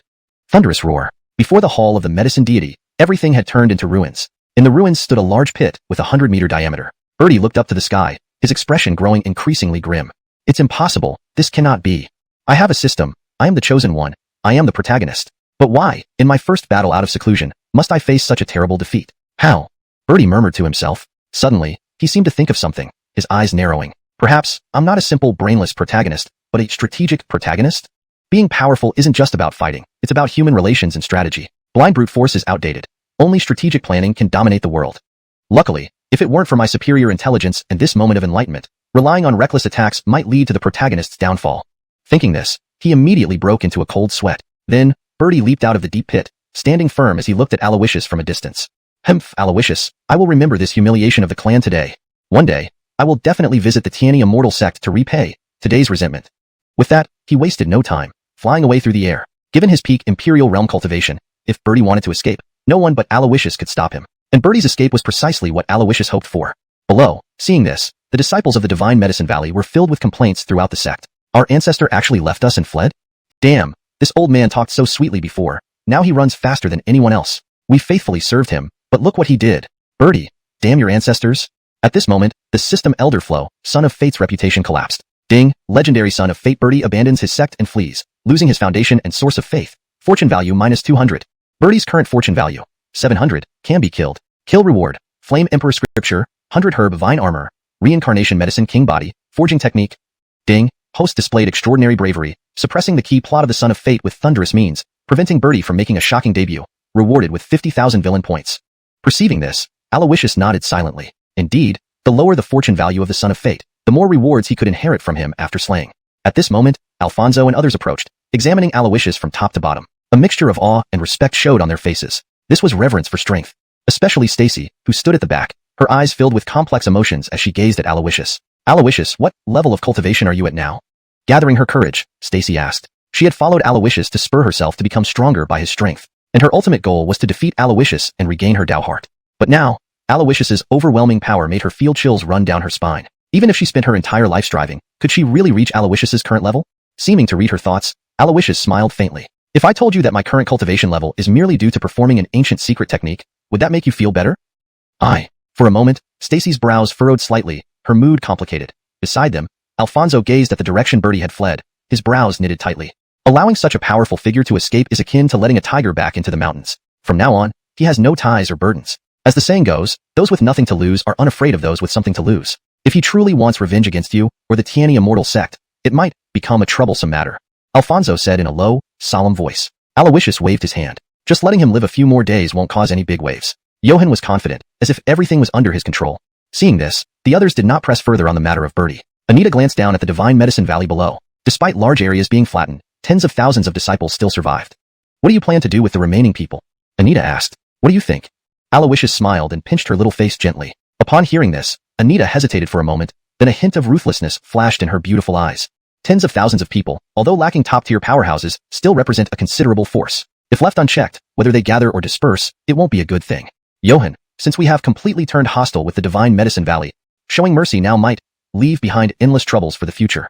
Anita said firmly. The others exchanged glances and nodded in agreement without hesitation. Seeing this, Aloysius nodded approvingly. It was gratifying that they could put aside their compassionate nature and make resolute decisions after all the commotion he had caused. Aloysius slowly stood up, his gaze haughty and his aura majestic. He looked down at the valley that had been passed down for tens of thousands of years, his eyes narrowing. From this day forward, the desolate ancient continent shall know no more of the Divine Medicine Valley. This passage continues from the previous content, maintaining the same tone and style. The paragraph structure and line breaks are preserved as in the original text. The translation is fluent and coherent, ensuring the storyline remains consistent with the earlier parts. ##### Chapter 71. Someone must witness this historic moment. In the southern wasteland immortal realm, at the foot of a desolate mountain, a figure clad in green brocade robes descended from the sky and staggered a few steps before collapsing on the ground, as if all his strength had been drained. This person was Ilias. Despite exerting all his might in the battle with Aloysius, he still suffered grave injuries. Once the peak Emperor realm strength dissipated, his injuries gradually became apparent. And at this moment, ding, mission failed, deduct 5 years from the host's lifespan. Ding, Divine Medicine Valley destroyed, host loses Patriarch identity. If the sect is not rebuilt and the Patriarch identity restored within a month, the system will automatically unbind from the host and reclaim all previously issued rewards. As they say, misfortunes never come singly, and the system alerts continued to ring out. Cutting off the fuel supply beneath the pot. Aloysius, you are ruthless. Ilias sat sprawled on the ground, his face dark and grim. Even with all the hatred in his heart, his immediate priority was to recover from his injuries and plan for a comeback. At least this body has trained in the Flame Emperor scripture and the Cycle Medicine King constitution since childhood, and I am proficient in alchemy. All spirit herbs and elixirs can have maximum effects when entering the body. With the assistance of the Divine Farmer's ruler, healing these injuries should not be too difficult. Ilias murmured to himself, but after searching for a while, he found not a single spirit herb or crystal on him. At this moment, it suddenly dawned on him that all his wealth was stored in the treasure hall of the Divine Medicine Valley. As a Grand Patriarch who was always in seclusion, why would he carry useless items like spirit herbs and crystals? Now, the Divine Medicine Valley's thousands of years accumulation had all fallen into Aloysius's hands. Aloysius, Aloysius? Enraged, Ilias roared but choked due to his severe injuries. After groaning, his brows furrowed tightly as he spat out a mouthful of blood. His complexion grew paler, and he collapsed limply onto the ground. Am I, Ilias, really going to die here so miserably today? Ilias's voice was weak as he muttered to himself. At this moment, a commotion sounded nearby. Quick, run. What if that black-clothed man regrets and chases us? We're done for. It's your fault for bullying that white-robed girl. You were greedy, taking so many spirit crystals and falsely accusing her of being an accomplice of the Divine Medicine Valley. Anyone would be angry in such a situation.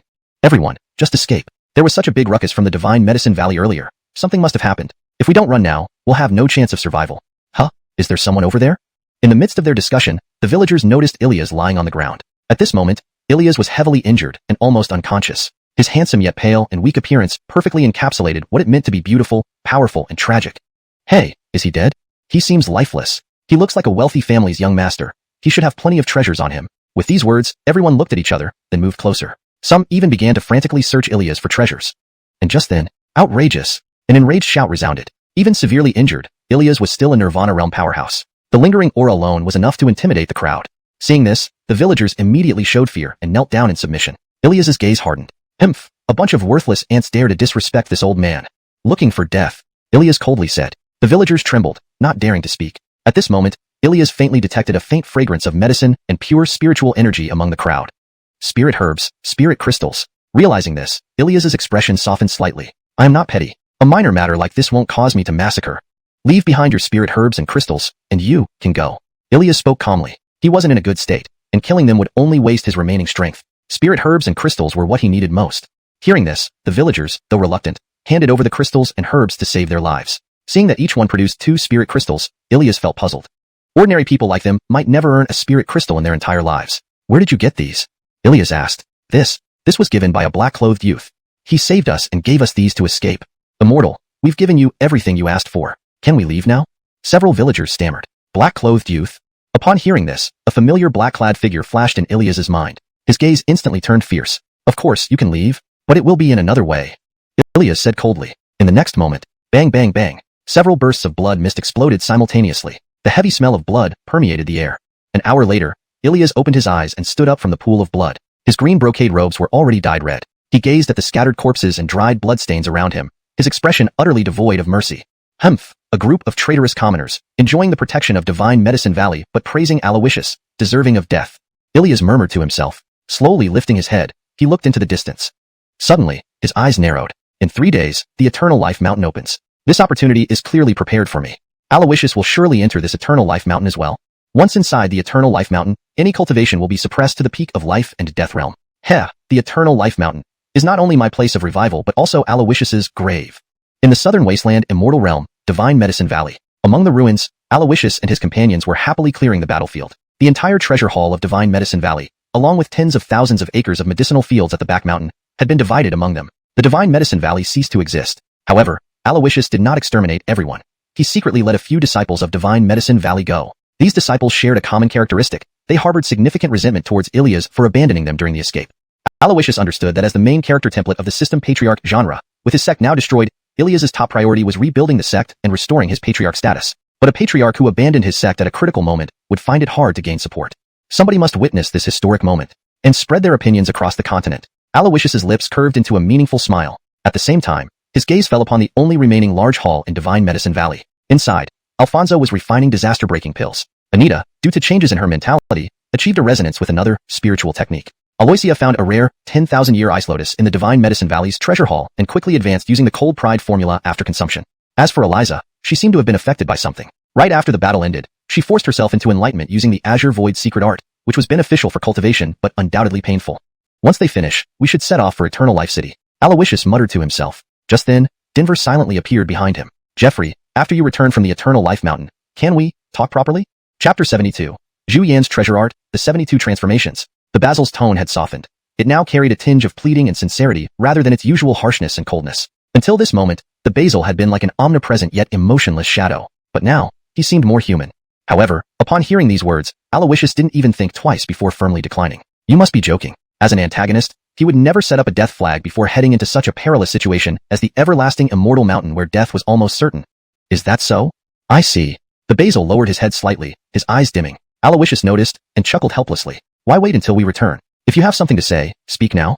By chance, I happen to have time. With a light laugh, Aloysius patted the Basil on the shoulder and sat down beside a large rock. The Basil nodded, his expression calming.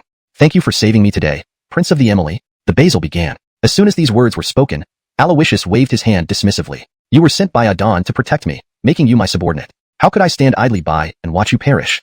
Don't mention it again. The Basil paused at this, then his expression relaxed. Prince, you really do resemble the Emily more and more, the Basil said softly. Aloysius scrutinized the Basil with a furrowed brow. Are you laughing? Haha, so you can laugh too? Aloysius asked curiously. All Tiani Shadow Guards first lived as humans before becoming guards, or reaching higher ranks like Basil. We voluntarily gave up our past identities to become guards, kings, or venerables. There's no coercion involved. This is the biggest difference between us and what you call loyalists, the Basil explained. This revelation left Aloysius stunned. He knew that the Tiani Shadow Guards were established by Gay. They were like shadows, omnipresent and insidious. Loyal, mysterious, ruthless, with their mission always coming first. Beyond that, Aloysius knew nothing about this secret organization. But now, the Basil's words made him realize it might be far more complex than he imagined. Why did you join the Tiani Shadow Guards? Aloysius asked. The Basil sighed lightly. I was born an orphan, never knowing my parents. In childhood, I lived by begging, experiencing the warmth and cold of the world. My only hope each day was for another meal. Gradually, I became emotionally detached, indifferent to insults or physical abuse. I never understood why people like me existed in this world. Until one day, while begging in a village near the Celestial One city of East Immortal Domain, after 3 days without food, I snatched half a biscuit from a dog. When I finished eating, I found the dog had starved to death. Perhaps out of empathy, I saw my own future in that dog and shed my first tears. Luckily, a family took pity on me and adopted me. For the first time, I felt what a home was. Although I wasn't good at expressing gratitude, I deeply appreciated my adoptive parents. I thought my misfortunes were over, but instead, a new nightmare began. The son of a wealthy village family desired my adoptive sister and kidnapped her while my adoptive parents were away. When they returned and tried to retrieve her, they were brutally murdered in public. I thought justice would prevail, but the villagers blamed me, claiming I brought bad luck, even linking my arrival to a dog's death and the tragedy of my adoptive family.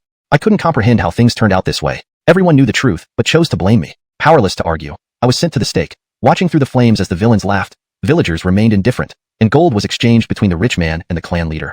This was my second time crying, as I finally saw the world for what it truly was. Laws and rules are merely tools used by the powerful to control the weak. When you have money and power, the rules serve you. With only money, the rules can bend for you. Without power or money, the rules are custom-made for you.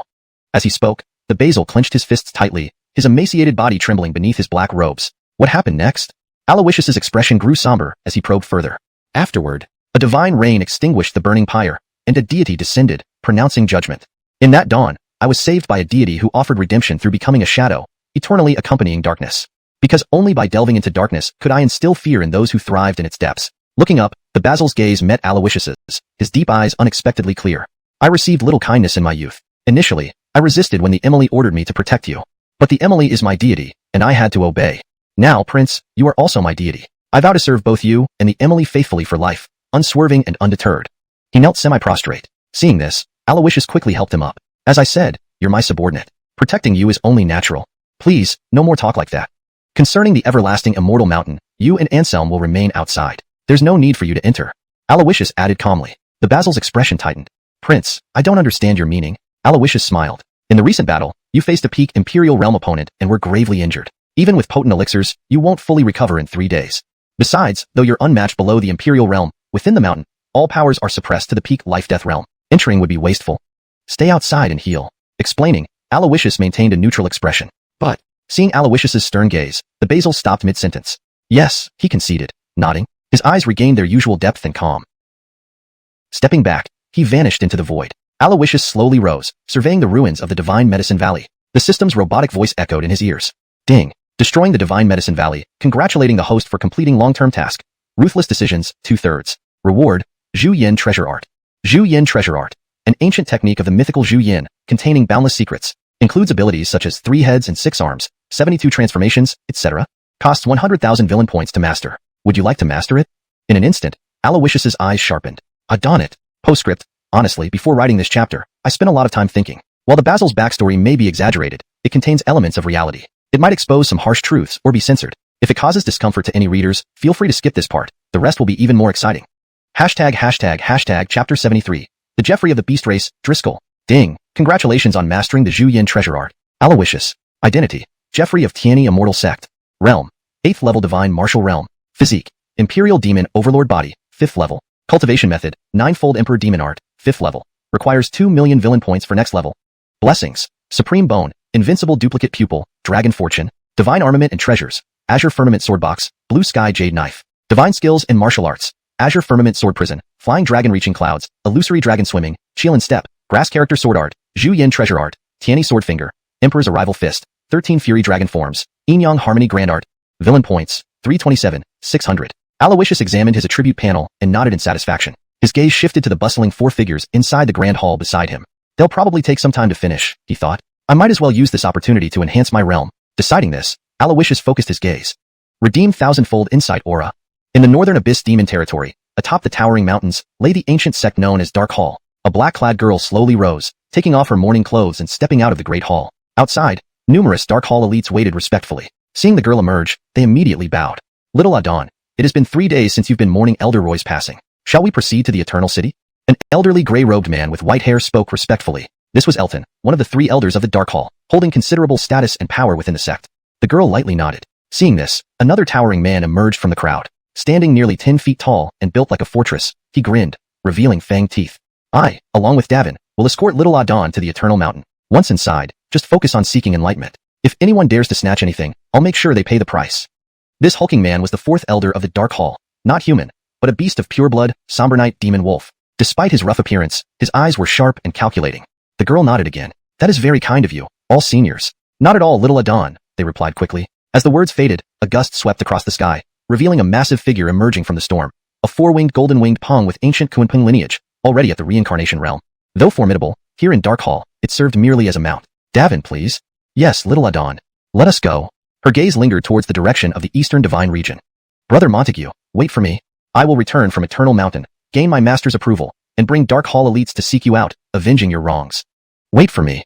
2 days passed swiftly. Alfonso completed his alchemy and underwent a traditional medicinal bath, simultaneously purifying his body and advancing to the peak of the 7th level Divine Martial Realm. Though lagging slightly behind Aloysius, he remained close.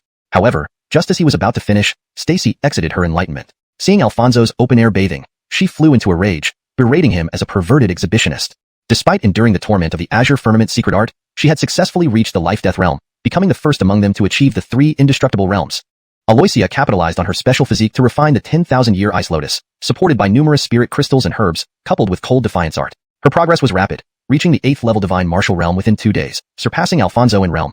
Yet, in terms of overall strength, Alfonso still had the edge. As for Anita, she focused entirely on the Spirit Sword legacy. In 2 days, she mastered her 2nd spirit art, Primal Adiel Spirit Art. Despite only being at the 5th level Divine Martial Realm, wielding Emperor Spelling's legacy sword alongside Heavenly Spirit Art and Primal Adiel Spirit Art, she would be a formidable force in battle. Aloysius, having spent 4,000 villain points to redeem 4,000-fold insight auras, successfully ascended to the 9th level Divine Martial Realm. His next target, the Life-Death Realm. Tomorrow is the day Eternal Mountain opens. We're almost ready. It's time to head to Eternal City. Aloysius patted Alfonso on the shoulder with a faint smile. Once inside Eternal Mountain, count on you.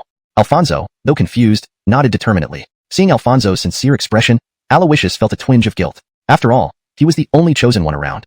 There's no helping it. Poor background. Only this lamb left. Guess I'll have to manage with what I have.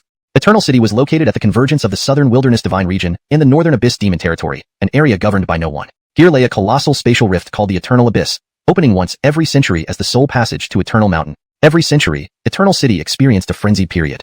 Fish and dragons mingled freely here.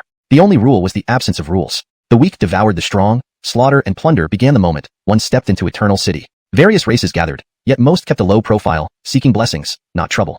Of course, exceptions existed. From afar, the Eternal Abyss resembled a colossal prehistoric beast's gaping maw, pulsating and shimmering ominously. An army of beasts charged straight for the Eternal Abyss, causing others to hastily step aside, avoiding conflict. Upon arriving, a young man clad in golden scale armor stood at the base of the abyss, a menacing smile on his face. Beasts dispersed to guard the perimeter. Curious onlookers gathered. What are these beasts up to? The Eternal Abyss hasn't opened yet.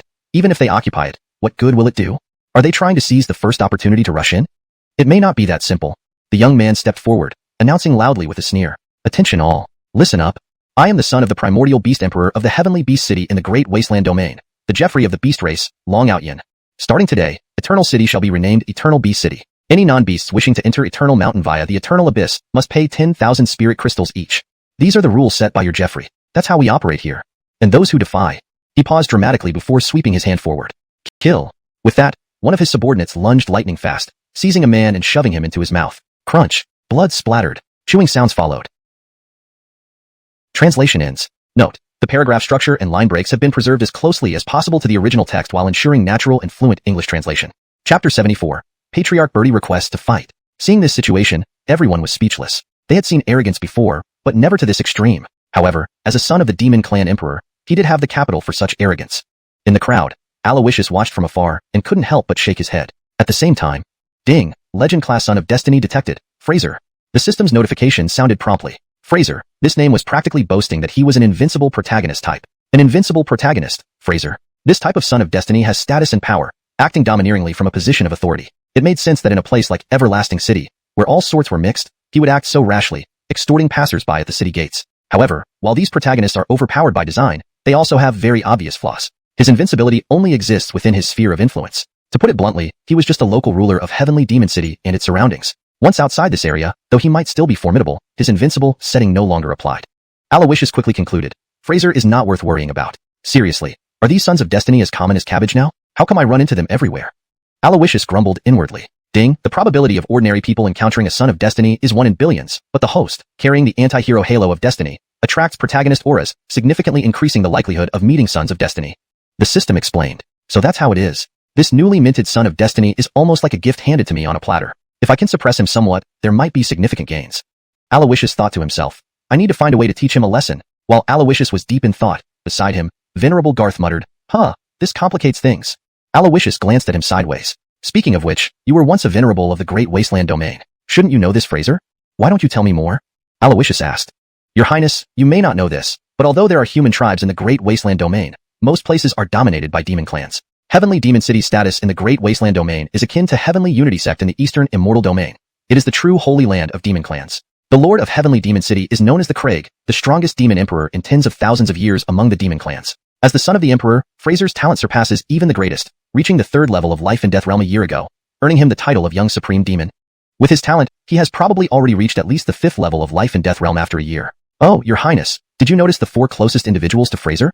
These 4 are the 4 protectors under the Craig, possessing bloodlines of the ancient 4 great beasts, Tai, Adiel, Willie, and Zane. Though only half-blooded, the 4 great beasts were incredibly powerful, making these 4 formidable adversaries. Venerable Garth introduced each one in turn. Aloysius nodded silently. How do these 4 compare to you in strength? He believed Venerable Garth, as a pure-blooded ancient dragonping and a well-known strong figure, shouldn't be far weaker than these few. Venerable Garth smiled awkwardly. Half and half, perhaps. Unlike scrap iron, while they are gold. Aloysius. So, things could get complicated. Unless someone restrains the 4 demon protectors, Aloysius pondered. At that moment, a minor demon clan may be rampant in the Great Wasteland Domain, but what gives you the audacity to cause trouble in Everlasting City?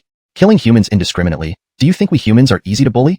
A sharp cry rang out from the crowd. Fraser's gaze darkened as he looked in the direction of the voice. Everyone instinctively cleared a path. Under everyone's watchful eyes, a graceful black-clad girl stepped forward, surrounded by a group of people. Seeing this, Fraser narrowed his eyes. Young miss, you're quite beautiful. Would you consider accompanying this Jeffrey back to Heavenly Demon City to be my Emily? Fraser sneered. As soon as he spoke, the black-clad girl showed a look of disgust. Filthy beast. You aren't even fit to be a guard dog for this girl. The black-clad girl scolded. Insolent. One of the 4 demon protectors, Tai, roared and, with a wave of his hand, a claw of demonic energy surged towards the girl. Facing this attack, the black-clad girl remained unmoved, standing firm without fear. At the same time, a robust man behind her took a step forward and launched a palm strike. Boom. Immediately, their palms clashed. Gale force winds spread outward. A peak rebirth realm expert striking down on a junior. You disgrace the demon clans, the robust man said coldly. HM? Pureblood dark magic hellwolf? Tai sized him up, surprised. Since you're a demon clan powerhouse, why serve humans and oppose Heavenly Demon City? At this moment, wouldn't it be wise to kill the person behind you, join us, and return to your rightful place? Tai said gravely. This black-clad man was none other than the Dark Hall's 4th elder, Darkwolf. Darkwolf sneered. Do you really think you can lecture me? Beat me first if you want to talk. As he spoke, steel-like claws extended from between his fingers. Roar. With a wolf's howl, Darkwolf blurred forward, charging at Tai. Boom. The clash between two peak Rebirth Realm experts erupted suddenly. Seeing this, Fraser scoffed. Himph, a mere dark magic Hellwolf dares to oppose our heavenly demon city. Kill him together. With those words, Fraser sentenced Darkwolf to death verbally. Adiel, Willie, and Zane exchanged glances and attacked simultaneously. On the other side, the black-clad girl nodded to the Dark Hall's third elder, Elton, who understood and moved to assist. Suddenly, everyone retreated as the 6 experts engaged in battle. Aloysius observed from a distance. Jeffrey, should we join the fight? Herschel's voice whispered in his ear. Is your injury healed? Aloysius asked. Not fully, but enough to deal with these 6. Herschel responded seriously. Aloysius waved a hand. No need. This is a battle between demon clans and the Dark Hall. Their conflicts are none of our concern. You rest and recover. Don't intervene unless I order you to. Aloysius instructed. Herschel fell silent and vanished into the void. Beside him, Venerable Garth watched from afar and remarked. That young girl from the Dark Hall seems to have high status, able to command their 3rd and 4th elders. But she's acting foolishly. Why stick her neck out at a time like this? Aloysius chuckled. She isn't stupid. She's smart. Demons provoke, humans are weak, and many dare not speak against Fraser's actions. This is a great opportunity for the Dark Hall to gain support. Aloysius smiled calmly. Gaining support? Venerable Garth frowned thoughtfully. So, should we join the fight? Aloysius laughed. I'm not brave enough to join the fight, but... He changed his tone. With the cover of joining the fight, I'm daring enough to stir the waters. And I'm very daring indeed. Watch closely. This battle isn't going to be that simple. Aloysius's lips curled upwards, his tone profound. And just as he finished speaking, a thunderous roar suddenly erupted. Demon spawn, how dare you oppress our human kin? This old seat will never stand for it. The Patriarch of Myriad Medicine Valley, Birdie, requests to join the battle. Chapter 75, Briar. Eat shit lay. Ilias let out a thunderous shout and leaped from the crowd. In an instant, divine flames surged at his command, forming a phoenix totem that charged toward the 4 demon guardians. True phoenix treasure technique? The demon guardians cried out in surprise, hurriedly dodging. Boom. The might of the true phoenix treasure technique swept across all directions. Ilias stood aloft in a white robe, hands behind his back. His expression was filled with pride, and with the power of the true phoenix treasure technique, he appeared like an unrivaled powerhouse. In the crowd, Aloysius smiled faintly, as if everything was unfolding according to his plan. Johann, did you know this old man would intervene? Anita asked, frowning slightly. Aloysius laughed. This man is the elder of the Divine Medicine Valley. Now that the Divine Medicine Valley has been destroyed, his most urgent task is to rebuild the sect. This scene provides a perfect opportunity for him to win people's hearts and establish his authority. He wouldn't miss it, Aloysius added calmly. So, should we stop him? After all, we were the ones who wiped out the Divine Medicine Valley. Once he rebuilds his sect and grows strong, the first target will undoubtedly be us, Aloysia asked. Aloysius waved his hand dismissively. It's fine. Let him do as he wishes. His public appearance today will ultimately prove futile. Just wait. The real drama is still to come. The group wanted to say more, but saw Aloysius's confident demeanor and kept silent. At that moment, Ilias hovered in midair, halting the battle with his solo efforts. He was about to enjoy the praise and gather some fame before recruiting new disciples to rebuild the Divine Medicine Valley after the everlasting Immortal Mountain event ended. However, who is this guy? The elder of the Divine Medicine Valley? Wasn't the Divine Medicine Valley wiped out 3 days ago? It's said that the battle was extremely brutal, leaving only a few outer disciples alive. The one who destroyed the Divine Medicine Valley is reportedly the supreme youth of Dongxian realm, Aloysius. I thought who had such a grand gesture. It turns out to be the Jeffrey. We all know his personality. Though sometimes he is domineering, he clearly distinguishes right from wrong. It's heard that the Divine Medicine Valley oppressed and terrorized its surroundings, committing countless atrocities. This old rascal, as the elder, must not have been any good either. He probably wants to seize this opportunity to enhance his prestige, rebuilding the sect under false pretenses. Don't join this old rascal's sect. A few days ago, I met some survivors. They said that the Deputy Adon of the Divine Medicine Valley, Irving, committed evil outside, angering the Jeffrey, who then attacked. Ilias fled alone without concern for the sect's safety. Such an elder isn't worthy of loyalty. If he tries to rebuild, I'd rather die than join. Suddenly, curses against Ilias erupted continuously. Ilias was stunned. Ilias, what? This can't be right. Who's framing me today? Everyone knew the Divine Medicine Valley had been destroyed, which was normal. But how could so many people know he abandoned everyone and fled alone? With Aloysius's strength, no one in the entire Divine Medicine Valley could have survived, someone remarked. These supposed survivors are likely planted by Aloysius to tarnish my reputation, making it impossible for me to rebuild, Ilias thought bitterly. Aloysius, killing me spiritually is ruthless indeed. Ilias gritted his teeth and stormed off, ignoring one crucial point. He had already offended the Heavenly Demon City by stepping forward and repelling the Demon Guardians. Moreover, standing up for humanity meant negative comments were irrelevant when faced with greater principles. By storming off now, he admitted his guilt.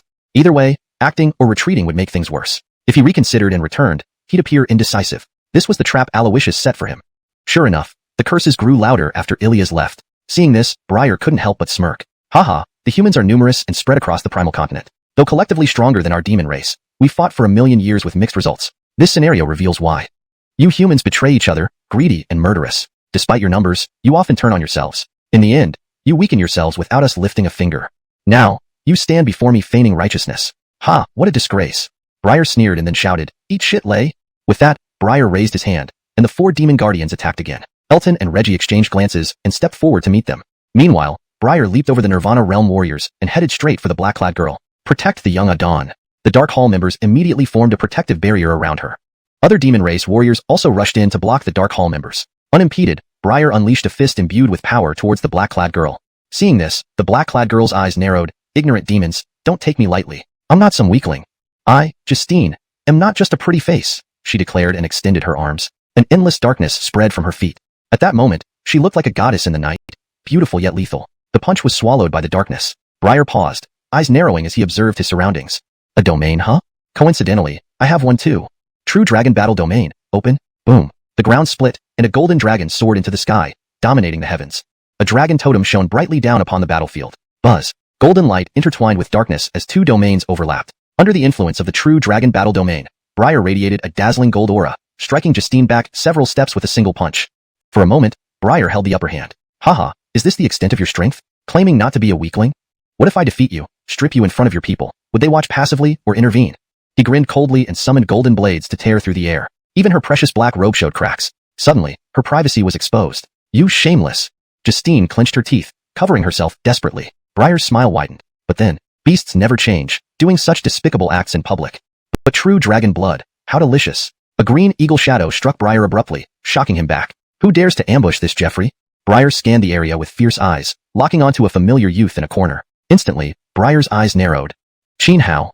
Chapter 76, The Kuanpeng Treasure Technique. At that moment, everyone followed Fraser's gaze and saw a figure in the corner of the crowd. It was a well-built youth with bright eyes and white teeth. He grabbed his water flask from his waist and gulped down an unknown white liquid. Immediately afterward, the youth leaped up and stepped forward slowly. Indeed, it's your grandpa Chandler.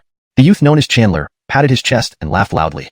In the crowd, Aloysius's eyes locked onto Chandler. The sovereign bone within him resonated faintly. His eyelid twitched, and he began to speculate. The next moment, a legendary tier son of destiny discovered Chandler. Due to the host owing Chandler karmic debt, all information regarding Chandler is inaccessible until this karma is repaid, and you cannot kill him. The system's notification echoed in his mind. At this point, Aloysius understood everything. This Chandler was indeed the immortal sect disciple whom his master Lawrence had taken the sovereign bone from and discarded in the Great Wasteland Realm. A true hardliner, the template for the Wasteland Emperor, no less. This guy actually came to the Eternal Mountain too. Aloysius mused inwardly. Next to him, Maribel noticed Aloysius's abnormality and asked worriedly, Johan, your face seems a bit pale. Are you feeling unwell? Aloysius waved his hand. No worries. You guys stay here. I'm going to beat up Fraser. With that, Aloysius leaped forward and flew towards the scene. At this moment, Fraser was still confronting Chandler. Truly, sought after without success. When it comes, it's unexpectedly effortless. Chandler, who would have thought you'd dare show up here? Just saves me the trouble of finding you. You devoured so many of our race's outstanding figures. Today, Prince of Heaven will make you pay with your life. Chandler, die. Fraser roared, lifting his hand as golden light erupted from beneath his feet within the true dragon battlefield. Several arm-sized golden dragons flew out from the golden light, each swift as lightning and emitting sharp force. Seeing this, Chandler's expression turned grave, and with a spread of his arms, thunder surged around him. The shadow of a vast prehistoric beast gradually solidified behind him. Swanee treasure technique. Chandler coldly shouted. Instantly, thousands of feet of lightning enveloped him. While protecting Chandler, a massive Swanee stomped on thunder, its imposing momentum surging toward Fraser. However, these golden dragon attacks weren't just aimed at Chandler but encompassed the entire true dragon battlefield, including Justine. Such an iron-hearted man like Chandler naturally didn't care about Justine behind him. As he battled ferociously with Fraser, dozens of golden dragons transformed into golden lightning, attacking Justine from all directions. Justine's clothes were torn, revealing patches of her skin. Facing the attack of the golden dragons, she hesitated, clearly constrained. She quickly fell into a disadvantageous position. When one golden dragon broke through her domain and charged straight at her, a green light suddenly appeared, piercing through space and pinning the golden dragon to the ground before vanishing. As the green light dissipated, it revealed the nascent form of the Skyfall green blade. Aloysius, with graceful movements, dashed over, using palm force to disperse the battlefield formed by the golden dragons surrounding Justine. Are you? Justine frowned slightly, becoming wary. But another golden dragon took advantage of the moment. Aloysius sensed it and swiftly pulled Justine into his arms, striking backward with a single finger. Under the Tiani sword finger, the golden dragon shattered instantly. Aloysius's palm brushed against her smooth skin through her torn clothes. Instantly, Justine blushed, her beautiful eyes glaring at Aloysius coldly. Let go of me.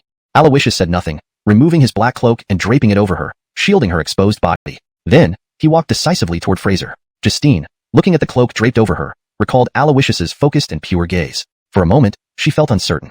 This person doesn't seem malicious. He simply came to save me. The battle between the two sons of Destiny, Chandler and Fraser, grew more intense. Just then, another dragon roar sounded as Aloysius wielded the Skyfall green blade, employing the 13 wild dragon styles, and joined the fray. The moment Aloysius attacked, the crowd's eyes focused. Maribel's beautiful eyes narrowed sharply, and a flash of white light appeared on her brow as the legacy sword abruptly unsheathed itself. Luo, heavenly art. Her scream made Fraser feel a blur, as if a layer of mist condensed before his eyes. He found himself in a watery illusion where sky met sea. Though this only lasted an instant, when he regained his senses, a swanee bathed in lightning and a 100-foot-long coiling dragon green blade were already rushing toward him. What? Fraser trembled, taking a step forward, and a golden glow burst from his eyes. With a dragon roar, he transformed into a golden divine dragon. Golden light swirled like a storm, pushing back the green blade and the swanee treasure technique. For the demon race, transforming into human form was merely for convenience. Their strongest state remained their true forms. Now, Fraser, as a massive dragon, hovered in the sky, majestic and domineering like a sovereign emperor. You mortals are mere insignificant ants and will never be my match. Fraser roared. Ha, too much talking. Brother, do you want to join forces and slay this mixed breed dragon? We can split the dragon meat equally. Chandler glanced at Aloysius and shouted. Aloysius smiled. Why not? Do it. His voice faded as he employed Phantom Dragon Dance, increasing his speed dramatically. He leaped into the air, floating amidst space, watching Fraser intently. His eyes turned pitch black, and a dark, cold aura enveloped him. Just then, a strange beast's cry emerged as a grayish, elongated ancient creature appeared behind Aloysius, the Truth Listener treasure technique. On the other side, Chandler extended his arms, and with the surge of spiritual energy, two wings formed, helping him soar into the sky. Gradually, these wings expanded into the shape of a giant pong bird, which became increasingly solid. This pong soared through the clouds, rolling and transforming into an immense Kuan fish. Kuan-ping treasure technique? Chandler now summoned his ultimate technique. As one of the 10 vicious treasures, the Kuan-ping technique surpassed even the Truth Listener technique in power. Suddenly, two powerful techniques clashed in the sky. Three colossal beasts fought fiercely, evoking the primordial era when beasts roamed freely. At this moment, Justine, wrapped in Aloysius's black cloak, stepped forward. How could slaughtering a dragon happen without me from the Dark Palace? With these words, Justine closed her eyes, raised her hands to draw a talisman, and softly chanted. Next, her eyes opened wide, and she cried out, Palace of Darkness, descend upon us. Instantly, darkness descended, turning the sky completely black. A palace as dark as ink broke through the heavens, appearing majestically like a celestial palace. Boundless pressure pressed down on Fraser. Seeing this, Chandler extended his hand, releasing an emerald sword intent from his fingertips. Grass sword seal. With Chandler's attack, a single blade of grass could sever the sun, moon, and stars. At the same time, Aloysius grasped an identical blade of grass in midair, identical grass sword seals. Below, Anita watched the intense battle and controlled the legacy sword. Suddenly, her eyes narrowed sharply. Adiel Primordial Art. Chapter 77. This punch was dealt amidst the Adiel. As an ancient saying goes, before the heavens, there was chaos. Before chaos, there was the primordial void. The term, Honghuang, is profoundly mysterious, being the origin of all space and time. And the art of Honghuang's spirit was founded upon this very Honghuang. When Genevieve unleashed it, several invisible spatial walls instantly appeared beside Kane in the sky. Kane, who was battling the great treasures Diding and Kuan-ping, did not notice them in time and crashed directly into one of the spatial walls. Despite shattering the wall with his enormous body, he was left dazed. Kuan-ping and Diding seized the opportunity to attack, leaving several wounds on him. At the same moment, Jiangfunction and Fabio, who were wielding the grass script sword technique, emitted a burst of white light. Suddenly, the flow of time around them accelerated. This caused their already incredibly fast movements to become mere blurs. The grass script sword technique erupted. Splat, splat, accompanied by the green sword energy slicing through the void. Golden true dragon blood poured down. Meanwhile, Xianxia summoned the Netherworld Dark Temple, which descended and hovered above Kane's head. 3 attacks converged simultaneously. Even though Kane was extraordinarily powerful, he was forced to dissipate his true dragon form, transform into human shape, and kneel on the ground. But his eyes remained fiercely defiant and resolute. At this moment, Lars, Fabio, and Xianxia exchanged glances and simultaneously moved forward. You still dare to glare at us? Look clearly, this is Everlasting City, our human race's territory. Do you think you can swagger here just because you're a yellow eel? This punch is for your arrogance and disregard for others. Lars said as he landed a punch on Kane's face. At the same time, Ding Dong, host bullied Longitan, the first suppression of the Son of Fate, Briar. Reward, 40,000 villain points. Ding Dong, host punched the Son of Fate, scratching his scales. Minimal damage, extreme humiliation. Reward, 10,000 villain points. Lars? Not bad, being a Son of Fate with true dragon bloodlines indeed makes you tough. My punch could kill an ordinary life and death realm cultivator outright, yet it only scratched your scales.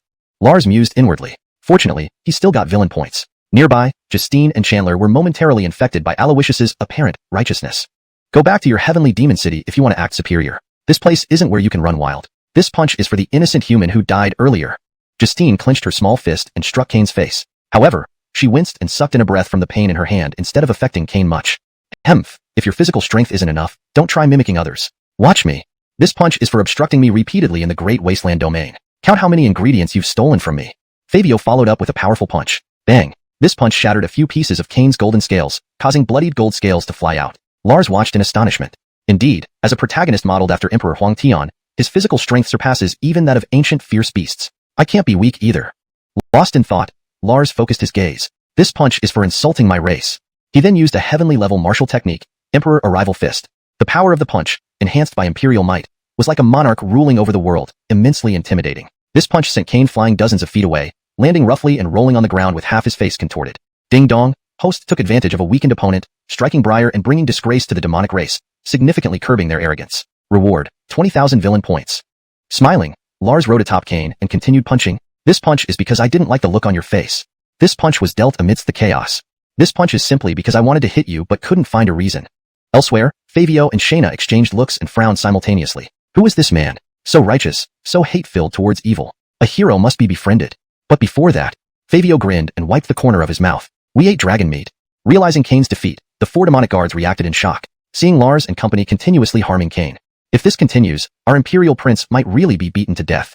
Stupid mortals, release our prince. Adiel roared, its wings unleashing endless storm-like blades. Seeing this, the other 3 guards also fought fiercely. Minglang and Jinzhan, already disadvantaged 2 against 4, were now hard-pressed. In the crowd, many human experts clenched their fists, ready to fight. With humans at a disadvantage, it feels futile to watch from the sidelines. Are all the human experts hiding in the Nether Temple? Are the other powers experts too cowardly to strike? Factions may have disputes, but in such times, they should unite against demons. Fear is that one move could lead to a chain reaction between humans and demons. Remember, this isn't just Heavenly Demon City. Our purpose in Everlasting City is to find immortal opportunities, not to clash needlessly. In Immortal Mountain, even Nirvana Realm experts are suppressed to life and death realms. Fighting here would be pointless. Approaching the end of my lifespan, I came to seek longevity from the Fountain of Elixir. I do not wish to offend demons, adding more obstacles. These thoughts resonated with most present. The demon guard Xianxia breached Jinzhan and Minglang's defenses, charging towards Lars with overwhelming Nirvana Realm might. Black shadows flickered in the void. Without orders, Gretchen couldn't resist interfering. But at that moment, stop! A powerful voice echoed like thunder. Everyone felt heavy as if immobilized, overwhelmed by immense pressure. Lars understood the speaker was holding back. They rose, stopping. Next, the pressure dissipated. An elderly figure in white robes floated down calmly among everyone's gazes. Hashtag chapter 78. I've never heard of such a demand in my life. The moment the elderly man in white robes descended, everyone present breathed a collective sigh of relief. Tai abruptly stood up, his eyes cold as he stared at the elder. He roared angrily, "Who are you people, daring to obstruct the affairs of my heavenly demon city?" Upon hearing this, the elder remained silent, only lifting his gaze slightly to glance at Tai. In the next instant, puff, Tai's entire body trembled, spitting out a spray of blood. This scene shook everyone present to their core. A mere glance severely injured the demonic guardian Tai. This person was extremely dangerous and immensely powerful. At that moment, silence filled the air as the elderly man in white robes stepped forward calmly and announced loudly, "I am Yuan, the City Lord of Eternal City. You have entered Eternal City, and you must abide by its rules.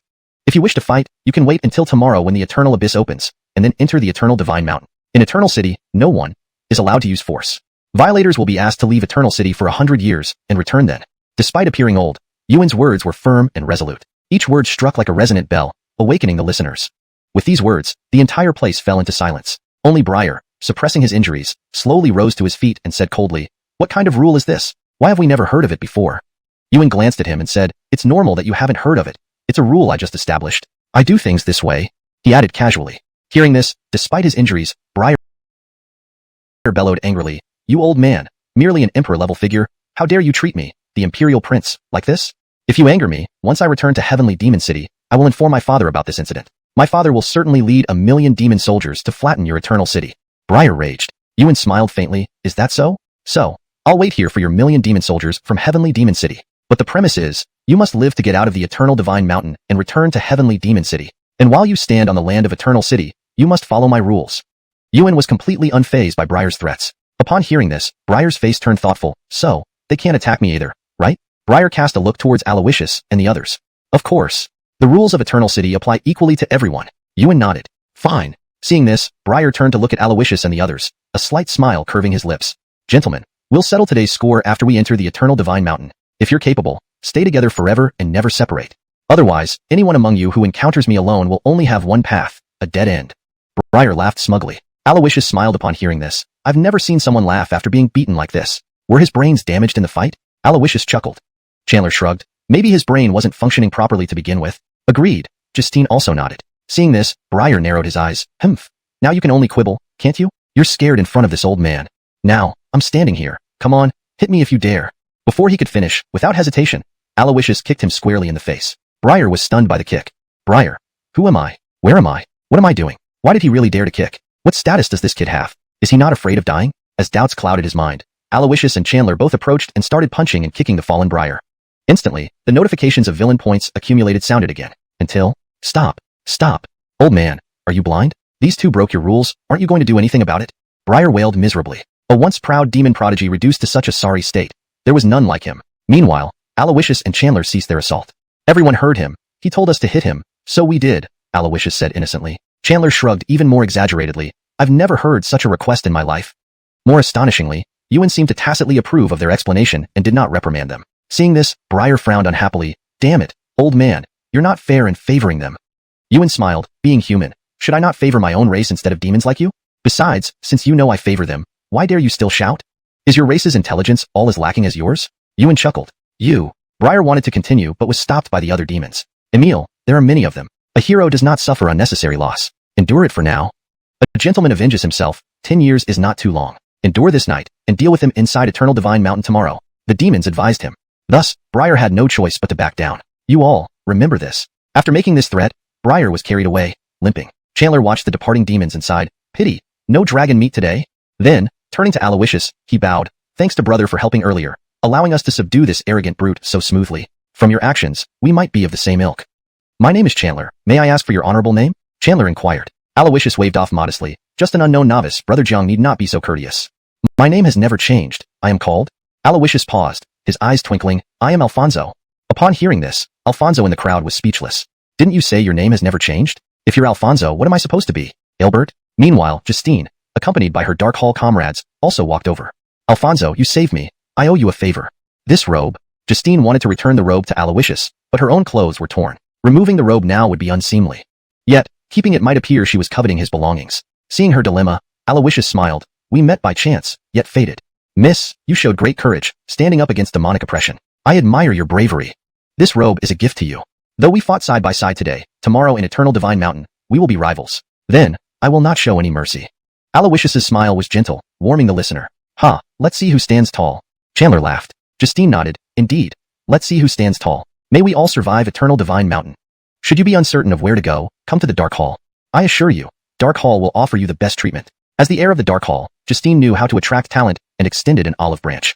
Aloysius and Chandler merely exchanged glances and smiled, remaining silent. With this, the farce came to an end. Aloysius bid farewell to the two, and returned to Anita and the others. Everyone else also dispersed. Just as Aloysius was about to lead the group to find a place to stay, an overpowering pressure suddenly descended. Yuan appeared like a phantom behind him, his expression serious as he stared at Aloysius. You carry a familiar aura. Tell me, what is your relationship with Stacy? Chapter 79. 600 years ago, she came. The Yuan might not have had any ill intentions, but his formidable cultivation imposed a pressing force on Aloysius and the others. Upon hearing this, Aloysius hurriedly glanced around to confirm that Justine and Chandler were not nearby before heaving a quiet sigh of relief. He slowly turned around, facing the Yuan with neither arrogance nor humility, and asked, Senior, why do you say that? The Yuan gave him a sidelong glance and gravely replied, Though I am old, my vision is not yet clouded by age. The aura you emit is extremely similar to hers. I can assure you are closely related to Gay. You need not hide. I bear no ill will towards you. I merely want to know what relation you have to her. Son? Grandson? Or great-grandson? The Yuan asked nonchalantly. Aloysius. Was his master so old? How could there even be a great-grandson? Since he couldn't hide it anymore, Aloysius ceased pretending, immediately clasping his hands together in respect. Senior, your insight is keen. No longer will I conceal myself. My name is Aloysius, a direct disciple of Jemima, the Emily of Tiani Immortal Sect. Due to special reasons, I had to conceal my identity earlier. I hope Senior can keep this secret. Aloysius explained frankly. He did not wish to antagonize Chandler or Justine within the Eternal Divine Mountain. It wasn't that he feared Chandler, but rather because he owed him a karmic debt. He could neither benefit from him nor eliminate him for good. If offending him would bring more harm than benefit, Aloysius saw no reason to do it. As for Justine, Aloysius had already guessed she was closely connected to Antony. After leaving the Eternal Divine Mountain, he would need her as leverage when dealing with Antony. For this, Aloysius had to be well prepared, planning several steps ahead. Regarding Aloysius's concealed identity, the Yuan did not press further. Instead, he pondered over Aloysius's words, then chuckled and said, Who would have thought that the little girl who cried in fear here in the Eternal Divine Mountain has now become an Emily of Tiani Immortal Sect? Then he looked at Aloysius again. Listen up, young man. Your master once stole something from me and owed me a favor. She also promised that should her strength ever surpass that of the peak of the ancient continent, she would return to repay this favor. But alas, after all these years, she has never come. The Yuan sighed lightly and continued. Upon hearing this, Aloysius raised an eyebrow. According to what you're saying, senior, didn't my master visit the Eternal Divine Mountain 100 years ago? The Yuan shook his head. 100 years ago, she didn't come? He paused, changing the topic abruptly. 600 years ago, she did come? Upon hearing this, everyone present was startled. It seemed like they had just heard a shocking secret. Anita whispered beside Aloysius, Johann, does your master, Emily, mean to say she's 600 years old? My Mu family's first patriarch is only 520 years old. Aloysius glared at her. Don't say such things. Careful that Denver goes back and tells Adon. Anita quickly covered her mouth, looking around fearfully, and mumbled indistinctly, Lord Denver, I didn't say anything. Please don't tattle on me. Note, for consistency and fluency, Denver.run is simplified to Lord Denver. On the side, the Yuan seemed to realize he had let slip too much, coughing softly. Though I show favoritism today, it can only protect you temporarily. Tomorrow, once you enter the Eternal Divine Mountain, I won't be able to help you. At that time, the danger you face will not only come from the offended demons, but anyone will be your enemy. Especially note the natives inside the mountain. Although their power will also be suppressed by the Eternal Divine Mountain, they control the terrain. They have the advantage, making them not to be underestimated even if at the same level. The advice I give stops here. Youngsters, live to come out of here and go back to Tianyi Immortal Sect to pass on my message to Gay. The Yuan instructed. It was clear the old man and his master shared a good relationship. Thank you for your guidance, senior. I'll remember it. Aloysius politely replied. The Yuan nodded, turning away and vanishing into thin air. Watching the Yuan disappear, Aloysius turned to the others, beckoning them. Come, let's find a quiet place and discuss tomorrow's plan for entering the Eternal Divine Mountain. Tianyi Immortal Sect, Tianyi Divine Hall. Gay, busy handling administrative affairs, suddenly felt a chill run down her spine. She lifted her eyes, her beautiful eyes showing confusion. This feeling. It's as though I've lost something important. Could it have anything to do with Johann going to the Eternal Divine Mountain? Calculating the time, they should be arriving at the Eternal City soon. If Johann meets that old fellow, I hope he doesn't gossip about me. When Johann comes back, I must ask him clearly. Time passed, and night fell. Though called a city, the Eternal City bore no resemblance to one internally beyond its surrounding walls. Under the starry sky, Aloysius and company lit campfires and sat around them. On the firewood, savory chunks of meat were roasting. Tonight, they would camp outside, but the warm atmosphere made it cozy. Anita, Sylvia, and Mindy, following their roles perfectly, displayed complete cluelessness about life, highlighting the protagonist's versatility and affection. The campfire and the meat were all thanks to Aloysius and Alfonso's efforts. The three girls leisurely ate the roasted meat as the flames danced on their pretty faces.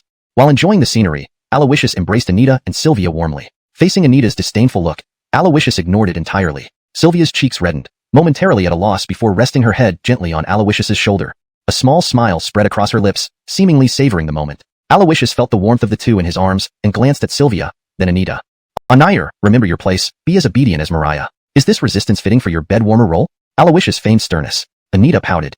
Who's disobedient, not listening? I'm not resisting, it's just... Blushing shyly, she finally noticed Aloysius's oily hands and frowned. Don't use this as an excuse to smear us with oil. Mariah, don't let his tricks work. Anita stood up hastily, dragging Sylvia away from Aloysius. But Sylvia looked reluctant, hesitating. Really? You wanted to stay in his arms? Anita eyed her suspiciously, like a wife catching a mistress. Not at all.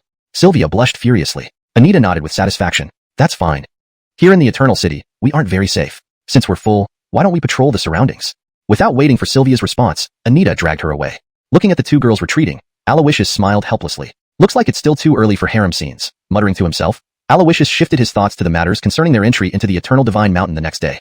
Back then, I learned a technique called Flying Dragon Probes Clouds, ingenious empty hands, which I have never used. Perhaps, this move will come in handy within the Eternal Divine Mountain.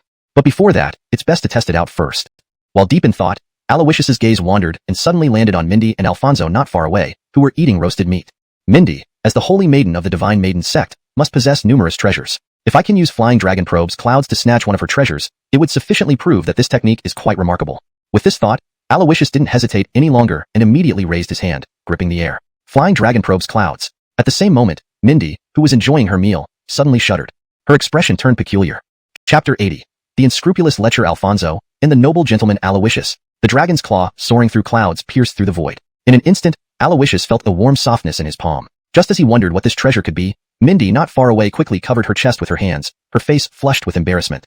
At that moment, Aloysius immediately understood. He promptly closed his eyes, lowered his gaze to his nose, then to his heart, feigning a meditative state. His palm clenched tightly, not daring to loosen for a moment. Meanwhile, Mindy felt a surge of anger as she sensed the coolness in front of her. She glanced around. Basil and Jamar were guarding from afar. Aloysius was in closed-eye meditation, and only Alfonso was happily munching on beast meat, oblivious to what had just transpired. Instantly, Mindy identified the culprit. She stood up slowly, shielding her chest with one hand, while reaching out with the other towards Alfonso. Hand it over. Mindy gritted her teeth, her voice cold. Alfonso looked utterly confused. What? Alfonso replied, bewildered. Upon hearing this, Mindy felt both embarrassed and furious. This Alfonso wanted her to say it out loud. This was simply too much. Give it back. Mindy demanded again. You have to tell me what you want. Alfonso said innocently. Alfonso, you. Mindy, infuriated, slapped him across the face. Humph, keep it for yourself. She huffed, turning away angrily, leaving behind a baffled Alfonso who touched his burning cheek, completely lost. He had been immersed in the joy of advancing to the 8th level of the divine martial realm due to the power of the pill. But in the blink of an eye, he found himself slapped for no apparent reason. What's wrong with this woman? Brother Jiang, do you understand? Alfonso asked. Aloysius opened his eyes and shrugged. Who knows? Maybe women have their days during this month. Aloysius remarked nonchalantly. Meanwhile, Mindy moved far away from everyone, silently changing into new clothes in a secluded spot. The night wind blew coldly, adding to the chill. Her delicate face was filled with grievance. This Alfonso, I never thought he could be such a lecherous pervert. In comparison, Aloysius seems more like a true gentleman. Mindy murmured. Beside the bonfire, Aloysius cautiously opened his palm when he saw no one was looking. A light blue belly band with tiny embroidered flowers appeared in his hand. TSK, this style? The holy maiden of divine medicine sect has truly poor taste. Aloysius inwardly ridiculed. Just then, Johann, what are you looking at? Anita's voice echoed beside him. Aloysius was startled. Alexandra, you're back? Nothing really, it's a gift for you. Aloysius casually laughed. Gift? Anita raised her eyebrows, bending down slightly to see what Aloysius held in his hand. Her face turned red instantly. How can you give something like this as a gift to a girl? Moreover, this style? Johann, your taste is really terrible. Anita pouted slightly, muttering under her breath. Really? Maybe next time? Aloysius laughed awkwardly, hurriedly putting the item into his storage ring. He wouldn't let Anita wear something that someone else had used before. Seeing this, Anita froze for a moment. Hey, once a gift is given, why would you take it back? Besides, he knew that anything he gives me, I would love it. Anita felt regretful. Then she thought, could it be that this style is what he likes, and I inadvertently criticized his poor taste, making his carefully prepared gift worthless? He, being a man, must have faced a lot of pressure buying this kind of thing, and I acted so immature. Thinking about this, Anita felt remorseful. She glanced secretly at Aloysius, seeing his indifferent yet thoughtful expression. His heart is clearly troubled, but he pretends to be fine to keep me from feeling guilty. He cares about me. Anita started thinking deeply about this, eventually sitting quietly by Aloysius's side, resting her head on his shoulder. Though Aloysius felt a bit guilty, he still wrapped his arms around her. Not far away, Orla arrived late. Just as she was about to sit back beside Aloysius, she heard him say calmly, Jufeng, Mindy has gone far. Go scout around and bring her back. Tomorrow is the day we enter the Eternal Life Divine Mountain. Don't let anything happen to her. Orla asked, puzzled. Why do I have to go? Aren't you the reconnaissance maid? Aloysius replied indifferently. I'm the tea-serving maid, not a reconnaissance maid. Orla paused, then pouted. Fine, I'll go, but let Alexandra come with me. Orla muttered. I can't go. Anita interjected hastily. Why? Orla asked curiously. Because, the bed-warming maid is currently warming the bed? Anita grinned triumphantly. Orla. A song titled, Unreachable Love, for oneself. The night passed without incident. At dawn, Eternal City was shrouded in darkness. The gray sky was filled with a chilling, murky atmosphere. A massive crack, resembling a patch between heaven and earth, spread ominously, emitting chaotic energy and growing wider. This was the passage to Eternal Life Divine Mountain, the abyss of eternity. Now, it seemed more like a gateway to hell about to open. Below the abyss, crowds gathered in anticipation of its opening. Time ticked by, increasing everyone's excitement. Amidst the crowd, Aloysius's expression grew serious. Suddenly, he spotted a familiar face among the throngs. Though young-looking, the eyes held a calculating depth and ruthlessness. Dallas, the former elder of the Divine Medicine Valley. If my guess is correct, Aloysius, you indeed plan to enter the Eternal Life Divine Mountain. You'd better pray you don't encounter me there. Otherwise, none of you 5 young whelps will leave alive. Dallas gazed at Aloysius from afar, transmitting his message secretly. Aloysius merely glanced at him calmly without responding. The next moment, boom, thunder roared overhead. The abyss of eternity opened like the gaping maw of a primordial beast, accompanied by a deafening sound like the collapse of heaven and earth. Before everyone's eyes, a path leading to another world appeared. It was deep, cold, and mysterious. A road leading either to boundless opportunities or eternal death. The abyss of eternity has opened. Charge. Charge. With resounding cries, countless strong warriors and prodigies rushed into the abyss like shooting stars. Aloysius exchanged glances with his companions. Let's go. They leaped into the air as one. The scene transformed into a kaleidoscope of colors, shifting dramatically. When everything settled, a vast crimson world came into view. For a moment, Alfonso's eyes widened. This is... Chapter 81. Blood Bodhi, Blood Shielan. As the 5 of them stepped into Eternal Life Divine Mountain, a strange world came into view. The sky in all directions and the ground beneath their feet looked like burning charcoal, bright and eye-catching. Not far away was a cave, dark and deep. Dark purple vines snaked across the surrounding cliffs, bearing peculiar fruits that resembled cherry tomatoes. Each fruit emitted a faint red glow, not hot but soothing to the touch. Seeing this, Alfonso's gaze sharpened. This is blood Bodhi. Anita stepped forward and carefully examined the scene before nodding slightly. No mistake about it. This is one of the 10 ancient spirit plants, blood Bodhi. Moreover, judging by the patterns on these blood Bodhis, they are at least 3,000 years old. The closer we get to the cave, the older they become, especially those dozen near the entrance. They are over 10,000 years old. Upon hearing this, Aloysius nodded silently. He had also read about blood Bodhi in ancient texts. As one of the 10 ancient spirit plants, this plant is nurtured by the essence of heaven and earth, extremely precious, and takes at least a millennium to form. Eating one can instantly restore peak condition for someone who has exhausted their spiritual energy, invigorate meridians, solidify foundations, and greatly enhance cultivation. Every additional millennium of age doubles its effects. Even an overwhelming force like Tiani Immortal Sect would have only a few thousand-year-old blood Bodhis in their treasure vaults, reserved for use only in times of crisis as part of the sect's strategic reserves. Now, just stepping into Eternal Life Divine Mountain, they encountered hundreds of blood Bodhis. This could be considered a rare opportunity. However, Aloysius did not show excitement. He gazed at the blood Bodhis thoughtfully. We need to find a way to claim all these blood Bodhis. Aloysius pondered inwardly. Alfonso, noticing Aloysius's unusual behavior, couldn't help but ask, Prince, what are you thinking? Aloysius coughed lightly. Though Eternal Life Divine Mountain is a place of treasures, it's also filled with danger alongside opportunities. You all know the benefits of blood Bodhi, so you should also understand the dangers associated with where it grows. Upon hearing this, the four people exchanged glances, looking towards the nearby cave in unison. This cave appeared unremarkable, yet exuded a subtle sense of danger. The longer they looked, the more it seemed as if their vision would be sucked in. Blood Qielin. They all said simultaneously, their faces turning serious. Aloysius nodded. Yes, exactly, the blood Qielin. Blood Bodhi and blood Qielin depend on each other and thrive together. Blood Bodhi relies on the nourishment from blood Qielin, while blood Qielin grows stronger through blood Bodhi. That cave should be where the blood Qielin resides. Sylvia asked, then why hasn't it appeared after standing here for so long? It's probably wary of our numbers and dare not act rashly, or there might be another reason, Alfonso replied solemnly. However, once we touch the blood Bodhi, the blood Qielin will surely emerge without hesitation and fight us. A beast sustained by blood Bodhi, even under the suppression of Eternal Life Divine Mountain, will be difficult to handle. Mindy frowned. What do we do then? Should we just watch this great treasure? To encounter a treasure and not take it isn't my style, Aloysius replied with a smile. Alfonso, I know you can refine elixirs. Can you also set up an array?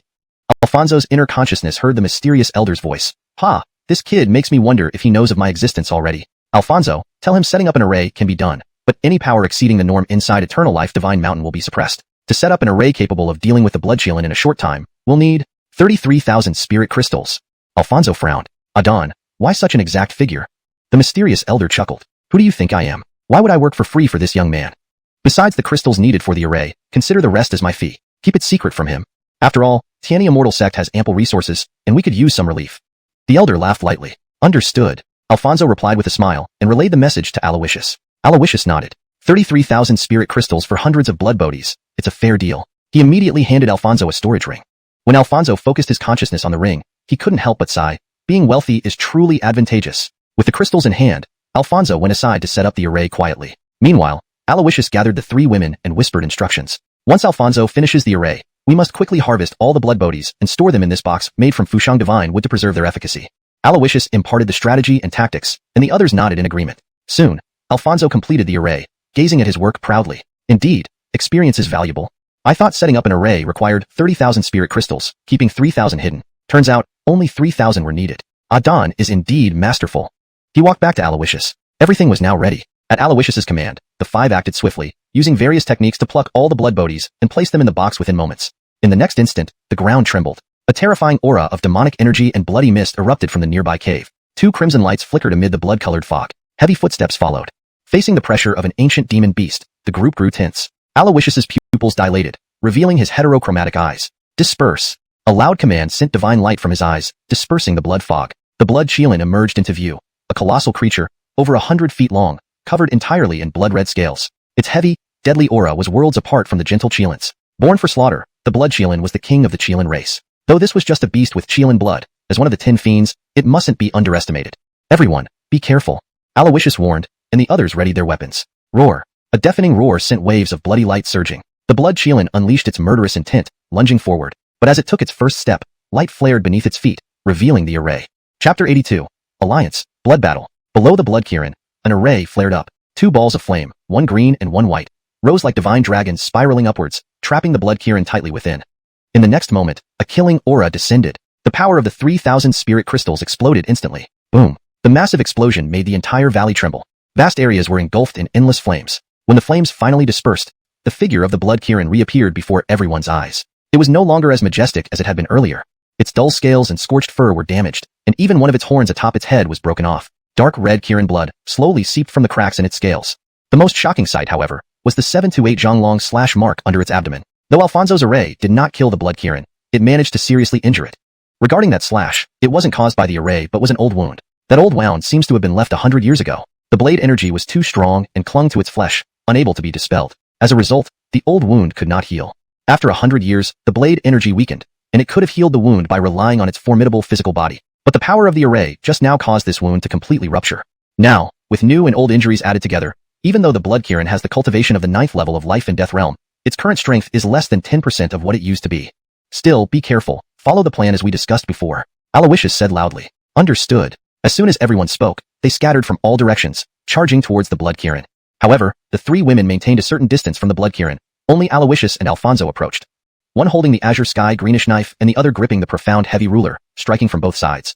Mad Dragon 13 stances. Flame partition wave ruler. Two heavenly martial skills were unleashed simultaneously. For a moment, a storm of attacks poured in relentlessly. Roar. The blood Kirin roared in anger, its blood chi surging like a dragon toward all sides. It was ultimately still at the 9th level of the life and death realm. Despite being heavily wounded, its attacks remained swift.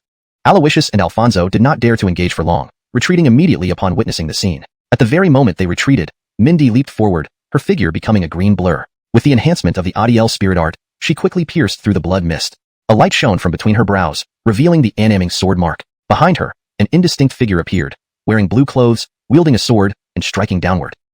A gush of blood spurted. A deep bone-deep slash appeared on the blood Kirin's neck. The moment it felt the pain, the blood Kirin launched another formidable attack. But after scoring a hit, Mindy didn't stay. Using the Adiel spirit art and her exquisite footwork, she turned around and fled far away. Meanwhile, Alfonso stood aloft, arms slightly spread. 9 netherworld fiery flames and azure lotus imperial fire began to coalesce and fuse together. Buddha's fury lotus ready to strike. The blood Kirin sensed this and realized Buddha's fury lotus was formidable, not wanting to confront it head-on. However, as the blood Kirin prepared to escape, Anita deployed the Adiel spirit art, transforming into hundreds of spatial walls surrounding it. Bang, bang, bang. Relying on its robust physique, the blood Kirin charged wildly, unwilling to face the terrifying Buddha's fury lotus even if it bled profusely. Within 10 breaths, the hundreds of spatial walls shattered one after another. In these few short moments bought by Anita, Aloysius stood beside Sylvia. Sylvia wielded the frost silver spear, executing the overbearing cold technique to activate the might of her immortal jade spirit body. Everywhere her spear pointed, ice and snow reigned supreme. Aloysius activated his heterochromatic eyes and suppressed the blood Kirin with the chaotic domain while simultaneously hurling the mystic ice heaven talisman. Though the mystic ice heaven talisman was only at 30% strength, it was still formidable. The might of the heaven talisman, augmented by the immortal jade spirit body. In an instant, half the valley transformed into an icy world covered in silver frost. The blood Kirin's limbs were instantly encased in ice. Roar.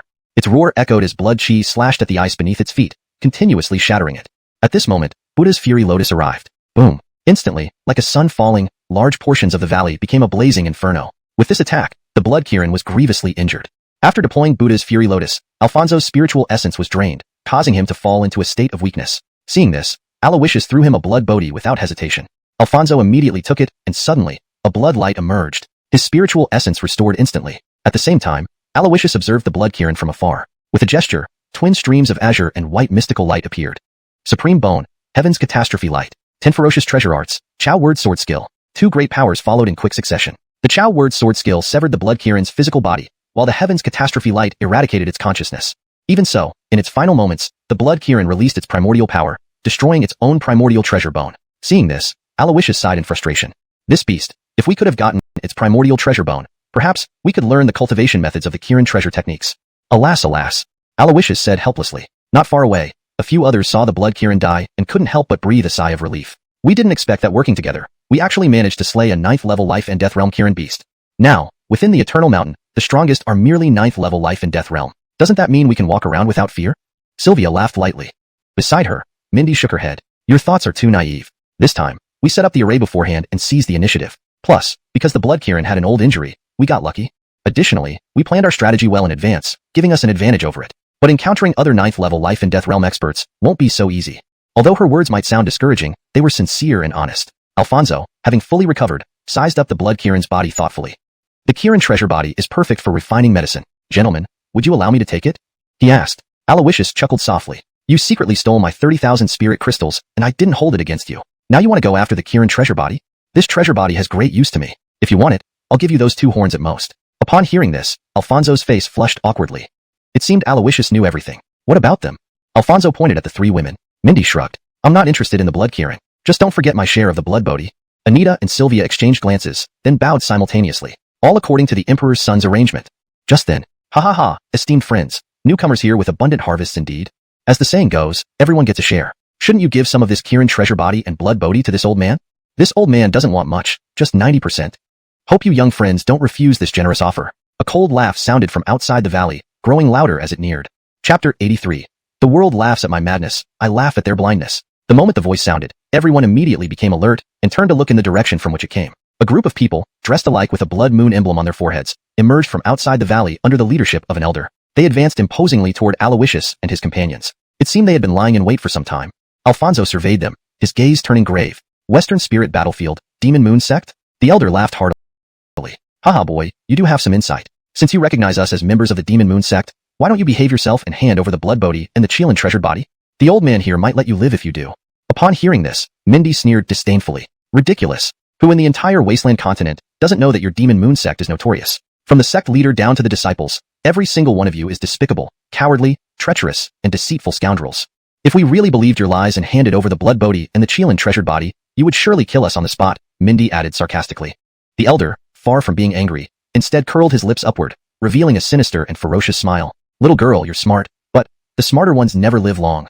Come, act now. Kill these 2 men first, then keep these 3 beautiful young girls to serve me properly. Once I'm done with them, you can take turns. At that time, I'll see if this girl will still be as aloof and arrogant as she is now. With a cold laugh, the elder waved his hand. Instantly, those behind him stepped forward with mocking grins. Alfonso and the others grew wary, their faces grave. Only Aloysius remained calm, as if everything was unfolding as he expected. At this moment, Alfonso, catch! Aloysius shouted, capturing everyone's attention while tossing the box containing the blood Bodhi to Alfonso. Despite not fully understanding, Alfonso leaped and tightly hugged the wooden box. In that instant, the Demon Moon Sect members' focus shifted entirely onto him.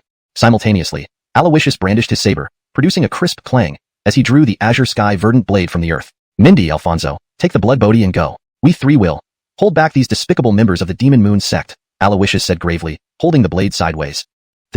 Upon hearing this, Alfonso hesitated for just a moment, then his eyes focused sharply as he exchanged glances with Mindy. Take care. As soon as he spoke, Alfonso clutched the wooden box, used his martial technique, and fled together with Mindy. Seeing this, the Demon Moon Sect elder's eyes turned cold. Monty gasped, follow me to chase them. Dunk, this place is yours to handle. He immediately chased after Alfonso's direction. However, at that very moment, Aloysius held his treasure blade horizontally. You want to chase them? Over my dead body. This statement was made with righteous defiance and a willingness to sacrifice himself. Krista saw this, her brows furrowed slightly, and she felt uneasy. In contrast, Anita, though also frowning, wore a completely different expression. Based on her understanding of Aloysius, he wouldn't say such things or put his life on the line to protect treasures or help others escape. He always prioritized self-preservation. When Aloysius acted out of character, often meant he was up to something devious. Moments later, Johann, Anita frowned slightly and softly called out. Don't worry about me. Aloysius held his sword with a fearless expression. Johann, Anita called again. Don't worry about me. Aloysius maintained his solemn demeanor until Aloysius, the old man ran off to chase Alfonso and Mindy. Who are you standing here blocking? Anita couldn't help but shake her head and shout out. Just now, when Aloysius stood alone with his saber, exuding an air of unyielding strength, the Demon Moon Sect elder paid him no mind and took 2 of his subordinates to chase after Alfonso and Mindy. This maneuver left even Anita and Krista stunned. Is this guy crazy? However, what they didn't know was that while Aloysius tossed the wooden box to Alfonso, he had already used the flying dragon reaching cloud technique to retrieve all the blood Bodhi fruits remotely. What Alfonso carried away, and what the Demon Moon Sect elder pursued, was just an empty box. Facing the mockery from the Demon Moon Sect members, Aloysius smiled wryly. Truly, the world laughs at my madness. I laugh at their blindness. Using a simple sleight of hand, all the blood Bodhi fruits now belong to Aloysius alone. As for whether his conscience would hurt, asking a villain such a question sounds too naive, doesn't it? Well, the show's over. Let's get down to business. Before that, I need to ask you something. Does your Demon Moon Sect have an Empyrean seated there? Aloysius asked with a light laugh. This question left the Demon Moon Sect members exchanging bewildered glances. Why did this kid suddenly ask this? It seems only that escaping couple had any real knowledge. These other 3 are just shallow-minded frogs at the bottom of a well, never having heard of the Demon Moon Sect. Yesterday in the Eternal City, I saw this person join forces with the Great Wasteland's Chandler and the Dark Temple's young Adon Justine to battle Briar. I thought he was someone important. Who knew he's just a brute who thinks with his muscles? Briar, no matter how strong, is merely a minor figure, a 7th-rank Death Realm cultivator. Elder Dunk, an unmatched fighter, has already achieved Nirvana Realm. Even if his cultivation is suppressed to the 9th rank of the Death Realm in this Eternal Mountain, he's still beyond Briar's match. This kid probably thinks that teaming up with 2 great geniuses to humble Briar makes him invincible. Little does he know that at his level, he wouldn't last a single move against Elder Dunk. Why use a butcher knife to kill a chicken? Dealing with a mere novice who hasn't even reached the Death Realm hardly requires Elder Dunk. I could finish this in less than 3 moves. One of the Demon Moon's sect disciples, with an unusual face, stepped forward. Elder Dunk glanced at him and nodded. Go ahead, Aaron. Make it quick and clean. Alger Adolf will return shortly. Yes, the disciple named Aaron bowed respectfully, then walked toward Aloysius with a sneer, extending 3 fingers. 3 moves, just 3 moves. Aaron said grimly. Aloysius chuckled. All right, satisfy you. Idiot. Aaron snorted and instantly summoned a starlit blood-red sickle. Chains entwined around it, jingling ominously. With a swift wrist flick, the blood-red sickle shot out, aiming to kill Aloysius. His first move aimed to reap souls, yet Aloysius remained perfectly still. At the last second, his figure gracefully moved, evading the blade by an impossibly narrow margin.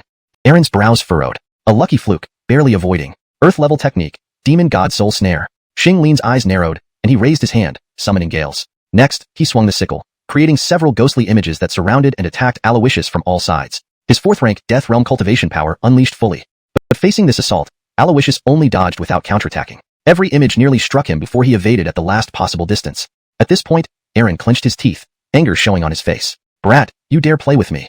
Demon God's Soul Extermination. In an instant, several blood-red iron chains emerged from the ground, restraining Aloysius's body. The Tanying, residual images, that had split merged back into one, condensing into a single figure. A dim blade of energy slashed down.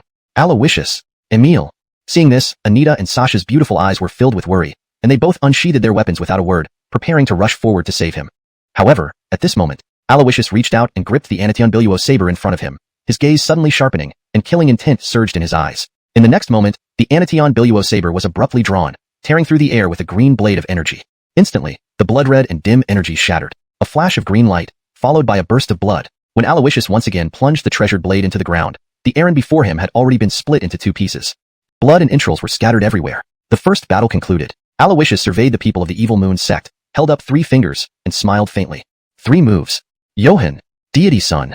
Seeing this, Anita and Sylvia's beautiful eyes were filled with worry. They both unsheathed their weapons without hesitation, ready to come to his aid. However, at that moment, Aloysius stretched out his hand and gripped the azure sky verdant blade before him. His gaze sharpened instantly, radiating boundless killing intent. In the next moment, the azure sky verdant blade was unsheathed, slicing through the air with a green blade of energy. In an instant, the blood-red and dim forces shattered. A flash of green light, followed by a sudden splash of blood. When Aloysius once again plunged the treasure blade into the earth, Aaron in front of him had already been split into 2 halves. Blood and innards were scattered all over the ground. The first battle concluded. Aloysius surveyed the members of the Demon Moon sect, extended 3 fingers, and smiled faintly. 3 moves. Chapter 84. Talking about strength with the weak and mercy with the strong? At this moment, Aloysius's actions felt like a slap firmly planted on the faces of everyone from the Demon Moon sect. Aaron's defeat was not an isolated incident. From the strength Aloysius had displayed, anyone who had challenged him would have met the same fate. Aaron was merely the first to step up. Only now did they realize that in Everlasting City, someone bold enough to confront Driscoll could not be an ordinary person. Though Aloysius hadn't yet reached the life and death realm, his power far surpassed that of average life and death realm cultivators. This was what it meant to be a genius. Aloysius sized up the crowd with a scornful smile. Is this all you've got at 4th stage life and death? It seems the Demon Moon sect doesn't have an emperor sitting in its ranks. At that time, I'll just need to send Basil on a trip. Aloysius chuckled lightly. Upon hearing this, the members of the Demon Moon sect exchanged glances. Dunk's expression turned serious. Nonsense. You dare kill our sect's genius right before Elder Dunk? How could I possibly let you go? You will die. Dunk spoke these words as he slowly stepped forward. Although he was only at peak 9th stage life and death, the aura of Nirvana realm made him markedly different from regular life and death cultivators. Meanwhile, the dozen or so Demon Moon sect members behind him followed closely, their eyes filled with killing intent. Aloysius sneered. As if letting your people live means you'd spare me. To be honest, if you had helped against Blood Kieran earlier, perhaps I would have been merciful and given you a few Blood Bodhi fruits. But now, with you trying to take my things, there isn't a single person born yet who can snatch anything from me. With that, Aloysius dragged the azure sky green falling blade towards them. Seeing this, Anita and Sylvia couldn't help but feel anxious. What is Johann planning? Even though he's suppressed by the everlasting divine mountain to only 9th stage life and death, he's still a Nirvana realm powerhouse. He mustn't be underestimated. And there are over a dozen other life and death and martial deity realm helpers too? Surely he doesn't plan to clash head-on with this group? Anita frowned worriedly. Sylvia, with a solemn look, picked up her silver spear, ready to step forward but was stopped by Anita. What are you doing? Anita asked. Helping the Emil. Sylvia stated frankly. Foolish, going up there won't help him. It will only burden him. Knowing him, he never acts without certainty. Let's stay here and observe. Didn't he secretly pass Bellamy's Celestial Frost token to you? Later, when he fights the Elder of the Demon Moon sect, with you having the Celestial Frost token, And me with Luo Tianling Shu and Hong Mingling Shu, we might be able to catch them off guard and help Johan. That is the best course of action for us right now, Anita said seriously. Sylvia didn't respond but silently nodded and retreated next to Anita. Not far away, Aloysius and Dunk were drawing closer to each other. Suddenly, "Brat, you're courting death." Dunk gave a light warning and sent out a palm strike with a wave of his hand. The force of the palm was irresistible. However, Aloysius, holding the treasure blade, showed no fear. He flicked his wrist, and the azure sky-green falling blade slashed down. The palm force crumbled instantly. Seeing this, Dunk sneered coldly. "Heh, not bad, but..." His words abruptly stopped as he noticed Aloysius's pupils split into two, glowing eerily. In that instant, Dunk's smile froze. "This is the ancient duplicate pupil. You are..." Dunk's face turned pale. Though the Demon Moon sect was in the Western Spirit Battle Zone, unlike Xianxia Valley, it wasn't completely isolated. They had heard of Aloysius's recent exploits in the Eastern Fairyland domain. In this moment, Dunk understood Aloysius's identity. Ancient duplicate pupil, youthful supreme. He also recalled yesterday's battle among the three geniuses against Driscoll, where he had initially mistaken Aloysius for an ordinary participant, not realizing he was the main fighter. In the fight against Blood Kirin, he didn't reveal the true power of his ancient duplicate pupil and supreme bone, but let his subordinate set up the array to severely wound Blood Kirin. He was hiding his true strength. With the ancient duplicate pupil, he sees through our every move. Could it be that everything was part of his trap to lure us out? Why? Dunk's mind was clouded with confusion. Suddenly, Aloysius activated the Adiel domain. Instantly, everyone felt as if they were sinking into quicksand. Even Dunk's movements became slow. However, within the Adiel domain, Aloysius moved nimbly, like a fish in water. When he encountered Dunk head-on, he swiftly dodged and unleashed the Kylan step. Boom! A massive pressure descended like the will of heaven, turning several Demon Moon sect martial deity disciples into blood mist instantly. Those below 5th stage life and death were gravely injured. In the blink of an eye, only Dunk and 3 others remained standing. Seeing this, Aloysius waved his hand. Supreme Bone, Heaven Punishment Light. As he spoke, white light descended like a giant blade. The remaining 3 were instantly killed. It took less than 3 breaths for Aloysius to cross Dunk and wipe out the Demon Moon sect. When Dunk turned back, all he saw were corpses and pools of blood. At the same time, Ding, host decisive and ruthless, slaying Demon Moon sect core disciples, awarded 1,000 villain points. Ding, host slays senior Demon Moon sect enforcers, rewarded 1,500 villain points. Ding, over 10,000 villain points poured in. At this moment, Dunk's aura suddenly flared. You are Heavenly One Immortal Sect's Emil, Aloysius. How could you be so merciless and ruthless, devoid of any mercy? Even with great power, you should not slaughter all of us from the Demon Moon sect. I don't care who you are. I demand your life. Dunk roared angrily. Aloysius chuckled. You're truly amusing. You discuss strength with the weak and mercy with the strong. You aren't after retribution, but silencing me so I can't return to Heavenly One Immortal Sect and come after you. Under the gaze of the duplicate pupil, Aloysius seemed to see through Dunk entirely. Fuming with anger, Dunk lost all composure. He aimed to kill Aloysius and all witnesses. At this moment, Dunk's surrounding spiritual energy surged, emitting a faint bloody glow. Darkness fell upon the sky, and a blood-red crescent moon appeared behind him. This is our Demon Moon sect's most powerful martial technique, Blood Moon Sutra. Even if you are the youthful supreme, you are still too young. As Dunk spoke, his arms spread wide, solidifying the Blood Moon. Nearby, Aloysius watched calmly, not fearful but amused. Blood Moon Sutra? Interesting. I'll give it a try. His appearance and demeanor changed, becoming more similar to Dunk. Or rather, facing Dunk now was like staring into a mirror. Similarly spreading his arms, a blood-red crescent moon formed behind Aloysius, shocking Dunk.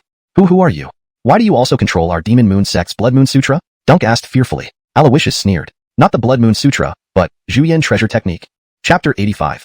If you don't give me the medicine, my wounds will heal. The Zhu Yin Treasure Technique is an ancient skill controlled by the legendary beast Zhu Yin. The 72 transformations, 3 heads and 6 arms, and the heavenly phenomenon are all parts of the Zhu Yin Treasure Technique. Under the 72 transformations, Aloysius can transform into any existence and mimic their abilities. However, the power of these transformations still depends on his own strength. Currently, despite only being at the 9th level of the Divine Martial Realm, Aloysius's Imperial Tyrant body has awakened to its 5th level, making him extraordinarily powerful. Combined with the effects of the Supreme Bone and the Ancient Double Pupil, he could potentially contend with opponents one major realm above him. Dunk observed this scene with a grave expression, filled with apprehension. Why am I feeling wary? In the end, he is merely at the Divine Martial Realm. How can he be my match? Kill. With a roar, Dunk summoned the Blood Moon in the sky to radiate fiercely. The next moment, the earth shook. The Blood Moon detached from the night sky and spiraled downwards. Its crimson edge was incredibly sharp, carrying boundless divine might as it lunged toward Aloysius. Seeing this, Aloysius's gaze hardened. Come well. Kill.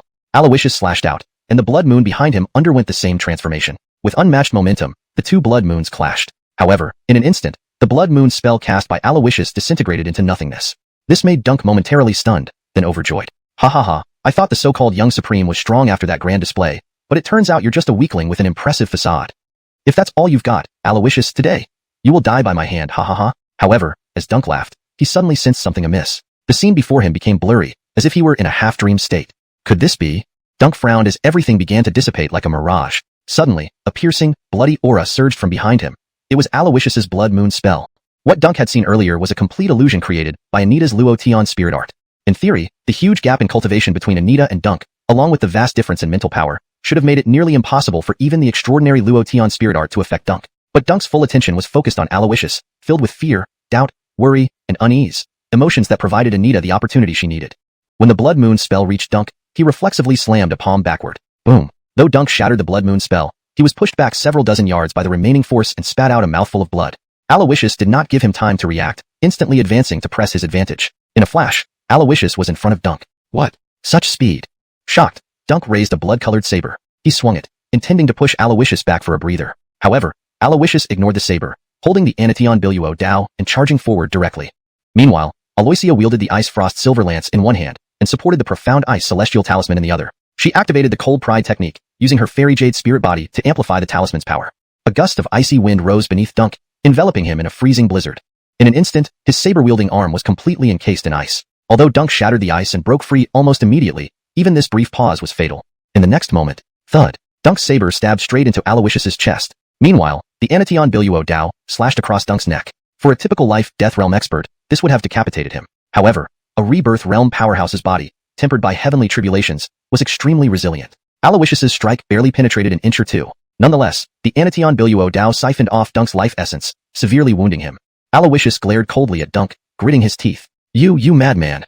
This reckless combat style was a trade-off between life and glory. Aloysius smirked. In true battles, only madmen qualify to survive. Destructive divine light. Before Dunk could react, twin beams of destructive light erupted from Aloysius's double pupils. Struck head-on, Dunk staggered back, landing a blow on Aloysius's chest as they both flew apart. Johann, Aiden, Anita and Aloysia rushed forward, calling out, but then, I felt something was off during the fight. It's because of you two meddling girls. If I can't kill Aloysius, then I'll kill you first.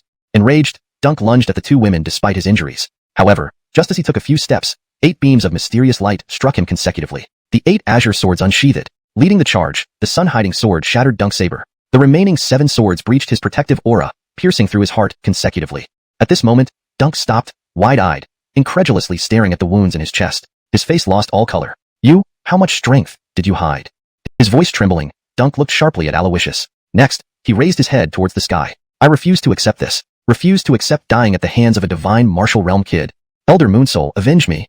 With that, a red beam shot from the mark on Dunk's forehead, transforming into a prominent blood moon in the sky. After completing this act, Dunk slowly collapsed, his vitality utterly extinguished. Elder of the Evil Moon Sect, Rebirth Realm Powerhouse, Dunk, dead. Aloysius also seemed drained of energy, collapsing to the ground as his legs gave way. Indeed worthy of a rebirth realm, even with suppressed cultivation, his physical and mental strength far surpassed that of the life-death realm.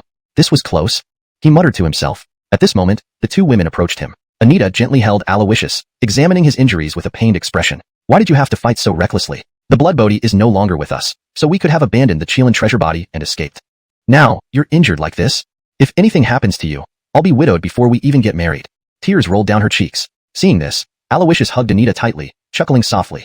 Look at you, worrying about me even when I'm injured? Seems like my little maid wants a revolution. I got hurt protecting you. Some compensation is due. The two women frowned. Compensation? What kind of compensation do you want? Asked Anita. My injuries need nutrition, Aloysius said, inadvertently rubbing against Anita's chest, causing her to blush furiously, feeling both embarrassed and angry. In broad daylight in front of Aloysia, what was Aloysius doing? And you want nutritious drinks? I didn't mean to. Anita stammered, her face red. Aloysius glanced at Aloysia, continuing his playful tone. Seeing the situation, Aloysia quickly covered her chest with both hands. I don't have it either, Aloysia hastily said. Aloysius couldn't help but smile at the two girls' adorable expressions. Why are you blushing? I'm talking about the bailing elixir we got from the Divine Medicine Valley, the one in the bottle. Alexandra, I remember. You put it in your storage ring. With my injuries this severe, you're not giving it to me. Do you want to murder your own husband? Aloysius teased. Upon hearing this, Anita couldn't help but pause for a moment. Oh, bailing elixir. I thought you were talking about something else. Anita left her sentence unfinished. Tisk, young people these days, full of milk, cough cough. Hurry up and give it to me, or else. Aloysius frowned, then changed his tone, or else my injuries will heal on their own. The translation maintains the playful and teasing tone of Aloysius's dialogue, as well as the embarrassed reactions of the girls. It also keeps the original paragraph structure and line breaks while ensuring the English is natural and fluent. Chapter 86. A minor fatal wound, nothing serious. Sylvia? Anita. Under the strange gazes of the two women, Aloysius slowly stood up as if nothing had happened. This scene left both of them utterly bewildered. They had just seen Aloysius employ a reckless fighting style, trading his life for glory, and receiving a solid stab in the chest. Yet now, he was lively and energetic, as though it had never been him who was stabbed. Johan, you? Anita's eyebrows knitted together as she spoke in surprise. A minor fatal wound, nothing serious. However, we should leave this place now. Just before dying, that old villain Cleveland used an evil moon sect secret technique to transmit the news of his death. Soon, those three who were chasing Alfonso will turn back. If we stay here any longer and run into them, I can't fight against 3 9th-stage Life-Death Realm powerhouses combined. Aloysius spoke frankly. Earlier, he fought recklessly partly to end the battle swiftly to prevent reinforcements from the evil moon sect and partly to experience the feeling of hovering between life and death through Cleveland's hands. Aloysius well understood the dangers of Eternal Immortal Mountain. With his current strength and many trump cards, facing 1 9th-stage Life-Death Realm powerhouse might be manageable. But many noble family disciples and formidable forces entered here. There were also the chosen ones like Fraser, Bertie, and Chandler, whose strength surpassed ordinary 9th-stage Life-Death Realm powerhouses. Thus, Aloysius must urgently elevate his realm to handle any emergencies that may arise. This life-death enlightenment would greatly aid his advancement to the life-death realm. Though risky, it was worth trying. Even if he suffered severe injuries without killing Cleveland at once, with the power of the tyrant body, heavenly gifted armor, and other innate abilities, he could still remain invincible. Should we leave like this? Alfonso and Mindy won't be able to find us when they return, Anita asked. Aloysius smiled and replied, chased by 3 powerful people forcefully suppressing their cultivation from rebirth to peak life-death realm. Do you think they can come back? Upon hearing this, the 2 women exchanged glances. Johan, you mean they are in danger? Aloysius waved his hand. There's definitely danger, but they won't die. How could a chosen one be so easy to kill? Alfonso's fortune value was extremely high. Among the few chosen ones Aloysius knew, except for Chandler whose information was invisible, Alfonso was the most resilient. But, before Anita could continue, Aloysius interrupted her with a wave of his hand. No buts. You 2 quickly transfer the blood Bodhi vine into your storage rings and leave. Aloysius then proceeded to gather the remains of the blood Kirin. Without the blood Kirin, even with the blood Bodhi vine, blood Bodhi fruits cannot be cultivated. Why take this thing away? Sylvia questioned. Why do you think I took the blood Kirin's body? I'll plant the blood Bodhi vine in the Sky One Immortal sect and bury the blood Kirin's body beneath it, using its blood daily to irrigate. I don't believe it won't bear blood Bodhi fruits. The 2 women nodded in agreement and followed suit. Aloysius put the blood Kirin's remains into the storage ring, looked in the direction Alfonso fled, and narrowed his eyes. Being pursued by 3 powerful figures is a significant crisis for Alfonso. As a chosen one, under such a crisis, he will probably awaken the protagonist aura and gain great fortune. Alfonso, searching for the 10,000 ancient green flame, I can only help you this far. Aloysius's lips curled into a smile. Meanwhile, on another path, Alfonso and Mindy, after parting ways with Aloysius, exerted all their effort to flee. Their pursuers showed no mercy. These 3 were originally Rebirth and Nirvana realm powerhouses, particularly the leading Elder Moon Soul, whose cultivation reached 8th stage Nirvana realm. Even though their cultivation levels were suppressed by Eternal Immortal Mountain to 9th stage Life-Death realm, their skills and endurance surpassed Alfonso and Mindy. After some time, Alfonso and Mindy began to feel exhausted. At this rate, they would soon be caught. Moreover, their resistance would become weak once they were exhausted. This wooden box contains over 100 blood Bodhi fruits, treasures that anyone desires. And these were entrusted to us by Aloysius. We must not let them fall into the wrong hands and lose face. With that thought, Mindy steeled herself. Alfonso, you carry the blood Bodhi fruits first, and I'll hold them off. Stopping abruptly, Mindy turned around, drew out the demonic purple moon sword, Yaziyu, one of the twin swords of Fairy Sect, with a flash of blue light revealing the Azure Heaven sword seal on her forehead. These 3 old villains, want to chase him? Come through me first. Mindy shouted, exuding imposing momentum. Alfonso, sensing her intention, frowned. Mindy, what heroics are you showing now? I will be the one to buy time, as a man. Mindy shot a sideways glance at him, teeth clenched. You fool, why stop? Keep running. To play the hero, you need the strength. With your divine martial realm cultivation, you can't even beat me. Quit acting like a hero. Run, or if the blood Bodhi falls into their hands, you'll have hell to pay. Mindy shouted angrily. Hearing this, Alfonso's expression became complex. After a moment's hesitation, he gritted his teeth and continued running while protecting the blood Bodhi. Seeing this, Mindy breathed a sigh of relief. Turning around, she faced the approaching trio of Evil Moon sect members, her sword raised defiantly. Here, you shall stop. The trio glanced at each other. You insolent girl, you must have some background? Ha, this is Eternal Immortal Mountain. Without strength, you'll end up as a wandering soul. That sword looks familiar, I've seen it somewhere. Elder Moonsoul gave a nod to his companions, who immediately understood. Girl, our elder pities beautiful women and doesn't wish to harm you. If you're sensible, put down the sword and serve our elder well. We'll spare your life and give you rewards. Do you know which path to choose? They smirked coldly. Hearing this, Mindy's face twisted with disgust. Pah! Overconfident, filthy toad wanting to eat swan flesh. Hearing this, they did not get angry but relished it. Ha! What lovely insults, more please, I haven't heard enough yet. But soon, you'll be too busy pleading beneath me. Elder Moonsoul grinned wickedly, advancing slowly, the pressure of a powerful being descending upon her. On the other side, Alfonso didn't run far, growing increasingly anxious. Adon, can Mindy hold off those 3? If she can't, can she escape? Alfonso seemed to be talking to himself, or addressing someone. Alfonso, you know the answer's best. The mysterious elder's voice echoed in his mind. Alfonso froze, stopping in his tracks. His expression grew more complex. Adon, you now? Before he finished, the elder sighed. Continues. Adon knows what you want to say, but after that battle, my mental energy was almost depleted. Although it has recovered somewhat, it has not yet fully restored. Eternal Immortal Mountain is inherently special. If I were to borrow your body to fight now, I would likely fall into a long slumber again after the battle. Pausing here, the mysterious elder's voice then shifted abruptly. However, Alfonso, these are not things you should be worrying about. You only need to follow your heart and have no regrets. If you must fight, this old man will accompany you. The translation maintains the original tone and style while ensuring natural, fluent English. The paragraph structure and line breaks from the original text are preserved.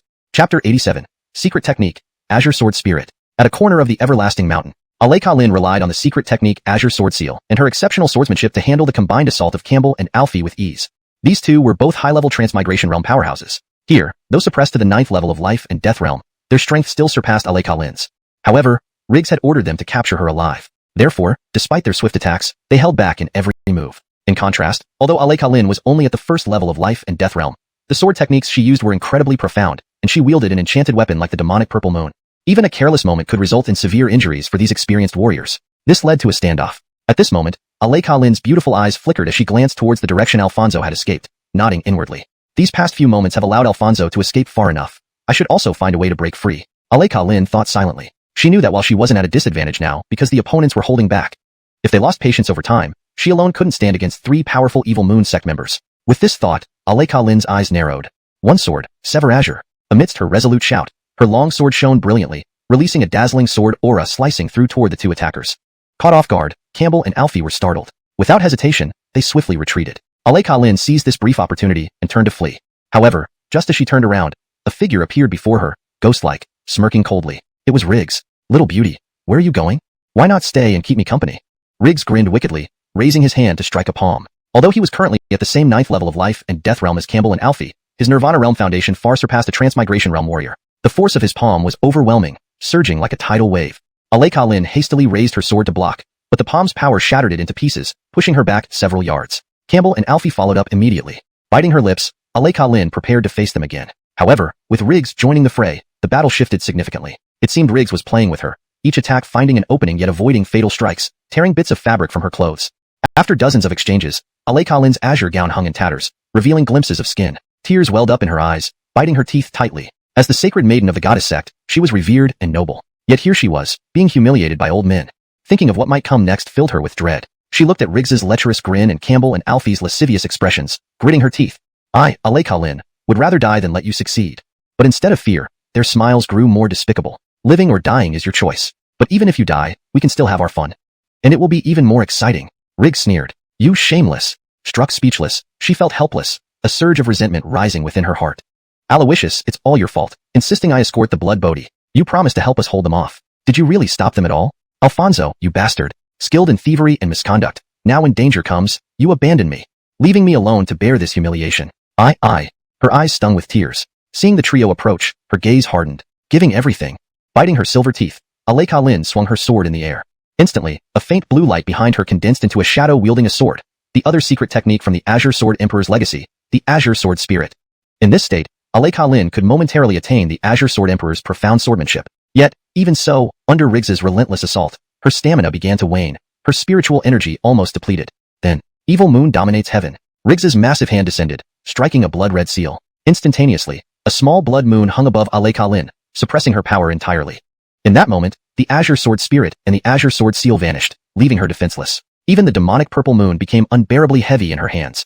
Now powerless, Aleka Lin couldn't even take her own life. Haha, little beauty, after struggling so much, you're finally submitting. Riggs sneered, reaching out. Aleka Lin closed her eyes in tears, unable to bear the sight. Suddenly, stop, a familiar voice rang out. Not far away, a figure in white raced forward, holding a wooden box.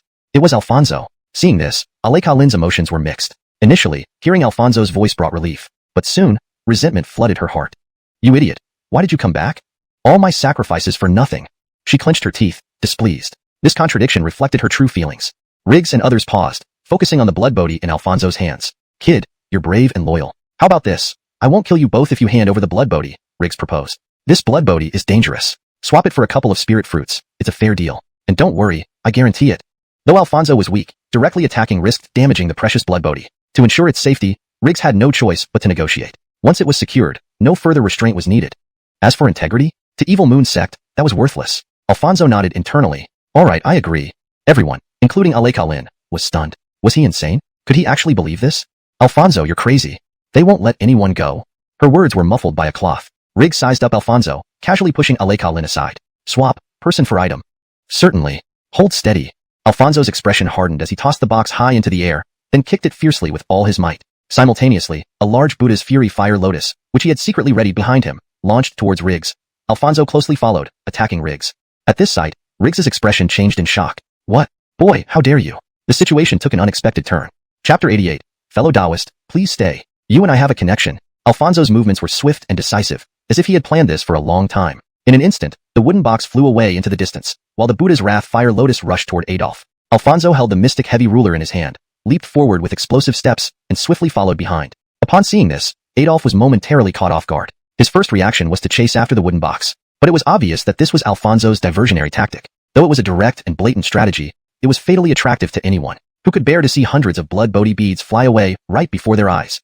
Just as Adolf hesitated, the Buddha's Wrath Fire Lotus came at him. Not long ago, he had witnessed the terrifying power of the Buddha's Wrath Fire Lotus. It was the move that had nearly killed the Blood Kylan. Although a Nirvana realm expert has thick skin and tough muscles, he wasn't arrogant enough to believe he could compare himself to the Blood Kylan. In the moment of hesitation, Alfonso and the Buddha's Wrath Fire Lotus were already upon him. At this moment, Alfonso dove forward, scooped up Stephanie, and gathered his spiritual energy to form the Imperial Blue Lotus Fire and 9 Netherworld Demon Fire into a divine fire shield around them. The Buddha's Wrath Fire Lotus exploded instantly. Boom. The explosive force directly hurled everyone nearby through the air. The blood moon mark above Stephanie's head also vanished under the overwhelming power of the Buddha's Wrath Fire Lotus. Stephanie frowned and looked up at Alfonso. She was about to push him away and reprimand his behavior when, at that very moment, a mouthful of blood splattered onto her face. Earlier, they were under the assault of the Buddha's Wrath Fire Lotus, and Alfonso used the 2 ancestral fires to create a fire shield, using his body to protect her from the remaining force of the explosion. However, the hastily formed fire shield could not withstand the power of the Buddha's Wrath Fire Lotus. With just one move, Alfonso was severely wounded. Fortunately, the immense power of the Buddha's Wrath Fire Lotus, which attacked indiscriminately, also stunned and injured Adolf and others simultaneously. When Stephanie looked toward the direction the wooden box had flown, she heard Alfonso's weak voice in her ear, "Run?" With these words, Stephanie suddenly understood. Alfonso's actions clearly aimed to trade the blood Bodhi beads for her life. Now that things had reached this point, pursuing the blood Bodhi beads would likely cost her both her life and everything else. Though Stephanie was determined, she was not obstinate. In this moment, she made her decision. She would carry the heavily wounded Alfonso and escape.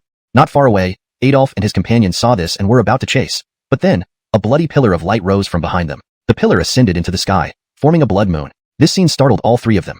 "This is Cleveland," they exclaimed in shock. "Elder Cleveland has fallen? How? How is that possible? They were only some unknown youngsters who haven't even reached the life and death realm. How could they kill Elder Cleveland? Besides, Elder Cleveland had many helpers around him. Could that knife-wielding youngster have been hiding his strength?" They speculated. Meanwhile, Adolf's expression grew increasingly grim. "Alger, what should we do now? Go back?" Monty asked. Adolf pondered for a moment, then shook his head. "No, Cleveland is dead. Going back won't change anything. What matters now is finding the box containing the blood Bodhi beads and catching those dog-like couple. From their abilities, they are definitely not ordinary nobodies. Since we've made enemies with them, we cannot let them leave Eternal Life Divine Mountain alive." Adolf said, his gaze hardening. "Now that boy is heavily wounded protecting the girl. They can't run far. You too. Go after them and make sure you eliminate them. I will personally retrieve the blood Bodhi beads. Getting hold of these 100 blood Bodhi beads makes Cleveland's death worthwhile. After settling these 2 matters, we'll return to investigate thoroughly." Adolf spoke in a low, solemn voice. Upon hearing this, the 3 immediately acted on separate missions. Meanwhile, at a corner of the Eternal Life Divine Mountain, a distinguished young man dressed in white surveyed the area as if searching for something. If Aloysius were here, he would recognize this person immediately.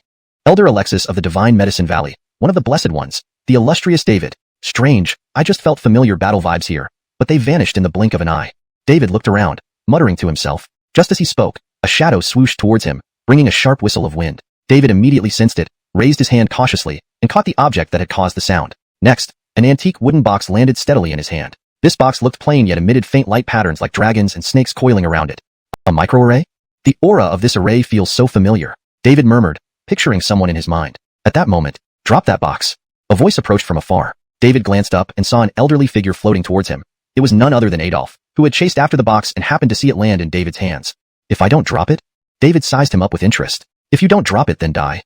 Adolf's gaze darkened as he unleashed a powerful pressure. Yet, standing under the pressure, David remained unperturbed, smiling calmly. It seemed the pressure had no effect on him. Seeing this, Adolf sensed something amiss. This seemingly young man had deep, composed eyes, nothing like a junior cultivator, but rather like a resurrected ancient monster. Or perhaps, having attained a high level of cultivation, he had reverted to a state of simplicity where appearance reflects inner nature. Impossible, absolutely impossible. Eternal Life City is located between various immortal realms. Emperors wouldn't come here, much less to the Eternal Life Divine Mountain. Since he isn't an emperor, how can he achieve the realm of returning to simplicity? Just a nobody trying to intimidate. Thinking this, Adolf remained resolute but still wary. Ignorant youth, out of consideration for your difficult path, I'm willing not to kill you over such a trifle. Hand over the wooden box now. Otherwise, don't blame me for being rude. But faced with Adolf's threat, David laughed instead of getting angry. Is that so? Let's see how rude you can get. Saying this, David beckoned him closer. You come here. These youngsters nowadays, truly one more audacious and ignorant than the last. You wish to die? I'll oblige you. Adolf roared coldly, conjuring the evil moon in midair. In a flash, blood-red light cascaded down, enveloping David within moments. Heh, caught under the evil moon sex, god-slaying evil moon. Even a Nirvana realm expert will fall. Youthful ignorance leads to self-destruction, Adolf said coldly. But before he finished speaking, his eyes widened in shock as he watched David walk calmly out of the blood-red light, completely unharmed. Hit this. Is this a monster? Adolf's voice trembled, his gaze alert as he instinctively took 2 steps back. David looked at him, a slight smile curling his lips. You old fellow, ruthless and shameless, I admire it. Hearing this, Adolf shuddered, turned, and fled. This person was too terrifying. However, before he could take a few steps, a strong pressure descended, pinning Adolf to the spot. Behind him, David smiled serenely. Fellow Taoist, please stay. You and I have a connection. Chapter 89. Hansen, you are doomed to a bloodbath. Hansen had 2 goals in entering the Eternal Life Divine Mountain. One was to seek the creations within the mountain, the eternal spring and the myriad ancient green spirit flame. The other was to cultivate exceptional talents and rebuild the Divine Medicine Valley. The person before him possessed both strength and wisdom, making him an ideal candidate for rebuilding the sect. In that moment, he harbored the intention to recruit him. He suppressed the Amir with his formidable pressure and approached slowly. You have a connection with this seat? Hansen smiled faintly. Upon hearing these words, the Amir's brows furrowed slightly as he sized up the young man before him. He found him oddly familiar. May I ask, Senior is? Amir queried. I am the old ancestor of Divine Medicine Valley, Hansen. Hansen swept his sleeves and declared loudly. Hearing this, Amir trembled. He immediately recalled the imposing figure who arrived in a rush but left in humiliation the day before at Eternal Life City. Although Hansen had been embarrassed yesterday, there was no doubt about his power. So it's the senior from Divine Medicine Valley. I failed to recognize you and caused offense. Please forgive me. Indeed, it was also those people who insulted you who were responsible for my failure to see your true form clearly yesterday before you left hastily. Amir hurriedly explained. Hansen waved his hand with a smile. No matter, ignorance is excusable. This seat is a broad-minded person and will not hold it against you. Just now, this seat calculated that you are destined to be connected to me in the Divine Medicine Valley. Why not embrace this heavenly arrangement and join us? With your abilities, I will definitely entrust important tasks to you. Hansen chuckled lightly. As these words rang out, Amir's face turned hesitant. But I am already the Grand Elder of the Evil Moon sect. Before he finished speaking, Hansen's expression darkened. Good birds choose good trees to roost on. The Evil Moon sect's days are numbered. If you stay, it will bring bloodshed upon both you and the sect. On the contrary, if you join our Divine Medicine Valley, it's a new beginning for you. Hansen stated frankly. Hearing this, Amir couldn't help but twitch his lips. Bloodshed? Who do you think you're fooling? If one knows, they'd understand you are the ancient ancestor of the Divine Medicine Valley. If not, they'd think you're some wandering charlatan. Moreover, didn't the Divine Medicine Valley get destroyed by that so-called Eastern Immortal Region Supreme Youth Aloysius? Now, you're just a lone commander boasting arrogantly. Thinking this, Amir's gaze sharpened. Senior, our sect leader has shown me great favor. Even if I die, I cannot betray the sect. As for the prophecy of bloodshed, I do not believe it. Amir replied candidly. But even as he spoke, he suddenly felt the pressure above him intensify. The overwhelming force made breathing difficult. Then, Hansen's spiritual essence swirled around him, forming filaments of divine fire that coalesced into a phoenix emblem. Ding! With a crisp sound, the Xianxia ruler embedded itself in the ground. Hansen's face was cold, his eyes flashing with murderous intent. This seat says we are fated. That means we are. And if this seat says you are doomed, then you are. This seat condescends to personally enlighten you. If you remain stubborn, when the heavenly punishment descends, not even this seat can save you. Saying this, Hansen flicked his wrist, positioning the Xianxia ruler against Amir's neck. Though it lacked a sharp edge, the terrifying aura of the ruler still made him quiver. Seeing this, Amir trembled, his mind racing. Next moment, Senior, how accurate your predictions are. I really am doomed. Please save me, Senior. Amir knelt down abruptly, his eyes full of sincerity. Seeing this, Hansen nodded inwardly, looking pleased. Very good, very well. You can be taught. From now on, you are the new chief elder of the Divine Medicine Valley. Once this seat rebuilds it, you shall be one of its founding heroes. At that time, this seat may grant you the power to become an emperor. Hansen nodded, smiling. Hearing this, Amir couldn't stop his lips from twitching. What a beautifully painted pie in the sky. Still, to save his life, Amir feigned heartfelt obedience. At this moment, ding, host has successfully recruited a Nirvana realm expert into Divine Medicine Valley, greatly increasing its strength. Reward, 7 Willow Leaf Flying Daggers, superior venerable level weapon. Willow Leaf Flying Daggers were the epitome of concealed weapons, delivering deadly blows unseen. Hansen nodded approvingly, then focused on the wooden box in his hand. Where did this box come from, and what is inside? Hansen asked. Well, Amir hesitated, but seeing Hansen's displeasure, quickly answered, Senior, old ancestor, inside is the blood bodhi. Upon hearing blood bodhi, Hansen's eyebrows raised, instantly interested. Being an ancestor of Divine Medicine Valley, he knew all about the ancient top 10 spirit objects, including blood bodhi. Back then, despite the wealth of Divine Medicine Valley, they couldn't collect even one blood bodhi. He never expected this casually received box to contain such a treasure. This is destiny. This will be the foundation for my revival. Hansen's eyes gleamed with excitement. Where did you get this blood bodhi? Hansen asked further. It came from a few youngsters. Amir then described the few youngsters in detail. Hansen gazed at the wooden box, feeling the familiar aura and couldn't help but smile. Not bad, taking something from Aloysius, huh? Hansen chuckled faintly. Hearing this, Amir froze. Aloysius? Taking something? Could one of those 5 youths be the legendary Eastern Immortal Region Supreme Youth Aloysius? Was the fire wielder Aloysius? No wonder he had such daring and methods. Amir mused aloud. However, Hansen shook his head. The fire wielder is Alfonso, another prodigy. The sword-wielding girl beside him is probably the holy maiden Mindy of the goddess sect. According to your description, the knife-wielding youth who stayed behind to block the evil moon sect's pursuit must be Aloysius. Didn't expect our new chief elder to provoke so many top families' geniuses. Hansen chuckled. Meanwhile, Amir was already terrified, trembling all over. Who did he end up provoking? Each one had such strong backgrounds. If any of them survived to leave the eternal life divine mountain, he and the evil moon sect would be doomed. Seeing Amir's frightened expression, Hansen smiled coolly. Don't be afraid. As long as you are loyal to me, I assure you none of them will survive the eternal life divine mountain. But first, open the mini array on this box and retrieve the blood bodhi. Hansen waved his large hand over the box. A burst of white light disintegrated the mini array. Both men, their faces aglow with anticipation, slowly opened the box. In the next instant, their pupils contracted sharply. Chapter 90, Amir. Who was the villain? The moment the wooden box was opened, there was no blood bodhi inside, but instead, a spirit talisman as white and smooth as jade came into view. Seeing this object, Ilyas and Amir instantly shuddered, their pupils contracting sharply. God-slaying cloud talisman. As they exclaimed in shock, the white spirit talisman immediately emitted blinding white light. An explosive force filled with destructive power erupted from it. This sudden turn of events came too quickly for them to react. The powerful explosion blasted them flying backward. They flew several dozen yards before crashing heavily onto the ground, covered in dirt and extremely disheveled. Fortunately, both had protective treasures that ensured they were only lightly injured. At this moment, Amir's face was full of confusion while Ilyas was livid. Aloysius, that damned Aloysius. I've been tricked by that despicable scoundrel once again. Ilyas shouted angrily. Beside him, Amir frowned and said, puzzled, strange, I saw them place the blood bodhi in the box myself, sealed it, and it hasn't been opened since. Moreover, the formation on this box is a one-time use. That fire-playing boy doesn't have the ability to break the formation. But how could this be? Ilyas snorted coldly upon hearing this. You fool, do you know who Aloysius is? Though young, he's as cunning as a crystal monkey. If there really were blood bodhi inside, would he leave such an important thing to others and foolishly stay behind to block people? You've clearly fallen for Aloysius's deceit. You just said you've surrounded them. Where are they now? Quickly take me there. Ilyas urged. This, Amir stammered, his expression showing difficulty. Ancestor, the ones I left to kill Aloysius have all been slain by him. Even my adoptive son Dunk, a rebirth realm expert, died at his hands. However, Alfonso and Mindy, one gravely injured and the other almost depleted of spiritual essence, can't have run far. And with 2 more elders of the evil moon sect pursuing them, they'll likely be caught soon, Amir explained. Ilyas's face darkened after hearing this. True to form, Aloysius, top-notch villain, my destined nemesis, truly isn't easy to deal with. You said his 2 friends are in your hands? Perfect, bring them along to threaten Aloysius. If he doesn't show himself, kill the man in front of him and defile the woman right in front of him. Let's see how long he can hide. Ilyas said, moving forward. Watching his back, Amir couldn't help but frown.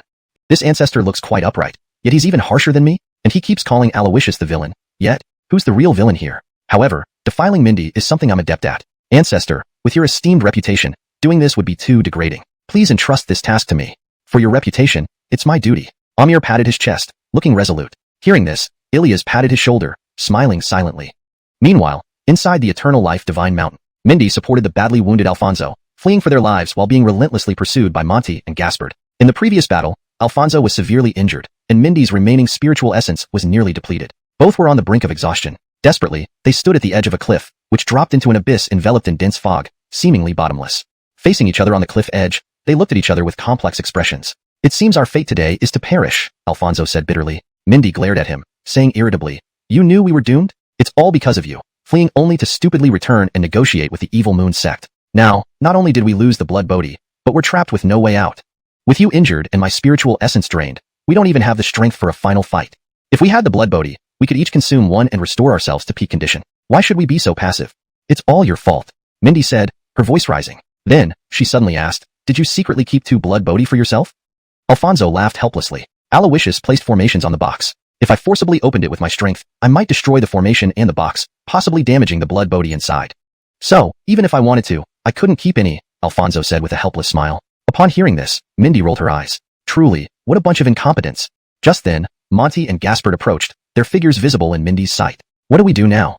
Mindy asked. Alfonso sighed, looking back at the vast chasm behind them. His gaze hardened.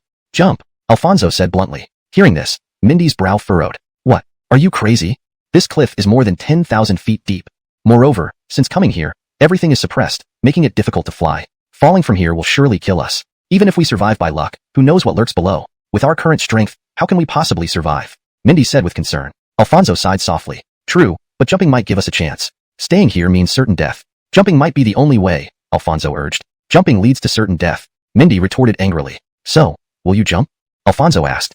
No, Mindy answered outright. Alfonso nodded. Fine, then stay here and wait for them to capture you, strip you, and worse. Saying this, Alfonso turned toward the cliff. Hearing this, Mindy glanced at her tattered dress and the approaching men like hungry wolves, clenching her teeth and hesitating. Just as she was unsure, Alfonso grabbed her wrist and pulled her down the cliff despite her protests. When Monty and Gaspard arrived, Alfonso and Mindy had already vanished into the thick mist.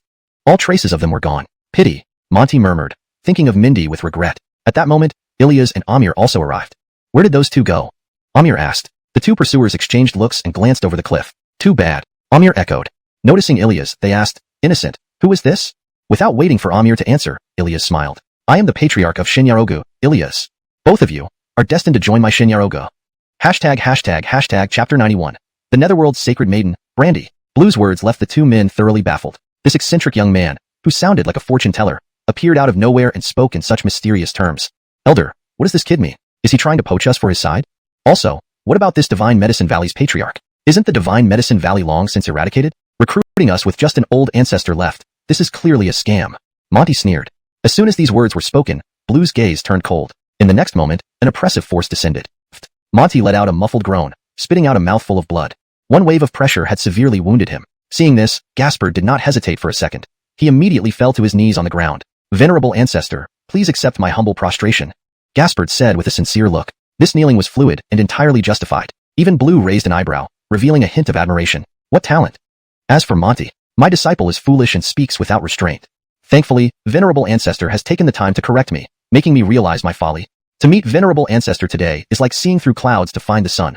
All misunderstandings have cleared. If Venerable Ancestor will take me in, I am willing to join the Divine Medicine Valley as an ordinary disciple. Even if I can only often behold the venerable countenance of the Ancestor, it would be enough to make my life worthwhile. Monty knelt humbly, his eyes sincere, showing no regard for the severe injuries inflicted by Blue. Seeing this, Blue nodded inwardly. Blue thought, every member of the Evil Moon sect is talented, their words so pleasant. I really like it there.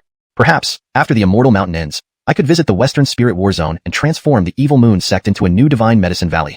Blue pondered silently. However, his immediate concern was still finding Aloysius. Aloysius was the heir of the Heavenly Unity Immortal sect, and only within the Immortal Mountain was it the best opportunity to kill him. Once he left, killing him would mean warring against the entire Heavenly Unity Immortal sect. Not only would it make rebuilding the sect difficult, but he himself would become a wanted man by the Heavenly Unity Immortal sect. Aloysius must die. Thinking this, he beckoned Adolf over. Come, take me to where you first encountered Aloysius and let's see what's going on. Meanwhile, elsewhere, after slaying Uil and several Evil Moon sect disciples and gaining a significant batch of villain points, Aloysius didn't stop for a moment. He swiftly left with Anita and Krista.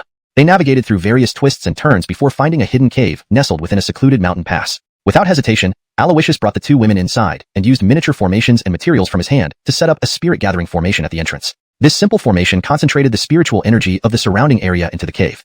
However, the Immortal Mountain differed from other places. The spiritual energy here was laced with special malevolent chi that only the misfortune-breaking pill could neutralize. Even with the misfortune-breaking pill, the intense malevolent chi under the influence of the spirit gathering formation made it challenging to withstand. Therefore, this malevolent chi became a natural barrier protecting them. As for Aloysius, he hadn't taken any misfortune-breaking pills since entering the Immortal Mountain. His reason was simple. He possessed the Emperor Devil Tyrant body, which could absorb all forms of energy from the world and utilize it. Malevolent chi was no exception. Perhaps this trial will allow me to break through the limitations of the divine martial realm and advance into the life-death realm in one go. Aloysius sat cross-legged, pondering inwardly. Anita and Krista stood guard beside him, protecting him while he meditated. Suddenly, Anita frowned slightly, sensing something deep within the cave calling to her. She slowly stood, glanced at Aloysius beside her, and then looked at Krista. Jufong, protect Johan for me. I'll be right back. Hearing this, Krista looked at her skeptically. We are in the immortal mountain, filled with danger everywhere. Now that the heir is injured, Alfonso and Lin Ruiwa are missing, leaving only the two of us undamaged. Why are you going now? If anything happens, how will I explain this to the heir? Krista asked, frowning. No worries, this place holds no danger. Anita replied calmly.